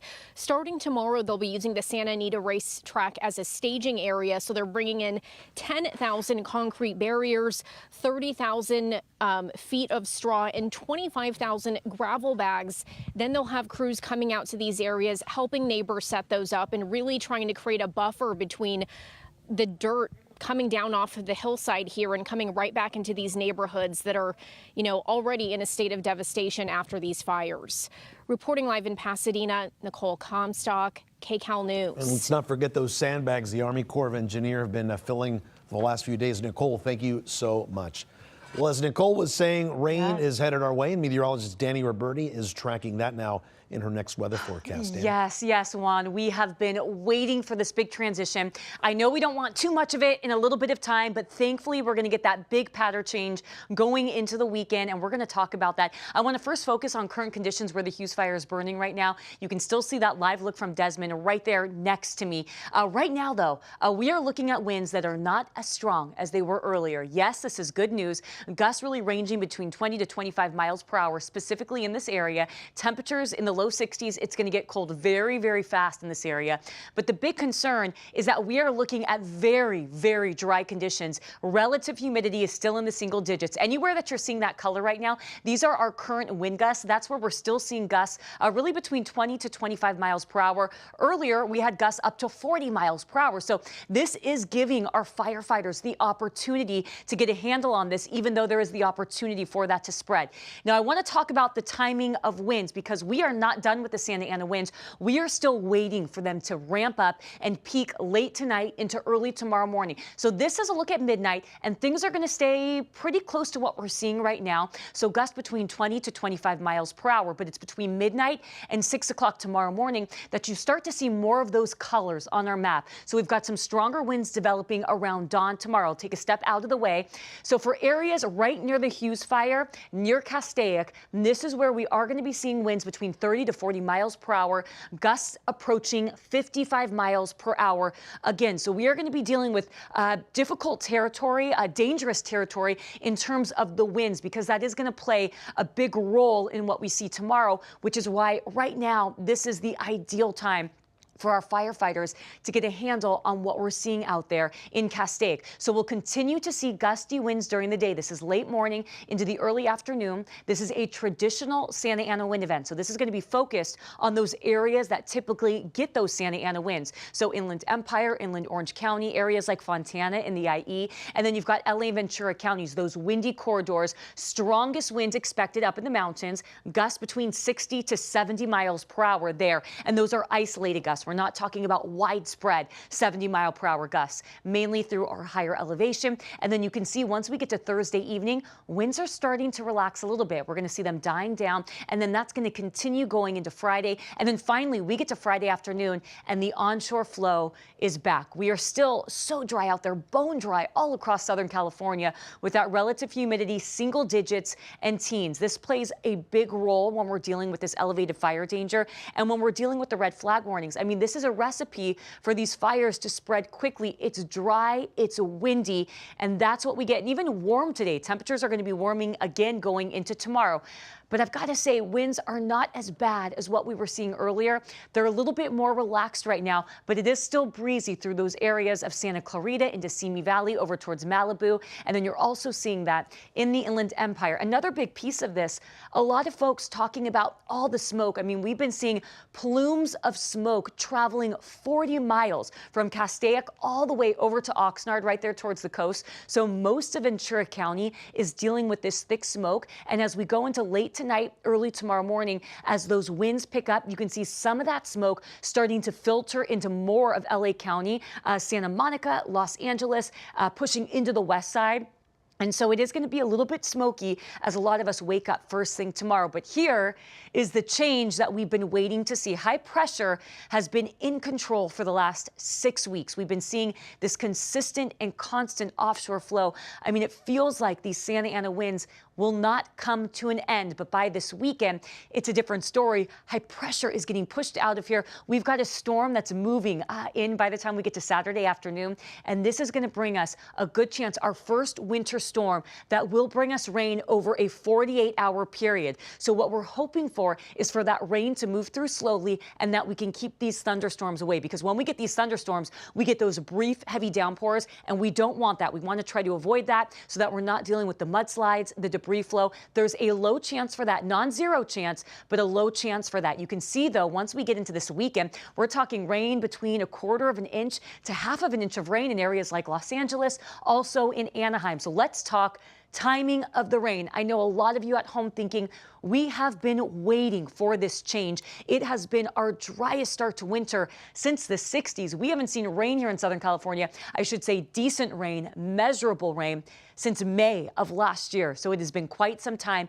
This is welcome news. But again, I know when we're dealing with this rain, there are other concerns that come with this, but at least we're going to be seeing that onshore flow back, and we're going to start to see rain entering the picture this upcoming weekend. So by around 6 o'clock in the afternoon Saturday, we start to see some rain moving through, and it's going to be rainy on and off Saturday night into Sunday. Snow levels dropping to about 3,500 feet. So we are expecting to see several inches of snow at the resort levels, and then you can see Sunday during the day. As of right now, things could change, but this is looking like a rainier day, and it does look like everyone here in Southern California is going to get in on this to some extent. Of course, we're fine-tuning this forecast as we get closer, and we're keeping a very close eye on thunderstorms. There is the possibility for those to develop Sunday morning into Sunday evening, but there's not a really high chance for that. So we want to keep these thunderstorms away. We want this rain to move in slowly. We're talking light to moderate rain Saturday, Sunday, lingering into Monday, and then we'll start to dry out again. So this is going to be a big change for us here at home. On top of that, things are getting cold tomorrow morning, but for those areas that are getting the Santa Ana winds, it's going to be a little bit warmer to start our day.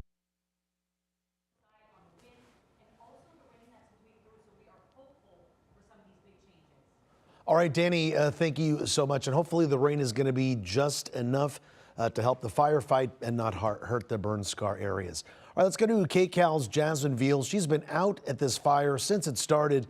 The Castaic fire is what we're talking about. Earlier tonight, she spoke with evacuees in Castaic. We're here on Old Road watching this Hughes Fire just glowing on the hills behind me right across the 5 freeway, and a lot of smoke, and we have ash falling from the sky as well. There was an aggressive air attack happening for hours today, and this fire remains difficult, but LA County Fire Chief says that they are getting the upper hand. The winds have died down. Again, we are here on Old Road at Wedgwood Court in front of the Country Village, a neighborhood under that evacuation order, and neighbors on edge all day watching this fire grow and spread as it moves south and east, and very nerve-wracking, especially for students to evacuate. Like 8-year-old Grayson here with his mom Megan. They live here. They've been standing by. Grayson, tell me what you went through this morning. At like 12:45, we did see me and my friends looked out the window. All we could see is pitch black, and we were kind of scared, like if we have to like go like out of the school, like completely, and here. You had to leave your classroom and go to the multi-purpose room. Yes, and when we went in there, they had used their radios for the office to radio them to let them know who's going home in what class and what grade. So, because there's 2 Graysons at my school. One is in 1 grade higher. Well, they had to sort it all out, right, and call your parents. And Mom Megan, I know you rushed down there. Your sister-in-law rushed down to help pick up the kids. What were you going through? You saw the smoke around 10:45 when this started. Yeah, I was just trying to keep my cool. My husband did a good job helping me do that. I was just keeping my calm and trying to get some stuff together before going to get them, seeing how serious this was going to get. And as the plume got quite a bit bigger, I was like, okay, I think it's time to go get the kids. And so I got up to the school before I knew that crowds tend to get a little wild up there, but honest to God, both of the schools, Castaic Elementary and Castaic Middle School, they did an amazing job getting all the parents and all the kids together, and they did a good job. Nerve-wracking, but you came home and packed. Yes, cars packed, we're ready to go. If winds do decide to kick back up, if we need to skedaddle, we're ready. And it seems better. They said they're getting the upper hand, even though ash is still falling and the smell of smoke is just so thick. Yes. It does smell bad. The ash is raining down, but the winds have died down. So, but we are still ready to go if we need to get going. Absolutely, and your kids are safe. So and they're safe. They're with us. That is so good to hear. And again, and everyone here in your neighborhood watching those flames on the hill, and the LA County Fire Chief Anthony Maroney saying that the fire is a threat still to Santa Clarita and Castaic communities, burning thousands of acres. But today they really put up that firefight, keeping structures protected from being damaged or destroyed, as you have just thousands of personnel out here fighting this fire. So again, here from Old Road, as the hillside is glowing behind me, as yet firefighters again are battling another fire here in LA County. I'm Jasmine Veal, KCAL News, back to you. All right, let's go to KCAL News assignment editor Mike Rogers at the desk with more on the aerial firefight and how it's all coordinated here on the ground to keep everyone safe. Yeah, absolutely, Juan. And I quickly want to show you, because I was just looking at some aerial images, and you see in the small box there in the corner, we've got the chopper. Now, what you see, the lights right there, that is the North County Correctional Facility. That is the detention center right there, as they zoomed out a little bit, that you can see the lights from. And then you see the flame that is just to the north of that. So we do see the fire starting to burn down into this area. You see this arrow right here? That is a direction of wind the wind is traveling. So the fire is being pushed right here towards North County Correctional Facility. And again, we heard from Sheriff Robert Luna, who said, look, the way the facility is designed, we've spoken with our fire experts. Our fire experts say it is best to house the inmates in a more shelter-in-place kind of environment than it is to try to evacuate them. I mean, we're talking about 4,500 inmates that are in the complex of the North County Correctional Facility, Pitches North and Pitches South. Now, Pitches South has already been evacuated, and they moved those guys, about 473 of them, over to the NCCF, North County Correctional Facility, where they are being housed right now. And certainly that is a concern for folks that are in that area, or for inmates that are in that area. And you can see here on the airdropping map here just how close they are getting those airdropping water dropping helicopters to North County Correctional Facility and Pitches, because this is the jail facility right here. This is that compound where there's more than 4,000 inmates. And don't forget, staff, guards, deputies, everybody that facilitates and works at that facility are also here. And you can see the orange lines from the water dropping helicopters. So it really gives you kind of a perspective about just how close the fire is getting to that correctional facility. And again, sheriff's officials saying that they have consulted with the fire officials, who say it is safer to try to shelter those guys in place than to try to move them. Now, I also want to show you, as Juan was talking about, the aerial operation that is going on. And I wanted to kind of give you an explanation of how it is they are able to coordinate this massive amount of aircraft, both helicopters and fixed wing, into the area. And today I looked on the radar at one point, I think we were close to like 20 different aircraft that were in the area. So I want to show you this. This is a map that I kind of made, and you'll have to forgive me, the altitudes aren't exact in the land that you're seeing behind it, but it gives you a good idea of how all of this functions. So our helicopters that we see, all of them, the Chinooks, the Sikorskis, all of those guys, they're working at no higher than 500 feet, right? So they're at line one, working no higher than 500 feet. The air tankers, those are the things like the DC-10s, the MD-80s, all of the retardant dropping, they work no higher than 1,000 feet, and they make left-hand orbits. So if you see a column on the right here, these guys are making right-hand orbits. On the left, these guys are making left-hand orbits, and it's so that they can all have this kind of cohesive swirl, if you will, as they operate. So helicopters at 500, air tankers at 1,000, and then you've got air tanker orbits and situational abilities up to 1,500 feet. That's where they kind of figure out exactly where they want to drop. They hang out at that 1,500-foot level before dumping in, and then even a higher at 2,500 feet, you've got air attack. Those are the guys that are coordinating it. And then even higher than that, you've got mapping aircraft to map the fire and figure out how far it's moving and where it's going. But that air attack up at 2,500 feet, it's very impressive. It's essentially air traffic control in the sky. And they are coordinating this, what's called a fire traffic area, an FTA, and that is how everything is coordinated. And while I talk about air attack being up at 2,500 feet, Desmond Shaw all night has been at 8,500 feet, so significantly higher than any of the aerial operations operations that are going on under there. And just to watch it on a radar, or even to be a part of that world, if you are in the air listening to it on the common radio frequencies, it is such an interesting ballet of how they were able to coordinate all of this and keep everything going. It's really remarkable how well they are able to do all of that and how well they were able to keep everybody safe. I mean, when you talk about having, 20 plus aircraft in one space, and we're not talking small aircraft, the DC-10s, when they carried passengers, they're carrying that's a plane that can carry 300 people on it. It is a large aircraft that they are able to coordinate to make sure that everything is going smoothly. These CAL FIRE night dropping Firehawks, now here, there's 4 of them, 3 of them rather, or it looks like 4 of them that are in the area. This guy right here, if you were looking at what I was just talking to you about,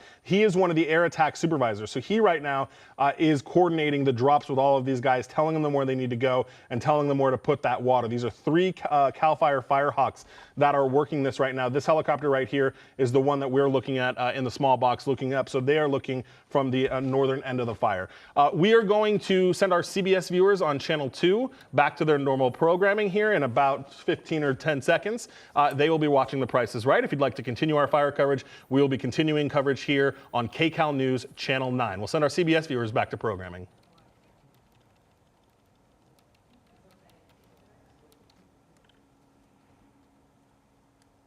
All right, everybody, we continue now on KCAL News at 8 o'clock. Breaking news tonight. The Hughes Fire continues to burn near Castaic Lake. It has grown to more than 9,200 acres, forcing more than 31,000 people to evacuate, with 23,000 more under evacuation warnings. Well, so far, no structures have burned, and there are no reports of any injuries. There's also no containment on the fire at this point. Tonight, the 5 freeway back open in both directions. Hi, everyone. Welcome to KCAL News at 8. I'm Susie Sa. And I'm Juan Fernandez. Our Lori Perez is live in Castaic for us tonight as well. Yeah, she's in a neighborhood being impacted by this latest fire. Lori? That's right. I want to let people know I am far away from the community of Castaic. I'm a few miles up Lake Hughes Road into the Angeles National Forest, where you can see that crews really still have their hands full. A lot to manage here. This is Elizabeth Lake Canyon on the eastern edge of the Hughes Fire. Check out the flames in the hillsides behind me. The flames here continue. The flare-ups continue. This is still a big area of concern, even though, as I said, there are no buildings or homes around. They want to make sure it doesn't get out of control, or certainly make another run down toward the community of Castaic. Kind of a scorched earth scene here, as you can see across the forest here. That's why they have dozens of firefighters staged all along the road, literally standing shoulder to shoulder to face down any flames should they begin to head down the mountains toward the community again, and also just to kind of keep them managed overall, even though this is really just burning forest now. The ground crews, the air support, all of it, they have launched a really impressive attack on the flames today. The situation that we're in today is much different than the situation we were in 16 days ago. We have so many resources from Northern California, from the Western United States, international resources, aircraft resources, the number of helicopters and fixed-wing retardant tankers that are available to us really allow us to attack a fire like this and have it laid down right as we reach nightfall. 20 choppers and fixed-wing aircraft, by our count, thrown at the fire, one of the largest aerial attacks we've ever seen. Many of the air crews called in for the Palisades and Eaton fires, and luckily still here. And a massive army of ground crews, 4,000 strong, jumping on the fire. The conditions that we're under aren't as severe as what we've been facing over the last week or two, but what you saw today is indicative of the conditions that we're in terms of the vegetation.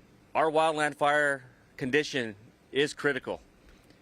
Absent wind, the fire is going to move through the vegetation like you saw today with the slope and chasing fuel. At the peak of the fire, 31,000 people were told to evacuate, another 23,000 put on standby. Officials say they're grateful the vast majority got out and quickly, clearing the way for firefighters to rapidly get on scene.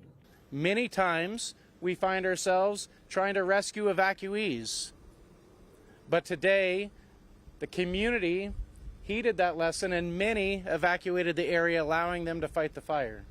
LA County Sheriff's Department will swarm the area tonight to prevent looters, and the sheriff says his department has the resources now to handle any crisis. We're ready for just about anything, which, by the way, includes being prepared for any other incident that would break, God forbid, anywhere in the county of Los Angeles.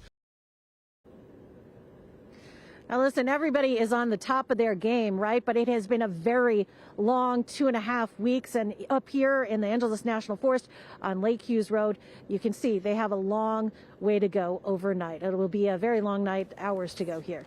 Guys, back to you.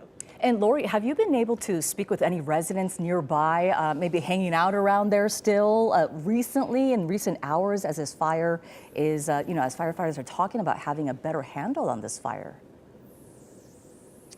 We have not, because we're actually several miles up Lake Hughes Road, which has been closed off because of the extreme fire danger. So the only ones really up where we are the media and then fire crews, first responders type. So we're far away from where the homes and the buildings, the community is really up into the forest here. And one thing I've noticed, Lori, it's a lot less windy than it was earlier this afternoon when we first came to you. Are you noticing that as well? And what about the smoke and just the ash that was raining down earlier? Yeah, absolutely. You can see I have my goggles kind of raised up at the moment because when we got out of the truck, I could tell it was much clearer. The wind has definitely subsided in the last few hours, but it only takes a little bit of wind to fuel these kinds of flames that still persist here. In fact, at about 5:30, we were standing right where we are, and we thought we were safe, and then all of a sudden there was a big whoosh, and the flames really started to come at us very quickly, very intensely, so we had to get out of here. That's just the nature of how quickly things can change here. The good news is, though, Juan, as you were saying, it does seem to have been calming down.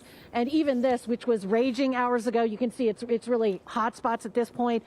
Nothing compared to the massive flames that we were watching a couple of hours ago. Yeah, that is great news and a blessing for firefighters. Okay, Lori, we'll check back with you a little later. Thank you. Yeah, and meteorologist Danny Roberti has been standing by talking about this blessing that Juan was just talking about, really giving firefighters tonight that upper edge, Danny. Yes, Susie and Juan, this is exactly what we need right now. I mean, yes, this is a huge blessing to see that winds are not as strong as what we were seeing earlier. Winds were so strong earlier that it was able to force this fire in a different direction. Typically, a fire, what it wants to do, its natural behavior is to move uphill, but sometimes these winds can overcome that if they are strong enough, if they are high enough, and that's what we were seeing earlier today. Now we're seeing those winds dying down just a little bit. We had gusts up to 40 miles per hour earlier in the day. Right now we're looking at gusts between 25 to 30 miles per hour. It's still breezy out there, but not to the extent. Here's the thing. We are not done with the winds. We are still waiting for this next round of Santa Ana winds to peak. So let's focus on this area right now in Castaic and what's going to happen in terms of timing of the winds going into tonight, early tomorrow morning. So we're going to see what we're seeing right now through early tomorrow morning, 6 o'clock in the morning, and then winds are going to pick up specifically in this area. We've got gusts between 25 to 30 miles per hour. Specifically, though, where the Hughes Fire is burning, we could see gusts up to 50 miles per hour. That's what we saw earlier in the week on Monday when we were dealing with those really powerful winds. So we could see that again going into tomorrow. We're still under red flag warnings, and then we also have high wind warnings that are in effect, will be in effect tonight into tomorrow. So what are we looking at in terms of timing of the wind? I'm going to take a step out of the way so I could zoom you in on some areas. Here's a look at right now going into tonight at around midnight. Things are going to look pretty similar to what we're seeing right now. So we've got gusts between 20 to 30 miles per hour. Now we're going to bring you to tomorrow morning. This is around dawn. This is really when we're starting to see these winds ramping up, and you can see those colors changing specifically in areas of Santa Clarita over towards Castaic, the Castaic Junction. We've got wind gusts between 30 to 40 miles per hour. Those purples are back. This is up in the mountains, isolated gusts between 50 to 60 miles per hour. And it's not just those areas. We've got winds through the Inland Empire and also through inland Orange County. This is a look at midday, right around lunchtime. I mean, we are still blustery. We've got gusts between 30 to 40 miles per hour all through Ventura County. We've got that through Thousand Oaks, Santa Paula, Moore Park, Simi Valley into Oxnard. Those winds coming out of the northeast where the Hughes Fire is burning, those winds will pick up. So the focus for the stronger winds, it's going to be tomorrow morning into tomorrow afternoon. Thankfully, you guys, this does give our firefighters the opportunity in this period right right now until early tomorrow morning to get a handle on these flames, on this fire. Thursday evening, winds are starting to relax, and this is going to continue going into Friday. But I do want to mention where the Hughes Fire is burning.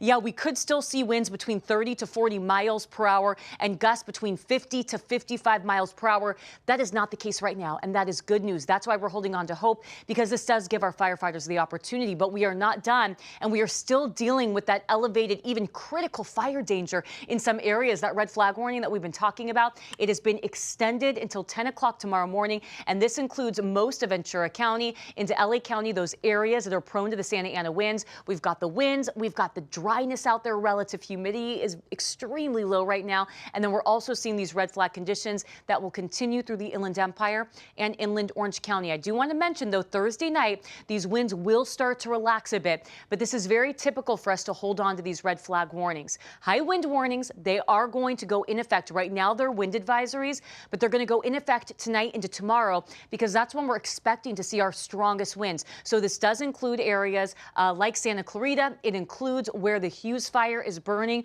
where we could still see gusts between 35 to 50 miles per hour. Stronger than that, isolated gusts up through the mountains, and we're going to see our strongest winds will be up through the mountains, and then valleys of the Inland Empire and inland Orange County could see those gusts between 35 to 50 miles per hour. Here's a look at our relative humidity. I mean, boy, we are grateful that those winds are dying down right now, but this is another big factor when we are talking fire danger. It's very, very dry out there. It's been dry all winter, but we are dealing with our driest air mass of the season. I mean, for us to see, this is not typical for us to see relative humidity in the single digits. That's the case in areas like Santa Clarita, over into Castaic. We had our relative humidity drop to 3% today. So that's going to continue going into the next couple of days, and that's why we do have these red flag warnings that will stay with us. I do also just want to throw in this nugget of goodness that we are going to see these really big changes this upcoming weekend. It's rain, it's a winter storm. I know there's other concerns when we're seeing that rain, but we're going to see a big pattern change. So coming up, we're continuing to track these winds. And Susie and Juan, I want to talk more about the rain that's going to be moving in this upcoming weekend. We'll talk timing, how much rain you could see, and we'll break all those details down for you coming up in just a bit. All right, sounds good, Danny. We'll check back with you in just a little bit. KCAL News reporter Jeff Nguyen is in Valencia tonight. That's right. Flames were visible from there, nearly 10 miles away. We are about 15 miles from the Hughes Fire at the top of a housing development in Valencia called Tesoro. And even from this distance, you can just see how vibrant the flames are from this hillside.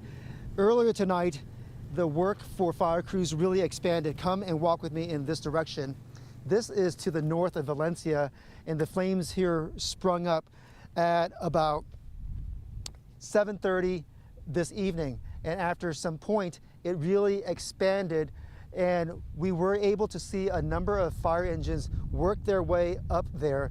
And there has been a series of water drops as well. Right now, you can see some of the blinking lights from the vehicles, some of the apparatus that are moving in that direction. But I would like to ask Assad to go back to the main flames right here, because the airdrops have been going nonstop. From our vantage point, even though there is so much distance, you can just get a sense of how intense the flames here have been. And even though Valencia is quite some distance from Castaic, an evacuation order went into place earlier today, it is currently still in effect. The LA County Sheriff's Department has closed off entry to the hillside community here, adding to some of the worry. Earlier, the northbound I-5 freeway was closed for about 4 hours because there were concerns that the flames would jump the freeway. Fortunately, that did not happen. We were able to speak to a number of families who evacuated. One of them was from Castaic, but first let's hear from the Che family from Valencia, who also evacuated. From your house, were you able to see the smoke from Castaic? Yes, we have. What was that like, seeing it over the hills? It was surreal, but you know, we've been through it before, so this is our second time being evacuated in 7 years. So, you know, sometimes we hear of people not following the orders. For your family, why did you kind of take it so seriously? Because you can replace your home and belongings, but you can't replace, you know, your loved ones and your pets and stuff. So we decided, don't risk it. Just do what the authorities want you to do. So I mean, we've got, you know, suitcases of, you know, some clothes and, you know, basic necessity things. some waters, and got a little bit of food and snacks inside, just in case we aren't able to get home tonight. And I'm a game developer and a nerd, so I needed to, if we're not going to get home for a while, we might need something to entertain ourselves with, so I brought some board games and things. Grabbed, the pets, important things, loaded up the car quickly as we could, and just, got out because we heard the evacs were going on.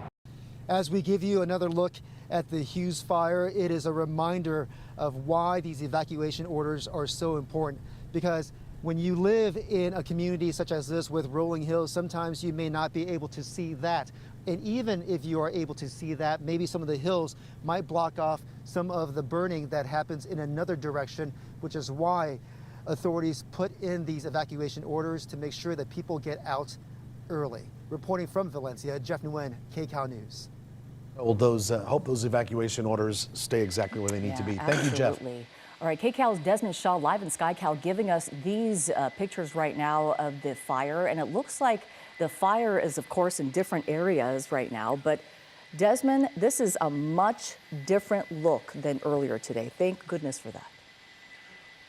Yeah, absolutely, Juan and Susie. As we come back up to 8,000 feet, and you can see the fire is still here between Tapia Canyon and Hog Farm Road now. So, it has moved a little bit to the south, but it is still quite some ways away from homes. You can see how the smoke is just kind of wafting around. It's definitely not blowing away to the west the way it was earlier. I mean, earlier it was very alarming because not only did you have the winds, but you still had so much fuel in front of the fire, and there was real serious concerns that the fire might jump the north, or rather would jump the 5 to the westbound side of the 5. Fortunately, that did not happen, and in fact, not only did that not happen, but they were able to reopen the 5 freeway. So while this is still, pretty concerning to look at, I'm just going to widen out and show you where we're talking about. So these are actually fire roads, hiking trails. They're not actual streets. And as I put up the satellite overlay, you can see here that we're still some ways away from the populated area. Over here, as we get closer to the 5 freeway, you do have kind of this pesky little hotspot that's been sitting here, but this is all flat terrain. And with those calmer winds right now, firefighters seem content to just kind of let it burn through this fuel, and they'll kind of put it out as they judge that they need to do that. So we're seeing the 5 freeway flowing. We haven't heard about any structures being burned at this point. So the aerial attack was absolutely phenomenal that we had earlier this afternoon with, the C-130s we hadn't seen in quite some time, as well as the usual DC-10s and the MD-11, the real superheroes of the sky. And then we still have the water-dropping helicopters as well that are going into Lake Castaic right back in here. So definitely a lot of improvement, but as we go up kind of in the hillsides in this area, this is going to be, I believe, off of the Lake Hughes Road area. Yeah, we do still have this area. Well, this area right here, this is maybe the first that I'm seeing of this. So this is kind of farther to the north. This would be the north edge of the fire right here. It's probably just going to burn up that ridge line, and then it's probably going to have trouble moving any farther. And as I pan over to the east here, where there's been quite a few hot spots, these were really raging earlier, and this is just all terrain driven. At this point, it's where Lake Hughes begins to climb up as you make your way towards the high desert, towards the Antelope Valley. But a lot of CAL FIRE personnel that are there snuffing out flames as they get up to the roadway. And whatever wind there is blowing the opposite direction. So that's not giving the fire really any advantage there. So obviously crews feel pretty confident that they're going to be able to get all of that knocked down as well. So, hopefully the 5 is able to stay open. Obviously, really the most critical road in all of California. Closed for 4 hours earlier. We watched it reopen, and hopefully that will continue to be the case, that the roadway is able to stay open. Live at SkyCal overhead, I'm Desmond Shaw. Juan and Susie, back to you. I was going to ask you, Desmond, do you have a vantage point there about the 5 freeway? I was wondering if it's still free-flowing. Yeah, I can go over to the west here and show you. So there's the 5, and you can see it's a couple thousand feet away that the fire is from the actual flames. So here's lanes of the northbound 5 headed up towards the Grapevine. Everything flowing just fine. I think the 14 has begun to clear up as well now that folks know about this. Earlier when the 5 had just reopened, there were a lot of people that were kind of stuck on the 14, not realizing that the 5 had reopened. And so not only were they going a long ways out of the way, tacking on a lot of extra miles, but with a lot of extra traffic as well. So as long as CHP deems that it's safe for the 5 to be open, then, that will continue to be the case, and that's what we're seeing right now. Well, Desmond, as we're watching your coverage here with that water dropping helicopter making a great drop there, wow. And we've been seeing this all night, by the way. It's a great thing that the aircraft or the helicopters are able to stay up in the air and drop this water tonight because of the calmer wind conditions. But Desmond, can you show us, please, if you will, a lot of residents are watching tonight, people who have been told to get out of their homes, evacuated, some just being warned to do so. But could you show us sort of a lay of the land, compared to where the flames are right now and where homes are, just to show people exactly where these flames are in conjunction to those homes? Yeah, so here we're going to put up the overlay that shows the 5 freeway there. So we're looking to the west there and the flames. And they, have been trending westward, especially much more aggressively earlier today. So it was really the folks that were the closest to the 5. We'll put up the other street overlay as well off of Castaic Road, the old road, and let's see, Via Canyon Road, one of them, Lake Hughes, all of those. Those are all west of the 5, but they're the ones that were, definitely holding their breath earlier this afternoon. The area to the south, and this is going to actually be the big detention center that we've been telling you about. So we've been publicizing all of the efforts that have been going on there to protect the inmates, and if there was ever a need to evacuate, that they would. But also right down in this area, right next to the 5, I'll see if the satellite picks this up. But there's like some kind of look like mobile home storage. It was either a mobile home park or mobile home storage kind of in this area that I'm showing. It's not really reflecting on the satellite. And the flames and smoke got very, very close to that mobile home park, but we didn't hear about any structures burning. It was also almost about to overtake a paintball playing facility, but a couple of structures may have burned there, but that area was evacuated, and while it may be unfortunate for that business owner, it didn't look like it was going to be any huge loss. There was one of the other big concerns earlier today was a big water treatment plant, but the fire crews were there ready to meet the flames, and they snuffed everything out, and it looks like that facility is going to be just fine as you see these Firehawks coming back from Lake Castaic with another payload here. So yeah, the homes closest to the 5 are the ones that were in the most danger, but now that, and while they're still under evacuation orders, the fact that they've reopened the 5 should hopefully give them quite a bit of confidence that we're going to be okay, hopefully, once this is all said and done. Yeah, and then things are looking much better. Alrighty, Desmond, thank you so much. Oh, thousands of people, as we were talking about, told to leave their homes. About 31,000, in fact, in KCAL's Amanda Starantino, the Hughes Fire at the Hughes Fire Evacuation Center in Santa Clarita. Amanda? Hey guys, so this is actually College of the Canyons in Valencia, right off of Valencia. So a lot of people here already. I'm told about 140 evacuees have already come to this area because those evacuation orders still in place for a pretty good chunk of Castaic. So this is about 10 minutes south of where that fire is taking place. And Resh is one of the families that have been evacuated. You said you're trying to decide what you guys are going to do tonight. You're evacuated from your home. You're off Lake Hughes. What's your decision-making process with this? Well, my decision process is because I have a big family, and everybody's working, and we don't know. My daughter works at Ralph's on Hasley Canyon, and she asked to get a day off from work, and they said no, she has to be to work at 4 o'clock in the morning. So she's going to be staying here. Yeah, they are staying open. And I have my business in Bakersfield, so I'm planning to go. I was supposed to go tomorrow morning, so I'm planning to just go there tonight and stay in the hotel there. It's be just easier for me. Okay, and you have the animals in the car. You guys are all packed up, right? Yes, we are. I have 3 cats and 2 dogs. Actually, I'm taking them to a homeless shelter up in, not a homeless shelter, but an animal shelter in Bakersfield.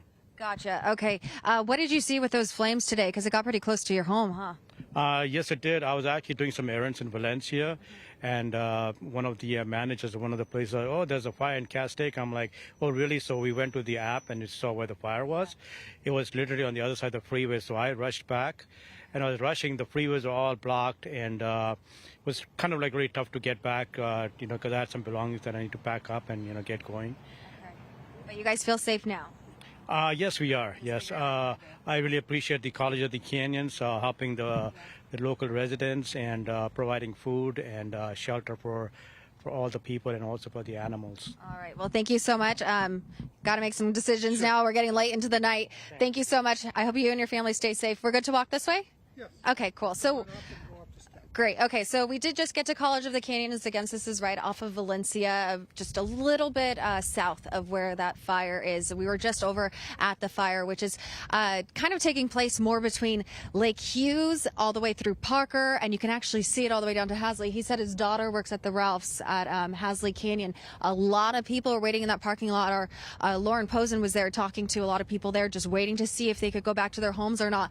Ralph's, I did talk to them today. They said they're going to stay open through the fire because a lot of people live in that area, and that is really that only grocery store for that area. So if you are coming to College of the Canyons, this is the East Gym where the evacuation shelter is being placed. So if you need to come out here, it's been open now for a few hours. They have food, water, whatever you need.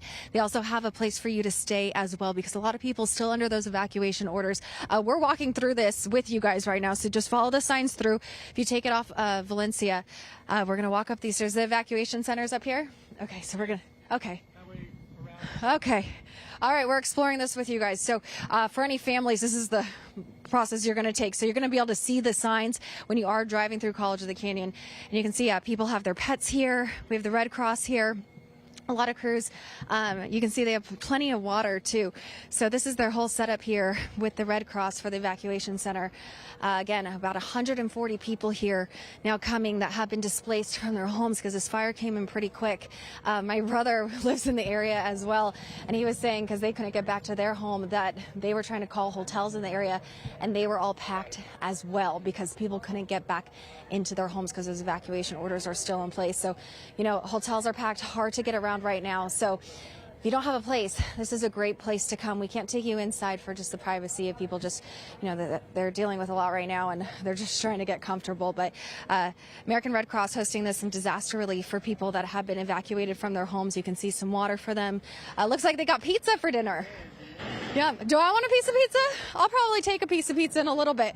I will in just a bit. They're so nice here, just offering me pizza too.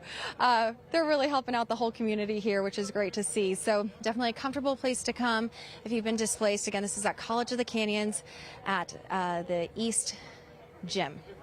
Back to you guys. All right. Hope you get yourself and your photographer a couple slices of pizza there, Amanda. I think I'm going to. Do you want some pizza? And hopefully evacuees will only need to spend one night there, because the evacuation orders are going to most likely stay overnight into tomorrow morning, and hopefully we'll get a better idea of what the fire is going to be doing by then. Sure. And, you know, the reason why, if you're wondering, is because, you know, while the flames tonight are not looking as dramatic as they were earlier today, and firefighters, again, feeling optimistic about this and saying that they are getting the upper hand, that per the chief of LA County, Chief Maroney, earlier this evening at a news conference. I mean, certainly there is still concern, and there is the potential for higher wind gusts tomorrow into the afternoon. So certainly there's that to look forward to not look forward to, I should say. And also just the fact that firefighters need to be working in this area as they're mopping up hot spots, as they're cleaning up. You know, this is just beginning today. So, you know, definitely got to give the firefighters their space to do that as well. And let's go to Lauren Posen there. She's live in a Ralph's parking lot in Hasley Canyon Village, where she spoke with some evacuees. Lauren? Susie, actually, we just moved because we wanted to give you a different vantage point. We switched out with our colleague Jeff. I want to get out of the way here because we got just a truck coming by here with the lights on. Just give you set the scene here for you. There's the fire department, a battalion chief. So where we are is we're in this development in Santa Clarita. This is a huge development. There's a lot of homes that are already done, and then there's homes that are still being built, and that's where we are here. But if you look in the distance there, you can see some of the flames from the fire. And when we first pulled up here about 5 minutes ago, there were fire trucks lined up here. They have since moved. But you know, you can see the flames there. They don't look very big from where we are here, but you can definitely see that glow in the air. And, you know, as we've been talking about these winds, any shift of winds could change the story here. This area is under mandatory evacuation. And earlier today, when I was over in Castaic, we spoke with people that were also under mandatory evacuations, and that's where we met them over in that Rob's parking lot there. And really, it's just taking it minute by minute, standing by. The big thing for people is, they want to go home. They want to go they want to go home to see their house and to rest. It's been a very long and stressful day. But right now, these evacuation orders are still in place, so that's not happening. But take a listen to people as we talked about evacuating. So tell me, you were at school, yeah, and what happened?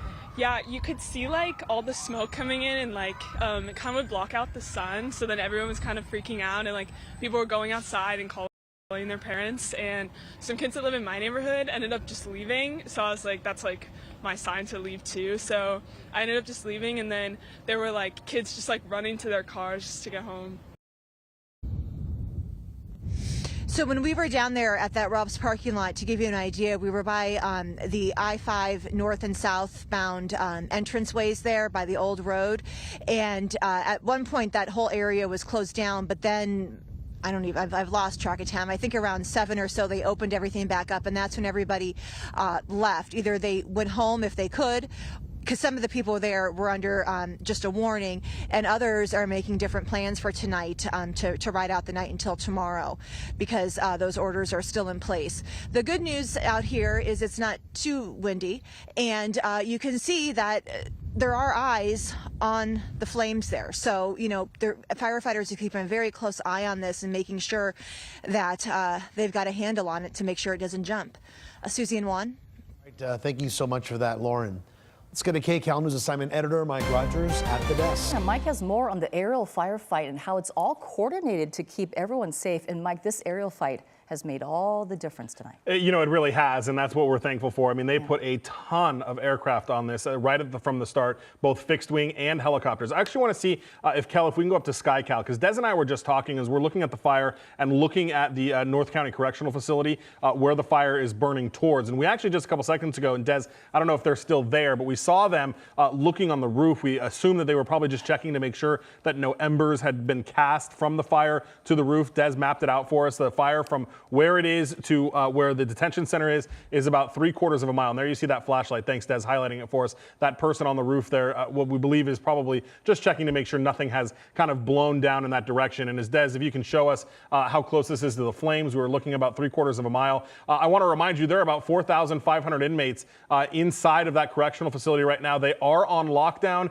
and sheltering in place. Sheriff Robert Luna told us that was, according to their fire experts, the safest thing that they could do. That complex is broken up into 3 separate correctional facilities. You have NCCF, which is the one Desmond was just looking at. That is where it's a maximum security facility. And then you have the other 2, Pitches North and Pitches South, that I'm told are more for nonviolent type of crimes that hold people there. Pitches South was evacuated to NCCF because the Pitches detention centers are a little bit older of a buildings, not as highly secured, not as made of concrete like the other ones were. So it was safer, according to the sheriff, to get them over to NCCF and house them over there, which of course is the good news because we want them to make sure everybody is safe. That's what the sheriff said as well. So making sure that all of that is taken care of, as the fire certainly is much less significant than it was earlier, though we are now seeing flames closest to the correctional center than we have before. But again, low-lying flames at this point, still pretty far away. Cal, if we can come to my computer, I want to illustrate that on the map here because we're looking at these 4 helicopters, including the Chinook, and you can see this is where they're dropping. So NCCF and the other correctional facilities, this is this grayed out area right here. That is that area. This is NCCF. This is the big concrete building. So these orange lines are where the helicopters are dropping water. So you can see the distance between the two is really not that great. There's not a ton of distance in between them, but they're still doing a lot of work to make sure that it doesn't get any closer to that than it already is. And then you've got the 3 Firehawks, 4 Firehawks, and 2 Chinooks. And I just have to comment on this because I've covered fires a long time here. So have you guys. The nighttime aerial firefighting operations that have been happening recently, even into the last year, is really remarkable of how much we've been able to accomplish and getting these done. Even in the last 6 or so months. I mean, we talked about even the Franklin fire, right?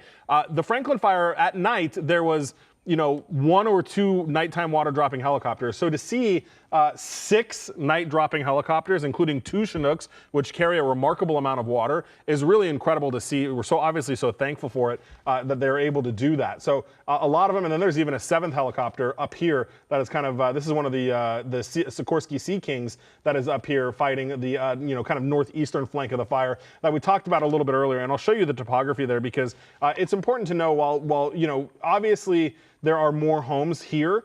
There's more of a topography concern to the north because obviously the mountain continues to climb. So let me turn off the evacuation zones really quickly and I'll just show you as we get in closer. Here's that helicopter that I was just talking to you about. That's in real time as it moves through the area and you can see it move with the map as well. But the topography here is a lot tougher. Right? It's a lot stronger. There's a lot more places for it to go. And that's why you have the evacuations that have extended so far to the north because this area right here, this hilltop, it's very tall. It doesn't look as tall on the map here, but when the fire is climbing to the north and climbing up, it can chew through that vegetation and that topography very quickly because it's working in the fire's favor. So even though there's not a lot of homes here, and I'll turn the evacuations back on, look how far north the evacuation order goes, even to the west here, although the fire has kind of calmed down that way. But even to the north, I mean, we're talking all the way up, evacuation warnings up to the Kern County line, which is pretty remarkable. So the good news, though, is the fire is starting to slow down. There's those couple hot spots that we've been talking about, but it is getting, with about 3/4 of a mile to Pitch's Detention Center,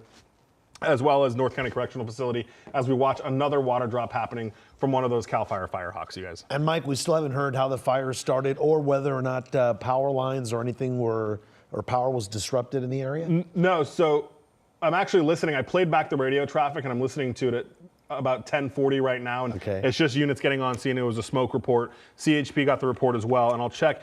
Southern California Edison, any utility company, if there's any reason for them to believe at all that their equipment was involved in the ignition of a fire, or if anybody has suggested that to them, they're required to file notifications with the California Public Utilities Commission, and they do that fairly quickly. So I'm just going to look here. Wow, look at that hit! Did you see that drop? Yeah, amazing. Yeah, they're doing a really good job. I'm going to look here with Southern California Edison and make sure that they haven't filed any of those paperwork, and they haven't. So if that's something that is determined later on, certainly they'll have to file that.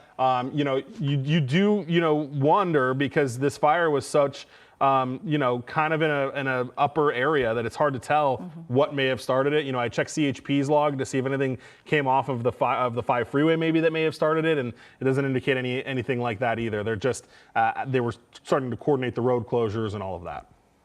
All right, Mike, thank you so much. Well, we've been talking about how the winds have died down, and this is really the lull. Once again, we've been talking about these lulls that we've been having for hours, and certainly good news for firefighters tonight because they are able to fly all those helicopters that Mike was just referring to drop the water on this and gain the upper hand before daybreak tomorrow, because that is when the winds are expected to pick up again. And we're looking at 9,200 acres burned in not even a day, right, in a short amount of time.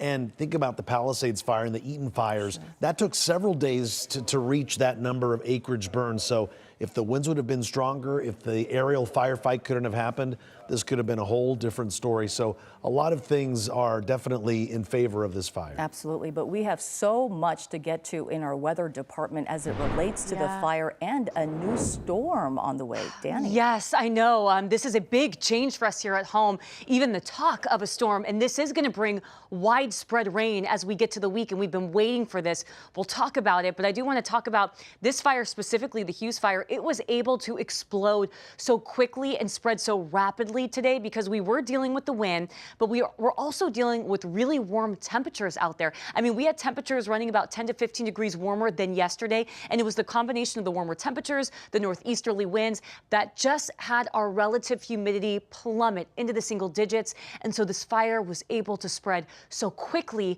in a brief amount of time. But thankfully, as Susie and Juan mentioned, this is our lull in the winds, and this is very typical of the Santa Ana winds, so we'll start to see them peak late tonight, early tomorrow morning. That's when we'll see our strongest winds. Right now, though, it is looking a wee bit stronger than what we saw an hour ago. We have gusts that are back in the 30-mile-per-hour range for Santa Clarita, Porter Ranch, over into Simi Valley. Let me zoom you in to Castaic, and let's talk specific conditions there right now. So we are looking at northerly winds. These are our sustained winds, 16 miles per hour, and then we have these periodic gusts of 30 miles per hour, specifically in this area. Now, I will say this is better than what we were seeing earlier today. We had gusts between 40 and 50 miles per hour, so it's not as strong as what we saw, but the wind, it's still blowing right now. And look at our relative humidity. I mean, we are down to 6%. I mean, this is not normal for us to be this dry, but we have been, and that's because we haven't seen any rain here in Southern California. And when we get these Santa Ana winds, it dries our air out. We have this really dry air mass in place. So this is an area where we're dealing with our strongest gusts right now. Gusts ranging between 20 to 30 miles per hour through the Castaic Junction, Santa Clarita. We've got that through Simi Valley as well. So let's talk about relative humidity as we take a live look at the Hughes Fire right next to me.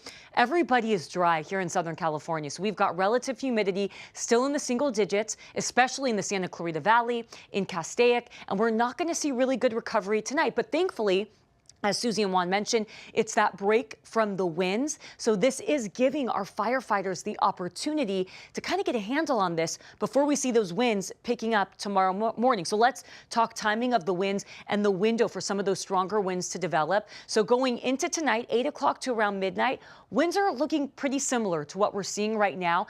After midnight to around 6 o'clock, you can see that they're starting to pick up. So this is a look at 6:20. So right around daybreak, right around sunrise, we've got winds that start to increase and strengthen through those normal corridors, those windy corridors that get the Santa Ana wind. So we've got that through Ventura County, LA County, up through the mountains, isolated gusts of 50 to 60 miles per hour.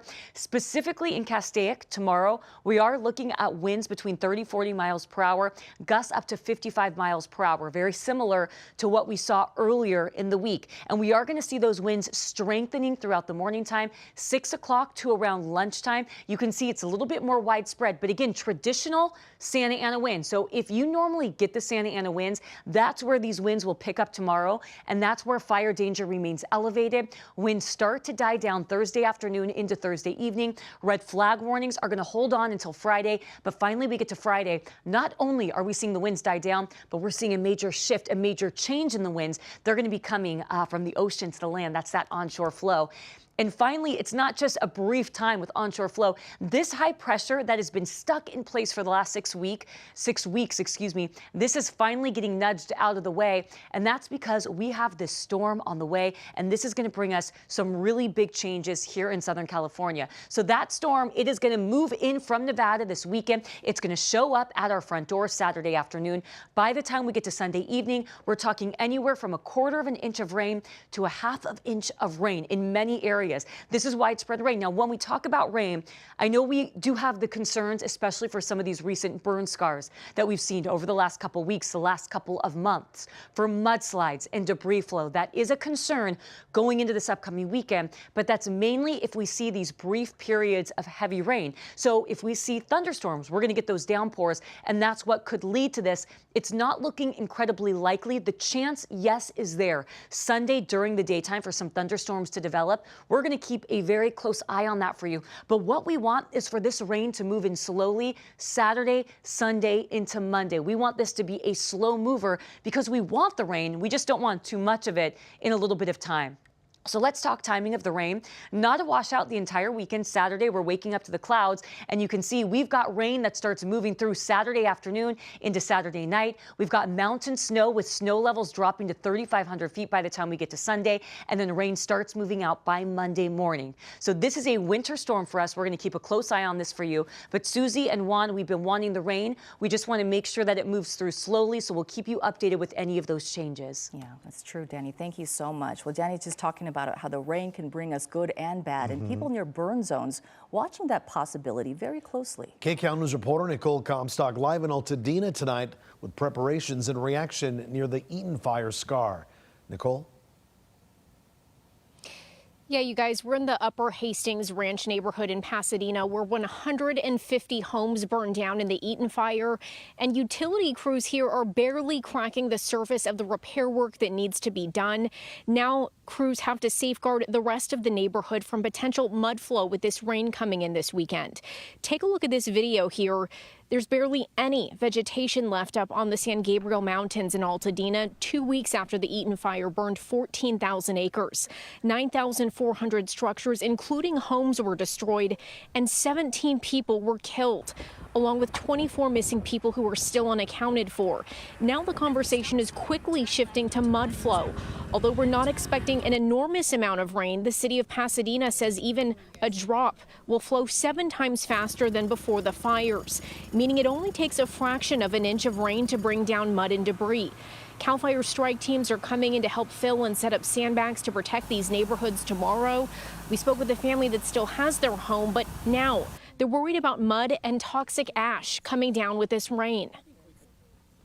So I don't know if that can happen here or not.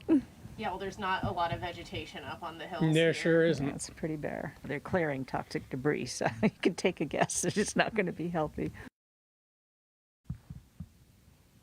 And officials say there is a possibility of thunderstorms with this rain, which would be an absolute worst case scenario. So they are getting prepared for it as we speak.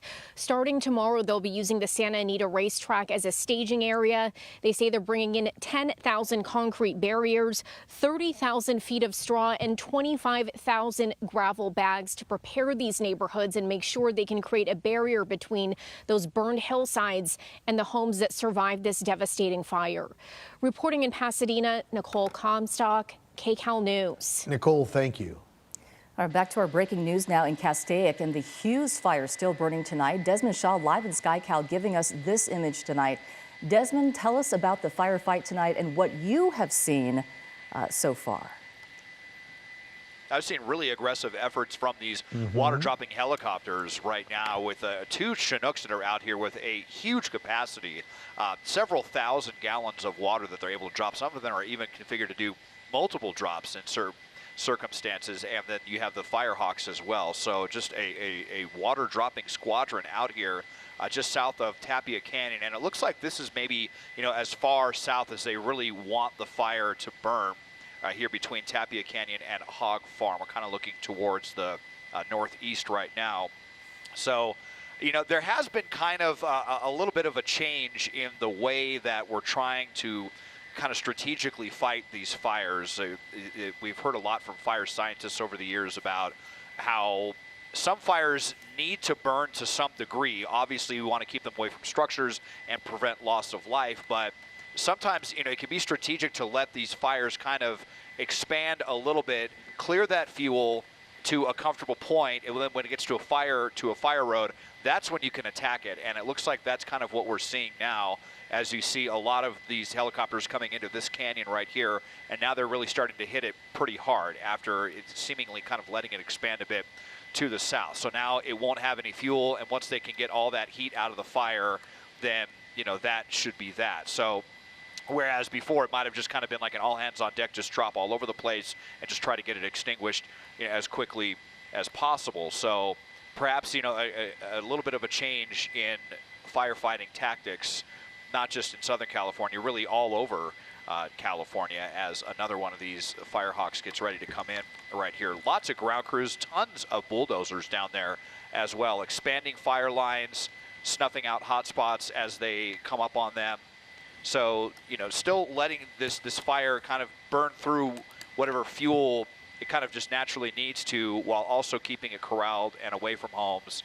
Been doing a very, very good job of that as we look back here at Tapia Canyon and Wayside Canyon Road. Quite a few hot spots out here, but the 5 freeway continue to be open. That's one of the most important. I mean, really, after the fact that no structures have burned, the fact that the 5 has been able to stay open here, a very, very important aspect as we, there's the 5 freeway coming into the shot right now.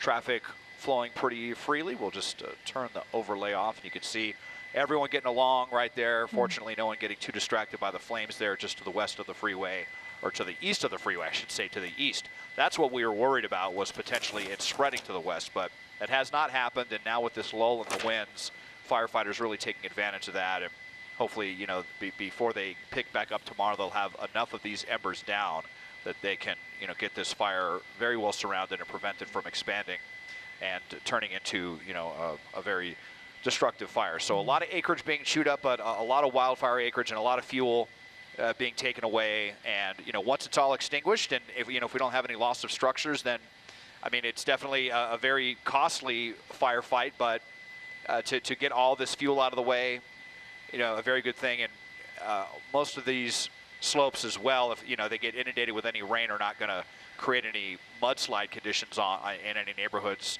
like we're fearing about the Palisades fire or the Eaton fire. So definitely a very different fire situation here from what we've been covering over the last couple of weeks now.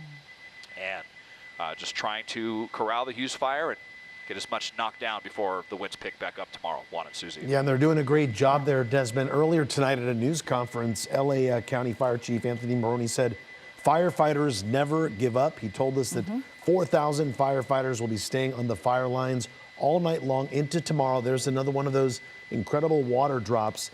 He says they're going to work on perimeter control, snuffing out those hot spots that Desmond was showing us, and also increase the perimeter around the fire. So far, no word on containment yet, but even just in the hours that we've been on, you can kind of see the lights slowly dim on the fire, right? Yeah, interestingly enough, Chief also said that, they're able to actually take they're able to go to the fire, right? Like take the fight to the fire itself, where, oftentimes they cannot do that because whether it be the terrain, the weather, we've been talking about the winds kicking up, when they have this lull, they are able to do that. They're able to go to the fire and put it out. As we saw last night in a different fire, firefighters were able to, be on the ground and cut lines because of that reason as well. So it's a much different picture tonight than what we were talking about 2 weeks ago. Thank goodness for that. But as Desmond was talking about, they were making some good ground on this fire tonight, but certainly a lot more work to be done. Look at the bulldozer there. We saw the bulldozer last night at the Clay Fire out in the Inland Empire, working in very tall reeds and a lot of brush there in the river bottom. Desmond's magnifying the machinery right there. And the brush not as thick as you can see. Not as thick, and luckily not near any homes at the moment. So they do have that extra space to move around, to do the water drops, and they're doing a great job tonight. Yeah, they certainly are. Yep. Well, an update now on the Palisades fire. With wet weather, as we've been talking about, headed our way, the Palisades burn area getting ready for any potential problems there. And KCAL News reporter Michelle Geely shows us how they're getting ready for the rain we've been talking about and what some evacuees are being told not to do.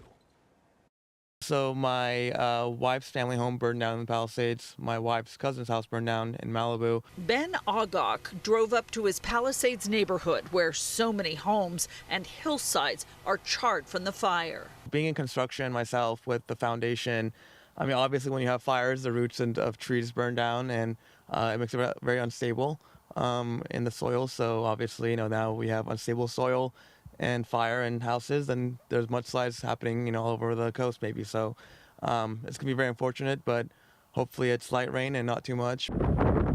Along Topanga Canyon Road, fences buckled from the weight of small landslides during the firestorm. A huge boulder fell down the hillside and crushed cement K-rail. Rocks falling from unstable slopes covered one lane of the narrow road. All of the damage linked to the fire and concerning with rain predicted for the weekend. A half an inch on a burn scar potentially could be trouble. So we need to be aware. And there's a lot of the conversations going on. We're dealing with this burn scar relatively very late into the winter, right? I mean, we're talking about that takes time to really enhance and develop and do those supportive measures to prevent mud and debris flows. In Malibu, heavy equipment was used to clear debris where Wiley's Bait and Tackle store once stood. In Pacific Palisades, a pile of sandbags have been placed at the top of a steep hill leading down to PCH near the ocean. Throughout the damaged neighborhoods, gutters are filled with tree limbs, ash, and dirt. Grates covering the storm drains are caked with leaves and mud. All of it drains to the ocean. Right now, officials are putting out this message to all fire victims who are being allowed back into the burn zone with escorts. Do not sift through any fire debris. It's hazardous and it may contain toxic material that could severely impact your health. Removing fire debris may also affect your insurance claim. In Pacific Palisades, Michelle Geely, KCAL News. People have been on edge over these Southern California fires. So we asked fire officials tonight how the response to the Hughes Fire compares to those at the Palisades or Eaton fires. We've had numerous fires start throughout Los Angeles County. The response to this fire between the Angeles National Forest and the LA County resources, in addition to the state resources that were pre-deployed, we had 2 strike teams in the Santa Clarita area. We were able to amass a lot of fire resources early on to change what this fire looks like. Just 3 or 4 hours ago, the smoke was laying across the 5 freeway. That's what necessitated its shutdown, because there could have been accidents, but also the ability to fight the fire from the air. The winds were strong, but they were not those 70, 80, 90 mile an hour winds that we experienced on Tuesday the 7th. We had a very robust, like Director Tyler spoke, a robust helicopter and fixed wing retardant response to this incident. We were able to put in tens of thousands of gallons of retardant on the south side of the fire because the fire was moving to the southwest. It was really the aircraft, in addition to all of those ground resources, which allowed us to get the upper hand. Because had you been here a few hours ago, the situation looked much different, and it certainly looked much more threatening. That was LA County Fire Chief Anthony Maroney. Okay, let's go to KCAL News Assignment Editor Mike Rogers at the desk. Yeah, Mike, you have more on the fire's footprint. Yeah, you know, we've been looking at this here on the mapping system, and as it continues to push to the south and the southwest just a little bit, and I want to show you that. We'll jump into my computer here so I can show that to you right now and show you kind of where this thing is cooking and where it is moving. And I wanted to show you this map too because, you know, Danny and our meteorologists, a team of meteorologists, are certainly the better weather experts than I or really anybody else in town. But I wanted to show you this because CAL FIRE's map also includes arrows that gives you kind of wind direction, right? So I wanted to point out how different it is, at least according to this map and at least in the immediate fire area, that we're seeing the wind start to blow out of the north and push the fire a little bit to the south, whereas before, when we first got over this fire, the wind and the smoke were blowing like directly towards the west, carrying those fires. That's what really caused the concern over the 5 freeway as well, in addition to having to get the apparatus there. We're looking at on the right side of your screen, though, we're looking at Desmond Shaw's live, live pictures. And I want to ask Des a question if I can really quick. Des, is this the same? This is the same area, right? The jail is right underneath it, right? This area is actually looking a lot better. Better, yeah, especially in the last 20 or 30 minutes that we saw with those Chinooks. Every time they come in, it's almost like they're just putting a bucket on a campfire. Really incredibly effective. So Maximum Road, that's the detention center right in there. And yeah, I mean, when we first came back and we're showing you those earlier images after we first got fuel, we were seeing, you know, some pretty intimidating flames about 3/4 of a mile away. And now it's mostly embers and hot spots. So between Tapia Canyon and Hog Farm Road, those 2 fire roads, that's where the fire department is really concentrating the water dropping efforts. And then over here closer to the 5 freeway, I think this is just like a vacant lot. Yeah. They're just kind of letting the fire burn through the fuel right here and just get all of this out of the way to prevent any future issues. And then once it kind of goes through all of that, they'll probably extinguish that. But that's all flat land right there. They're just kind of monitoring all that. So yeah, we're definitely seeing more and more improvement here by the hour, no doubt about it. And Des, if you do me a favor and just pull your shot all the way out, I just want to look at the totality kind of the fire footprint. And I know you were on the southeast corner, southeast edge of the fire looking at it. That's kind of it, right? I mean, unless there's something more up to the north. I know they were working on the northern end of the fire as well, burning up into the mountain range there. But oh yeah, I see some up to your left there too. So all right, I mean, looking a lot better though, Des. Thank you very much. And if we can, Mike, look at the put my computer in an inset too. That would be great because I want to show you kind of the area that Desmond is sitting versus what we're looking at and where he's looking at it from. Lots of good things happening here tonight, as Des was talking about the Chinooks that are in play right now and how basically it's like putting a bucket of water on a campfire and how effective that has been. So for perspective, Desmond is sitting just on the other side of the 5 freeway there, kind of like over in this area, and he's looking at it towards this direction. The jail that we've been talking about is right in here. So while the fire footprint on this map is slightly old, we're waiting for them to update it. Really, it has only grown basically kind of into this area right along this ridge. And really, That is all. That's all we're really talking about here. That is the extent of the flames that are left from this fire. And I have to tell you, earlier today when we first got on this coverage and just seeing that loom up and that column of smoke that was shooting up into the air, there was a lot of concern by everybody that it would take a long time to get this fire under control. And I have to say, less than 12 hours after the start of the fire, things really, really are looking significantly better. And as Des is looking at the shot here of just that low-lying vegetation, and it's really just kind of chewing through, and I think he's absolutely right. They're just going to let it burn through that little patch of grass there, or patch of land that it is burning through. The only other concern that we were just looking at with Des is maybe more to the northwest here of the fire. But you know, the good news is, and like I said, you see these arrows on the maps right here.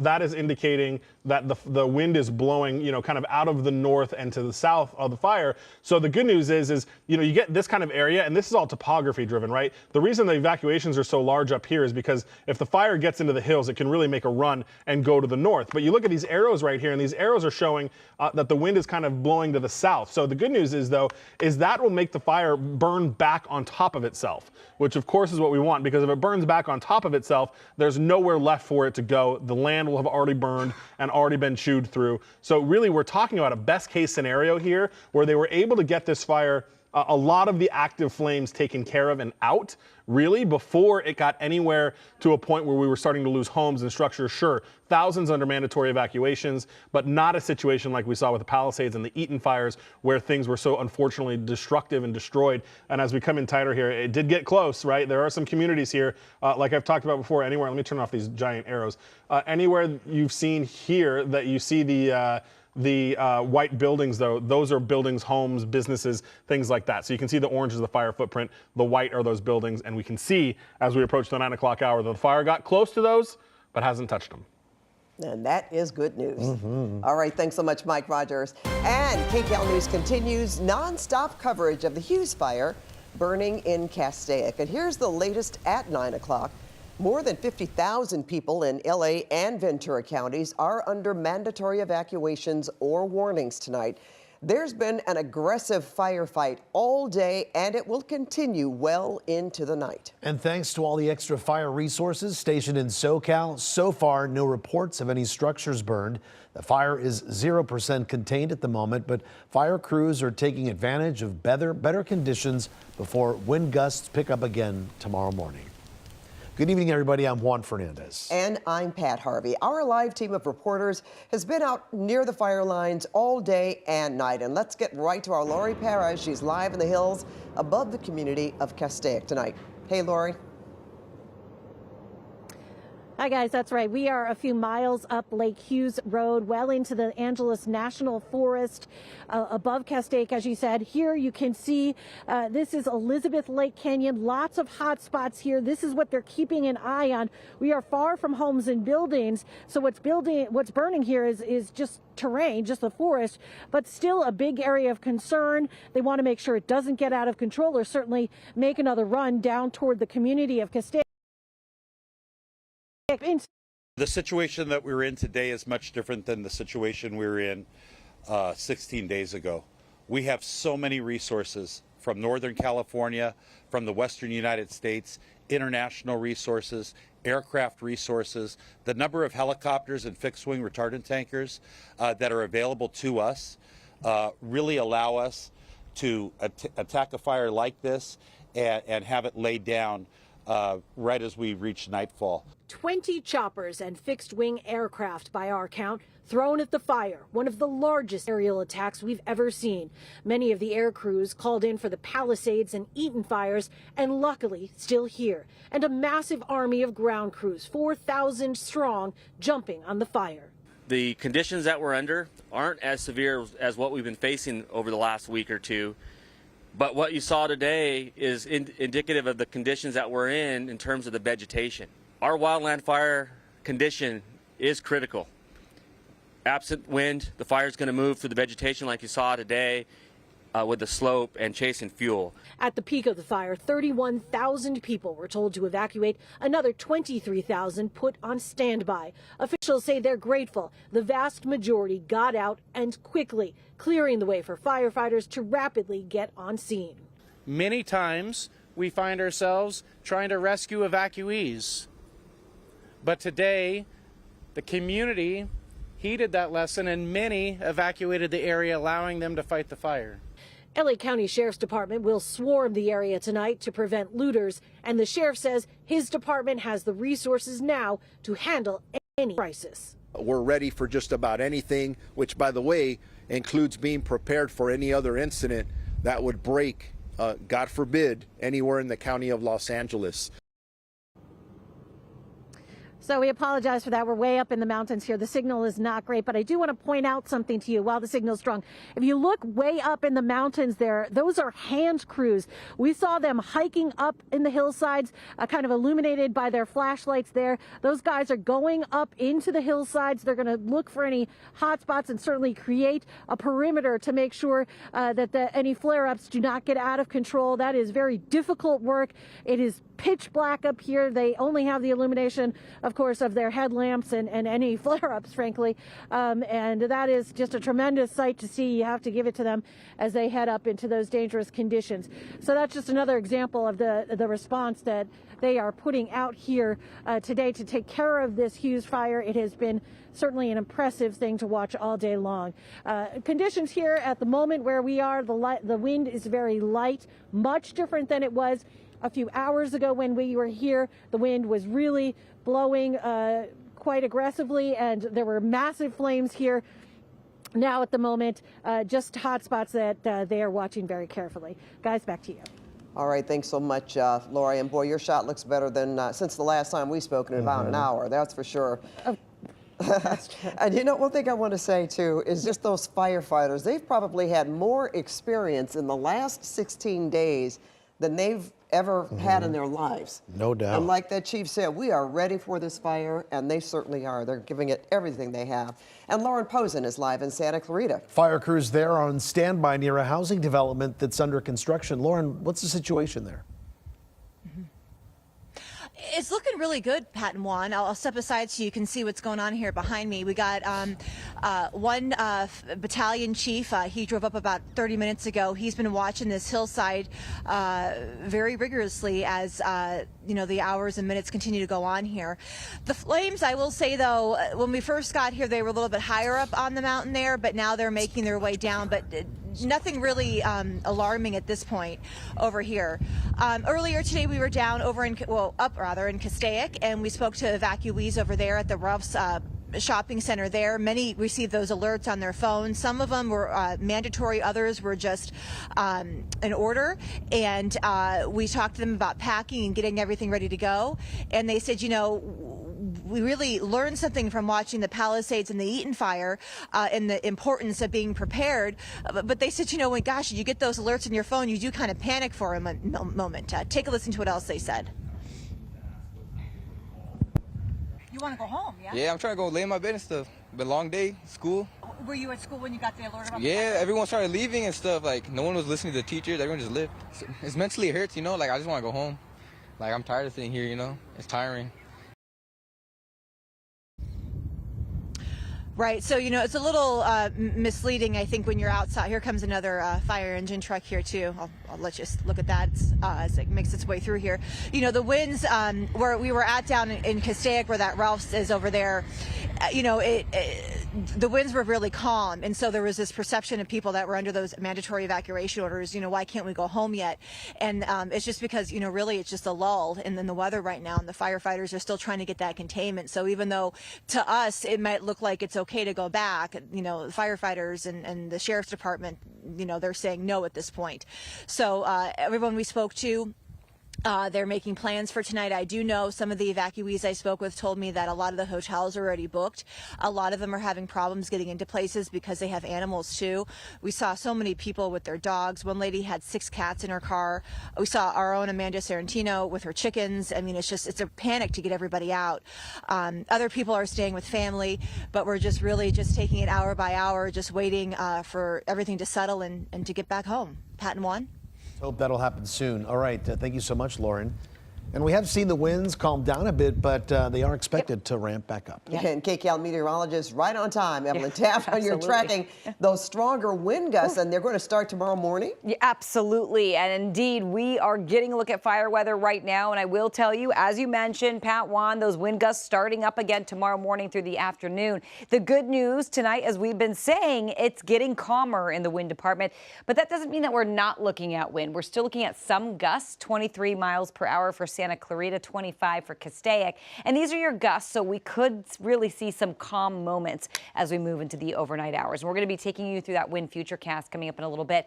But I do want to show you gusts all across Southern California now, because there's still a few spots, the Ventura County coastal plain and parts of the IE and Orange County, still looking at wind gusts tonight. So I don't want to discount the fact that the wind is out there. And some of us, again, outside of the fire zone, outside of the Hughes Fire, experiencing those winds. So relative humidity for all of us, extremely dry. As we take it to Santa Clarita near Castaic, 7%. So we're in the single digits, and we're seeing little to no recoveries in the overnight hours. So it looks like we could stay in the single digits as far as relative humidity goes. As far as wind goes, overnight we are expecting wind speeds in the teens. So again, that's calmer than where we've been. We've been in the 30-mile-per-hour range throughout the afternoon, and we could see 30-mile-per-hour winds resurface. As Pat was just saying, by the morning hours, things are going to kick up again. So here we have it. That's absolutely right. 10 a.m., 31 miles per hour. 1 p.m., 32 miles per hour. By 4 p.m., we could see gusts up to 30 miles per hour. And it doesn't get calmer until tomorrow evening after 6 p.m. And your wind futurecast will show you just that as we head into the overnight hours. Again, it's a little calmer, but things really start to pick up again. As we move into the 6 a.m. and 7 a.m. hour, you're starting to see some really gusty conditions. Right there, 50-mile-per-hour wind gusts by the fire lines there. And then by tomorrow night, it does get calmer, but not calm. There's still going to be some wind out there by tomorrow night, and red flag conditions actually staying with us now through Friday at 10 a.m. All red flag warnings have been extended now through Friday at 10 a.m. So we're going to continue to watch that for you. And I will tell you, we're going to continue to watch that relative humidity because it is so dry and still so windy, at least through tomorrow. Some changes on the way, mainly a chance of rain. We're holding on to that hope, and it's looking pretty good. But, of course, it comes with some hydrological concerns, and we'll get into those coming up in just a little bit. Pat Juan, back to you. All right. We will see you then, Evelyn. But KCAL assignment editor Mike Rogers is at the desk now. And, Mike, you've got to look at this operation from the sky. Yeah, you know, Pat and Juan, I wanted to play back the radar a little bit because I'm good at showing you all of the kind of the real-time happenings, right? But I wanted to play it back a little bit to around the noon hour when things were kind of in the height of this and we were getting all of our aircraft. So let's come into my computer here, and I'm going to show you this. This is from about 12 o'clock today, and I want you to look at the sheer amount of aircraft that are in the sky. Look at all of these helicopters, and I'll play it forward a little bit here. Look at all these helicopters that are kind of bunched up over here, and then look at the amount of fixed wings. You've got 1, 2 super scoopers, you've got tankers, you've got more tankers, lead planes, air ops. This is the MD-80.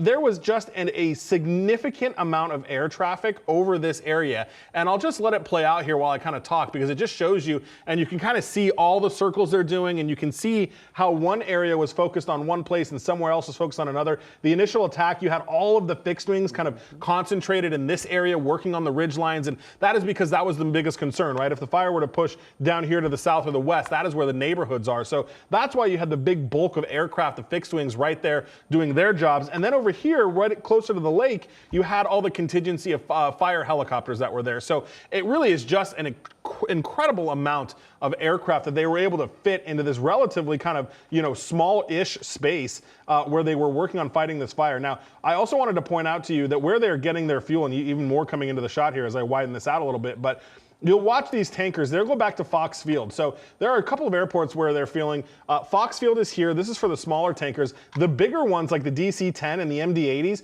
are even going all the way back, and let me see if I can grab onto one, from San Bernardino Airport. So that is where they've got their base out there. So they go out to San Bernardino, they get the retardant, they load it up quickly. They've got a really incredible operation out there, and then they come back to the fires. And then you've got our super scoopers, Quebec 1, 2, and also 3 and 4, because we got 2 more from Canada. They're coming out of Van Nuys Airport. That's where they're getting their stuff. And then they're dipping in and out of this lake here, this Bouquet Reservoir. So it was a really incredible aerial operation. And that is why right now, when you look in the bottom left of your screen, and you see the shot from the helicopter, the flames are minimal. because of this aggressive, incredible air attack that happened all day long. Those fixed-wing aircraft using the opportunity to drop fire retardant on the areas that they need to keep it from spreading, not necessarily to put the flames out, but to point the fire in the direction where it would be a little bit easier to fight. I'll take you live right now to what the operation is right now. And it would be, 2 years ago, I would not believe that this was 9 o'clock at night and we have 1, 2, 3, 4, 5, 6 firefighting aircraft over this fire at night. So a really incredible night operation going on, including from a Chinook here. This is PJ Helicopters that's based out of Reading. So they're all the way down here helping us out. And then you've got the Sea King here, which also has a tremendous amount of water. They've been really focusing kind of on the northeast corner of the fire, where you've got these Firehawks and the Chinook that are focusing on this flank of the fire that you're looking at in the bottom left of your screen. Their concern obviously right here is the closeness it is getting to North County Correctional Facility, which is just right there. So all of the orange you're seeing on your screen is the paths of the helicopters, which really lets us know where they're battling the flames, which is obviously right in this area. And you can see it is growing a little bit closer to the correctional facility. Still a decent chunk away. The flames are low enough. I'm sure there's a lot of confidence out there right now that the fire is not going to press on to get anywhere to that facility where it would cause danger.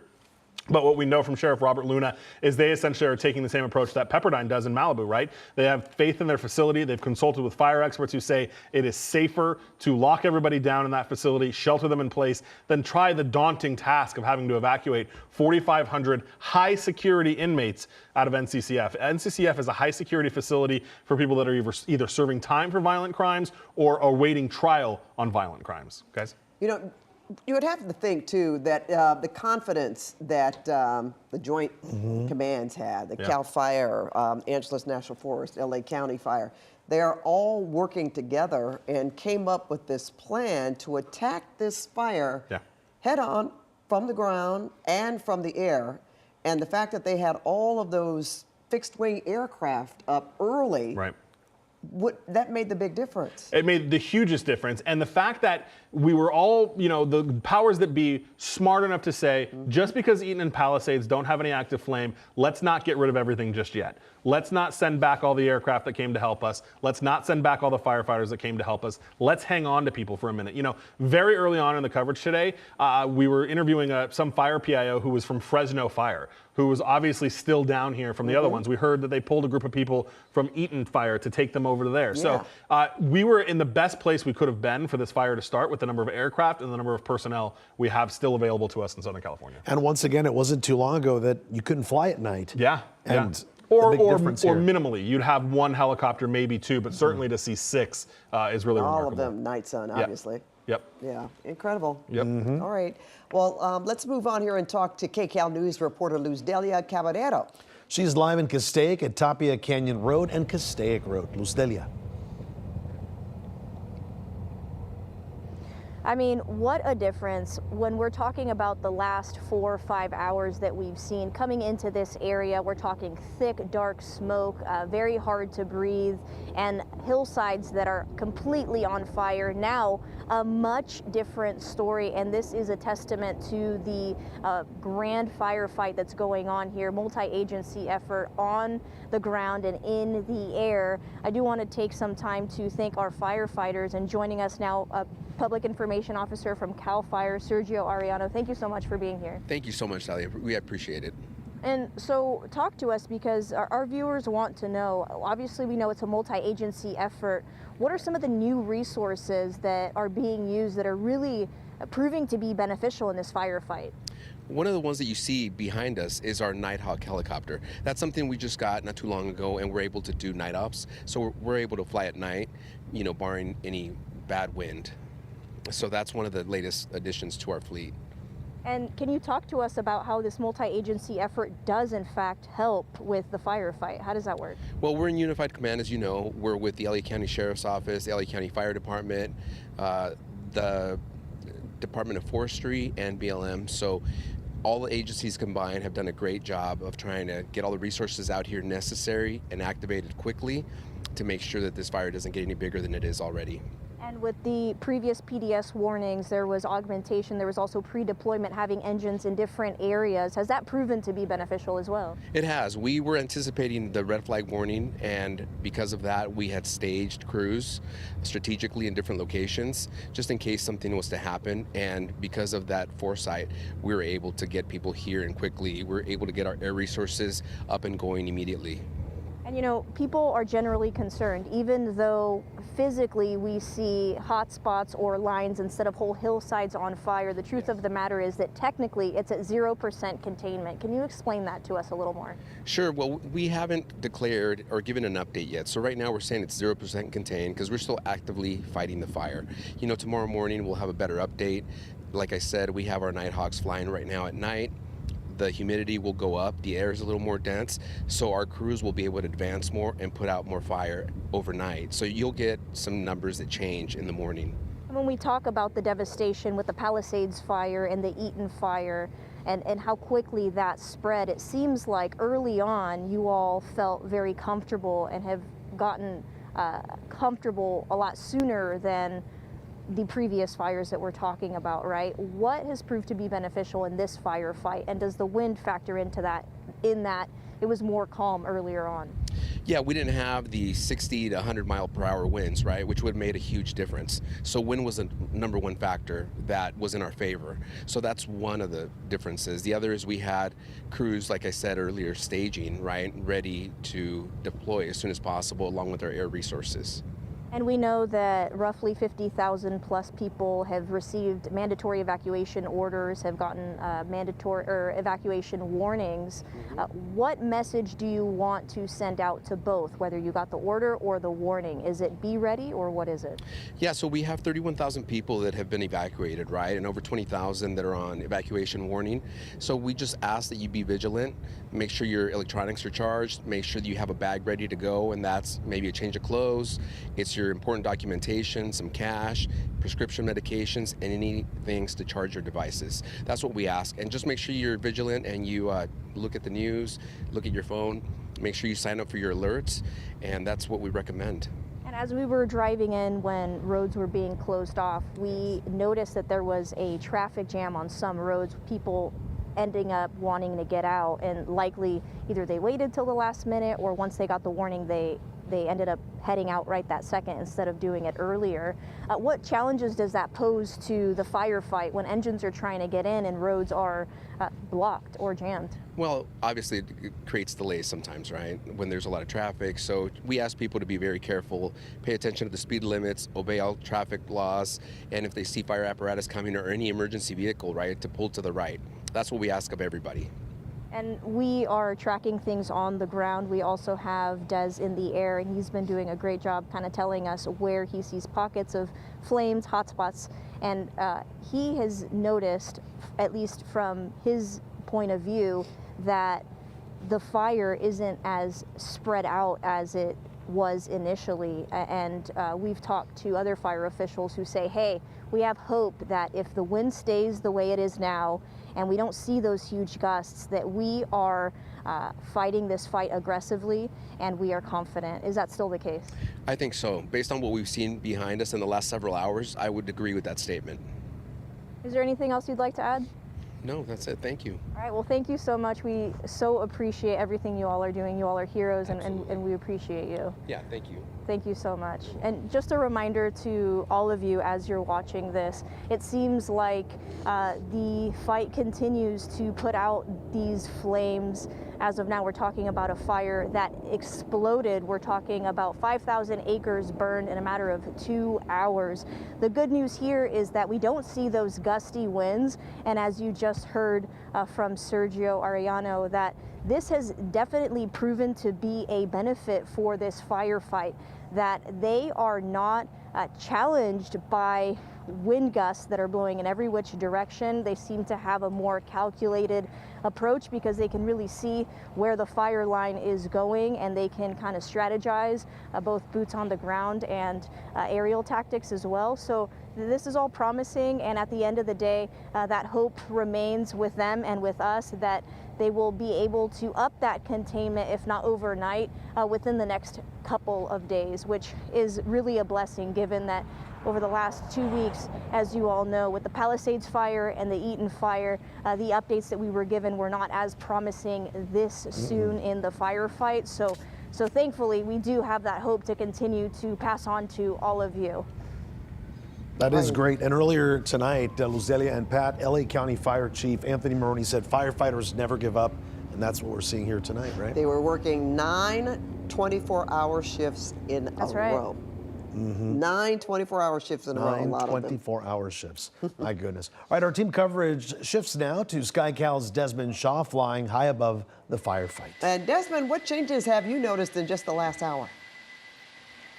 Well, Pat and Juan, the pictures really speak for themselves here as another pinpoint water drop comes in here. There's very little active flame here off of Tapia Canyon that we're seeing right now with, as Mike was telling you, 5 or 6 water dropping helicopters come in. Every time that these flames try to pick back up, they come in and douse it and drown those flames. Just going to widen out and show you the view here from 8,000 feet. So Tapia Canyon, that's a fire road, not a paved road that anyone lives off of.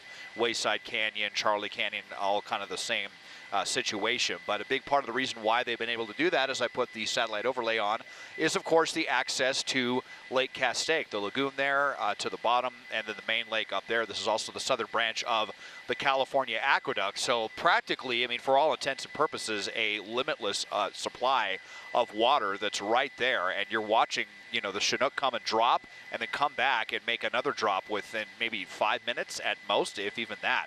They're able to load up so quickly. The only real flame here close to the freeway that I can see is this, and this is all basically being allowed to burn by the fire department at this point. They have this completely under control. It just looks like a vacant plot of land. This is completely flat, so it doesn't have any hills to its advantage. You can see how much lighter the winds are at this point. So they've just made the decision to let this burn through, let it just eat up all of this fuel, and then when it gets down to the very end, they'll extinguish whatever hot spots are there to prevent any embers from picking up in the wind. So I'll widen out and show you, though, a couple of the other flanks of the fire that are kind of burning up towards the wilderness, not threatening any homes. See actually if I can kind of get a handle on all this. So San Francisco Canyon, so we'll come up over here, and you can still see some, as I drop the map overlay right there, some hot spots way up in here. And we'll put the overlay on as well. Make sure you can see no homes up in that area, not even any paved roads. So there's not really any way for hand crews to get up in this area, and it's not really worth it for helicopters to bother fighting these flames up here either. They're most likely to put it up again really quickly just to get to the top of that ridge line and probably just burn itself out as it runs out of fuel and is going to find trouble going on the downhill side of the other side as the winds are blowing, you know, the opposite direction. So no need to worry about those hot spots up here. Up here, Lake Hughes Road, this area was really raging earlier before sundown. So Lake Hughes Road right up in here where it starts to climb after meeting with San Francisco Canyon. And a lot of hot spots up there. This is right up on the road, but the fire hasn't been able to move beyond the section of Lake Hughes Road. So they're getting all of those hot spots doused as well. So it's really just been an incredible team effort from the ground, but especially from the air, one of the more aggressive night efforts we've ever seen by virtue of the lighter wind conditions and just the vast resources. I mean, we've been over filming quite a few of them. There's a huge base in Ventura County with a ton of Firehawks that are stationed there, ready for anything. There's a couple over at Santa Monica that we saw. I believe that's where the Chinook was staying, that was on loan from Northern California. And is that them coming through the shot right there? No, that's going to be one of the smaller capacity Firehawks. So, yeah, they're keeping an eye on this field down here, but they're just going to, like I said, let this burn out. So, massive improvements, and the fact that the 5 freeway is open tells you just how much confidence that the firefighters have that we should come out of the other side of this fire pretty okay. You know, a lot of acreage burned, but wildfire area, no homes being burned. I mean, it is definitely a very hard-fought effort, but just getting a lot of that fuel out of the way. And, you know, if it had to happen, certainly better for it to happen under these lighter conditions I mean, if you could just imagine if this fire would have sparked up when the Palisades and the Eaton fire would have sparked up, when we not only were the winds so heavy, we almost certainly would have been talking about homes burning in this area, and we wouldn't have had the resources to fight it. So, you know, although obviously we never want to see wildfires, to a degree, kind of serendipitous that this one broke out the way it did, and we were as prepared for it, kind of timed it with the winds dying down the way they are. So looking pretty good right now on the front lines of the Hughes Fire. Juan and Pat, back to you. Sure looks good. All right, thanks so much, Desmond. And we're still not done, though, with the Santa Ana winds. Let's check in with KCAL meteorologist Evelyn Taft. Ev, the winds are expected to ramp up once again, though, right? They absolutely are. And yes, they are lighter right now. And that's such good news. We will take any good news we can get tonight. As far as the Hughes Fire goes, though, I will tell you that winds will start to pick up in the area as we head to tomorrow morning, tomorrow afternoon. And we're not discounting the fact that there's some wind out there. It's just lighter than where we were. We're looking at about 23 to 25 mile per hour wind gusts at most. But generally, we will be down in the teens in the overnight hours. So I do want to show you that winds all across Southern California are starting to die down. We're in a little bit of a lull, and that's really going to be the forecast pattern as we head into the overnight hours. But in the morning hours, things will pick up again. We'll show you on your future cast. I also want to talk about relative humidity because it's still dangerously low. In fact, this is the lowest it's been. It's the driest air mass we've had through these wind events the last couple of weeks. You will see right here we're at 7% for Santa Clarita, and really we're keeping numbers in the single digits all across Southern California for the most part, especially around the fire. That's where it's just been bone dry for days. That's right, for days. And we're expecting really poor, if not I'd say no recoveries overnight in the humidity department. So it's going to continue to stay dry. The one saving grace is, yes, the wind will get calmer overnight. We are looking at a northerly wind and then eventually picking up to traditional Santa Ana tomorrow morning. It's that northeasterly wind and it's that Santa Ana corridor that keeps firing. We've had eyes on it for days, and honestly, it was a matter of when, not a matter of if, just because it's so dry and it's been so windy, especially in this area. So you will see 31 to 32 mile per hour wind gusts between 10 a.m., 1 p.m., and 4 p.m. Now, by the time we head into the evening hours, we are expecting those numbers to drop off finally, but it's going to be a windy day ahead, a windy morning, a windy afternoon before things settle by tomorrow evening. So we've got quite a ways to go. Now, your future cast right here showing you windy conditions persisting as we head into this hour and the next couple of hours, especially along the fire lines. But look, it's just not as windy as where we were when the fire broke out earlier today, so we will take it. Come tomorrow morning, 7 a.m., the wind really starting to pick up again. We're seeing a lot of orange and red, even purple, and it's small, but I'll tell you right now, as I read the legend for you, 30, 40 to 50 mile per hour wind gusts, and we could see wind gusts upwards of 50 miles per hour, even 60 to 65.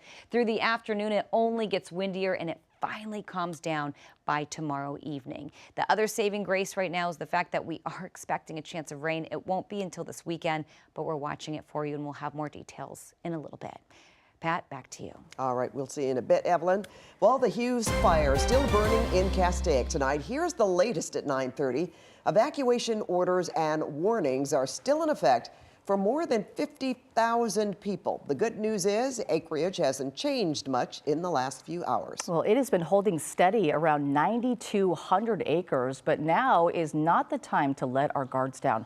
Wind gusts expected to pick up once again tomorrow, according to our meteorologist. Well, air quality concern, a big concern tonight for many communities across Southern California. And KCAL assignment editor Mike Rogers live at the desk with the smoke and the dust advisories in effect, Mike. And you know, Susie and Pat, it's going to be for some of the same people that unfortunately have been dealing with nothing but smoke and blowing ash because of the Palisades and the Eaton fires. I want to show you some information here from the AQMD, the Air Quality Management District here in Southern California. They have issued a smoke advisory now through 10 p.m. tomorrow for areas including the San Gabriel Mountains, the 5 Freeway corridor near Castaic Lake and Santa Clarita. Now, I want you to look on the left side. You see the video there. Des shot this earlier, and Des is going to pull out and then pan to the west. and you're going to see that the smoke basically reaches the ocean. That is why people in Malibu and the Pacific Palisades are also under this smoke advisory. Look at how massive that column of smoke is, and because of the winds, it picked it up and just carried it straight to the west. The San Fernando Valley portions of it could also be seeing some of that. Now, there's also an ash and dust advisory that we'll show you here as well that will be under consideration or will be impacted through 6 o'clock tomorrow. Winds may disperse ash from those recent fires. We've got a link to exactly where this is on kcalnews.com on Scene on TV. Now, it is important to remember, and we have been talking about this during the other fires as well, during the Eaton and the Palisades fire, when you look at your phone and you see the air quality index and you see that it might be green. Well, ash does not pick up on the air quality index because the particles are too large. AQMD has long suggested that if you see ash in the air, despite what you might see on your phone, you should put a mask on if you see that, if you're anywhere near the ash. And again, that blowing ash and smoke advisory in a place for places that are not really even anywhere near the fire, including coastal Malibu. Guys? All right, good advice there. Thanks, Mike. Well, let's check back in with KCAL's Lori Perez. She's live in the hills above the community of Castaic, wearing her mask tonight. Hi, Lori. That's right. That's because there is so much smoke up here, although it is considerably clearer than it was just a few hours ago. We're a few miles up Lake Hughes Road above Castaic in the Angeles National Forest. This is where an intense firefight still continues. In fact, if we first start going up into the mountains, I want to show you the hand crews that we saw hiking up into the mountainsides. You know, they have those headlamps on and flashlights guiding their way. That is really difficult work, but they are going up there. They want to make sure that they are able to get a view of any hot spots and flare-ups and stop them in their tracks, even though this is not near any homes or businesses and it's really just terrain burning. You know, they do want to make sure that they at least have some control over it. Down here closer to where we are, this is a kind of the situation in much of the mountainside here in the Angeles National Forest. Lots of hot spots, lots of little flare-ups that they continue to watch. In fact, stationed up and down Lake Hughes Drive, you can see there are dozens of firefighters along the roads as well. We saw them standing shoulder to shoulder, really monitoring the flames and wanting to make sure that they did not jump the road or flare up any more than they already have. You know, this is an area of concern because this is where the fire rolled down and roared down towards the community of Castaic earlier today, and they just want to make sure, even though the wind has really lightened up, they want to make sure that it does not roar back towards that community again. You know, just wanted to stop there. Some more emergency personnel and fire trucks roaring past us at the moment, pretty close actually. That wasn't very cool, but we're okay. And you know, just a long night here. We're up here. This area is closed off to anybody except for the media and firefighters, and we are joined here with so many fire crews and so many fire engines who are keeping an eye on this above the community of Castaic. Guys, back to you. All right, Lori, and it's so dark up there, I can see where Lori would be a bit concerned Sure. in terms of being. Yeah. All right, thanks. We're glad you're okay. Yes. And we are going to stay over the Hughes firefight all night, but for now, we want to get a quick update on the Eaton fire zone, where they're preparing for rain and possible mud flows as soon as this weekend. KCAL News reporter Nicole Comstock live tonight in Altadena with preparations happening right now. Nicole?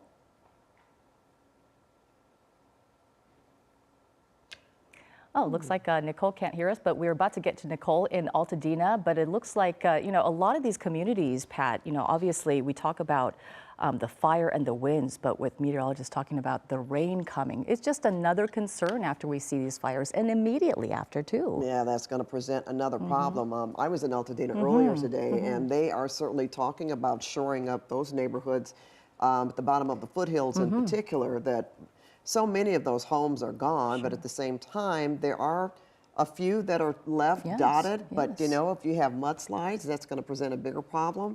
And it's already a mess. They're still trying to, you know, clean up the debris left behind from the fire. And with all that clear the vegetation, streets. sure. Absolutely. So that would certainly present new problems. And I think as we're working to get Nicole's shot, we're looking at a live shot from Desmond's camera over Tapia Canyon. So, all right, do we have Nicole? There she is. All right, we've been waiting for you. Hi, Nicole. We could hear you guys the whole time. So we got a lot of cameras up and running in Castaic tonight. So maybe, I don't know if we got some of the lines crossed here, but we've been standing by. And because of this massive fire burning up in Castaic, we haven't had much of a chance to talk with you guys today about what these Eaton Fire communities are still going through. There are still 570 people living in evacuation shelters, and we heard today that it'll still be another 2 weeks for them to continue testing on the water supply here so that people can drink water from the tap again. Utility crews are still very much hard at work getting power and gas restored to these customers, and now we have to safeguard these communities from another threat, from the threat of mud flow coming down these burned hillsides in this weekend's rain. The hills are barren above Altadena 2 weeks after the Eaton Fire burned through 14,000 fruitful acres of land in the San Gabriel Mountains. Yeah, well, there's not a lot of vegetation up on the hills. There sure isn't. It's pretty bare. Carolyn and Bruce are some of the fortunate families who still have a home. 9,400 buildings, including homes, are now in ashes. And it's those ashes they're most worried about with this weekend's rain. Just even mud is enough, but they're clearing toxic debris, so you can take a guess it's just not going to be healthy. People are saying we shouldn't eat food that we grow here. But the city of Pasadena is mainly concerned about mud flow rushing down these hills with no vegetation rooted in to hold it back. They say even a drop of water will flow 7 times faster than before the fires, meaning it only takes a fraction of an inch of rain to bring down mud and debris. Maybe we'll get some sandbags for the front door because it's right down at the bottom of the slope. Generally felt like we weren't very susceptible to flooding here. Utility crews are working on restoring gas service to homes in Hastings Ranch. 150 homes burned here, so the city's bringing in sandbags Thursday with the help of a CAL FIRE strike team from Northern California. It's another hiccup on the road to the long process of cleaning up, repairing, and rebuilding this community. I didn't think we were going to have a house when we got back, but we did. And just have no idea why it survived.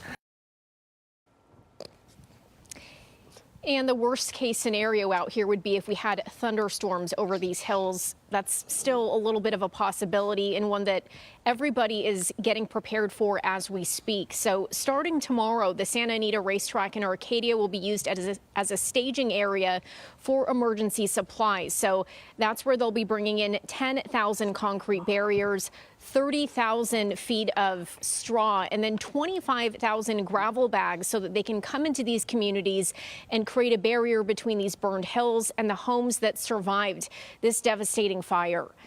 Reporting live in Pasadena, Nicole Comstock, KCAL News. All right, Nicole, thank you so much. Well, there is still a lot of cleaning up to do in the Palisades burn area. Now, the chance of rain this weekend, as we've been talking about, Susie, it's raising concerns about mud flows, as Nicole just mentioned. And as KCAL News reporter Michelle Geely found out, many storm drains are still filled with debris.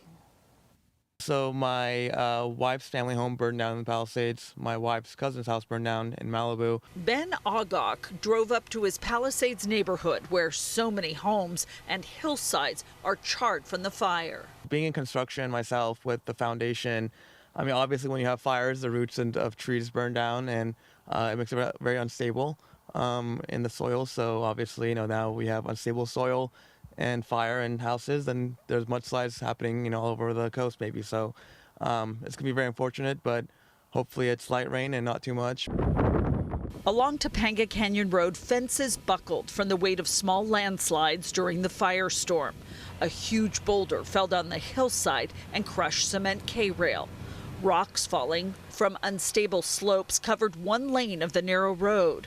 All of the damage linked to the fire and concerning with rain predicted for the weekend. A ½ inch on a burn scar potentially could be trouble. So we need to be aware. And there's a lot of the conversations going on. We're dealing with this burn scar relatively very late into the winter, right? I mean, we're talking about that takes time to really enhance and develop and do those supportive measures to prevent mud and debris flows. In Malibu, heavy equipment was used to clear debris where Wiley's bait and tackle store once stood. In Pacific Palisades, a pile of sandbags have been placed at the top of a steep hill leading down to PCH near the ocean. Throughout the damaged neighborhoods, gutters are filled with tree limbs, ash, and dirt. Grates covering the storm drains are caked with leaves and mud. All of it drains to the ocean. Right now, officials are putting out this message to all fire victims who are being allowed back into the burn zone with escorts. Do not sift through any fire debris. It's hazardous and it may contain toxic material that could severely impact your health. Removing fire debris may also affect your insurance claim. In Pacific Palisades, Michelle Geely, KCAL News. Well, let's go back up live over the Hughes Fire tonight while crews are working late into the night before the winds pick up again. And fire crews still working hard tonight to keep the flames from moving closer to Valencia. And KCAL News reporter Amanda Starantino shows us the response from the side of the 5 freeway. A very active firefight here still in Castaic. You can see the trucks still coming here down Tapia Canyon Road. This is right off of Castaic Road, east of the 5, going towards those flames in that area. So this is where the Castaic Animal Shelter is. So if you have an idea of where that is, all animals have been evacuated, we are told. So some good news there. In this spot, we can see the flames right here. That does seem to be moving more towards Newhall Ranch Road, which is more the Valencia area. A lot of homes and communities over there. So firefighters are really trying to keep it contained to this area. Thankfully, not a lot of wind we're seeing as we go into these evening hours. It's starting to get a little bit breezy, but it seems to not be too bad like we saw earlier this afternoon. If you come this way with me, you can see where some flames still are. That's where the fire started. That's off of Lake Hughes. That's where Castaic Lake is. And the fire kind of took over all around the northeast side of the lake and has now pushed itself down that ridge, now going towards Newhall Ranch Road. Hasn't quite hit that area just yet, but that's the direction it's going. So driving here on the 5 now open, which was closed all day because of those evacuation orders, and to get all these first responders over here. They brought in so many crews, about 4,000 boots on the ground here is what we are being told, which is great to see. Also, what I've seen throughout the day, this firefight is being fought from the air. A lot of water dropping aircraft helping out this fire. And I am told, I just spoke to a battalion chief with CAL FIRE, and he said they plan on having that aircraft going throughout the night. So as it starts to go to sleep tonight, this fire is still going to be monitored and fought by the air. They do not plan on stopping those aircraft anytime soon, but still a lot of crews still coming out here to fight this fire here in Castaic. We're of course going to stay on it as well as this progresses throughout the night, but those evacuation orders still in place. Very important to heed those evacuation orders. Just because the 5 is open doesn't mean you can come back home. Sheriff's deputies will also be out here. When I was at the press conference earlier, Sheriff Luna also said, they're going to be proactive about the possibility of looters in those areas. I know that's a big concern, and we saw that in some of those other fires in the Eaton and Palisades area. They said they're going to have sheriff's deputies stationed out there to try to protect those homes in that area, but right now those evacuation orders still in place. It seems like the fire is far away from a lot of those homes, but we know how quickly they can move. In Castaic, I'm Amanda Starantino, KCAL News.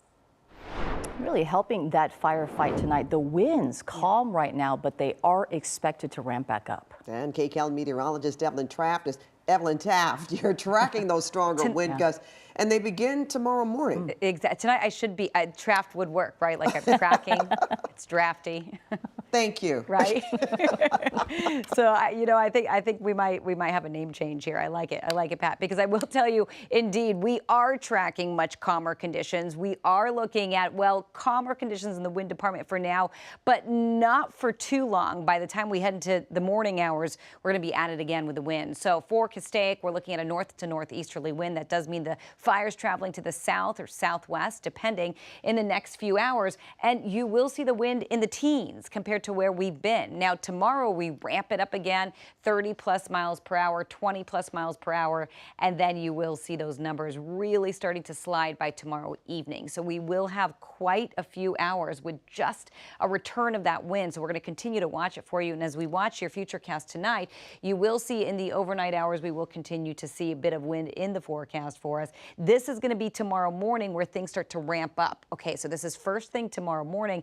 And by 7, 8 a.m., this is is where we're at right now, we're looking at 40, 50, 60 mile per hour wind gusts. So again, the wind really starts to intensify through the morning and the afternoon hours. This is a look at the afternoon. Now, in the evening hours, things finally get a little calmer, but this isn't until about 7, 8 p.m. So after the 6 o'clock hours, we have an entire day of extremely gusty conditions across Southern California.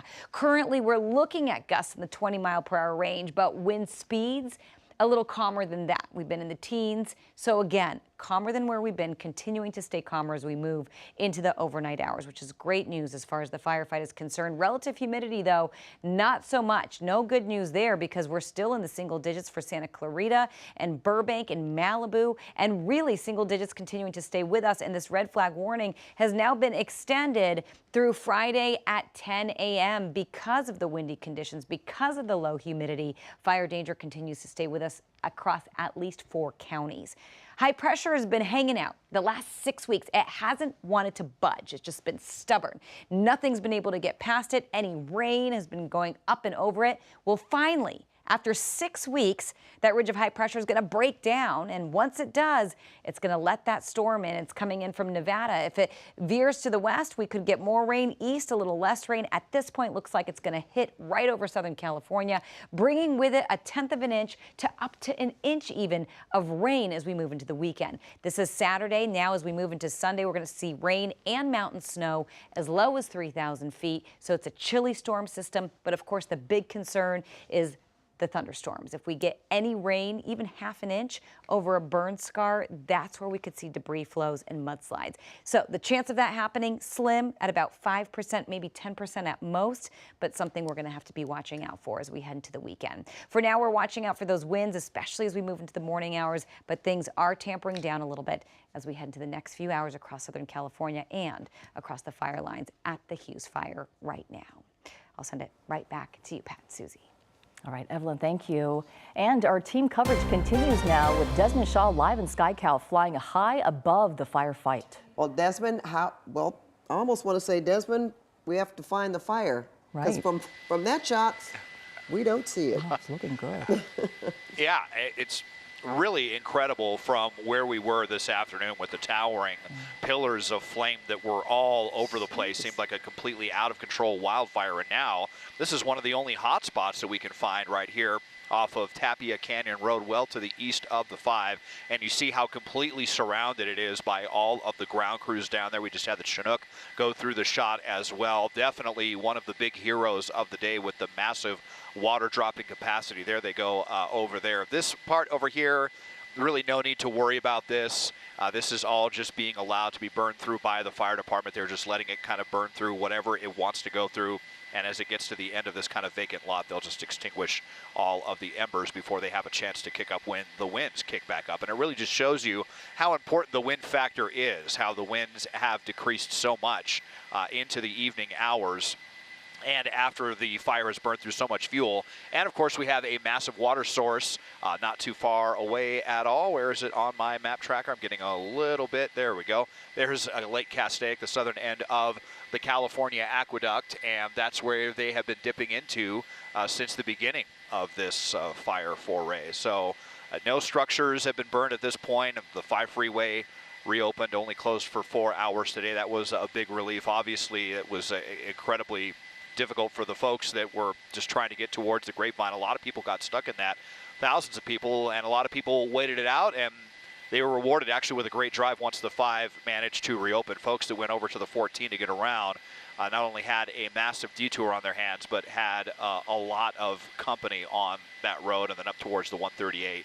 So, you know, it was definitely ended up being one of those situations where it was worth waiting out, but it was really touch and go for a while as there was a lot of concern about the fire potentially jumping the 5 freeway. That would have been an absolute catastrophe, but firefighters were able to hold the line and prevent that from happening. And we really haven't seen this growing too much in the way of acreage over the last couple of hours, as you could see the water dropping helicopters just kind of hunting like hawks out here for any big hot spots that they could come and douse. There was an area that was burning kind of to the north of Castaic, but I don't think that's going to be much of an issue. I'll see if I can find it up here on the screen.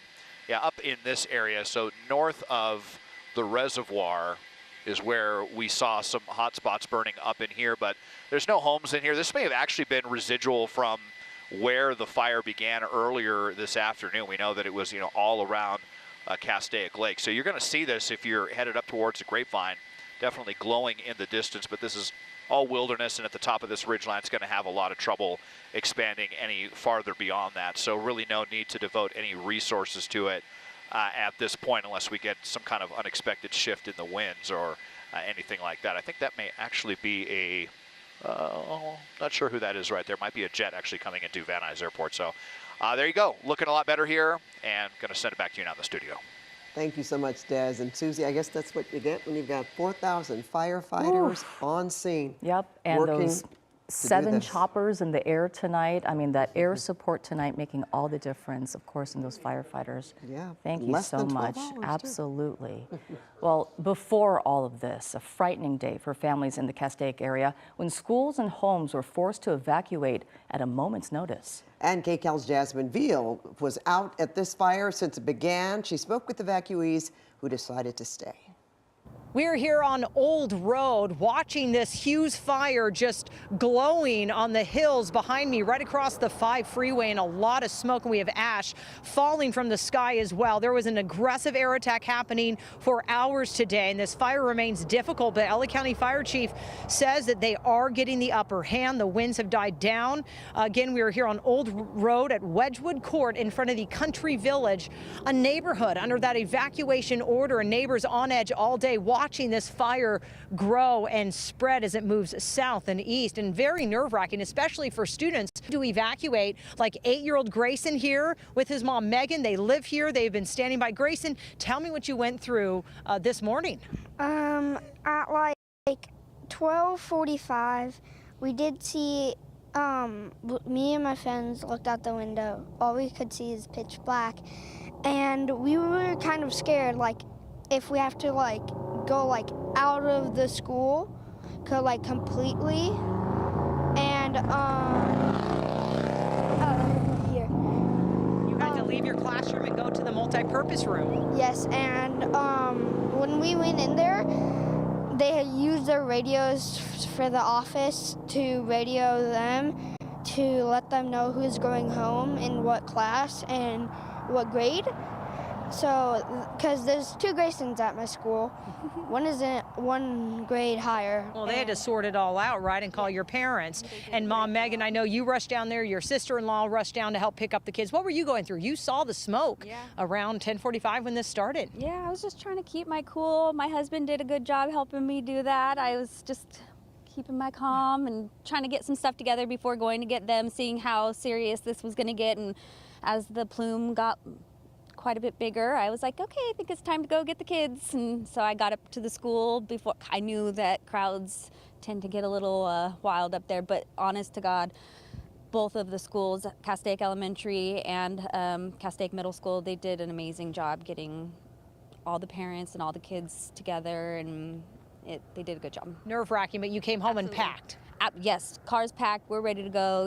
If winds do decide to kick back up, if we need to skedaddle, we're ready. And it seems better. They said they're getting the upper hand, even though ash is still falling and the smell of smoke is just so thick. Yes. It does smell bad. The ash is raining down, but the winds have died down. So, but we are still ready to go if we need to get going. Absolutely, and your kids are safe. So and they're safe. They're with us. That is so good to hear. And again, and everyone here in your neighborhood watching those flames on the hill, and the LA County Fire Chief Anthony Maroney saying that the fire is a threat still to Santa Clarita and Castaic communities, burning thousands of acres. But today they really put up that firefight, keeping structures protected from being damaged or destroyed, as you have just thousands of personnel out here fighting this fire. So again, here from Old Road, as the hillside is glowing behind me, as yet firefighters again are battling another fire here in LA County.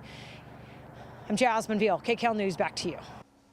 And we just got new information on how large this fire has gotten. That's right. KCAL assignment editor Mike Rogers live at the desk now. And Mike, you just spoke with fire crews. What's the latest? Yeah, Susie and Pat, I'm glad we were able to get to this finally because we just got those updated numbers. The fire, unfortunately, has grown to above 10,000 acres, 10,176 acres. But We now stand at 14% containment, which is huge. I think Luz Delia was speaking with a CAL FIRE PIO a little bit earlier who said, look, once we get this containment number, it's going to go up really quickly, which is exactly what we want to see. This fire now 14% contained. And I want to tell you how we're getting that number. This fixed wing aircraft right here, that's up at 16,100 feet, has a very sophisticated camera and mapping system on board, and it circles the fire just like it is doing right now to map the footprint exactly for what it is doing. So that is where we're getting that information from this person up here in the aircraft. You've got the air attack fixed wing down here coordinating the helicopters that are still on scene. And look, as the night continues, we're starting to see less helicopters, and that is because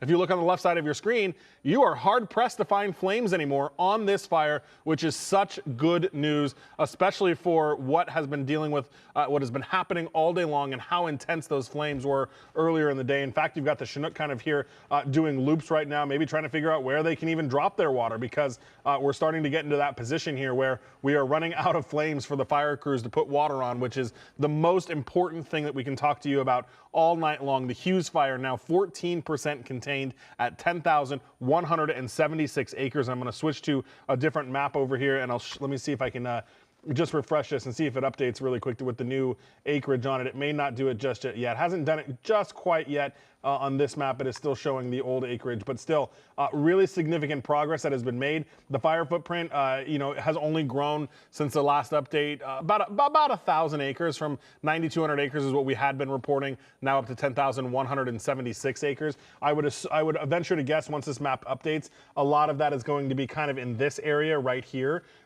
This is where the fire has been primarily pushing, a little bit up into the north area as well, but primarily because of the way the winds are blowing. And you can see these big arrows that are on the screen. These are wind directions that our CAL FIRE reading system is getting. So you can see why it is pushing to the south, because that is the way that the winds, according to this map, are blowing. So most of the flames, as you can see, we're probably going to end up right in this area when that map expands. And I just want to point out again how remarkably close it got to some homes and some businesses right here in this area. Everything that is mapped in white is a structure, is a home. And in fact, Des watched as it even pushed through this water reclamation plant, but the water reclamation plant looked like it had some good defensible space. The brush around it is very low lying, so it kind of moved through and around it. We didn't notice any damage to it, and of course this is that paintball facility that we were looking at as well. So it's remarkable with how big this fire was and how fast it grew. I mean, earlier in the day we were talking, it went from like 50 acres to 3,400 acres in the course of like a half an hour. So the remarkableness of what the fire crews have been able to do today, to about less than 12 hours, almost 12 hours later, to bring this to 14% containment with almost no active flame, no open flame on a fire that is this size, is truly remarkable that we are in the position that we are in now. And it is 100% thanks to all of the fire crews that we had here, all of the resources and all of the equipment we had today that were helping fight this fire. Again, new information here coming into the desk. The Hughes Fire, 10,176 acres and 14% contained in the Castaic area. All evacuations remain in place. All of the mandatory and the voluntary evacuations remain in place, and it will remain that way until crews are confident that the fire is cold enough and the winds are not going to come back and kick this up as we approach the 10 o'clock hour. And breaking news right now on KCAL News at 10 as the Southern California firefight continues. This is the Hughes Fire. It started in Castaic a little less than 12 hours ago, and it took off. More than 50,000 people are under evacuation orders or warnings tonight. The Hughes Fire has burned more than 10,000 acres and is 14% contained. Let's get straight up to our Desmond Shaw live in SkyCal. And Desmond, this fire is burning on multiple fronts. Yes, it is, Susie and Juan. But this is some of the only open flame that's anywhere near homes right now that we can find. And this is the fire department is essentially allowing to burn itself out. That's how confident they are with the position that they are in with this fire. Let's show you earlier, though, how we got to this really good point with the efforts of the water dropping helicopters, a squadron of helicopters of varying sizes, including the Chinook, with some of the highest capacity to come out and snuff out all of these hot spots and just pound this fire into submission. You have a lot of hand crews down here as well. So this is off of Tapia Canyon right down here, one of kind of been the front line of the fires. And we could show you the difference from where we were earlier this afternoon with the towering flames that we saw as it was racing across the national forest through thick fuels, flashy fuels, aided by some very strong winds that were blowing to the west and winds that were funneling basically through the Santa Clara River Valley all the way to Ventura and the Pacific Ocean. But with the quick, hard work of the firefighters and then also having a fantastic water source over here, the southern end of the California Aqueduct at Lake Castaic, where they've been dipping in constantly to just pound this fire down. And they have been extremely successful in their efforts. You'll see some flickering of flames in the hillside, residuals left over, burning up into the wilderness. There's no homes up in this area as I put the map tracker up, and you'll see kind of to the north and east of the reservoir. That will most likely burn itself out once it gets to the top of that ridge line. And it is burning about 5 miles to the east as well, over in this area, over by Lake Hughes Road. So yeah, down in this, we were monitoring this earlier. This was kind of scary watching the Cal Fire crews and just how quickly, or the flames were almost right up in their face. But they were able to battle this down. Still, I mean, Lake Hughes Road, a pretty important road, a scenic road that will be shut down for quite some time. I would estimate for at least a couple of weeks to a month. But the progress that we've seen, and just really kind of embers, almost just, you know, from 8,000 feet, it almost just looks like the leftovers of a huge campfire at this point, and no structures burned. So very successful efforts on all levels by our firefighting crews, both from the ground, but especially from the air this evening, for this afternoon, and now into the evening hours. Live at Sky Cal overhead, I'm Desmond Shaw. And Juan, Susie, back to you now in the studio. All right, Desmond, thank you so much. And with those calmer wind conditions, the aerial firefight really making a huge difference. Our Lori Perez is live in the hills above Castaic, and Lori, ground crews hard at work there too. That's right, and we are in the area that Desmond was just describing, where the embers are here. They're not huge flames, but we can hear them crackling, and certainly quite something to see. We're miles up Lake Hughes Road into the Angeles National Forest, far from homes and buildings, so what's burning here is just terrain, but this is still an area to watch. I want to show you something pretty cool. We have some video to show you of hand crews that have hiked up into the hillsides over Elizabeth Lake Canyon on the eastern edge of the Hughes Fire. And these ground crews, plus the air support, they have launched such an impressive attack on the flames today.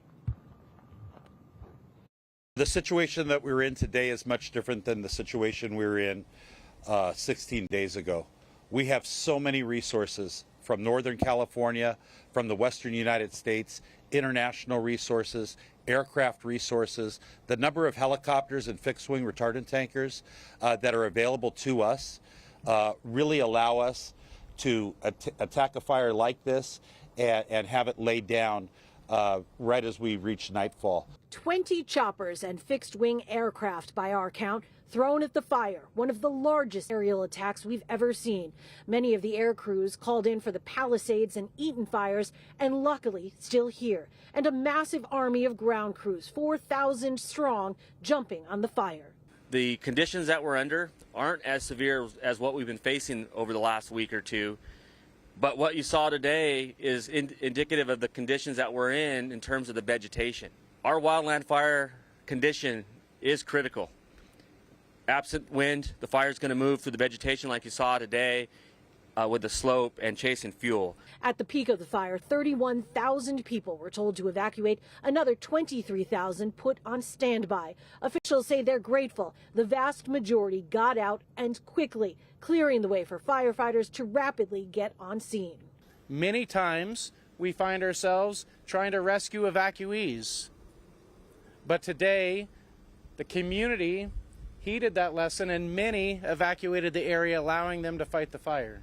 LA County Sheriff's Department will swarm the area tonight to prevent looters, and the sheriff says his department has the resources now to handle any crisis. We're ready for just about anything, which, by the way, includes being prepared for any other incident that would break, God forbid, anywhere in the county of Los Angeles. And up here, the embers are still blowing, still a lot to keep an eye on.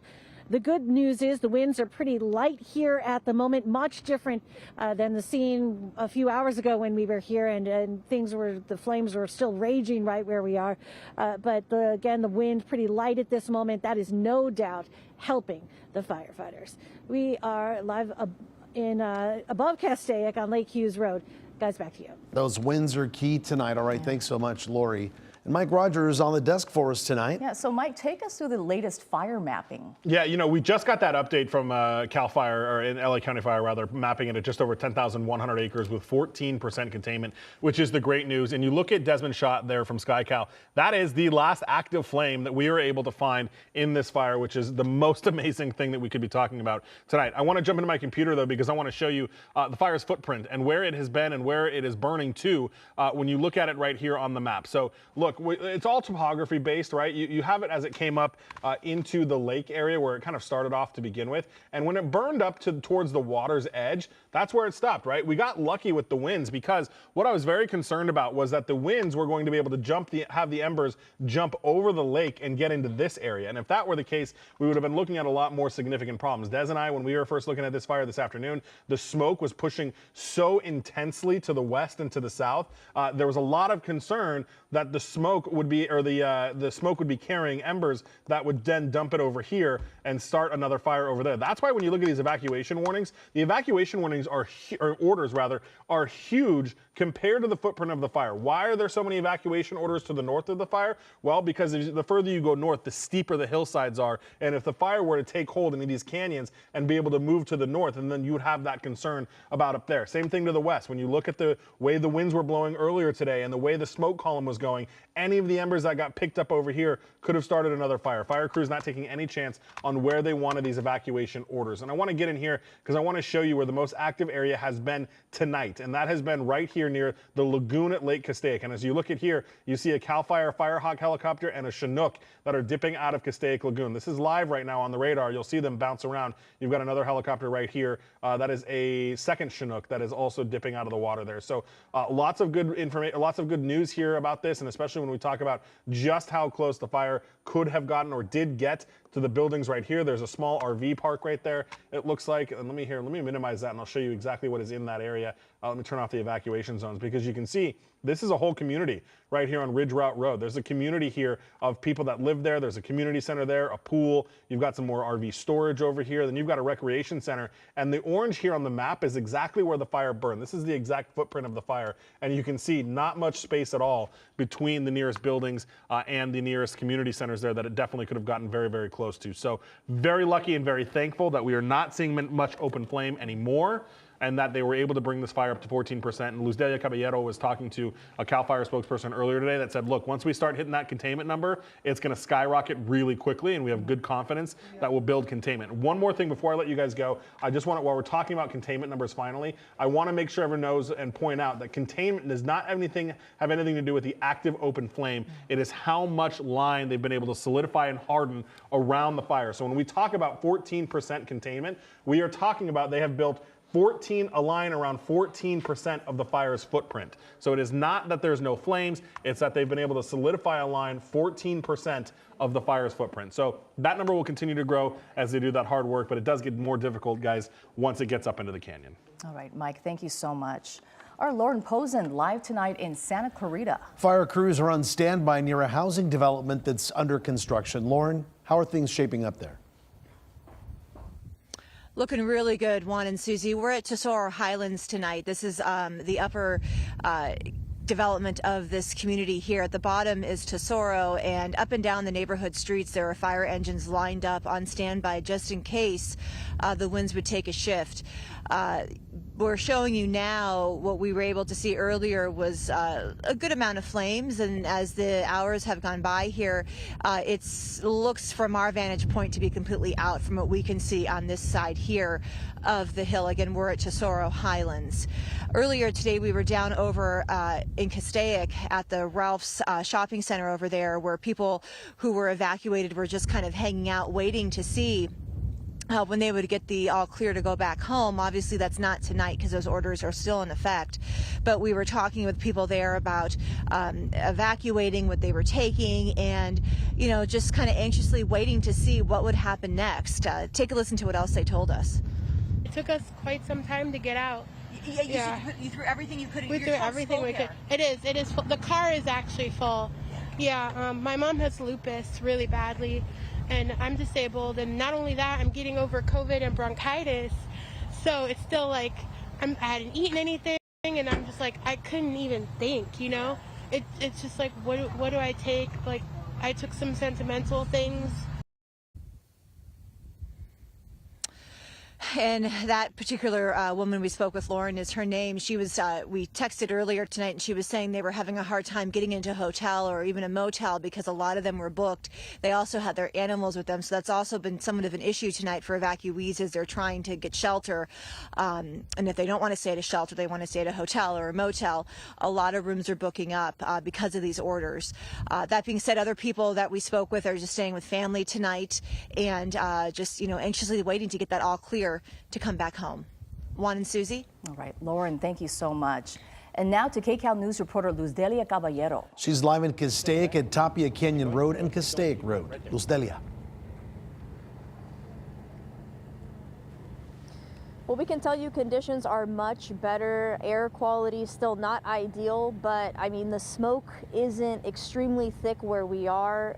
A couple hours ago, even 2, 3, we couldn't say the same thing. Also, in terms of what we're seeing on the hillside, a much different story. As we zoom in, we can see that orange glow, a very small one. You can see kind of smoke billowing, but really not much to write home about, at least from this vantage point. Of course, up in the air, it could look a lot different, but from what we're seeing, I mean, we are very optimistic, and it seems like firefighters are as well. Joining me here tonight is Mr.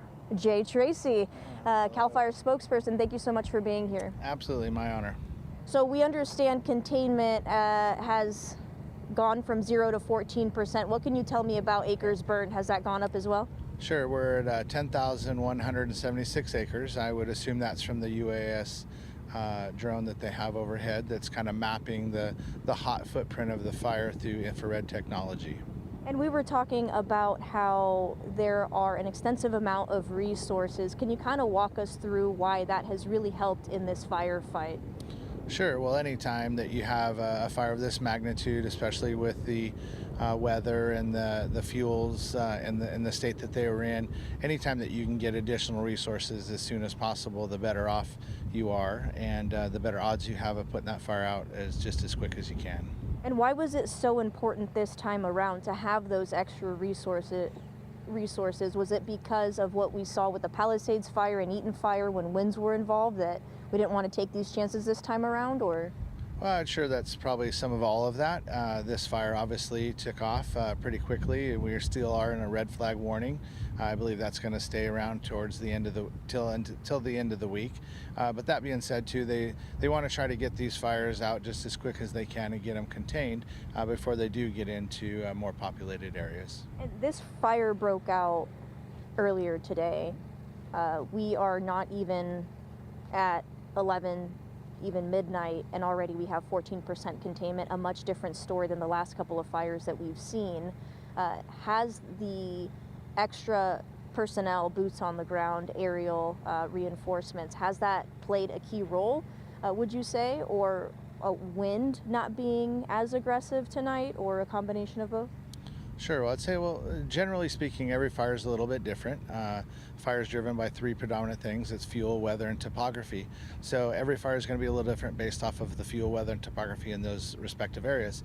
But that being said, the number of resources that were readily available to the incident commanders here absolutely made an impact on this fire.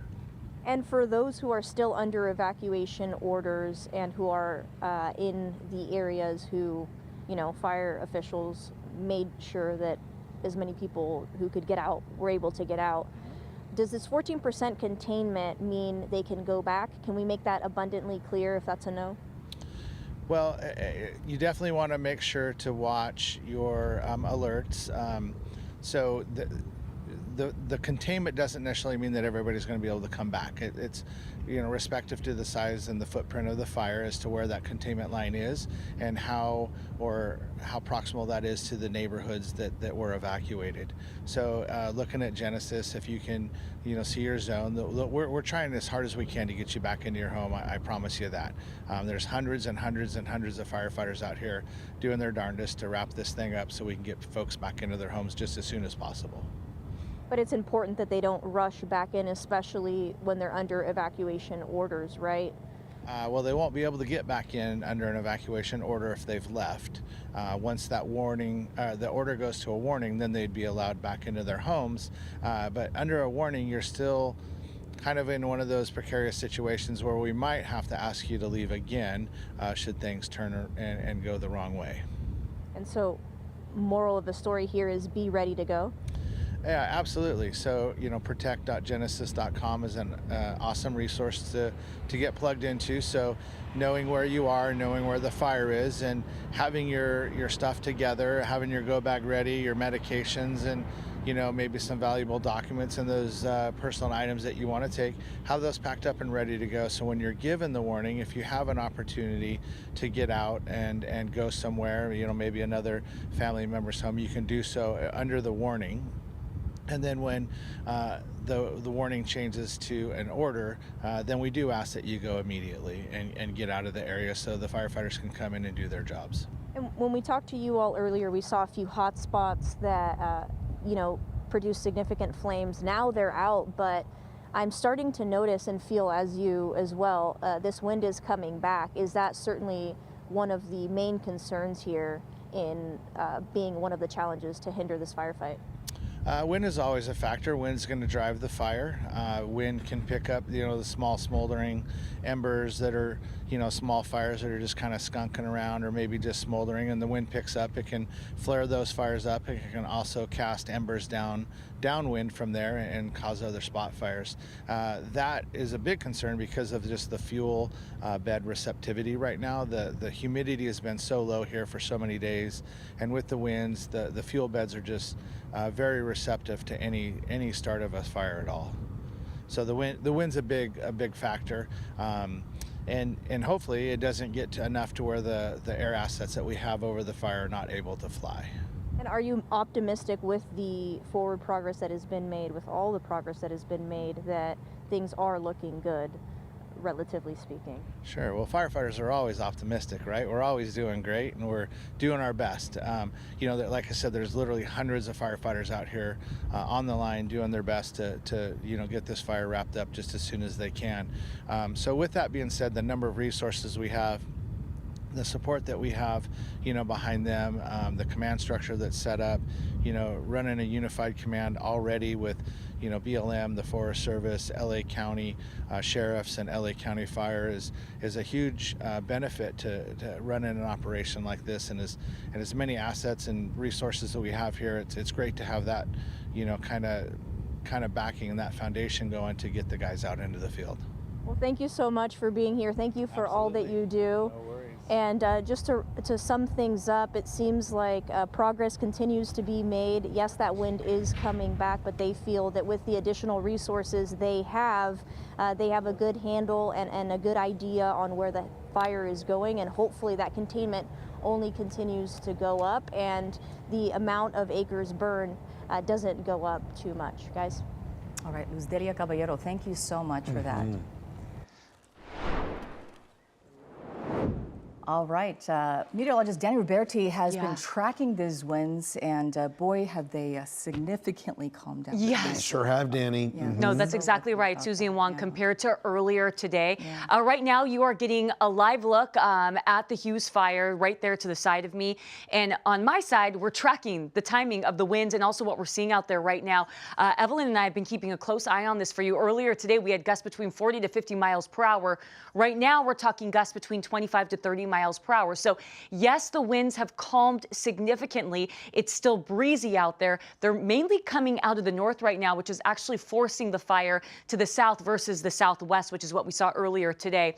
So here's the thing. We are going to see more winds ramping up tonight into tomorrow. So we're in this lull right now, but once we get to midnight, those winds are going to start to pick up a bit. So here's a look at the next 24 hours through Castaic, and you can see once we get to tomorrow morning, we're looking at gusts under around 20 miles per hour, and then they're going to start to pick up late morning into the early afternoon time. So this is when we are expecting to see that next peak. So stronger winds developing. We are still under red flag warnings. We still have high wind warnings that are in effect because our strongest winds are moving through late tonight into early tomorrow morning. So let's take a look at the timing of these winds and what this means for your Thursday. Red flag warnings, again, still in place, and a big concern that we were just talking about earlier is how dry it's been out there. In that area where the Hughes Fire is burning, we are still looking at relative humidity in the single digits. It's at 7%. So it's that nasty combination of the winds, how dry things have been, how dry the air is, and also how dry the vegetation is in that area. So here's a look at our winds going into this evening. So things are going to stay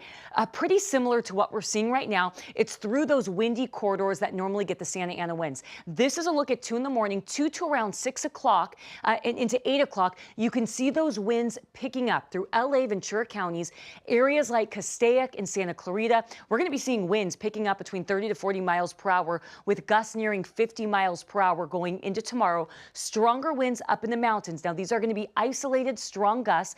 It's not going to be as widespread when we're talking about these gusts around 60 to 70 miles per hour, but mostly everyone else dealing with wind gusts between 30 to 50 miles per hour.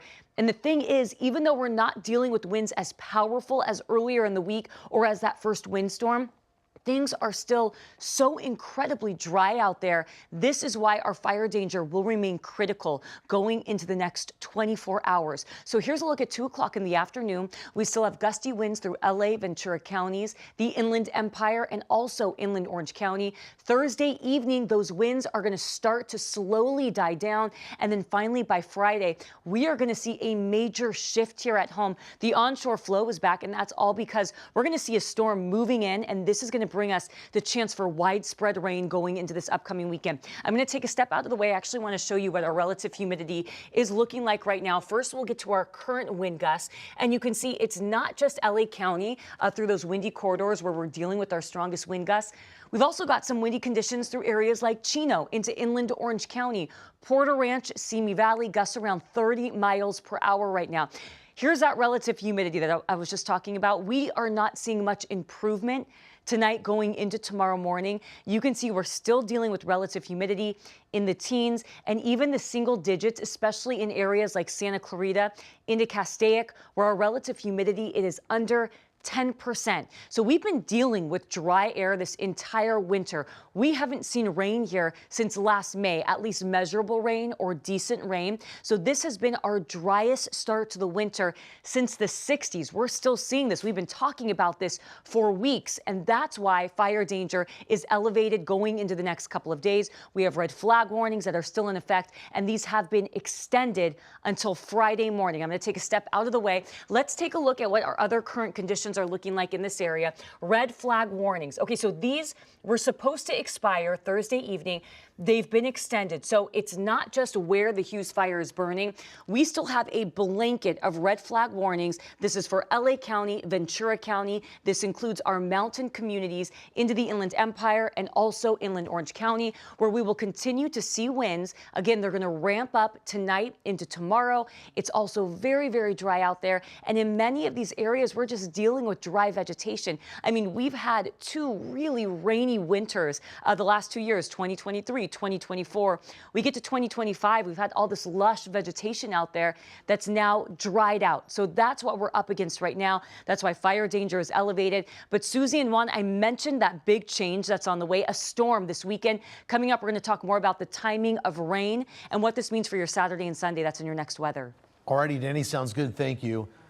Well, if you've been with us all day today, SkyCal capturing the overwhelming aerial firefight tonight. Yeah, so Mike Rogers, water dropping choppers and planes. Pretty remarkable how many aircraft were actually and are still in the air over this fire tonight. Yeah, you know, a good chunk of them are still there. The last I looked, there was about, let's see, looks like 3 or 4 that are still over the fire, which is really remarkable. But look at that. I mean, just some really intense water drops that they've been doing all night long. And it looks almost more impressive from the air when you see them kind of just come in under the glow of the fire and drop the water with such precision. And it really got a lot of us talking about how they're able to do this, right? I mean, at one point tonight, it looked like there may have been almost 20 different aircraft in the air between the fixed wings and the helicopters. We got C-130s from the military that were here today, the MAFS system that they were able to use on all of that. And I want to show you some more video, and I want to show you my computer here as we look at on the left side of your screen, we look at those fixed wing aircraft. So I made this map because I wanted to give you some perspective about how all of this is coordinated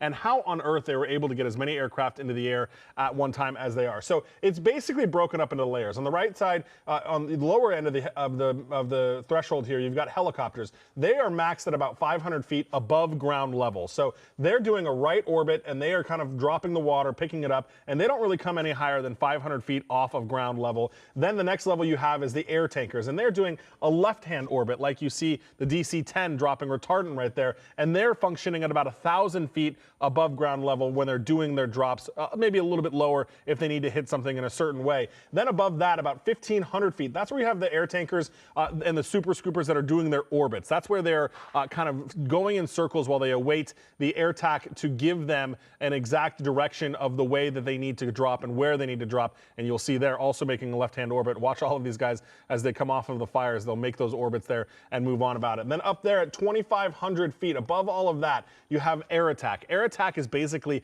air traffic control in the sky. It's this really remarkable way that they do this, and they do that by being able to kind of coordinate all of that. And while I'm showing this to you, I'm actually going to show you live because air attack is up on the radar as we speak. So let me switch over to that screen, and I'll show you that guy's function or that person's function here. You see it right here. It is 2 of them. You've got this one. That's the Colson Sikorsky that's handling it for this, the Colson Chinook, which is right there, but then this one right here, and it's even called on the radar AirTac 5AV, and you can see how high they're up. They're up about 5,700 feet, and they are doing this big overall view of what the fire is doing and where the drops need to come and where they will be most effective. And as long as there's aircraft up in the air, there's usually some form of air attack or an air group supervisor that is up there. And then this person here, they're up at 16,000 feet, and that is where we are getting the acreage numbers from, because that person is much higher. They're using the infrared technology to map all the hotspots and figure out where everything is at. So you've got all of these different layers of aircraft, and this is really remarkable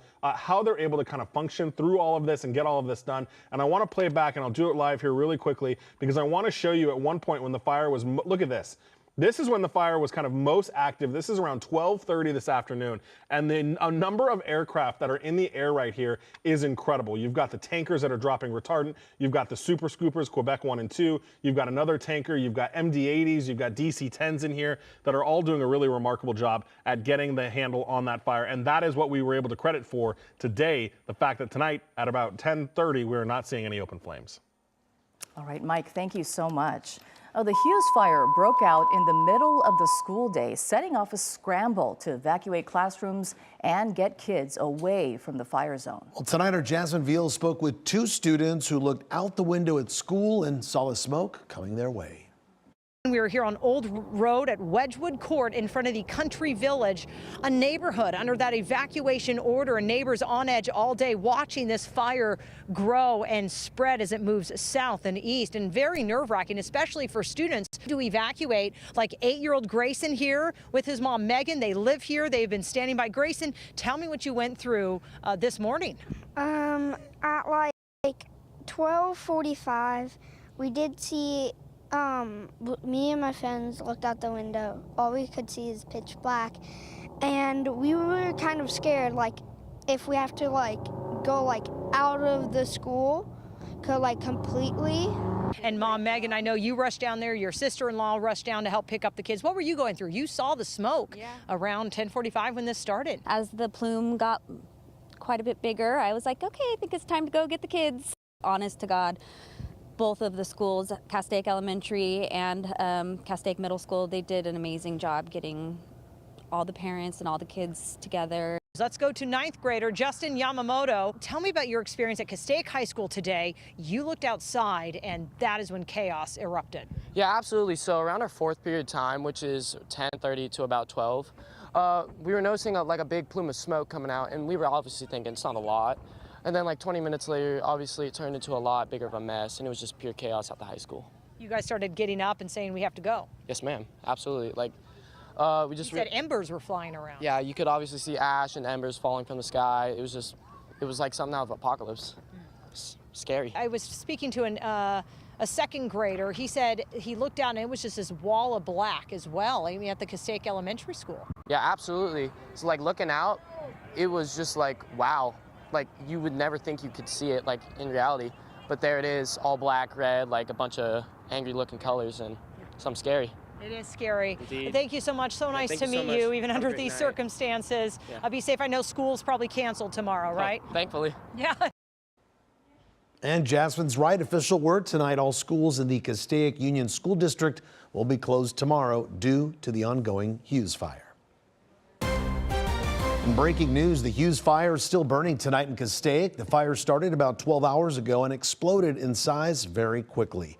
As of right now, the Hughes Fire has burned more than 10,000 acres and is 14% contained, and more than 50,000 people are under evacuation orders or warnings. All right, let's go to Mike Rogers at the desk now with some new information, Mike. Yeah, you know, we're watching the fire burn. This is the last active flame that is left from the fire, which is the great news. The chopper is on the western side of the 5 freeway. If you know the Valverde community up there, that's where the chopper is sitting, and they are looking to the east at the fire, which now has some remarkable containment on it. 14% containment, which is great news as the fire continues to just barely push to the south. That is kind of where we're at right now. 10,176 acres, 14% contained. Very little open flame left on this fire tonight, Juan. All right, Mike, thank you. We're going to continue to update you on the Castaic fire, but we're also keeping a very close eye on the Eaton fire and what that chance of rain could mean for the area. Let's get right to Nicole Comstock live in Pasadena. Nicole? Yeah, Juan, with that fire burning in Castaic today, we've kind of been in active flames mode for the better part of the day, and we haven't had much of a chance to talk to you guys about what the Eaton fire communities are still dealing with.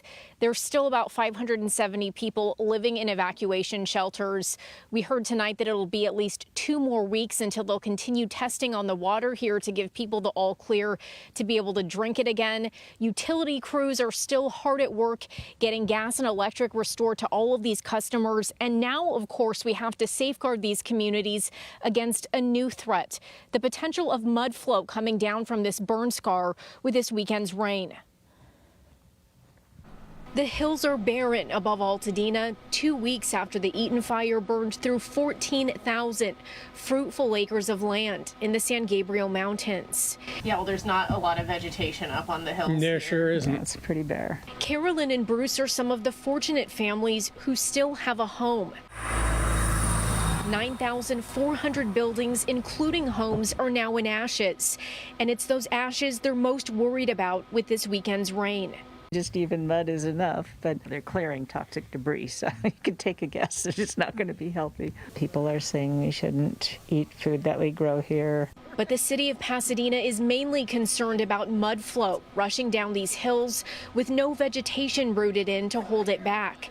They say even a drop of water will flow 7 times faster than before the fires, meaning it only takes a fraction of an inch of rain to bring down mud and debris. Maybe we'll get some sandbags for the front door because it's right down at the bottom of the slope. Generally felt like we weren't very susceptible to flooding here. Utility crews are working on restoring gas service to homes in Hastings Ranch. 150 homes burned here, so the city's bringing in sandbags Thursday with the help of a CAL FIRE strike team from Northern California. It's another hiccup on the road to the long process of cleaning up, repairing, and rebuilding this community. I didn't think we were going to have a house when we got back, but we did, and just have no idea why it survived. So worst case scenario over the weekend would be if we get a thunderstorm over this burn scar. That's still a little bit of a possibility. That would mean that we would get the bulk of the rain maybe in a short amount of time. And so the city of Pasadena and Altadena also, for that matter, they're all preparing for that potential worst case scenario. And starting tomorrow in Arcadia at the Santa Anita racetrack, they'll be using that area to stage all of their emergency equipment. So they tell us they'll be bringing in 10,000 concrete barriers, 30,000 feet of straw, and 25,000, gravel bags. So 25,000 gravel bags to be able to put those behind people's homes and create a barrier between this fire burn area and the properties that managed to survive this fire. For now, reporting live in Pasadena, Nicole Comstock, KCAL News. Looks like they're prepared, Nicole. Thank you. And with wet weather headed our way, the Palisades burn area is preparing for any potential problems as well. KCAL's Michelle Geely shows us how they're getting ready for rain and what some evacuees are being told not to do.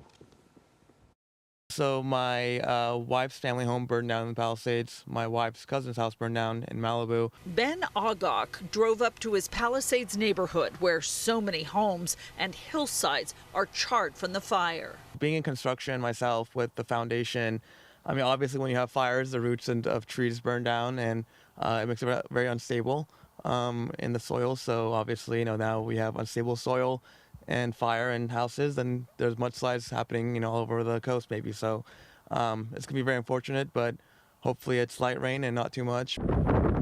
Along Topanga Canyon Road, fences buckled from the weight of small landslides during the firestorm. A huge boulder fell down the hillside and crushed cement K-rail. Rocks falling from unstable slopes covered one lane of the narrow road. All of the damage linked to the fire and concerning with rain predicted for the weekend. A half an inch on a burn scar potentially could be trouble. So we need to be aware. And there's a lot of the conversations going on. We're dealing with this burn scar relatively very late into the winter, right? I mean, we're talking about that takes time to really enhance and develop and do those supportive measures to prevent mud and debris flows. In Malibu, heavy equipment was used to clear debris where Wiley's Bait and Tackle store once stood. In Pacific Palisades, a pile of sandbags have been placed at the top of a steep hill leading down to PCH near the ocean. Throughout the damaged neighborhoods, gutters are filled with tree limbs, ash, and dirt. Grates covering the storm drains are caked with leaves and mud. All of it drains to the ocean. Right now, officials are putting out this message to all fire victims who are being allowed back into the burn zone with escorts. Do not sift through any fire debris. It's hazardous and it may contain toxic material that could severely impact your health. Removing fire debris may also affect your insurance claim. In Pacific Palisades, Michelle Geely, KCAL News. Let's go to some breaking news affecting so many of us. It involves air quality and all our fires. Mike Rogers, what information are you getting into the desk? Yeah, Juan, the South Coast AQMD putting out a smoke advisory and an ash advisory because of all the smoke that was put up by the Hughes Fire. I'll show you some video here. SkyCal was able to look at it tonight, and you can see all of the smoke that is coming off of the hillside there. Now, the smoke advisory through 10 o'clock tomorrow, that is for the San Gabriel Mountains, the 5 Freeway corridor, parts of the San Fernando Valley. What may surprise you, though, is to hear that Malibu and the Pacific Palisades will be on that list as well. But when you look at this video from SkyCal, Des shot this a little bit earlier. Open up the shot, and you're going to see the massive amount of smoke that moved from where this fire is in the Castaic Lake area all the way out to the ocean. You see the 101 freeway off into the distance there on the map, so you can see how far that went. There's a second advisory, though, that I also want to tell you about. This is the ash and dust advisory. That goes through 6 o'clock tomorrow. Winds may kick up that ash like we saw the other day, not only from this fire, but from recent fires as well. Juan, we've got all of that information on our website, kcalnews.com. Just go to the Scene on TV link. An important resource for all our viewers. Yep. Mike, thank you.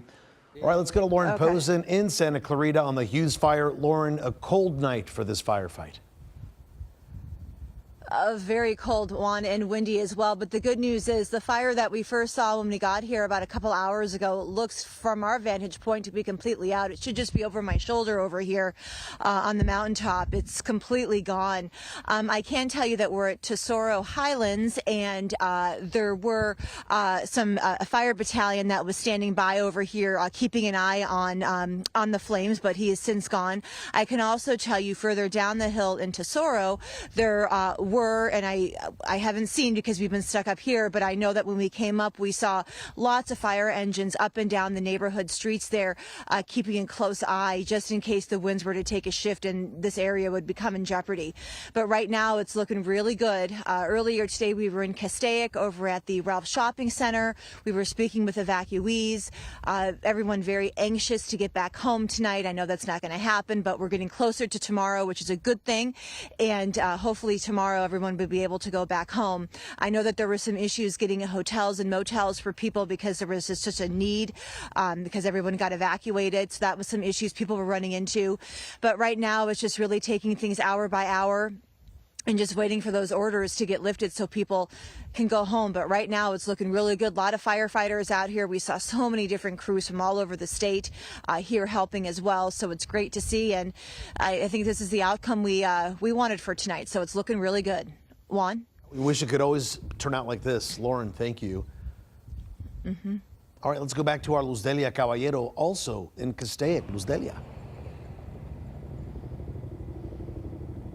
We are in Castaic, just off Castaic Road, and similar to Lauren, from our vantage point, the fire is pretty much out. We see what looks like a power pole or a telephone pole that is currently on fire, kind of swaying in the wind. The only thing we can tell you that has developed within the last couple of hours and even within the last couple of minutes is that the major hotspots that were burning behind me on the hillside are pretty much out. And even the orange glow that we saw not even 20 minutes ago, that seems to be out as well. A new development too is that this wind is starting to pick up even more than when we talked to you last, and that is something that firefighters were saying that they were prepared for, and that's why they deployed additional resources. They also had people in several different places prior to this fire actually breaking out to plan ahead, and they're going to continue doing that tonight. They've also prepared for this wind event in their strategy to tackle this fire.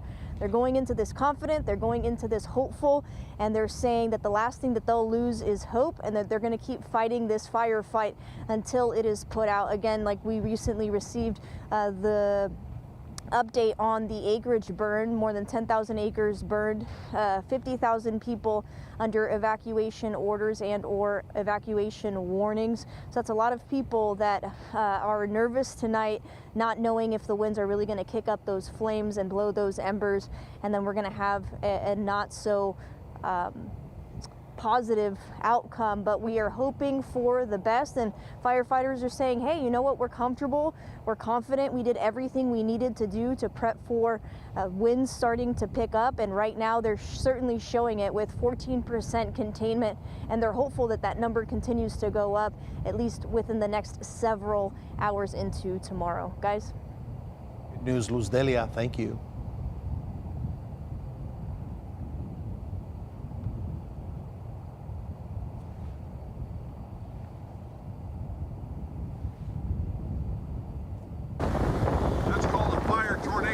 At you. Temperatures 200 to 300 degrees. Roaring. It's crazy.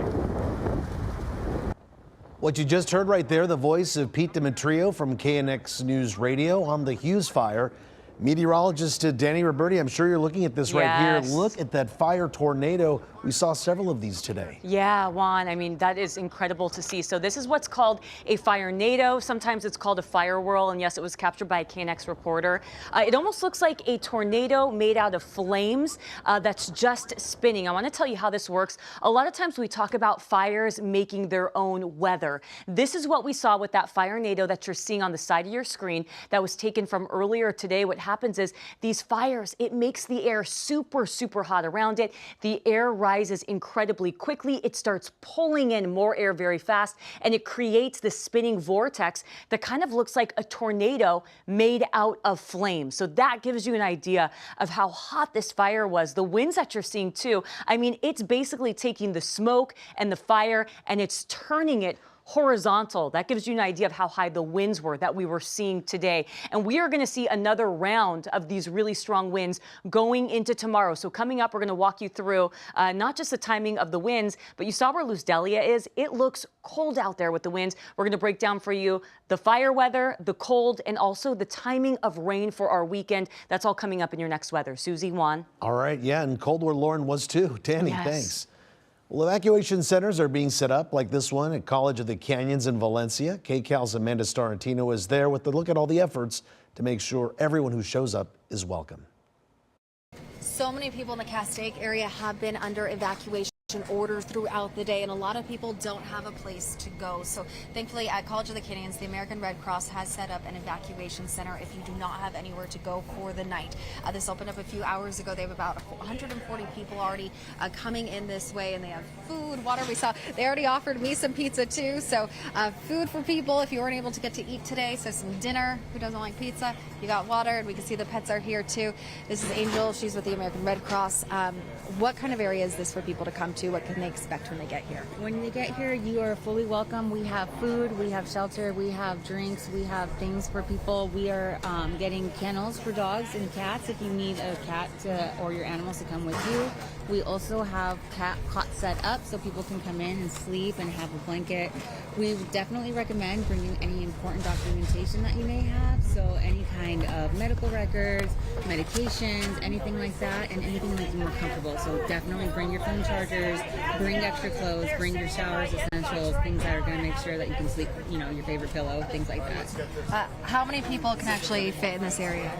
We don't have a full number right now, but we do have plenty of room. And that's all of them. So anyone who is evacuated, anyone who needs somewhere to stay tonight, who can't get back into their homes, definitely come by. Okay, and then you can stay as long as you need, right? Yes, that is correct. We are not closing this down until we are, you know, ready for everyone to get somewhere else to go. Okay, all right. Thank you so much. We appreciate that. So you can see people are coming in. We see some pets. We see some dogs over there. So they're getting a nice, safe, warm place to sleep tonight. Oh, look at those pups over there. But obviously a very stressful situation for a lot of people, especially when you have to leave your home so quickly and you're seeing those flames come by. I was talking to my brother earlier. We all live in this area, and he was saying he's having a hard time finding a hotel to stay because he couldn't get back into his neighborhood this evening. So hotels are booked. They're packed in this area. Castaic is a very small, tight-knit community, and it's just right, everyone's just right off the freeway, so it's really easy to see all those flames from their home, so you can really see what a lot of people experience. But I mean, if we come down this way, you can see they're bringing in everything. They're moving fast. We got some kennels coming through here. We love that. Blankets of love. We're setting up. We've been here. Yeah, so what are you guys doing? Well, we brought emergency pet supplies, pet food, crates, carriers. We were first boots on the ground here. So we're setting up now. We're moved from one side to the other. This is Operation Blankets of Love. All right. OBOL.info. And Good. cats and dogs, any other Cats, animals? dogs. Man, somebody had a rabbit. A rabbit, okay. So what we're an animal welfare and emergency relief nonprofit. In essence, we rescue the rescuers. So it's kind of like a Red Cross to the animal rescue world. We love it. Thanks for doing the good work. All right, keeping our favorite little fur babies safe. All right, you can see all this work happening here. We have that coming through here. We have more coming out from over here. Let's see what they're bringing out. Looks like this might be some of the cots and stuff. What do we have over here, guys? These are all the cots. Okay, so you can see the cots. These are going to be coming into the gym to make everyone comfortable tonight. Thanks, guys. We appreciate it. So they're moving very quickly over here, making sure everyone has a nice place to sleep tonight. And what do we have over here, guys? What are we delivering here? Cots and blankets. Okay. Gotcha. Okay, cots, blankets, water, and food. So they are all prepared for whoever needs to come out here. We've been watching that fire, but we don't know how long this can last. So a lot of people still under those evacuation orders. Again, this is College of the Canyons. This is the East Gym. Everyone is welcome if you need a place to stay tonight. In Valencia, I'm Amanda Starantino, KCAL News. And hopefully they'll only have to stay there one night. All right, KCAL News reporter Jeff Nguyen is in Valencia tonight. Flames were visible from where he was, nearly 10 miles away. We are about 15 miles from the Hughes Fire at the top of a housing development in Valencia called Tesoro. And even from this distance, you can just see how vibrant the flames are from this hillside. Earlier tonight, the work for fire crews really expanded. Come and walk with me in this direction. This is to the north of Valencia, and the flames here sprung up at about 7:30 this evening. And after some point, it really expanded, and we were able to see a number of fire engines work their way up there. And there has been a series of water drops as well. Right now you can see some of the blinking lights from the vehicles, some of the apparatus that are moving in that direction. But I would like to ask Assad to go back to the main flames right here, because the airdrops have been going nonstop. From our vantage point, even though there is so much distance, you can just get a sense of how intense the flames here have been. And even though Valencia is quite some distance from Castaic, an evacuation order went into place earlier today, it is currently still in effect. The LA County Sheriff's Department has closed off entry to the hillside community here, adding to some of the worry. Earlier, the northbound I-5 freeway was closed for about 4 hours because there were concerns that the flames would jump the freeway. Fortunately, that did not happen. We were able to speak to a number of families who evacuated. One of them was from Castaic, but first let's hear from the Che family from Valencia, who also evacuated. From your house, were you able to see the smoke from Castaic? Yes, we have. What was that like, seeing it over the hills? It was surreal, but we've been through it before, so this is our second time being evacuated in 7 years. So, sometimes we hear of people not following the orders. For your family, why did you kind of take it so seriously? Because you can replace your home and belongings, but you can't replace your loved ones and your pets and stuff. So we decided don't risk it, just do what the authorities want you to do. So I mean, we've got suitcases of some clothes and basic necessity things, some waters, and we got a little bit of food and snacks inside, just in case we aren't able to get home tonight. And I'm a game developer and a nerd, so I needed to, if we're not going to get home for a while, we might need something to entertain ourselves with, so I brought some board games and things. Grabbed the pets, important things, loaded up the car quickly as we could, and just got out because we heard the evacs were going on. As we give you another look at the Hughes Fire, it is a reminder of why these evacuation orders are so important. Because when you live in a community such as this with rolling hills, sometimes you may not be able to see that. And even if you are able to see that, maybe some of the hills might block off some of the burning that happens in another direction, which is why authorities put in these evacuation orders to make sure that people get out early. Reporting from Valencia, Jeff Nguyen, KCAL News. Schools evacuated across Castaic today after the Hughes Fire broke out, and all Castaic Union School District schools will be closed tomorrow due to the fire. Meanwhile, 15 days after the Eaton and Palisades fires began, cleanup of schools continue there. Arena Nakano has a look at the cleanup efforts in Malibu. Hello, Revere families and staff. Every night since the Palisades fire broke out, Amir Garami has been getting these robocalls from Paul Revere Charter Middle School. We were all sitting on pins and needles waiting for what's next. While his daughter and 1,700 students still have a standing school, for a week they switched to Zoom instruction until earlier this week. I believe it was Monday night that we received another robocall saying Tuesday, school is open. Starting Tuesday, the school stopped all hybrid Zoom options, requiring everyone to return to in-person learning. Guarami says while he was thrilled at the idea of returning to normalcy, he wasn't convinced the campus had been remediated from the fire damage, so he kept his daughter at home. As a parent, we have zero details. What was exactly done? By who? How effective? Parents who did send their students to school on Tuesday shared these screenshots from a parent message board. Some students claiming their lockers and textbooks were covered in ash and that students were eating outside despite outdoor activities being banned. We pressed LAUSD for answers. It responded, in accordance with the California Office of Emergency Services guidelines, contractors and LA Unified staff wet wiped, mopped, and HEPA vacuumed all horizontal surfaces. Every filter was individually inspected and changed out as necessary. The district also hired an outside environmental consultant who deemed that soil or surface sampling was not necessary, and that the consultant's study results should be made public in 1 to 2 weeks. I want to see their findings. Gorami asks if the district has compelling evidence that the campus is clean, why can't parents see the proof now? How can a family feel comfortable when they have children that are experiencing so many different issues returning to a school when they don't know the quality of what's been done and what's present? Why hide the ball? Gorami says if and when they get some sort of information proving that the school is deemed safe, then he can make a decision. But until then, he says they're still in limbo. We also asked the district if a hybrid Zoom option would return for students with concerned parents until those results are in. The district stated the only other options are to drop out of Paul Revere and enroll into the district's independent study or virtual academy. Marina Nakano, KCAL News. All right, we haven't shown you this video yet. Our colleague Jonathan Vigliotti and his crew shooting this video of the Hughes Fire earlier today. And look at those flames and the winds fueling those flames. The Hughes Fire has scorched more than 10,000 acres in Castaic since it began after 10 a.m. today. And I got to tell you, Danny, I was in Hollywood today.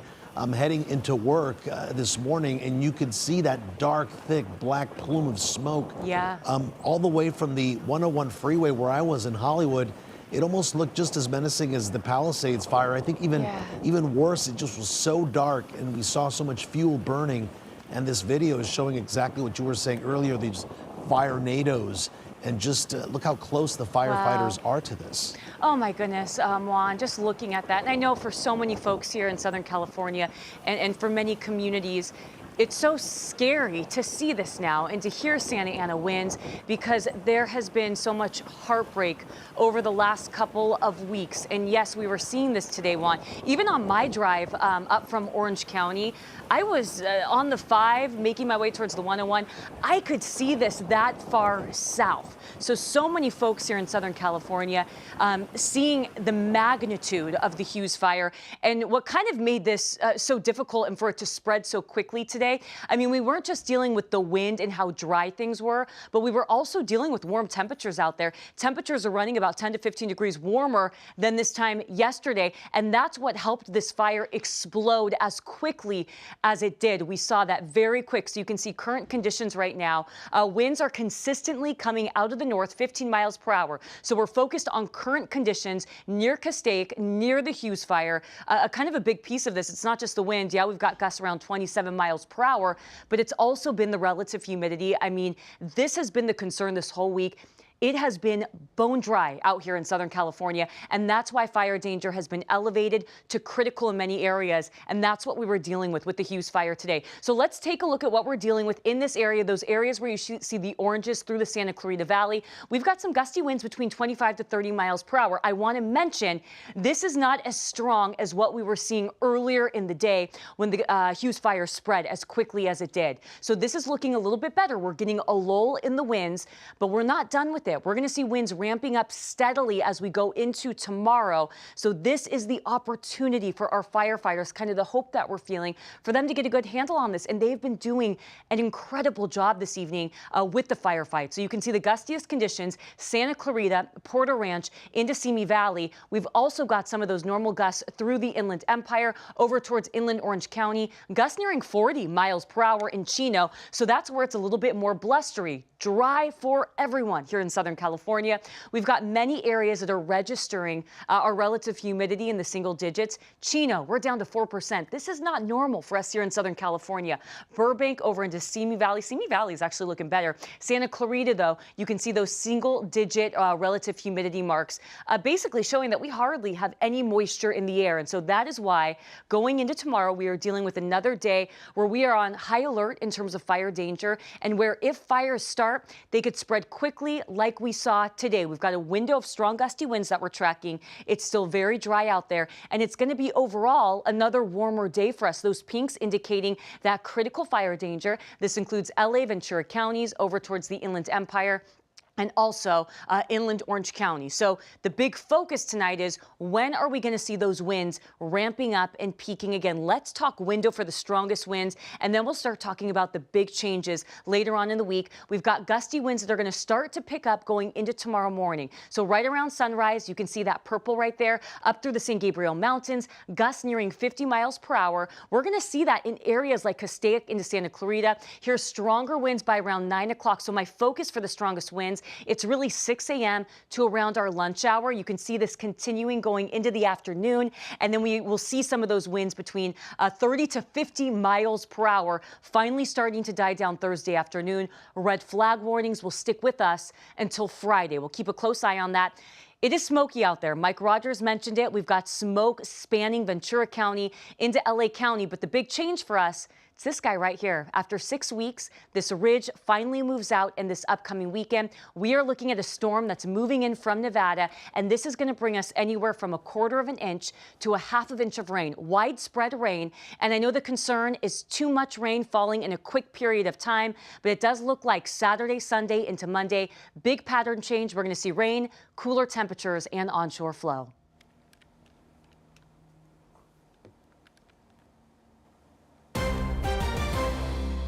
SoCal's latest brush fire now going 13 hours in Castaic, but firefighters are making strong progress tonight. Good evening. I'm Pat Harvey. Hi, everyone. I'm Susie Sa. Well, more than 50,000 people from Castaic to Santa Clarita under mandatory evacuations or warnings tonight. More than 10,000 acres have burned, but no structures have burned. And tonight, the fire now 14% contained. Wind gusts expected to pick up once again tomorrow morning. And our Lori Perez is live in the hills above Castaic tonight. Lori, you have been right next to a very active part of this firefight. That's right. This area has been very dynamic. A few hours ago, massive flames right next to where we are standing. Now a little bit of a different scene, not the big flames, but still quite something to see. We are miles up Lake Hughes Road into the Angeles National Forest, far from homes and buildings. So what you're looking at, what's burning here, is really just terrain. But this is still an area that firefighters want to watch, even though there is no town around. I want to show you something pretty cool. We do have video of hand crews that have hiked up into the hillsides. We saw them heading up in the pitch black, headlamps kind of lighting their way. They are in the hillsides over Elizabeth Lake Canyon on the eastern edge of where the Hughes Fire was burning. And these ground crews, plus the air support, they have really launched such an impressive attack on the flames today. The situation that we're in today is much different than the situation we were in 16 days ago.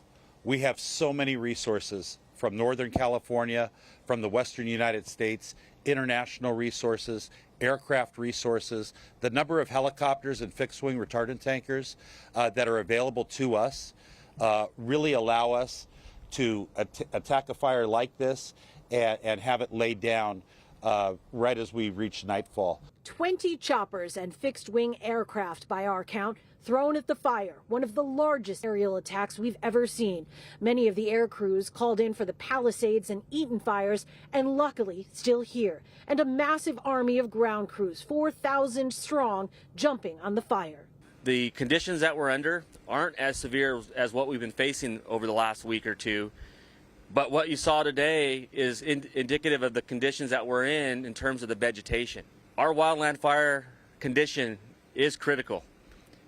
Absent wind, the fire is going to move through the vegetation like you saw today with the slope and chasing fuel. At the peak of the fire, 31,000 people were told to evacuate, another 23,000 put on standby. Officials say they're grateful the vast majority got out and quickly, clearing the way for firefighters to rapidly get on scene.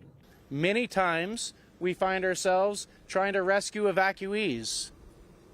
But today, the community heeded that lesson and many evacuated the area, allowing them to fight the fire.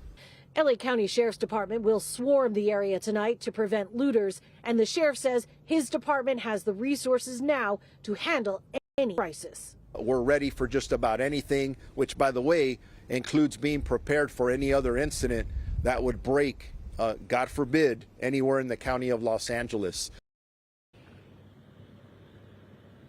from where we are, we can really hear all of these flames crackling.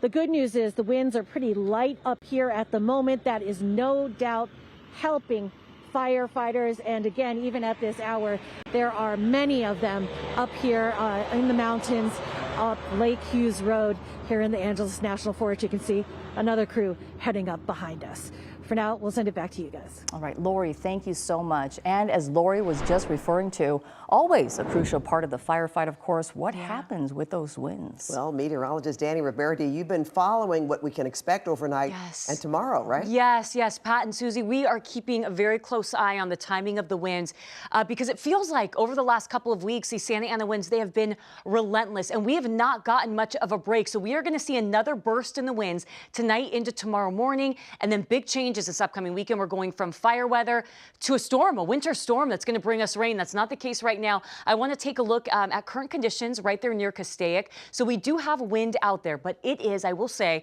much calmer than what we were seeing earlier today. We had gusts between 40, 50 miles per hour. Right now, sustained winds, they're now coming out of the north, 15 miles per hour, gusts between 25 to 30 miles per hour. The thing is, it is still so dry in this area, and that's what really helped this fire spread as quickly as it did.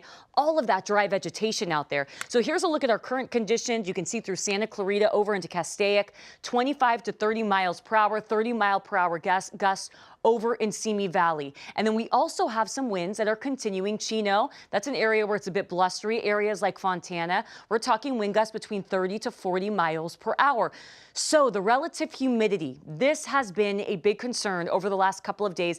That's why fire danger has been critical. I mean, it's not just the winds, but we have this really dry air mass in place. So when fires start, they can spread quickly. And it's that nasty combination, that recipe that we don't want to see here in Southern California. It's the wind and it's the dryness out there. And we've been seeing our relative humidity in the single digits in areas like Santa Clarita, Burbank, even into the Inland Empire. Coming up, though, we're going to talk timing of the strongest winds and when we finally get a break. A big change here at home, rain this upcoming week, and we'll talk timing of the rain as well. That's in your next weather. Pat, Susie. All right, we will see you then, Danny. And now to KCAL News reporter Luz Delia Caballero. She is live in Castaic at Tapia Canyon Road and Castaic Road. Luz Delia.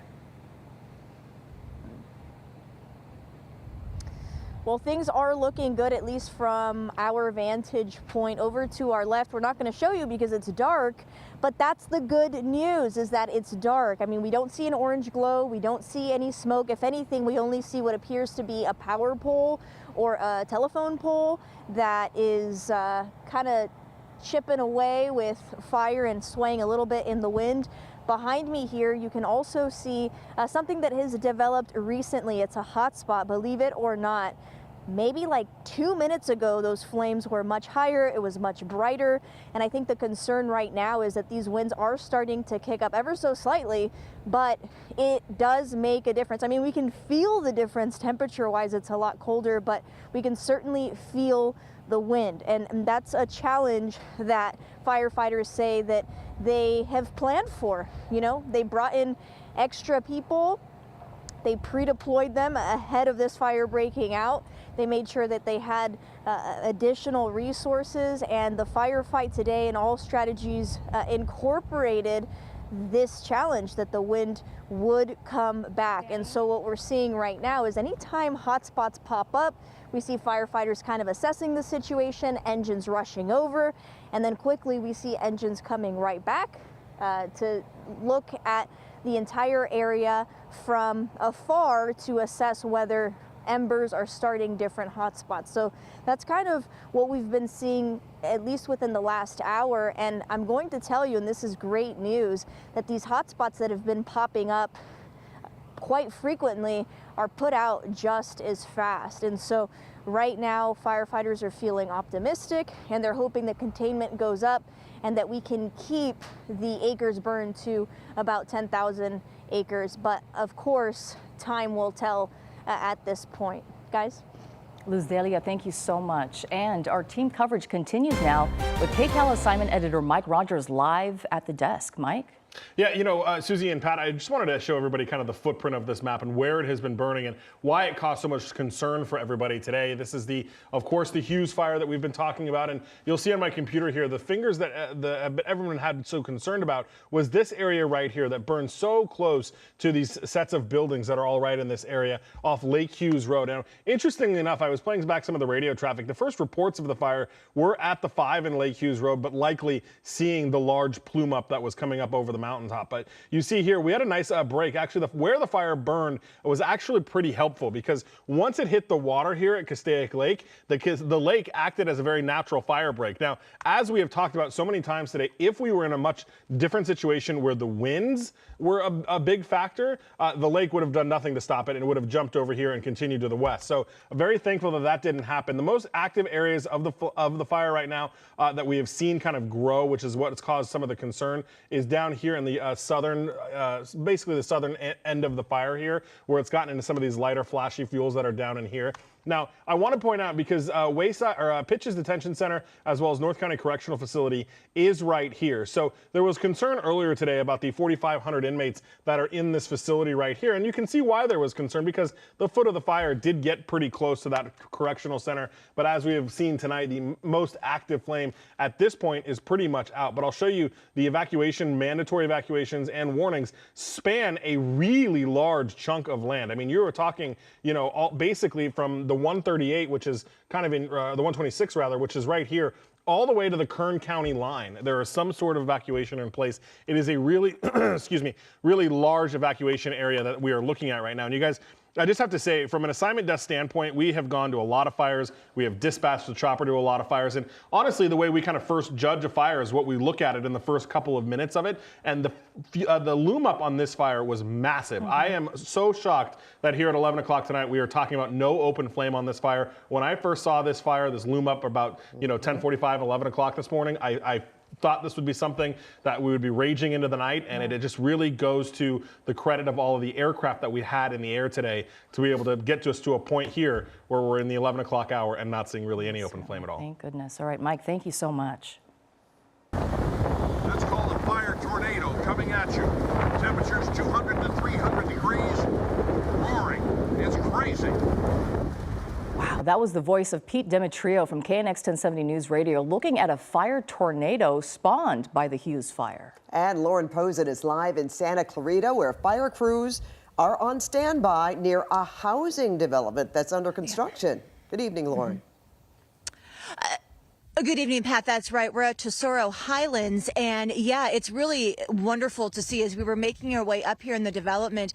Nearly every street has fire engines on standby just in case this wind were to take a different direction. I'm kind of in somewhat of a black hole right now, but I still want to show you because I want to be moving around and show you things at home. We're panning the camera right now. Just got to trust me on this one. There's a mountain behind there. When we first got here, Pat, it was glowing. This was about a couple hours ago. We could see some flames, but I tell you, as the hours have gone on here, it's completely gone right now. You wouldn't even be able to tell that anything happened here earlier. I also don't even really smell the smoke much anymore either. So those are really good signs. It is windy, which we've expected. It is cold, which we expected.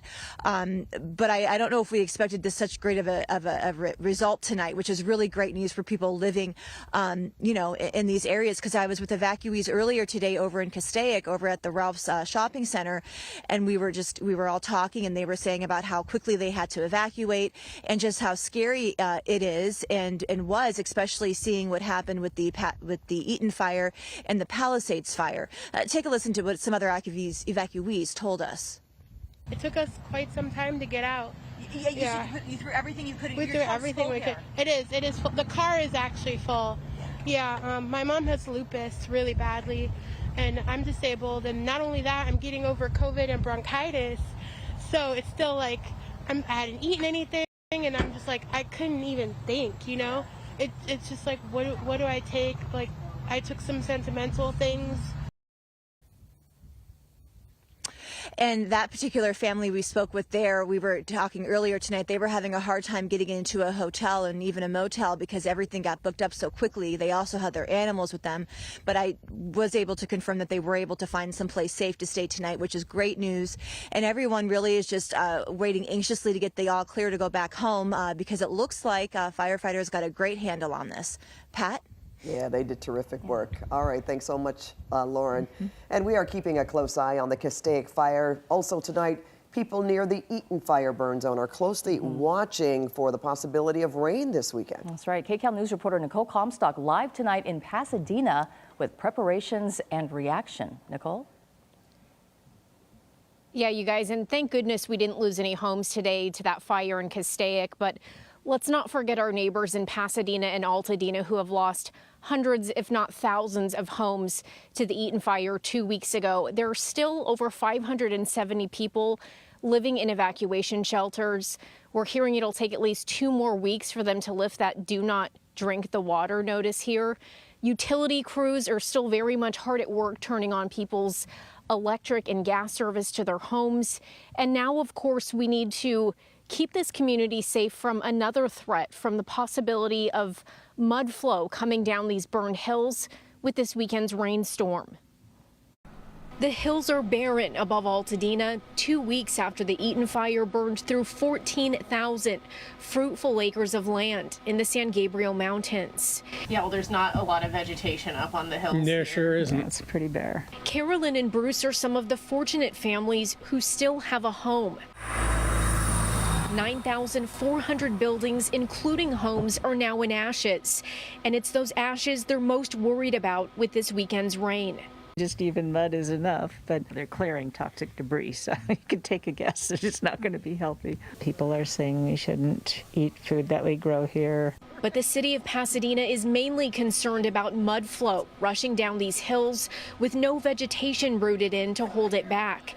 They say even a drop of water will flow 7 times faster than before the fires, meaning it only takes a fraction of an inch of rain to bring down mud and debris. Maybe we'll get some sandbags for the front door because it's right down at the bottom of the slope. Generally felt like we weren't very susceptible to flooding here. Utility crews are working on restoring gas service to homes in Hastings Ranch. 150 homes burned here, so the city's bringing in sandbags Thursday with the help of a CAL FIRE strike team from Northern California. It's another hiccup on the road to the long process of cleaning up, repairing, and rebuilding this community. I didn't think we were going to have a house when we got back, but we did, and just have no idea why it survived. Well, the worst case scenario this weekend would be if we saw a thunderstorm over this burn scar where we could see a lot of rain come down in a short period of time. And so everyone in town is preparing for that possibility. Starting tomorrow at the Santa Anita racetrack in Arcadia, they'll be using that area as a staging ground. So they're bringing in 10,000 concrete barriers, 30,000 feet of straw, and 25,000 gravel bags. They will be coming out to these neighborhoods most severely impacted by the Eaton fire and creating a barrier behind and between that burned hillside and the homes that managed to survive.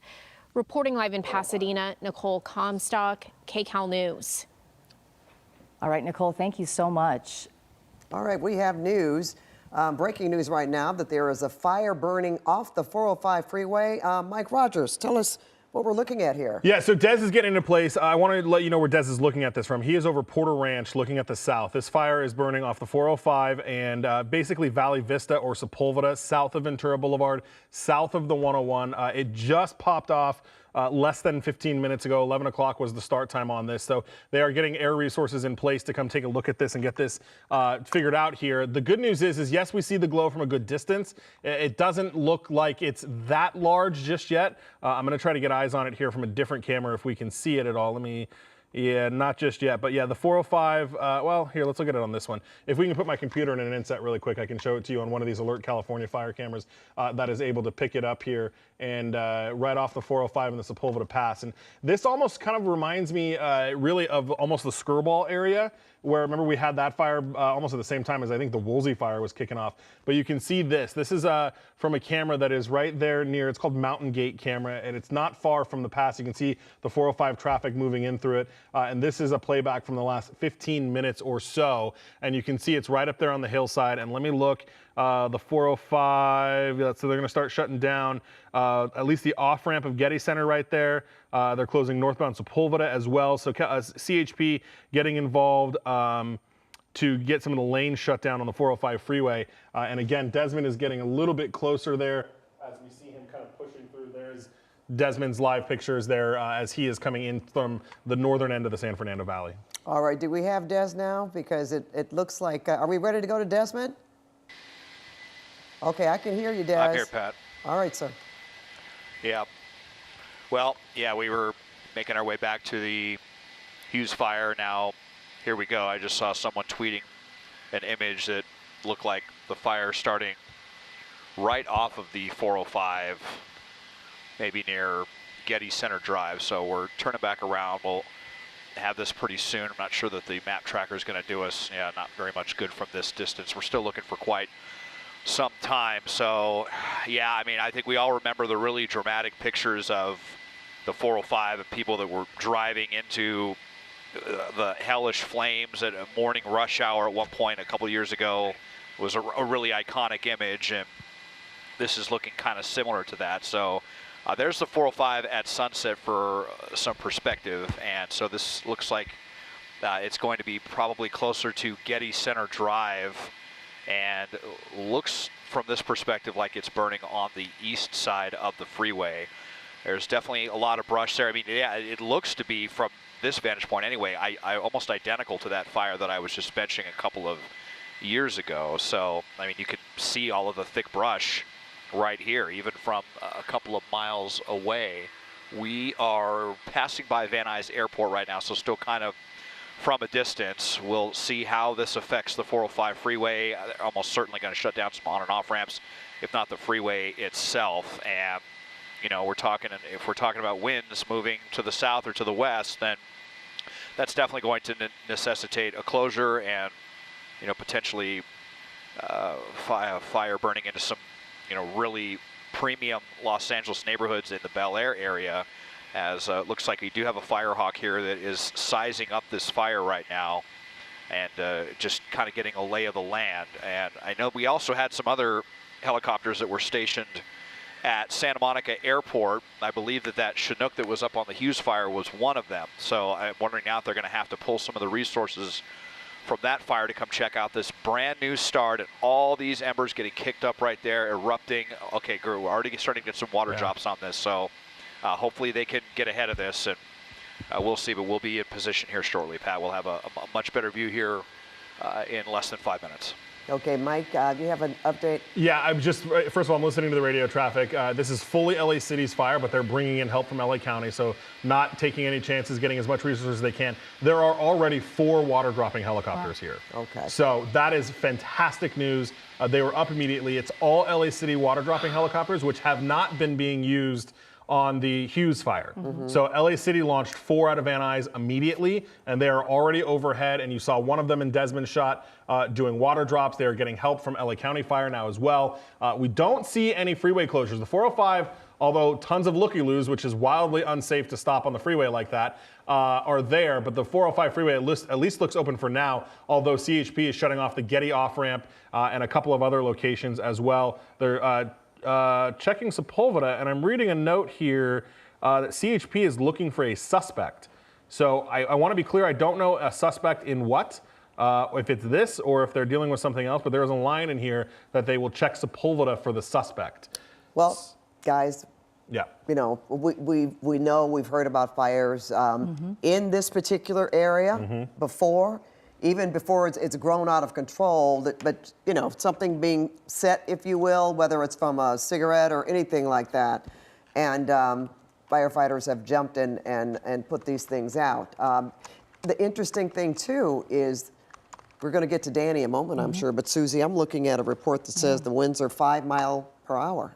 In this area right now. And, you know, Jenny was talking about how the winds are supposed to die down and then pick up, you know, in the morning around dawn. So this is certainly that opportunity that we've been talking about all night, whether it be on this fire or the Hughes Fire burning right now in Castaic, giving firefighters that opportunity to fly in the air and attack these fires from the air.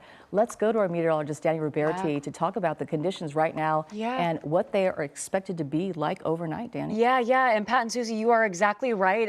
I pulled up our current conditions right now. I'm in that area. I'm checking all of our different readings, and we're mainly looking at winds around 5 miles per hour right now. They're coming out of the north.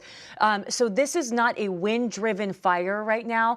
It does look like it's topography-driven. This is really good news, though, that we don't have to contend with the really gusty winds right now, because this is our lull. We're not seeing any big gusts, so this is pretty close to it. And I apologize, I pulled this up really quickly. So where you're seeing that flame is not where the fire is burning. I just tried to gather some information right now. But the thing is, in that area along the 405, we are dealing with that red flag warning. So there's a red flag warning right there. And we are seeing that, I mean, all across Southern California, most areas. So in any of these areas, it is so dry out there that even if we're not dealing with the winds, fires, when they start, they could still spread quickly because you've got all of this dry brush, all of this dry vegetation, and that's what you're seeing out there. But I do think it's good news that we don't have the gusty winds. In terms of what happens going forward, you know, that's what I've got my eye on, because we are going to be seeing these winds picking up in this area specifically. Once we get into the overnight hours, so we're going into 2, 3, 4 o'clock in the morning, this is when we're going to start to see a little uptick in those winds. And we're going to talk about winds coming out of the northeast about 20 miles per hour in this area. So nothing like we've been seeing with some of these fires in terms of the Palisades fire and the Eaton fire, when we were dealing with these windstorms and these incredibly powerful and damaging winds. But still, our conditions, they are prime and they are ripe right now for fires like this to start. But I do think right now this is giving our firefighters a good opportunity to get a handle on this fire before we see these winds kind of kicking into gear early tomorrow morning. They are going to last for most of tomorrow, so around sunrise, that's when we're going to see those winds peaking. Here, we're not expecting to see the winds as strong as what we're going to see in Castaic, where the Hughes Fire is burning. That's where we could see gusts reaching 50 miles per hour again. So right now, 5 mile per hour winds, we're still dealing with relative humidity in the single digits, and that is making things difficult all across Southern California, but thankfully not that factor of the wind that we're dealing with right now. So this is the opportunity for our firefighters and for this fight. I'm not mistaken, I could be wrong, Mike could answer this question, but Susie and I were looking, and it seemed like we saw some firefighters making their way, maybe Desmond could answer this too, making their way up that mountain there. And ground crews fighting it, yeah. They looked like they had flashlights, so we were assuming those were ground crews. Desmond, were you able to catch that? Yes, so I did notice these firefighters right down here, and they had some flashlights kind of in this area. And frankly, this kind of looks like where the fire may have started, this area that I'm highlighting right here. And you can see definitely right down here at the bottom. So, you know, Mike said they're looking for a suspect, and, you know, obviously we're going to have to wait and see, because I immediately thought that this was a suspicious fire. The one that was set in this area several years ago was intentionally set, and this isn't. It doesn't look like where someone could have been driving by here on Sepulveda and carelessly flicked out a cigarette butt or something like that. I don't think they would have flicked it that far unless they threw a firecracker out the window or something like that. And, you know, threw it pretty far. This definitely is a suspicious fire. So this is right where Sepulveda goes underneath the 405, basically right at the Getty Center off-ramp. And as I'm going to widen out, we'll put up the satellite overview. And the good news here, from what I can see, there's no homes immediately in this area. Here on the other side of the ridgeline, you do have some homes at the top of Moraga Drive. So hopefully, you know, those people there, we're probably going to get awakened. Actually, that's a gated community right here at the top of Moraga. I know, because I tried to walk my dog up there one time, and you can't go to those last few homes. So we'll see, you know, if, and in fact, look, you can see the fire people trying to get in there right now. I think that's right there at that gate, probably on the loudspeaker, telling them that they need to wake up and get ready to leave if this one takes off. We are dealing with a lull in the winds right now. That is good news. And some more favorable news is that Stone Canyon Reservoir is, well, it's a little far out of the shot, but it's not very far away at all. That's a reservoir that is now exclusively used for fighting fires like this or for emergency purposes. Used to be a drinking water reservoir, no longer the case. So they do have a very close reservoir, just like they had on the Hughes Fire with Lake Castaic, where they can come and hit this really quickly.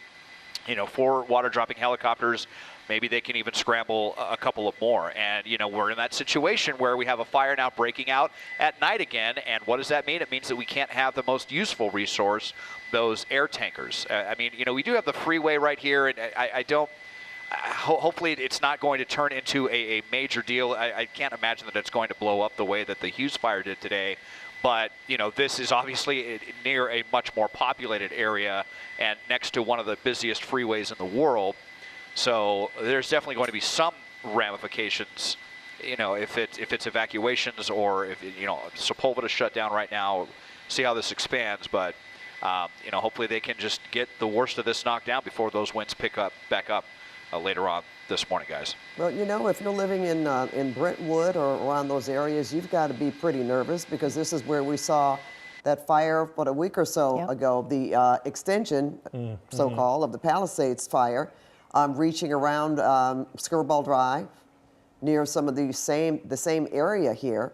So I would think if you live over there, you would wonder, like, oh no, not again. But very, very different circumstances. As you said, Desmond, you probably hit the nail on the head. Certainly doesn't look like somebody just threw a cigarette out of the car window, even though we've seen fires that get started off the freeway from that kind of thing. And it seems to be in that area sometimes. There's an encampment close by. Well, and you know, so I hung up the phone with CHP because I wanted to get some more details. Remember, I said they were looking for a possible suspect. There was another line in their thing that they've even requested one of their CHP helicopters to try to come look for this possible suspect. So apparently, according to CHP, that information was given to them by the fire department. So we're on the phone with the fire department right now trying to clarify what they may or may not know. And then there's another line in here that a second RP reporting party called 911, said they didn't see somebody actually light the fire, but observed what they thought was suspicious behavior from somebody and believes that could have led to the start of the fire. So it sounds like the fire department wants CHP to look for somebody, and then additionally you have a 911 caller that is reporting something suspicious in the area. So we'll see if CHP's helicopter is able to get in here and help with that search. That's going to be hard with all the firefighting aircraft that are in the area, but it sounds like maybe somebody has seen somebody that maybe will be able to give a description to. Well, we don't know exactly what happened or how this began, but there might be something going on there. Who knows? But as far as we know, this is the latest brush fire to break out, and it is near the 405 freeway, not threatening any homes at this hour. But we do believe that if these flames climb a little higher, that will certainly be the case.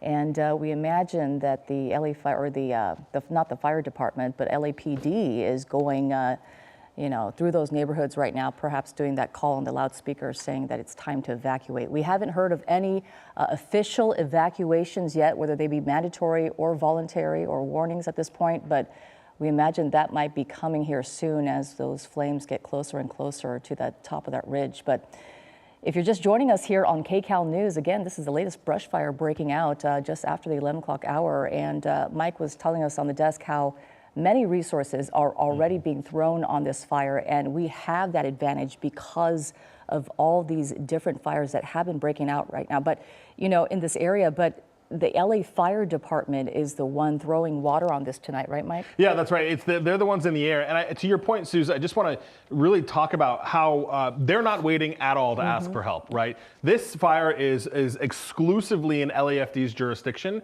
And in a normal time of year and under different circumstances, LAFD would probably just handle this themselves. They wasted zero time asking for LA County Fire to bring in a full response as well and throw as much as they can at it. And Des, if you can see, I was just looking at your shot right there, kind of on the off ramp, aside from all the people that are stopping on the freeway and making the situation incredibly dangerous, you see a massive amount of fire engines that have already lined up I believe that's Sepulveda there, both under the freeway and on both sides of it. So there is already a significant amount of resources here, including the water dropping helicopters. And it's hopeful that we won't see this turn into anything more significant, and just the sheer amount of resources that are already here is a really good sign.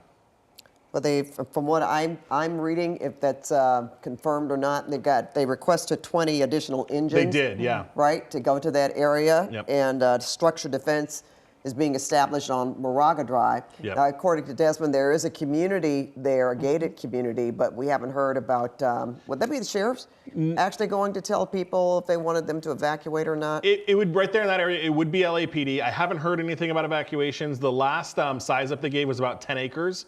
Moving uphill, because that's how the topography works, as Des looks at Moraga Drive here. And we do see some of those fire engines there. It looks like a truck and maybe a battalion chief there as well. But no evacuations ordered that I've heard of, and I haven't heard them ask for that yet. So hopefully we don't get into a situation where that's happening. But yeah, to your point, Pat, this was the same area last Friday, 2 Fridays ago. I'm losing track of the time now. But this was under an evacuation warning for the Palisades fire. Yeah. Oh, hang on.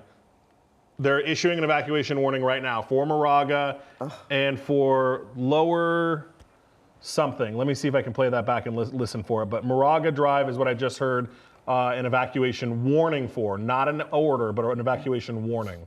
That's good, but can you imagine? You know, you would think that people probably maybe unpacked their bags since that fire was under control and thought things would be pretty good. It's like if you looked at the Hughes Fire, I imagine anyone who was under any kind of warning before might think about it. You know, like, well, maybe I need to pack that bag again. You just don't know, and that's also has to be really frustrating and nerve-wracking for people that, in particularly, live in this area. And just the anxiety, you know, you talk about winds or any kind of weather conditions that might, you know, fuel another fire should it happen to break out. And here we are again talking about a new fire. You know, meteorologist Danny Roberti has been talking about how the conditions overnight aren't going to be as they were earlier today. So thank goodness for that. That's right, Susie. And from what we understand, 5 to 10 mile per hour winds, steep terrain in this area, and, you know, moderate brush. Now we want to send our viewers over to KCAL to continue this coverage of this breaking news, this fire burning near the 405. People that want to watch Stephen Colbert, he starts right now. And we want to welcome you to this special edition of KCAL News at 11. We're watching a new brush fire that just sparked up just after the 11 o'clock hour here near the 405 freeway in the Sepulveda Pass. And the good news tonight is that many resources are already dedicated to this fire. Firefighters are in place on the ground and in the air tonight, making sure that they are not letting the flame spread any further. As we're talking about, Mike Rogers was talking about how there are new evacuation warnings along Moraga Drive, which is just over the ridge that you're seeing on the left-hand side of your screen. If that fire should go up another ridge and over, then that's Moraga Drive, and that's what we're talking about. So certainly some fire or defense, structure defense happening there along Moraga Drive right now. And as you can see, those water-dropping helicopters from the LAFD working into the night right now, making sure to get this snuffed out before those winds that Danny is talking about picking up in the morning hours, Pat. Yeah, I'm wondering if that's the Mountain Gate community that Desmond was talking about. Could be. Yeah, I think if we can put my computer in a box, I can show you. I don't think it's Mountain Gate, because Mountain Gate is on the west side of the 405. So Moraga Drive and Lower Cassiano Road is what they're talking about. So if you're looking at a map, obviously this is the 405. Moraga Drive is right here. I think that's that gated community Desmond was talking about. And then Cassiano Road is right in here. So it sounds like they're going to issue evacuation warnings for kind of this section just on the east side of the 405. This is the Getty Center Bridge right there, the lower tram station.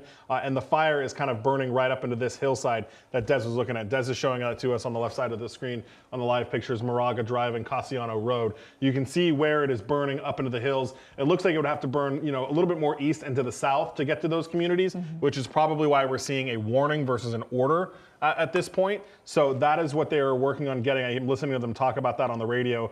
People should be getting those alerts soon. But look, you've got all of this firefighting aircraft power. Fire 1, Fire 3, Fire 2, Fire 4. They're all here. This is certainly a concerning fire, but the length that it has grown, or the lack thereof that it has grown since we've started talking about it, is reassuring, I think, especially with the 4 helicopters that they've got overhead. Hopefully we don't see this grow much more than it has at this point. Yeah. Is there any idea that we could tell right now just how much progress they've made. I'm trying to look at the picture, and it certainly looks like they have. But I also think it's interesting how, it seems like that's on two fronts. Sure. Yeah, for sure. Now is that like it's split or something? Yeah, it's because the fuels there are so like light and flashy that they burn pretty quick and then kind of go. So you're seeing it burn, both to the kind of the north and the south, as well as towards the east a little bit, is where you're seeing why it's creating that kind of rim in that line. So certainly the top of the fire is going to be their most concerning, and as they do a drop right there, and look at that. I mean, you're getting some good action on those flames, and that was kind of the longest flame length that we've seen, and they were able to kind of get that under control. And I'm listening to them talk on the radio.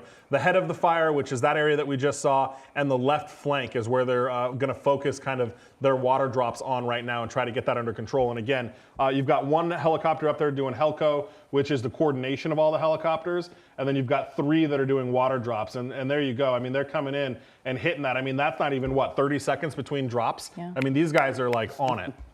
Yeah, it's true. They're the best out there, certainly. Yeah, for and sure. we're fortunate that we have that kind of, it's true. we have those resources. Yeah, and that we're able to fly them at night tonight, because really, I mean, if we're talking about 2 weeks ago, Pat, even a week ago, you wouldn't have that even many. yet, I mean, a couple days ago, we were talking about the higher wind gusts. And let's bring in Danny Roberti, our meteorologist. She's been talking about how the winds are about to pick up overnight, but more in the morning hours, Danny. Yeah.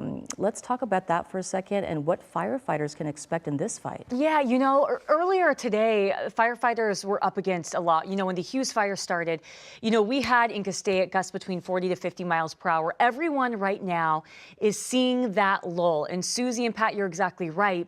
We're going to see those winds picking up. It's not happening right now. It's really going to be tomorrow morning around dawn, around sunrise, when we start to see some of our stronger winds developing. Now, this area is not an area that's dealing with the incredible gusty winds. The Santa Ana winds that we're seeing right now, very traditional. So we are seeing them through LA and Ventura counties. But even right now, I mean, we are talking winds between 5 and about 10 miles per hour in this area right now. So we're not talking about a wind-driven fire. And earlier today with the Hughes Fire, what was interesting about that is, typically these fires, they desire to go uphill. That's what they normally do. Today, it overcame that, the winds did, and that's because the winds were strong enough to keep the fire from doing that. This is a little bit different because the winds are not strong right now. The concern is that everything is so dry here in Southern California. So specifically in this area, we're talking winds. They're coming out of the north, so they've shifted a little bit from earlier. They were